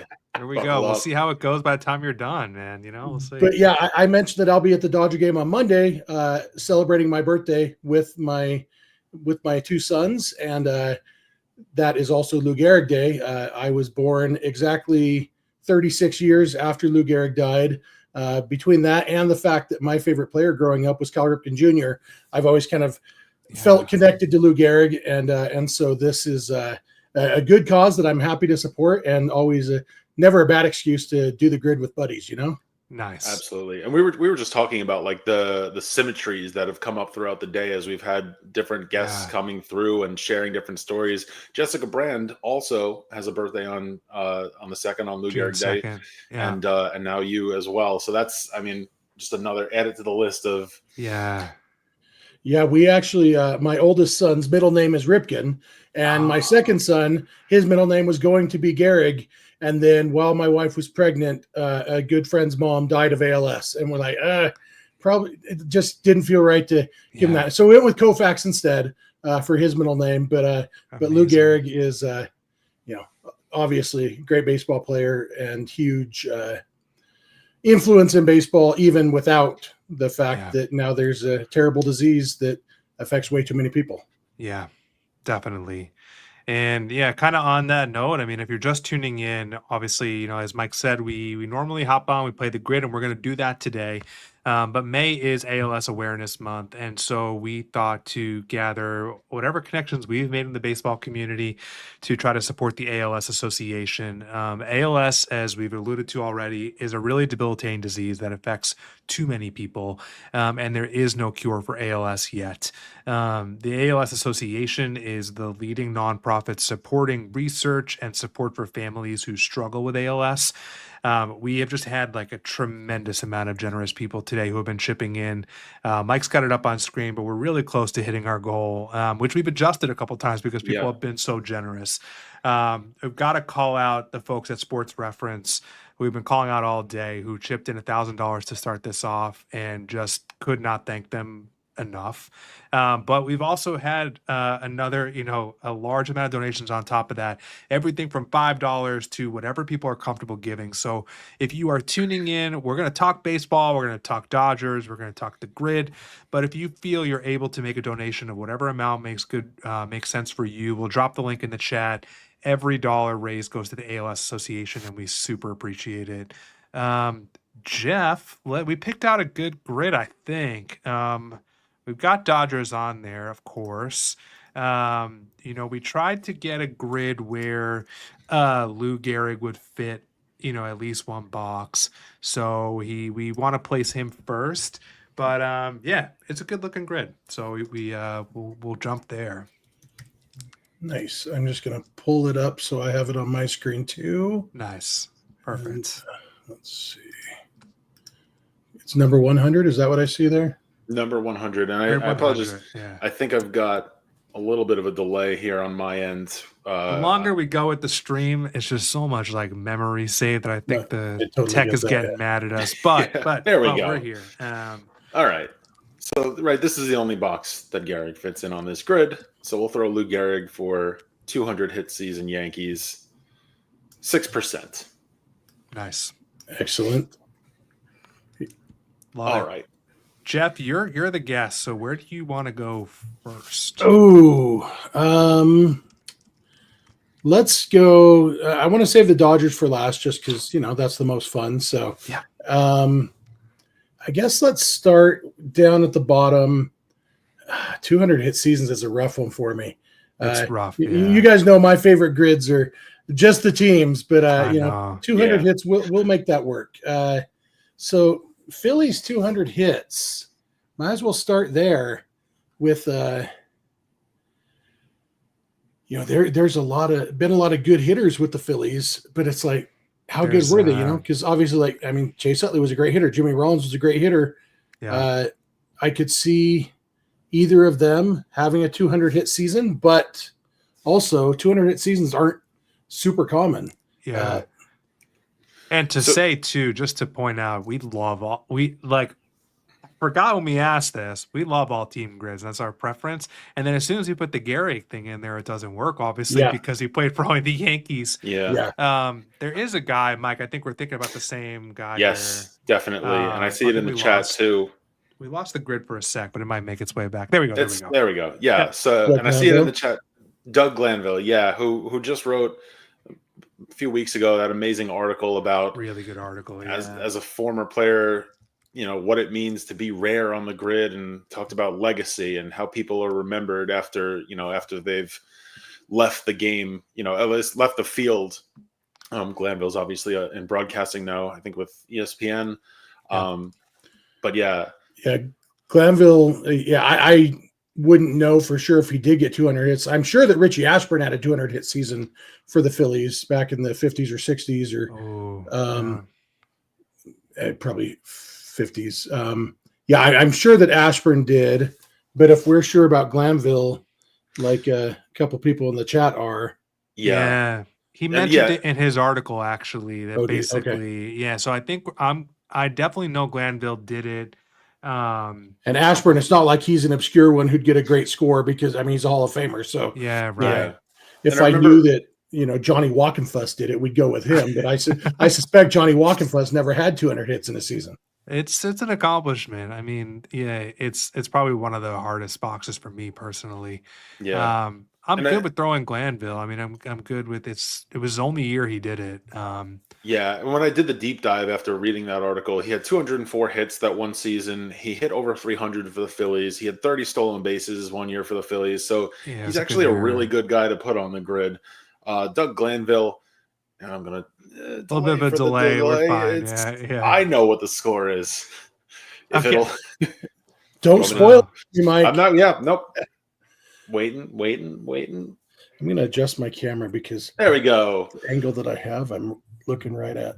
There we go. 0.8%. Okay, that's a good one. Nice. Beautiful. Jeff, where do you want to go next? Okay, let's stick with the Phillies row. Okay. My mind works orderly like that. Nice. So let's go with Phillies Mets. The one that immediately comes to my mind is Juan Samuel, also a former Dodger, traded from the Phillies to the Mets and then to the Dodgers. Nice. So he comes to mind. My mind, you guys remember, I always go back to the 80s when I was collecting baseball cards as a kid. And so Juan Samuel, rookie in 1984, had 72 stolen bases or something as a rookie, I think, and just kind of ridiculous. So I know he fits that bill. So then I start thinking, well, okay, who did the Phillies get in the trade for Juan Samuel? Because you might get more obscure when you think about the trades. That's how I try to do this sometimes. And but I can remember that the Mets, when the Dodgers got Samuel from the Mets, they traded Alejandro Pena there, but that doesn't help us here until we get to the Dodgers Mets category. Actually, there's a couple names here. So this is probably not back as far as the 80s, but 90s, I think. Ricky Bottalico. I think he was the Phillies closer for a bit, and he had a brief stint with the Mets. You've also got Ricky Leday here, and Aaron Altair had a very short stint with the Mets. Do you guys know Aaron Altair's claim to fame? I know that. I don't remember what it is. I know that he is the only player ever to hit a grand slam off Clayton Kershaw. Oh, wow. That wasn't what I was thinking it was. I did not. I actually, I saw Aaron Altair. Dalton Rushing just hit his first career home run, guys. Sorry to interrupt. No, you're good. That's huge. It's off a position player. So, but well, it's fine. Yeah, still counts. 18-2 now. So the Dodgers have made up for that back-breaking home run by Aaron Judge. So, oh my gosh. It's a fun one. Anyway, Aaron Altair, I was at spring training with my son this year, and we were at a Dodgers White Sox game at Camelback Ranch. And a guy walked past me. We're sitting out on the lawn out in right field. And I said to myself, I think that's Aaron Altair. And he says, who the heck is Aaron Altair? And I said, he's the only guy ever to hit a grand slam off of Clayton Kershaw. And so I'm like, I'm trying to figure out. So then I pull up, I'm Googling Aaron Altair, and I'm showing the picture to myself. Does that look like him? I was like, that looks like him. So then I Google Aaron Altair's wife to see if I can find a picture of her to see if it looks like the person with. Finally, once I was confident, I walked up to him. I said, are you Aaron Altair? He's like, I am. And I shook his hand. And I said, do you know you're the only guy ever to hit a grand slam off Clayton Kershaw? And his wife said, believe me, he knows, and he mentions it a lot. Wow, that's awesome. Can you take out the garbage? You know. I don't know. Does that sound like something that somebody who hit a grand slam off Clayton Kershaw would do, honey? Yeah. I mean, you never really forget that, right? I mean, yeah, definitely. I feel like we have to put him here now. Let's go with Aaron Altair. Yeah, absolutely. I like it. And Aaron you Altair. too. Everyone is mad. The technology. Oh, it's pretty good. It's not a bad delay. 0.3%. 0.3%. Another hidden My other favorite thing about Aaron Altair is that Rick Monday has never had a problem saying Aaron Altair's name, but he still says Paul Goldsmith. So it's like, Oh man, that's funny. All right, let's spin out to the Phillies roll then. Yep, Phillies and Astros. Well, Eric Kratz. Who I mentioned earlier, we didn't get to throw him on there, but it's still is an option. But Brad Lidge is probably too obvious here. He was on the Phillies World Series team. He had that ridiculous season. What was it, like the perfect 54 save season or something, where with no blown saves? Not that I like to talk about this as a Mets fan, but Lidge was good. I'm trying to think who else fits here. Yeah, I'm People in the chat are just clamoring for us to use Bobby Abreu, and just in a lot of boxes here. And as much as I love Bobby, he's going to be pretty high in a lot of. Yeah, I can't. I don't think we can use Abreu on a Phillies category since that was his main team. Yeah, yeah. We could do him for Yankees, Astros, or Dodgers, Astros, maybe. But he was also a Met. So or Dodgers, Mets, or Yankees, Mets. So Yankees, we'll get Abreu on there. Maybe Bobby Abreu. Did he ever have a 200-hit season? Did it? My guess would be if he did, it was with the Phillies. Probably not with all three teams, but I was going to say he's not one of those guys who could fit all 9 squares. But I'm trying to think from the 80s, because I'm sure that Phillies Astros is not a super common overlap that jumps straight to my mind. We had someone call out Dickie Thon, who was a shortstop for the Astros in the 80s or 70s, maybe. Yeah, Dickie Thon's a good one. Jesse, that's a great shout. He also said Gus Triandos. Going back to the 60s with Triandos, huh? Yeah, we've used Dickie once. Talked about using him for the Astros, but I wouldn't have remembered he played for the Phillies. Same. Yeah, I kind of like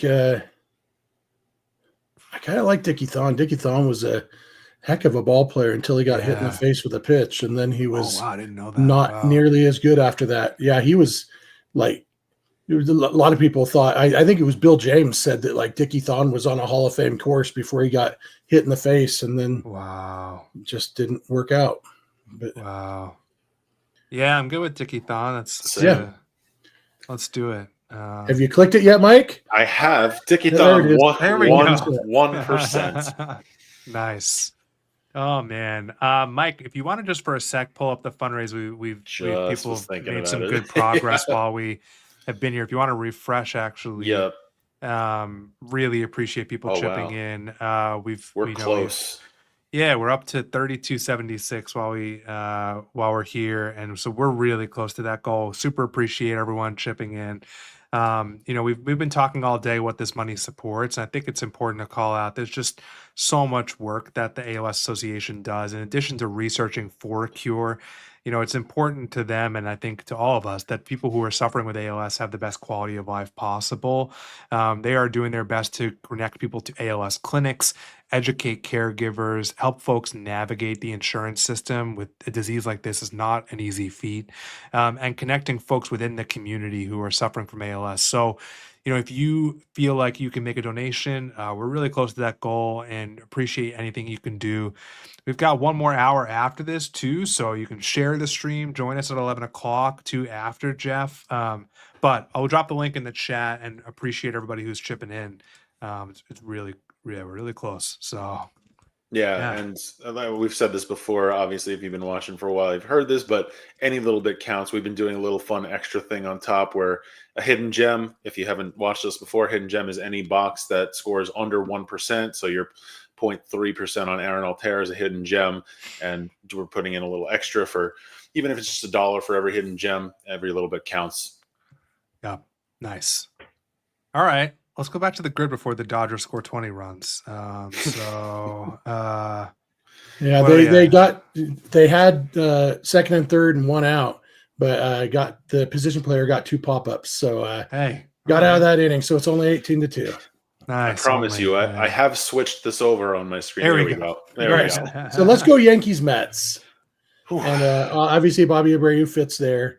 I'm thinking back to, my childhood. There's several guys who pitched for the Dodgers and also pitched for the Yankees and Mets. A couple guys come to mind. Tim Leary, Jesse Orozco. There's one more who came in and out. Tim Leary is one that like a lot of people forget. Tim Leary might have been in that trade actually. Dodgers to the Mets for Juan Samuel, now that I think about it. But another guy who wasn't a Dodger, Walt Terrell. Walt Terrell might be a good one because he was mostly a Tiger and a Padre, but he also pitched for both the Yankees and the Mets, which could be interesting. The Dodgers have a position player in now too, so it's the battle of the position players. Kike Hernandez wearing that pitcher's helmet while he's pitching. Oh, he loves that. Yeah. Those are some deep cuts. I think the pitchers you mentioned who also pitch for the Dodgers are definitely deep ones. Mike, do you got someone too? Or yeah, I actually had a little moment of deja vu because I feel like you mentioned at least a couple of those players when you were with us the first time, and I think I threw out another pitcher that works here. All 3 teams. Chris Capuano was a Met, a Yankee, and a Dodger. Huh. Yeah, I think of him as a Brewer and try to block out his time as a Dodger. I guess I remember. I don't remember Yankees, but Yeah, you're definitely right, Mike. That does fit. Who was it? Was it Walter Terrell you mentioned, Jeff? Walt Terrell, yeah. Walt Terrell. I kind of think that's going to be one of the deeper cuts, but I'm good with it with a couple of the guys you mentioned. We can leave it to you if you want to throw Walt or someone else. Yeah, I think Walt Terrell or Tim Leary would probably score us pretty well. Yeah, I agree. So yeah, let's go with Walt Terrell. Mike's already typed it. We'll see it in a couple hours. Wasting that effort. Yeah, there we go. This was a good choice. that one seems to have done all right. Nice. 0.007%. Yeah, that plays deep hidden nice. gems. Love it. All right. Do we want to finish out the Yankees? Yep. Yankees, Astros. Yeah. Yankees. Well, Astro. I mean, Beltran and Berkman. Yeah. But those there's are probably also high. Bobby Abreu, Mark Melanson, Eric Kratz, some of our guys we normally throw on there. But you've also got Marwin. We're not doing Marwin. It's too obvious, right? Yeah. With the Astros. He had a home run in Game 2 of the 2017 World Series, which is Mark Melanson. Mark Melanson fits here. Melanson does fit. He does, yeah. And people forget about him on the Yankees in particular, right? Yeah. Yes. I think it's been a long time. It's been a couple hours since we last mentioned Mark Melanson. So. Yeah. And I'm trying to think back to, did Alex Trevino play for the Yankees? I know he played for the Astros, but he also played for the Dodgers, so we might use Alex Trevino. Actually, he played for the Mets too, so we could use him for either of those two Dodgers categories. So I won't take a guess on him being on the. I feel like one of those. There was the Yankees had a bunch of shortstops in the '80s who, as a 10-year-old kid, they were interchangeable in my mind, like Bobby Meacham, Andre Robertson, and Larry Milbourne. And I feel like one of those guys played for the Astros, but I can't remember which one it was. And that's the challenge there. So yeah, we might have to go with somebody more recent because nobody from the 80s is jumping out at me really. Yeah, I'm trying Unless to think as well. I don't think Mike Morgan pitched for the Astros. This game is mercifully over, by the way, Josh. 18-2 final. Yeah. So Kike got the save, or is that a Kike save came situation, in not quite a safe situation, unfortunately. But yeah, he shut things down. Gave up a leadoff double to Jason Dominguez, and then got 3 straight outs. So oh man, jeez.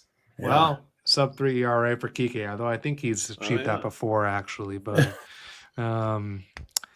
yeah, wow, Yankees Astros. My brain's kind of fried. I mean, if it were me, I'd throw Kratz, but I don't know if that's gonna be necessarily like the rarest. I mean, I think Eric Kratz has never really let us down on the grid. It's true. I do see in the chat, Kevin, welcome back. I think you were with us a little bit earlier. Kenny Lofton, and this brings us full circle back to the earlier in the day when I compared, or not compared, but spoke Kenny Lofton's name in the same sentence as Luis Polonia. He does work here, and Lofton's a good one because he played a bunch of years in Cleveland, and then every other team, I think there was like 9 other teams he played for, and all of them were for 1 season. So yeah, that's a great shout out. Yeah, I love Kenny Lofton. I do too. I would not be upset about throwing Lofton. I think Kratz would probably get us a better score. I think so. Yeah. But we're not all about the numbers here. You gotta pass the eye test too. That's true. And no offense to Eric Kratz, but I think Kenny Lofton was a slightly better ball player. Just a little bit. I think we've avoided using any repeats, if that means anything. So I think we used Kratz before, right? Okay. I thought about using them. I don't remember. You didn't use them? That being said, yeah, we have not used Kratz yet, but I agree. Yeah, Lofton's a great ball player. So I mean, Matt, you see in the chat, Matthew Glidden, Larry Milbourne is the one of those 3 guys who did play for the Astros. I knew one of them did. Then let's do that. We got a validation from the chat. Yeah. Yeah. I guess with Seattle in between. Interesting. Yeah. Okay. Let's do it. Larry Milbourne point. Come on. You can tell us. Give us a teaser. 0.03% for Larry Milbourne. Okay. We'll take that. Nice. Yeah. Yeah. And 0.0 and then 1 for each of the 3 guys I thought Larry Milbourne might be, Yeah, nice. Well, we'll get there one day with the grid. Apologies for the delay, everybody watching this.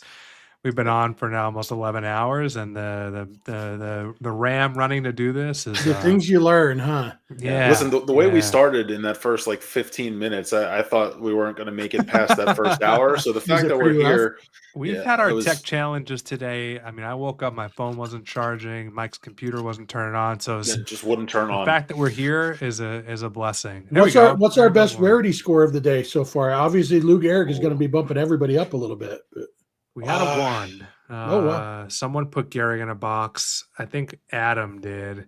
Do you mean for overall? I mean, for the total rarity score. Yeah, Like, total. 1. We had a 1. Twice we got, yeah.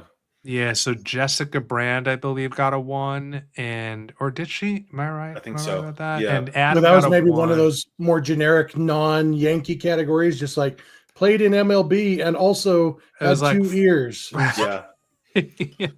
40 home runs, I think, was the box, maybe, and outfield. Because people forget, I mean, myself included, Gehrig played shortstop, we learned. He had 1 game at shortstop. He played left field and right field. So there are some boxes you can throw Gehrig and not have it be 6%. We kind of, did you poorly on that, but and that's all right. We'll forgive you. Yeah, we'll do our best, on the rest of the squares. Yeah. Have you guys talked about Lou Gehrig's awesome nicknames, like Biscuit Pants? Someone brought up Biscuit Pants at 1 p.m. today, and I did not know about that. Incredible. Biscuit Pants is a good nickname. Yeah. Oh, man.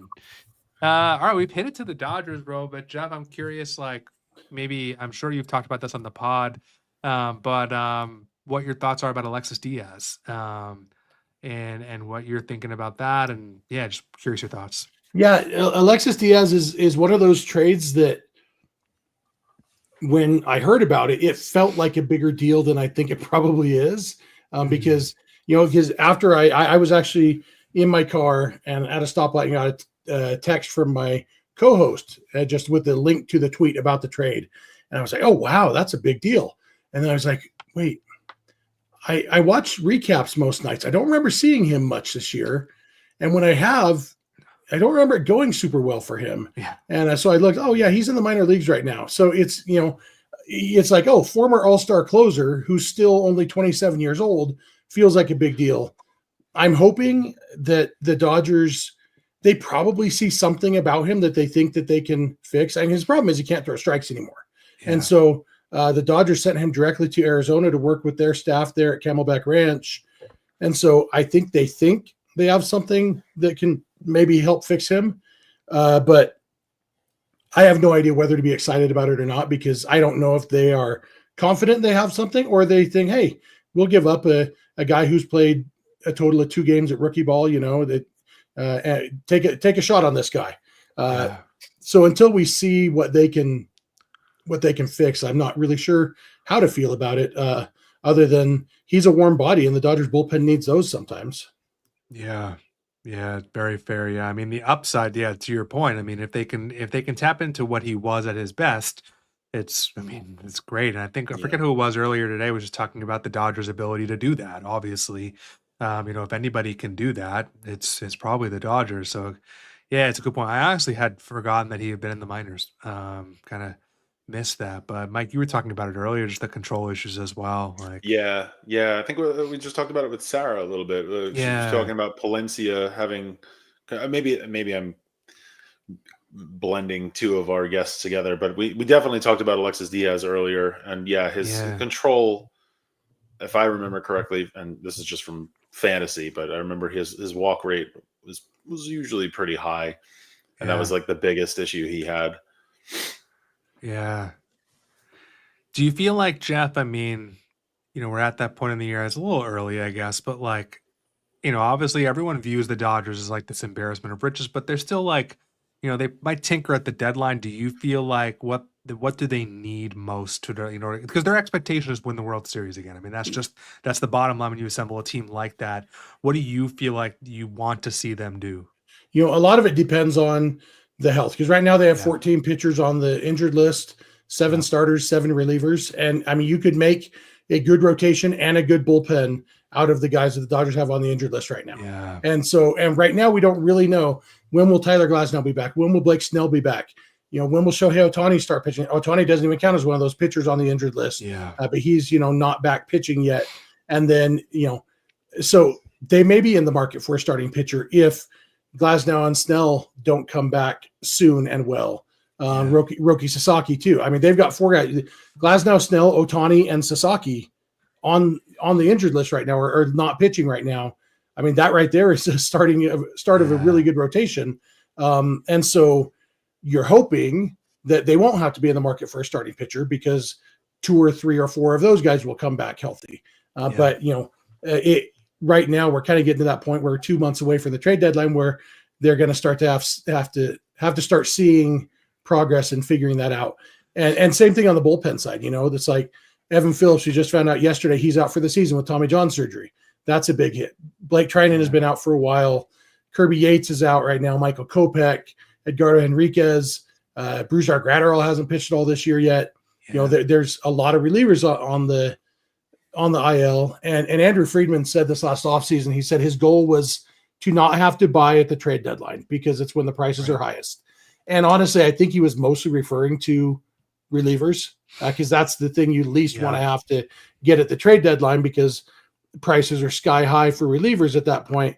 But right now, the Dodgers bullpen is not super trustworthy, and it's a big weak spot on their team. And so as we see who's coming back there on the offensive side, I think they're going to be fine between what they have in the big leagues, what they have, in the minor leagues. Some guy, Michael Conforto and Max Muncy are both starting to hit, which is good.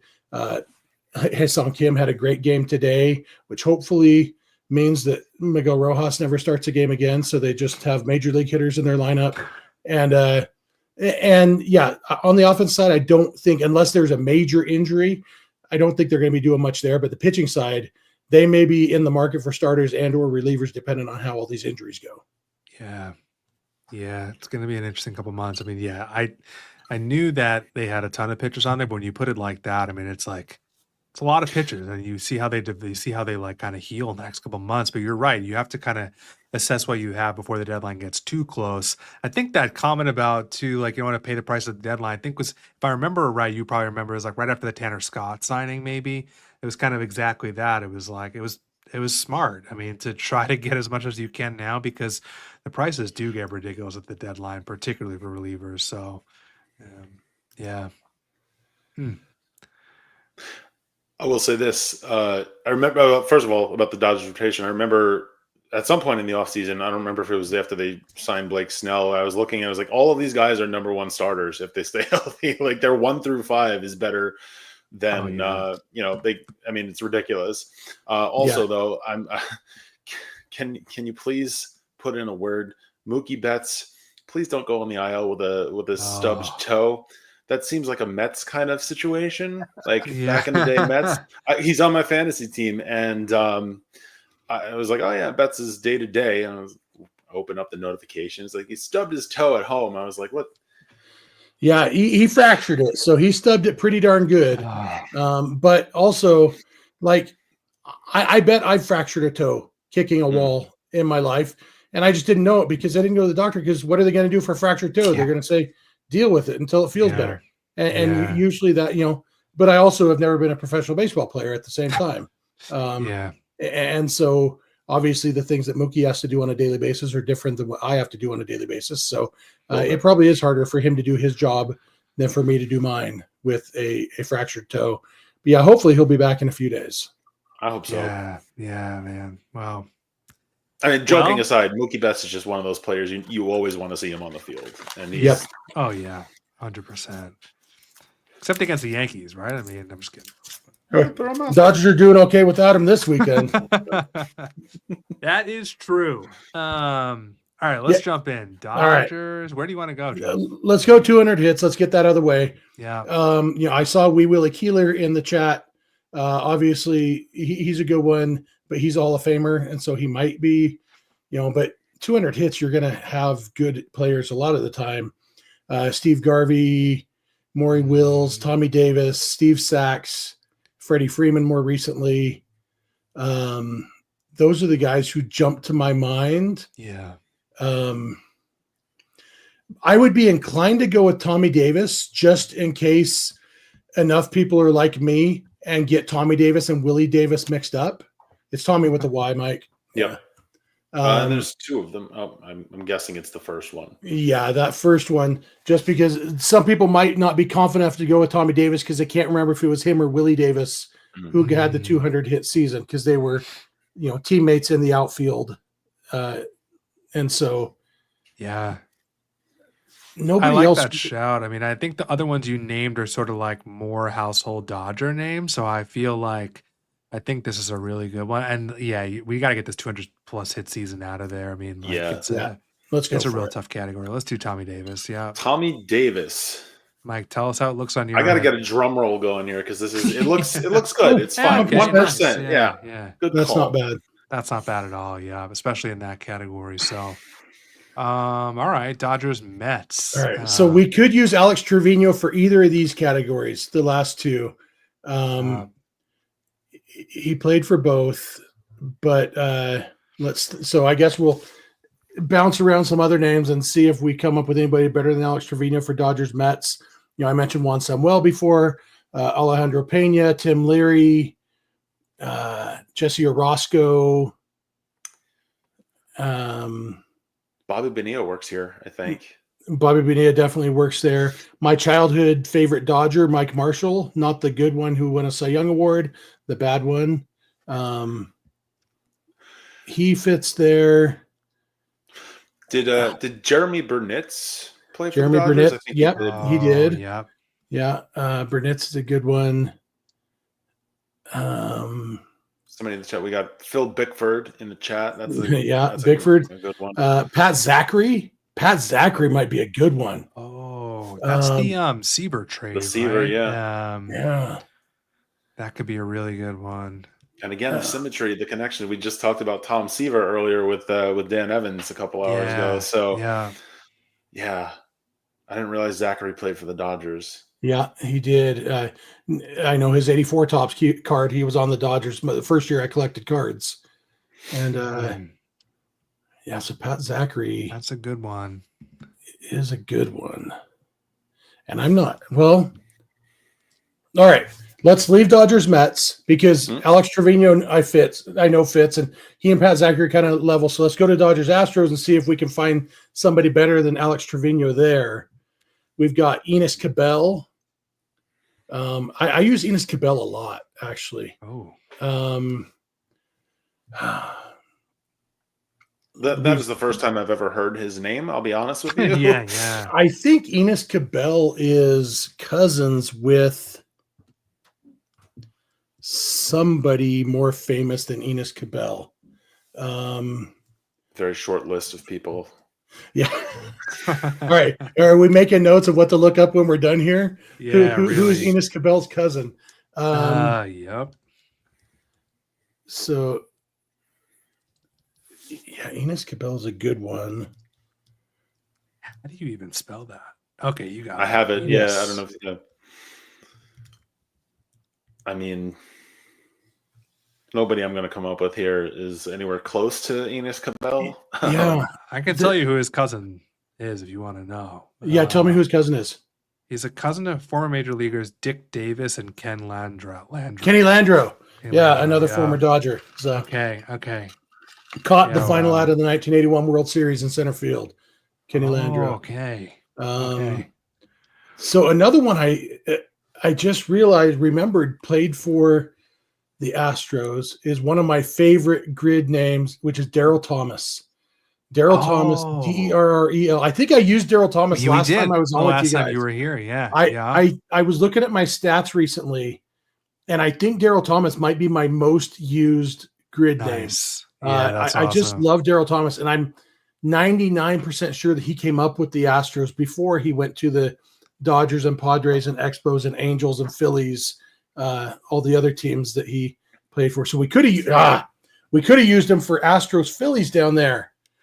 You know, it makes me think of I don't know if Adam's watching. He's watched all day, so hopefully he's just sleeping. But like Spotify does that Spotify Wrapped at the end of the year. I hope Immaculate Grid does lets you do a Wrapped of your players. Well, they kind of do have that in their stats. But I'm gonna guess you're in the 1%. Who else has Darryl Thomas as their top player? So I'm looking at my stats right now. Darryl Thomas is far and away my most used player. I've used him 29 times. My next highest is 14. Oh wow! Okay. I mean, then we should do it.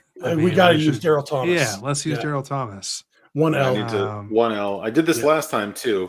We haven't learned anything. Learned zero. Darryl Thomas 0.02%. That's why I keep using him. The guy never fails. unofficially your 30th time. Won't count towards your record, but yeah, always shows up for us. Nice. Yeah. Love it.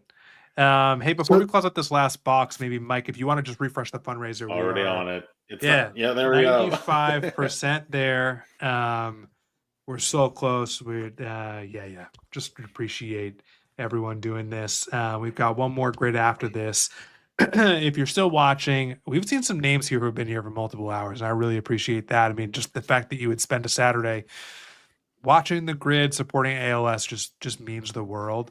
But yeah, we're so close to a goal that we just did not set originally, and then this has just worked out this way, and we're super appreciative. I'll drop the link in the chat. We're gonna get there. We're gonna get there by the end of the night. But thanks to everyone who's made a gift. All right, we got one more box to close this out. Yeah. So I think we're down to Alex Trevino or Pat Zachary, unless anybody else came to your mind on these guys. I'm not saying we throw him, but I think we definitely need to at least acknowledge that the chat might riot if we don't put Bobby Abreu. So Bobby Abreu fits many of these boxes. But this is our rarity score we're talking about. Yeah, like honorable mention to Abreu. He's just we acknowledge that Bobby Abreu fits 6 of the categories. Like we've talked about it. It's like Pete Rose in the Hall of Fame. If they had just put Pete Rose in the Hall of Fame back in 1991, nobody would ever thought about him again. It was the fact that he wasn't on there that kept people talking about him. Yeah. That's Bobby Abreu in the grid. If we put him in a box, then people will stop talking about him. We don't want to do that to Bobby. We can't do it to Bobby. We'll put him on the grid after he dies. Yeah. Wow.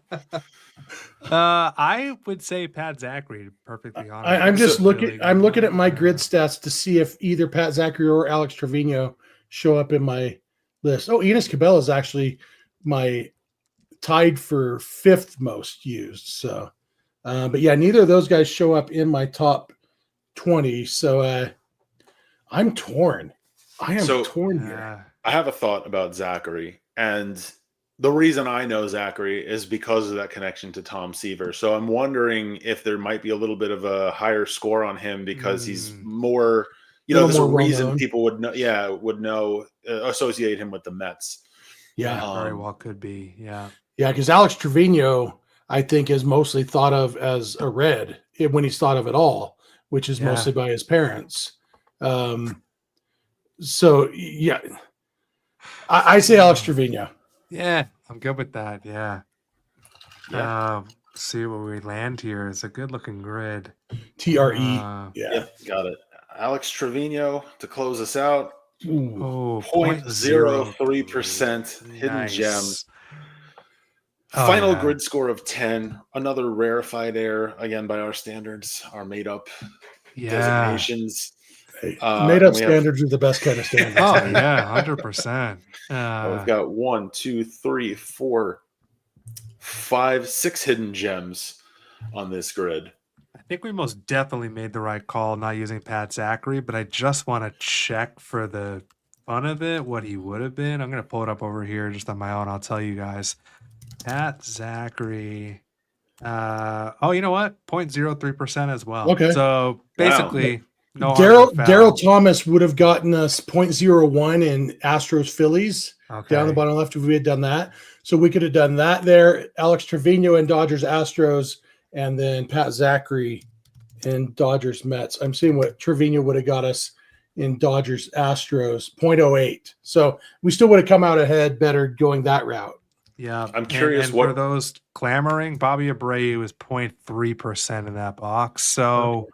We made the right call, but it's rarer than I thought it would be. I mean, I'm curious what Capuano would have gotten there. I'd probably not as low. Let's see, 0.04%. Oh wow, that's a good shout. Yeah, and Willie Keeler would have gotten us a better score in the top right. He's a 0.5. Oh man. Okay. So this is the stuff that keeps us up at night. So yeah. Not the 12-hour stream. Great grid though. This is a good one. Yeah, this is a great. Nothing complaining here. I mean, you got a huge Dodgers win. You got a rarefied air. I got to use Daryl Thomas. Yeah, I mean, it's what I look for in a grid. I wish I had a Sid Manji in there, but Oh man, Jeff, super appreciate you coming on again. It was a blast again, and giving up part of your Saturday, especially during a Dodgers game, to do this with us. Really appreciate you doing that and helping us support ALS. So we'll have to do it again, but again, just thank you for your time, Jeff. Really appreciate it. Absolutely, this was fun. Always happy to do it. You guys, after I hopped on with you guys in whenever it was November, I think it was. I know it was after it was my right Dodgers had discussed both of your teams in October. We had such a nice time. I remember that coming up briefly last time we talked. Yeah. But that actually kind of rekindled my. I had kind of fallen off the grid bandwagon for a while, and I'm still not an everydayer, but I do it a lot more since I hopped on with you guys. So I appreciate that. It's fun. The fact that Daryl Thomas is my highest, and I've only used him 29 times. Out of what are we at 700 and something grids now, so I need to do it more often, but I at least need to look for opportunities to use Daryl Thomas more often. Yeah, well, I love it. I mean, anytime we can get people playing the grid, we think it's really fun and good memories, good way to keep your baseball brain going, so that's awesome to hear. But Alan Bannister could have been Phillies and Astros. Oh, wow. He's my second highest. He's the one that I've used 14 times, my second most behind Daryl Thomas, and I totally forgot that he played for the Phillies. Oh, wow. Man, this was rough. We almost built this grid out twice, to be honest, with the guys we had. So, yeah. Well, cool, hey, Jeff. But now, so I haven't done this one on my own. It's still blank, so I can go in and... You can go and do it, yeah, and tag us when you do. Post it and see who you got. But, yeah, awesome, Jeff. Thank you so much for being on. You. Mike and I are going to take 13 minutes. We'll come back on at 11. We've got Tyler Kepner, senior MLB writer for The Athletic, to close us out, hour 12. So we're almost there. We will be there. Keep up the good work, guys. Thanks, Jeff. Appreciate it. We'll see you soon. Yep. Yeah.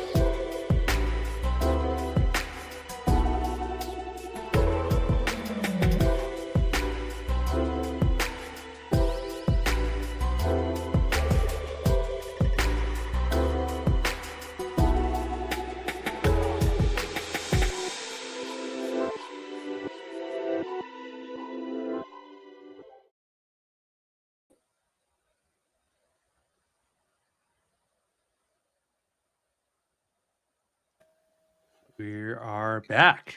We're here for the final time. Welcome back to Ordinary Effort, where a bunch of random fans get some random baseball players. Wow, and try not to biff the grid. We're here for the Grid for a Cure ALS Immaculate Gridathon final home stretch. Yeah, and we are joined by Tyler Kepner from The Athletic. And Tyler, we are so grateful you hopped on with us, especially at this hour of the night. We've been big fans of just seeing you post your grids online, and a lot of our folks in our community are always mentioning your grids. Half the guests today mentioned them, so we are just pumped that you agreed to come on. So thank you for doing this with us. Oh man, anything for the grid and obviously a good cause. It should probably be reversed, but I'm just being honest. I love the grid. Nice. Yeah. Baseball's kind of drunk tonight, huh? We were just saying this. We just had Jeff Snyder on from Locked On Dodgers. He's a big Dodgers fan, obviously. So that was a trip. What's going on today? Right. Like, and then all of a sudden the Arizona game starts, and you have this moment in that game where the box score has everybody with 1 run scored, because the first 9 guys came up and they all scored. Nobody made it out. And it was just a thing of beauty for that moment. Like everybody has, one at bat or one plate appearance, whatever, but the one column, the one in every line in that box score in the runs column was just, I mean, think about it. You buy a ticket to that game, top of the first inning. There hasn't even been an out yet, and there's 9 runs. Baseball is just so weird, man. It is so weird. It is a bizarre sport. Sometimes I wonder why we follow it. But yeah, it's beautiful also. So if you're just tuning in and you're just joining us, like Mike said, we're here for ALS today. May is ALS Awareness Month. Obviously, ALS is near and dear to the baseball community as it is Lou Gehrig's disease. And the ALS Association is the leading nonprofit supporting ALS through funding research for a cure and helping support those who are suffering with the disease and their families in really incredible ways. We have upped our goal several times today because people have been incredibly generous and we're just thrilled. So we are real close to our goal here at the end of the night and just can't thank those who have supported enough. We'll drop a link in the chat. If you're watching and you feel you're able to make a donation of any amount, that money is all going to the ALS Association. Tyler, we're super excited to have you as, first time on the show. We're super excited. Would love to just kind of hear, we were reading up a bit. You covered the Yankees and the Mets for years early in your career. Just kind of hear like your baseball story, how you got into this work.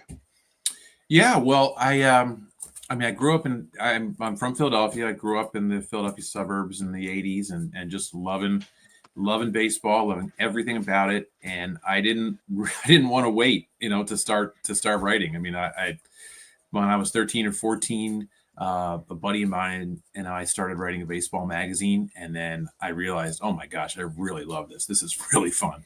Because I grew up reading Jason Stark and Bill Lyon and so many great sports writers.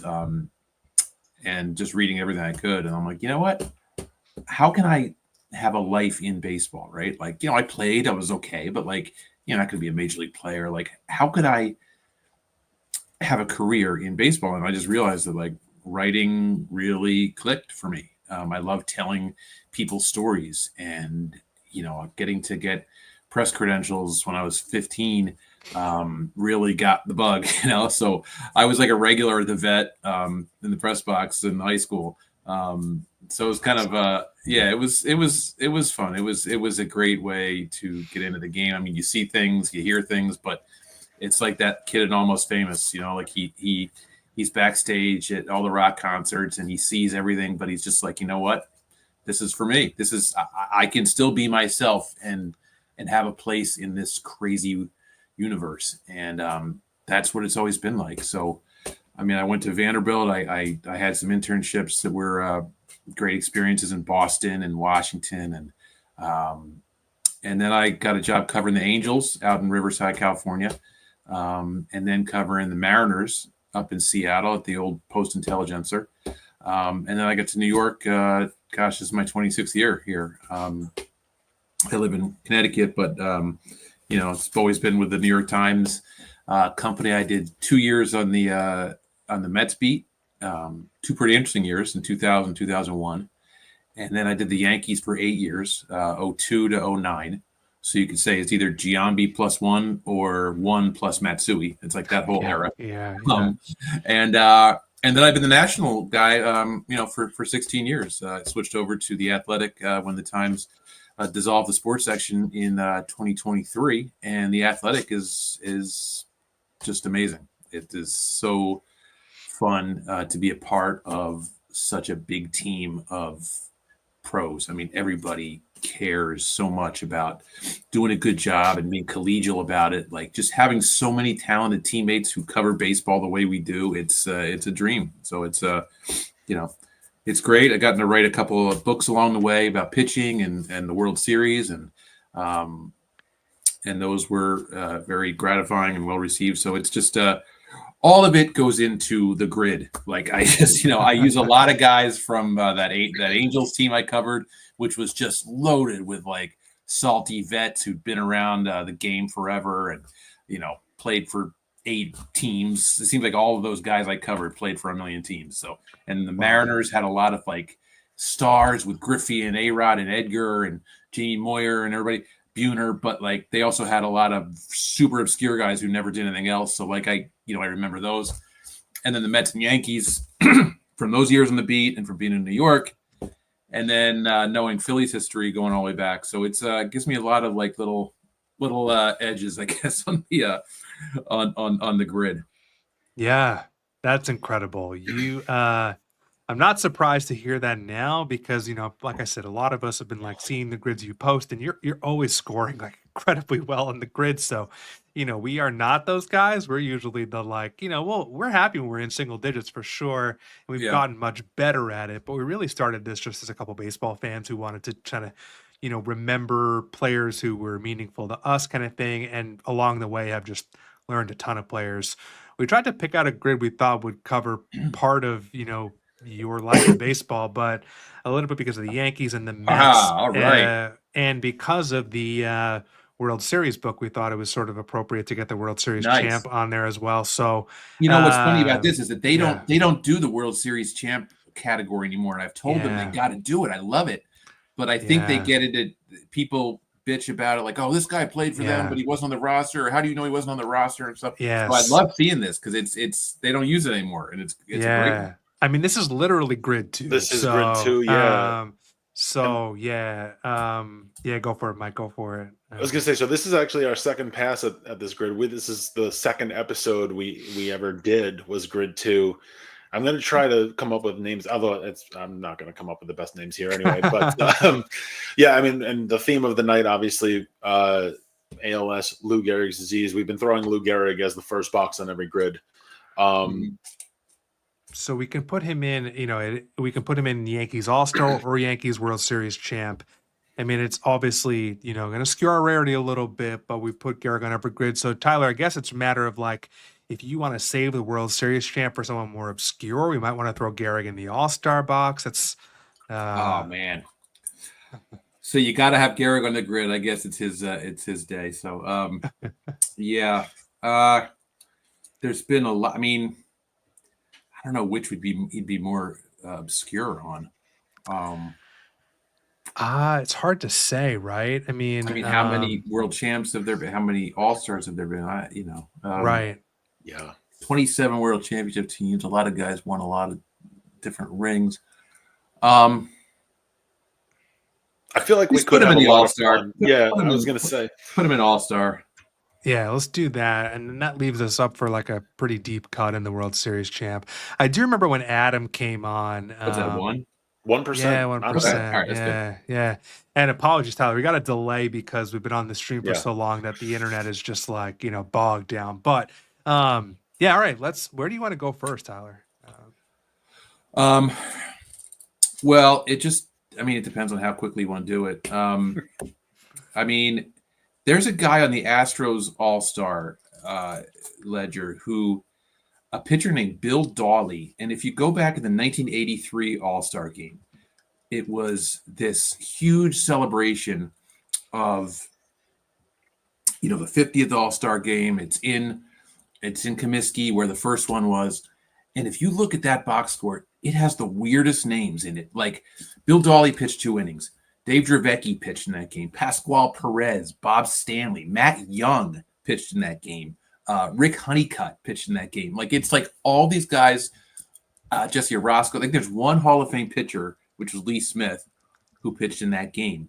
But it was just this weird sort of collection of, Atlee Hammaker, of course, gave up the grand slam in that game.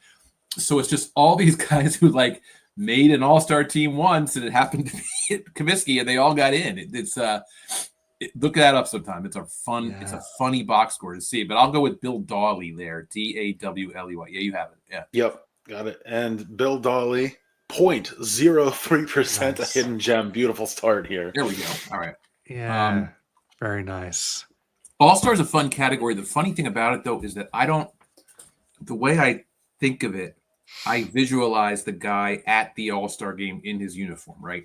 Like either from the All-Star games I watched as a kid, which is basically 82 to now. I've seen enough clips of 81, so I can count that in there.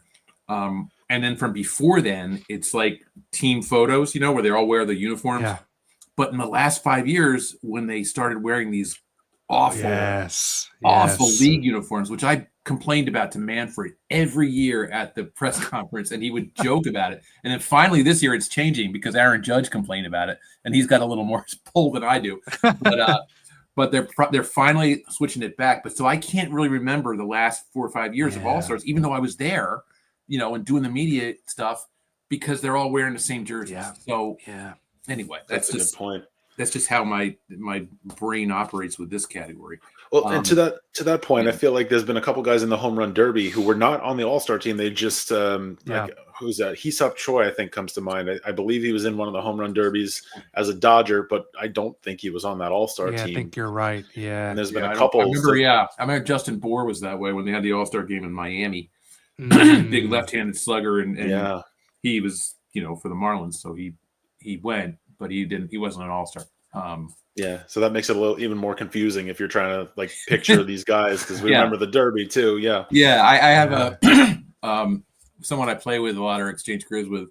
I think he has used Johnny Ray for the All-Stars of the Pirates because he had an All-Star card, like Topps made him an All-Star, but he wasn't an All-Star. He was a Topps All-Star, but he wasn't an All-Star. He was an All-Star for the Angels later, but anyway, I think that was the Johnny Ray. That was the category, but that could be confusing too. So the Metsies All-Star. I'm going to go with Pat Zachary. Who made an All-Star team? I think in '78 in San Diego.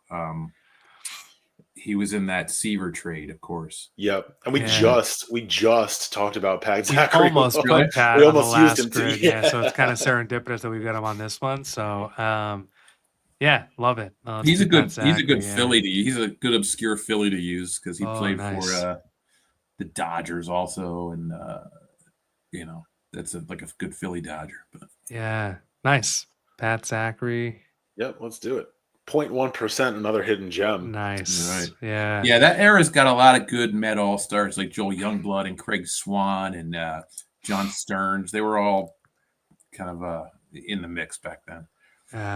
Tyler, got to ask, and maybe it's a question you get a lot now. We were talking this morning with the guys from Two Strike Noise who host a really fun podcast. They're really into the intersection of baseball pop culture. You were on The Simpsons, and how did this come about? And what was that like? Oh man, that was great. I didn't do a voice. But a few years ago, I went out. I was in LA for the playoffs, and there's an executive producer for The Simpsons named Michael Price, who was a wonderful guy and a huge Mets fan, a huge baseball fan.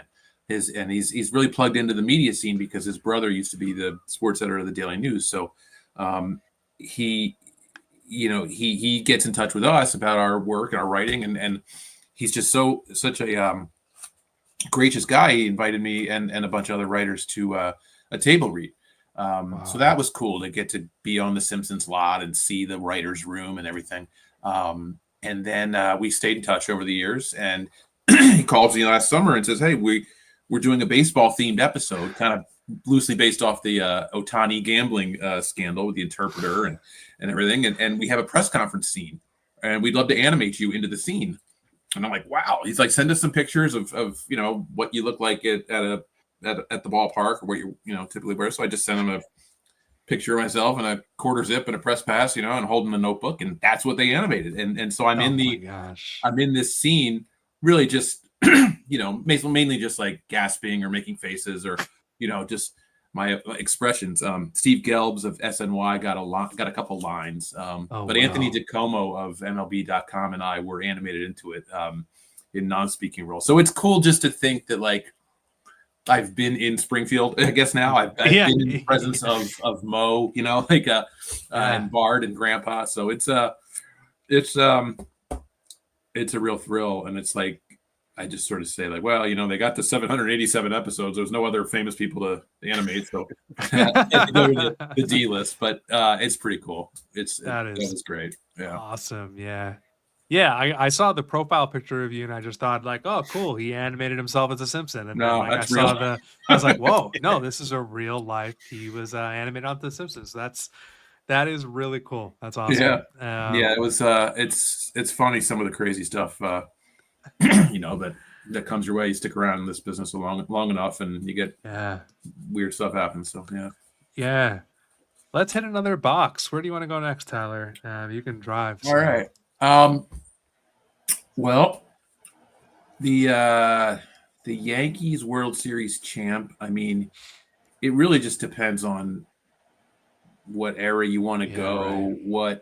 There's so many players, obviously, so many obscure players. You think of the '78 team and like Gary Thomason or, what's his name? Mike Heath was on that team. He got into a game 5, which, by the way, '78 World Series, game 5, that was the last complete game by a Yankee pitcher in the World Series. And they played in all these series. Like, Pettit was on the mound with 2 outs in the 9th inning, in game 2 against the Marlins, and Boone made an error. And so then they brought in a reliever. So he got the chance to do it.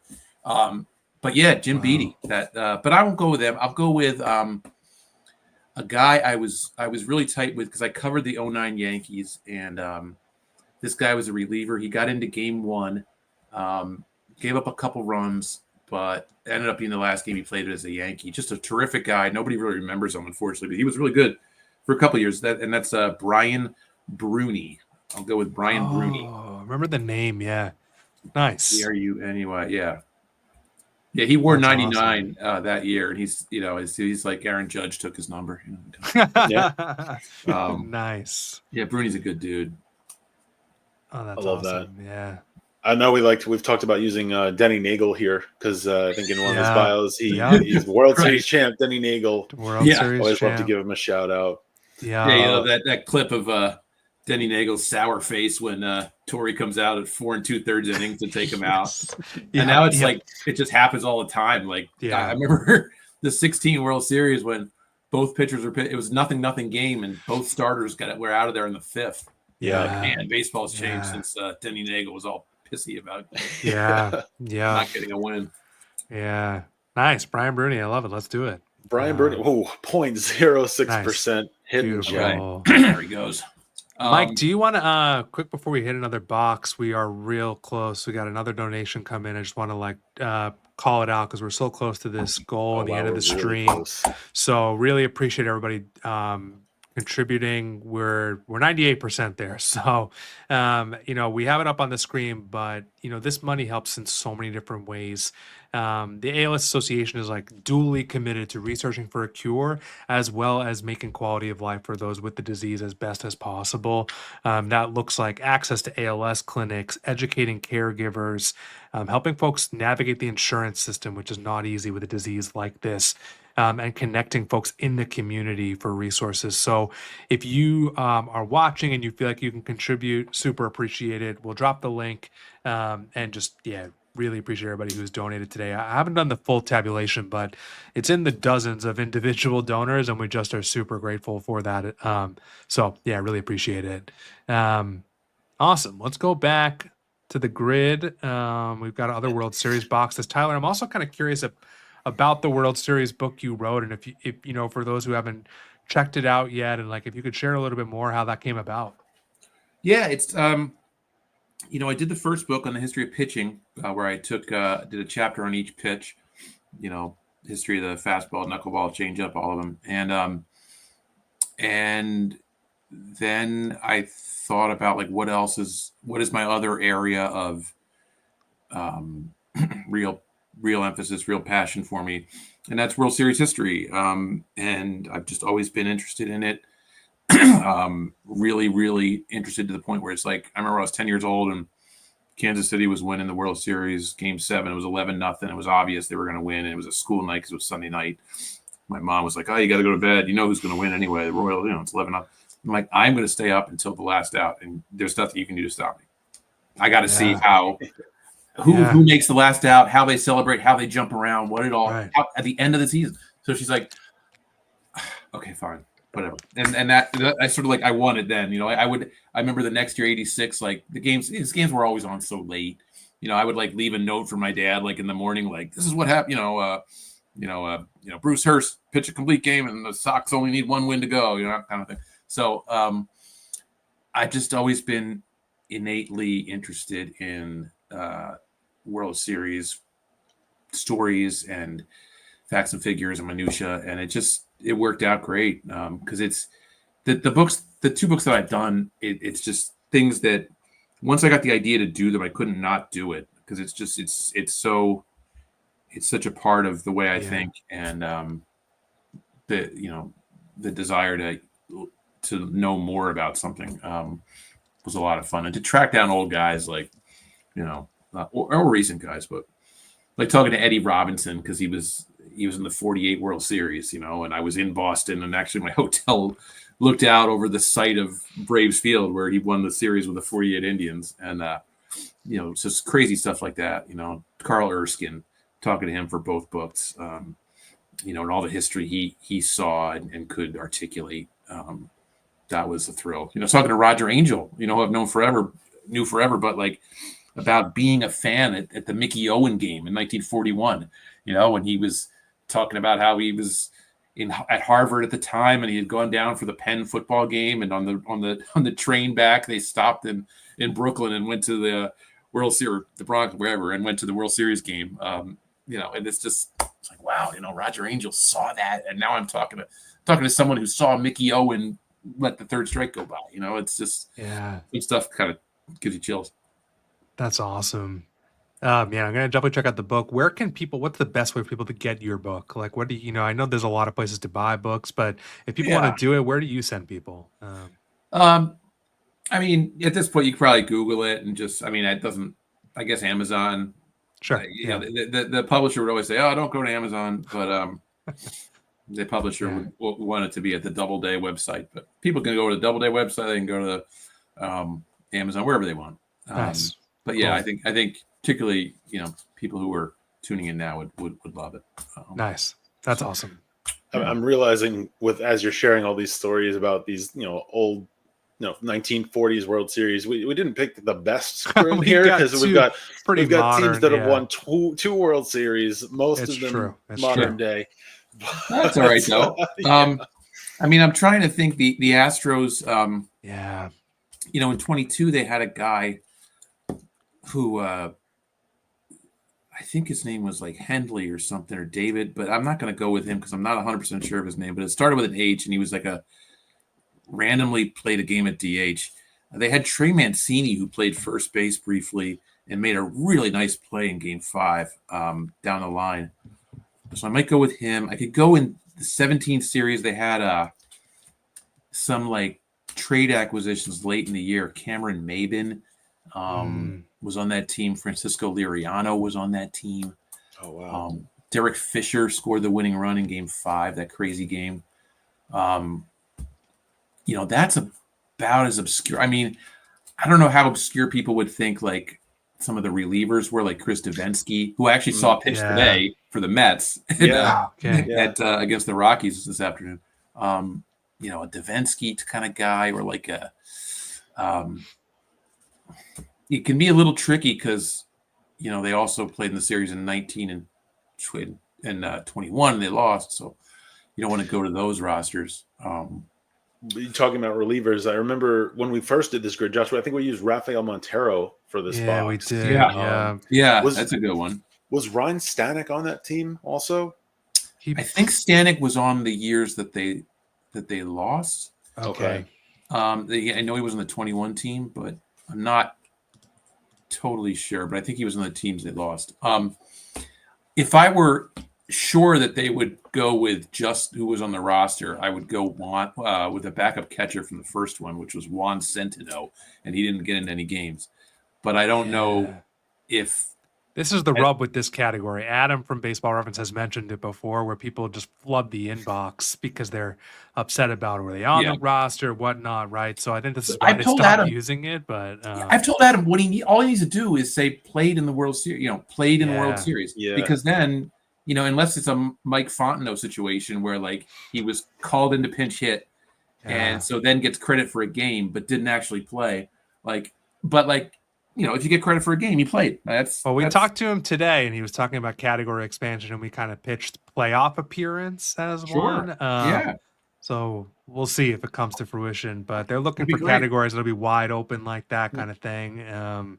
But I like the Davinsky. I mean, I think a reliever is a good one. I think, yeah, I'm good with however you want to play it. Do you think people would remember Trey Mancini?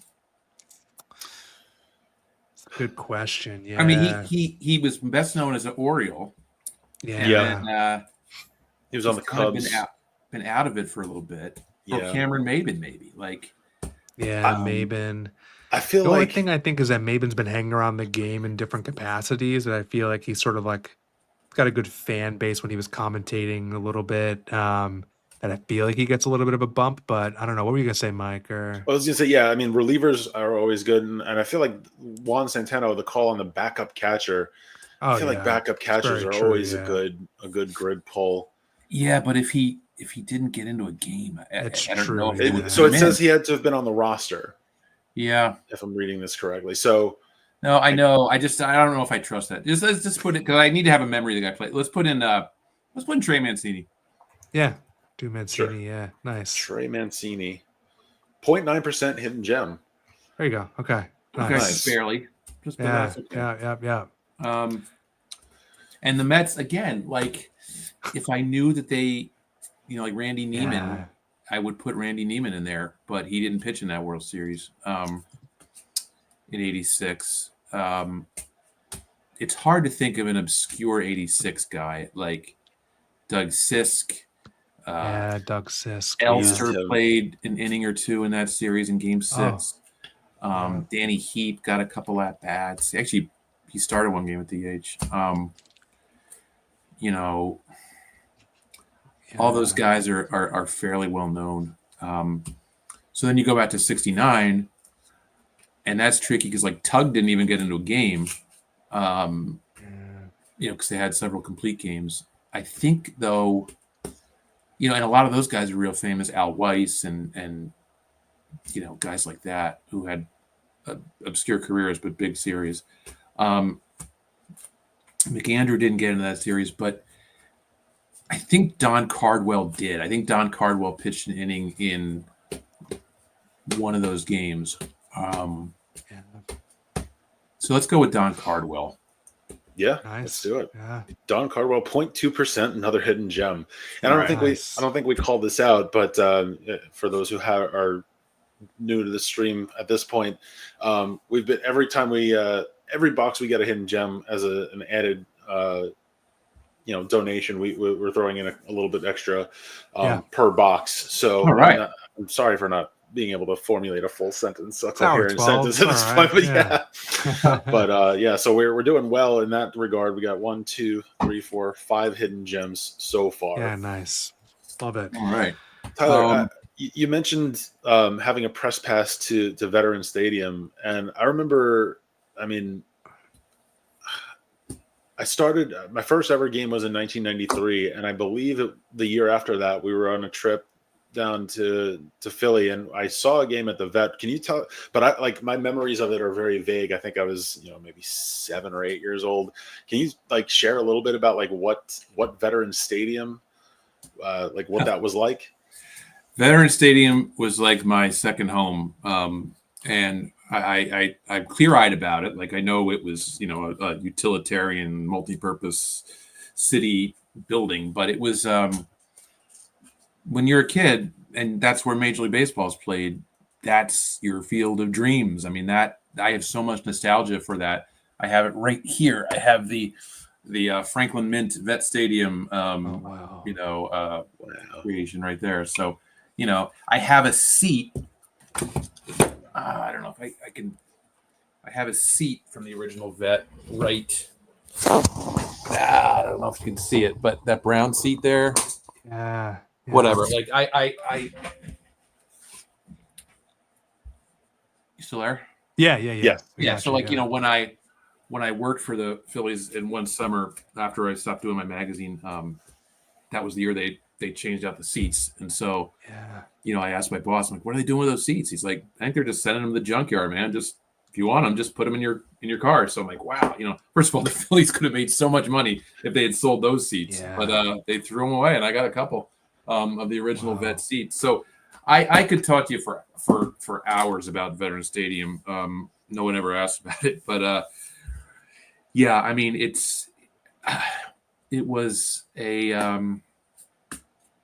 one of the greatest little compliments. And I never heard this cliche before, but like it was the first time I ever heard it, so I thought it was cool. Andy Muster, the broadcaster, he asked me for something that I was working in PR, and he's like, "Well, you know where everything's buried around here?" And I'm like, "Wow, I do know where everything's buried. I know all the little nooks and crannies of this place." So yeah, I mean, I went to a lot of games there, and then covering games and being in that atmosphere, just sitting on the bench or in the clubhouse talking to guys, just the smell of tobacco, just I mean, the one guy, I'll tell you a little story that happened to the vet. I used to interview Tony Gwynn every time the Padres were in town. I mean, they came in twice a year, so I'd interview him once every year. And he's just he was the nicest guy, so giving with his time and so enthusiastic about everything. I'd meet him in the clubhouse, and he'd want to go on the bench or a more personal kind of private setting. And so we'd go out to the bench, and the field would be empty, or maybe the Phillies would be taking batting practice or something. It would just be me and Tony sitting on the top ledge talking. He'd like to look you in the eye.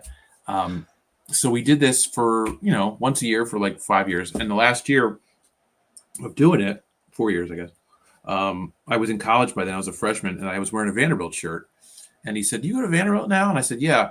And he said, "Well, our beat writer for the San Diego Union Tribune went to Vanderbilt, and I think you guys will get along great. He's a guy named Buster Olney. I'm going to introduce you. You guys will hit it off." All right, cool. I never heard of Buster. He's a West Coast, writer on the West Coast. And so he finds Buster, and he brings him over, and I could still hear him talking to Buster before I was in sight. I could hear him in range. "Yeah, Buster, this is a good guy. You're going to love him. He went to your college," and and so this is 1994, and Buster and I became friends. And wow. And then 4 years later, Buster's working at the New York Times with the Baltimore Sun in between, and I'm at the Riverside paper covering the Angels. And Buster tells his editor, "Hey, there's a kid covering the Angels who I think might be a good fit here someday. Why don't you just look him up, and when he comes into town, just talk to him." So when I'd come into town with the Angels and then the Mariners, no jobs were open yet, but I would just have coffee or lunch with the New York Times sports editor, and that kind of gave me a leg up. And it was only because Tony Gwynn was insightful enough to notice what I was wearing, to know where his beat writer went to college, and to take the step of putting us together and to physically go do it. Like, he didn't have to do any of that stuff, but he was just a goodwill ambassador for people in his orbit. He was just, and there's stories like that everywhere about him. I told that to Tony Jr., and he said, "I've heard a lot of things about my dad in the 10, 11 years since he died, but I've never heard that one before." And that really touched me. And Tony Jr. is a great guy too. Sounds just like his dad, looks just like his dad. So that was, the vet's always special to me for a million reasons, but that's probably the biggest one. Wow. I love that. So many amazing layers to that story. Yeah, right? Incredible. Yeah. No, it's amazing. I can still hear Tony or Harry Callis coming in and seeing our interview, and he would always say T. Gwynn, as opposed to Chris Gwynn. T. Gwynn, and he'd call me TK because his son was TK, Todd Callis. TK Express. He was just, all those memories come back. And then the haunting thing about it is that Tony died of salivary gland cancer, and he was all because he couldn't kick that tobacco habit. And I associate that smell of tobacco with that dugout where we would talk, and it was just so it's very bittersweet to if I ever smell that chewing tobacco again, because I think of Tony and I think of that setting, and and how ball player it was to me, and also how ultimately the other side of it. But no, so that's grew up a lot there. That's awesome. So we've got the Nats Expos category. Yeah, we do. Right. Yeah. So where do you go first? All right, I'll go Mets, because there is a guy who I covered with the Mets in 2000. Maybe it was 2001. But anyway, he was in spring training. He played, I want to say, like one game with the Mets, maybe two. His name was Ryan McGuire, McGuire, and he played for the Expos, which I remember because he was in that David Cohn perfect game in '99. I think he may have hit the little slicing fly ball to left that Ricky Leday kind of juggled and caught. Oh wow! So Ryan McGuire will be a really low score here. Yeah, that's awesome. So hit that Ryan McGuire button. Yeah, let's do it. 0.003%. Another hidden gem in the Expos hat too. Great hat, always, by the way. Always awesome. Yeah. Yeah. All right. What do you want to? You want to do Astros or? Astros Expos. Just because we were just talking about the Padres, they have a guy in there who's really tricky because I think of him as a Philly because he came up as a Philly but never appeared for the Phillies. They traded him in the Mitch Williams trade, a guy named Bob Scanlon. And Scanlon does a lot of he's been a TV guy for the Padres for years, but he didn't play for the Padres either. Scanlon, A-N. So, but Bob did have a big league career as a middle reliever, and those are two of the teams he played for. Nice. Love that. Bob Scanlon, 0.04%, hidden gem. All right. There's a trend here. Yeah, this is nice. Hey, before we close this grid out, we should probably call out, Mike. I believe we've hit our goal. We have. So we have. super appreciative of everybody's help getting there. We will leave this open, but hey, $3,500 for ALS is like exceeded our expectations for today. And I was looking at some of the numbers while we were on here, and there's been over 60 different donations throughout the day, ranging from as small as a couple dollars to, as we've mentioned, Sports Reference chipped in $1,000 to get this started, and we're just super appreciative that they did that. Just great people over there. So if you've been watching with us, you shared it, like Tyler, you've been a guest on it, just appreciate it immensely. Yeah, super appreciative. So I see some comments. People were asking, what's his name? John, who's got to be a Philly guy, was asking where I'm from. I grew up. I was born in Philadelphia in '75, and then I grew up in Flourtown in Montco, and then another Montgomery County town called Gwinnett Valley. That's where my parents got a lot of Philly guys in the chat. So I think, I went to Germantown Academy. The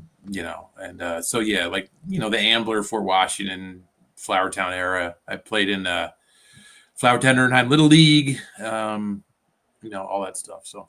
Nice. Anyway. All right. Should we close this out? And Larry Fleischer has a David Hensley. That's right. I thought it was Hensley. That's why I couldn't quite summon that that name. Yeah, Bobby Shantz, that's a good one. Bobby Shantz is still alive. He lives in Ambler. I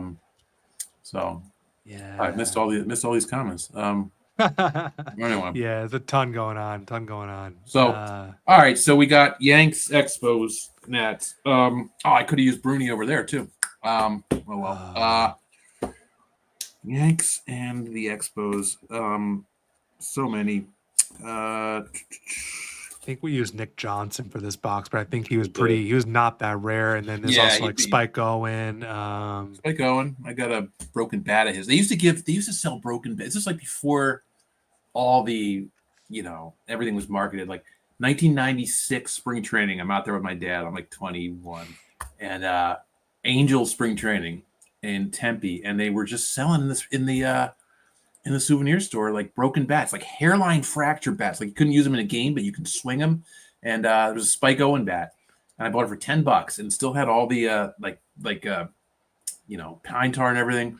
And I remember I got the Spike Owen bat because it was the only one I could actually swing. I'm like a little middle infielder. That'd be the guy I could actually swing. I wasn't going to get like a Tim Salmon bat or anything like that. Yeah. But yeah, $10. Spike Owen. So I don't know. I mean, like, Jeff Reardon was a guy who pitched for the Yankees, but he was a very famous Expo. people don't remember was a Yankee, but there's so many dudes. Did Chris Stewart work here? Backup catcher. I don't know if you're probably thinking Chris Widger. Because Chris Stewart was a Pirate. He might have been a Nat. I don't know. That's the part I'm not sure about. I know he was Cole's catcher a bit, and I'm just wondering, not on the Yankees, but for the Pirates and maybe the Pirates. I'm trying to remember. Yeah. Okay. Maybe so like not, Widger would work, and that might be a good one. Yeah. But Widger played for Montreal for a little while. Ray Burris is a guy I use in the grid a lot because he played for a lot of teams. I might go Ray Burris here. Yeah, I think someone has shouted Ray on the show before. Maybe Jeff from Snyder. Lockdown Dodgers. Yeah. Ray Burris is a good choice. Scott Sanderson went to Vandy like I did, and he was a Yankee All-Star, and then he played for the Expos. But he played for the Expos for a while, so that might be a little too. I mean, there's. Javi Vasquez is a well-known guy. Randy Johnson. Right? That guy, Randy Johnson. Right? Decent little career. Yeah, blow up your score a little bit. Rondell White. Someone mentioned Rick Cerrone. Is it Rick? Greg Nettles played for the Expos. I didn't know that actually. But yeah, a famous Yankee. Yeah. There's trying to think of any other favorites that I have from that. Tyler Clippard. Clippard, yeah. Carl Pavano. I gotta go. He pitched very briefly for the Yankees. Really good guy. I covered him. Mike Thurman. Oh wow.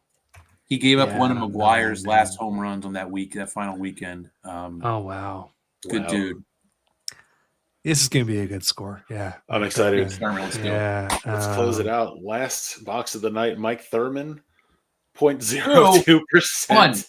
I got a 1 or 2. Yeah, I was bouncing around there. I mean, keep in mind, 1% is Gehrig.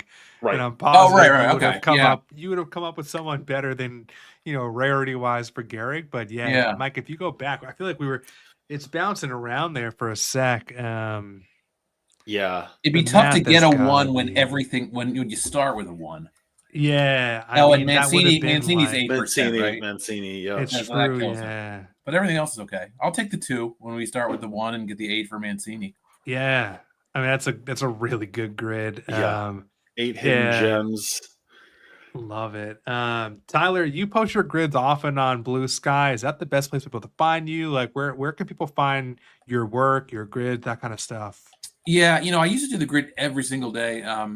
Sometimes I do it. I kind of now do it randomly. I still play it obviously every morning, but I'll. I'm on Twitter. I'm on Blue Sky. Nice. Kind of like Blue Sky better, but Twitter is more. Still has more people. Yeah. So. Nice. Yeah. So just look for me on Blue Sky or Twitter, but. Really just, at The Athletic, I have a fun column that it's called Sliders every Friday where I do a lot of historical stuff, but related to the present day. That's a fun column. And then other columns throughout the week are just news stories that pop up. But that Friday column, Sliders, is fun because I think it would mesh with the sensibilities of a lot of people here. Nice. Yeah. That's awesome. Awesome. Tyler, super appreciate you coming on. This has been a real treat and sharing some of your stories, playing a grid with us, supporting the cause. So just really appreciate you giving up time on a Saturday night. So thank you so much. Yeah, sure. Thanks for having me. And glad I looked up those DMs and got in here just in time. So yeah, nice. And glad you raised we raised the we reached the goal. So 100%. Yeah, super appreciate it. Thanks, Tyler. Yeah, we'll have to do this again sometime. So all right, fellas, thanks a lot. Appreciate it. We'll wrap it up. Thanks, Tyler. Yeah. All right. Good night. Mike, man, let's get this worked out here. My brain is mush. Yep, a little bit. I can't feel my lower back, but that's okay. But hey, man, we made it. We, as you can see on screen, $3,541. We started this with a goal of 1,000.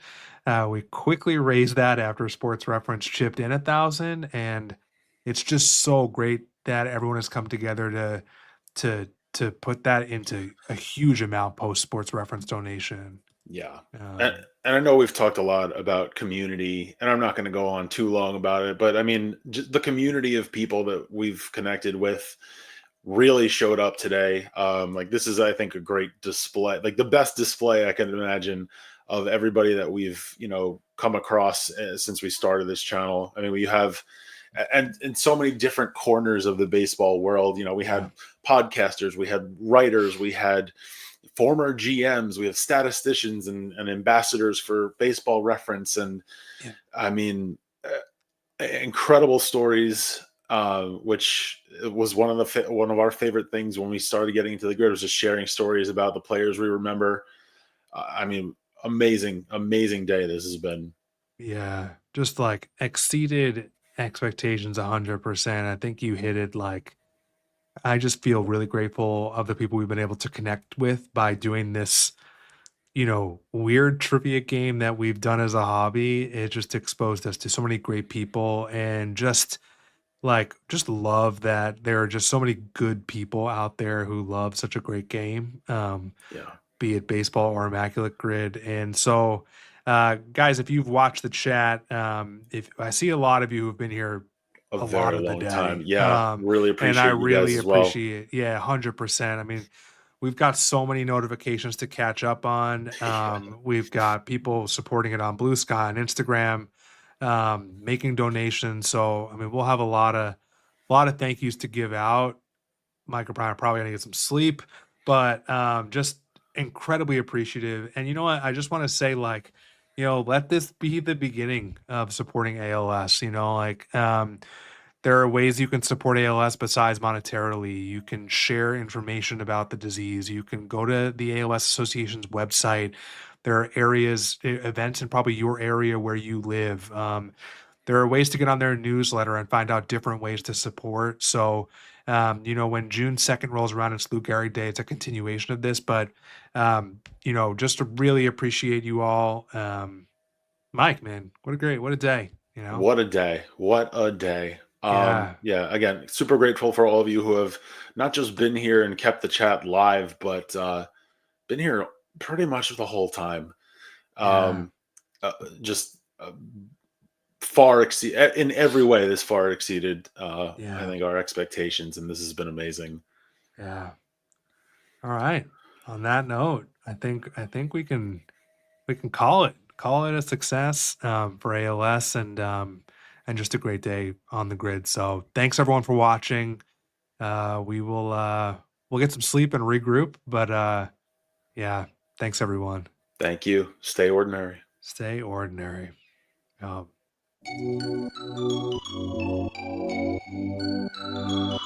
ball.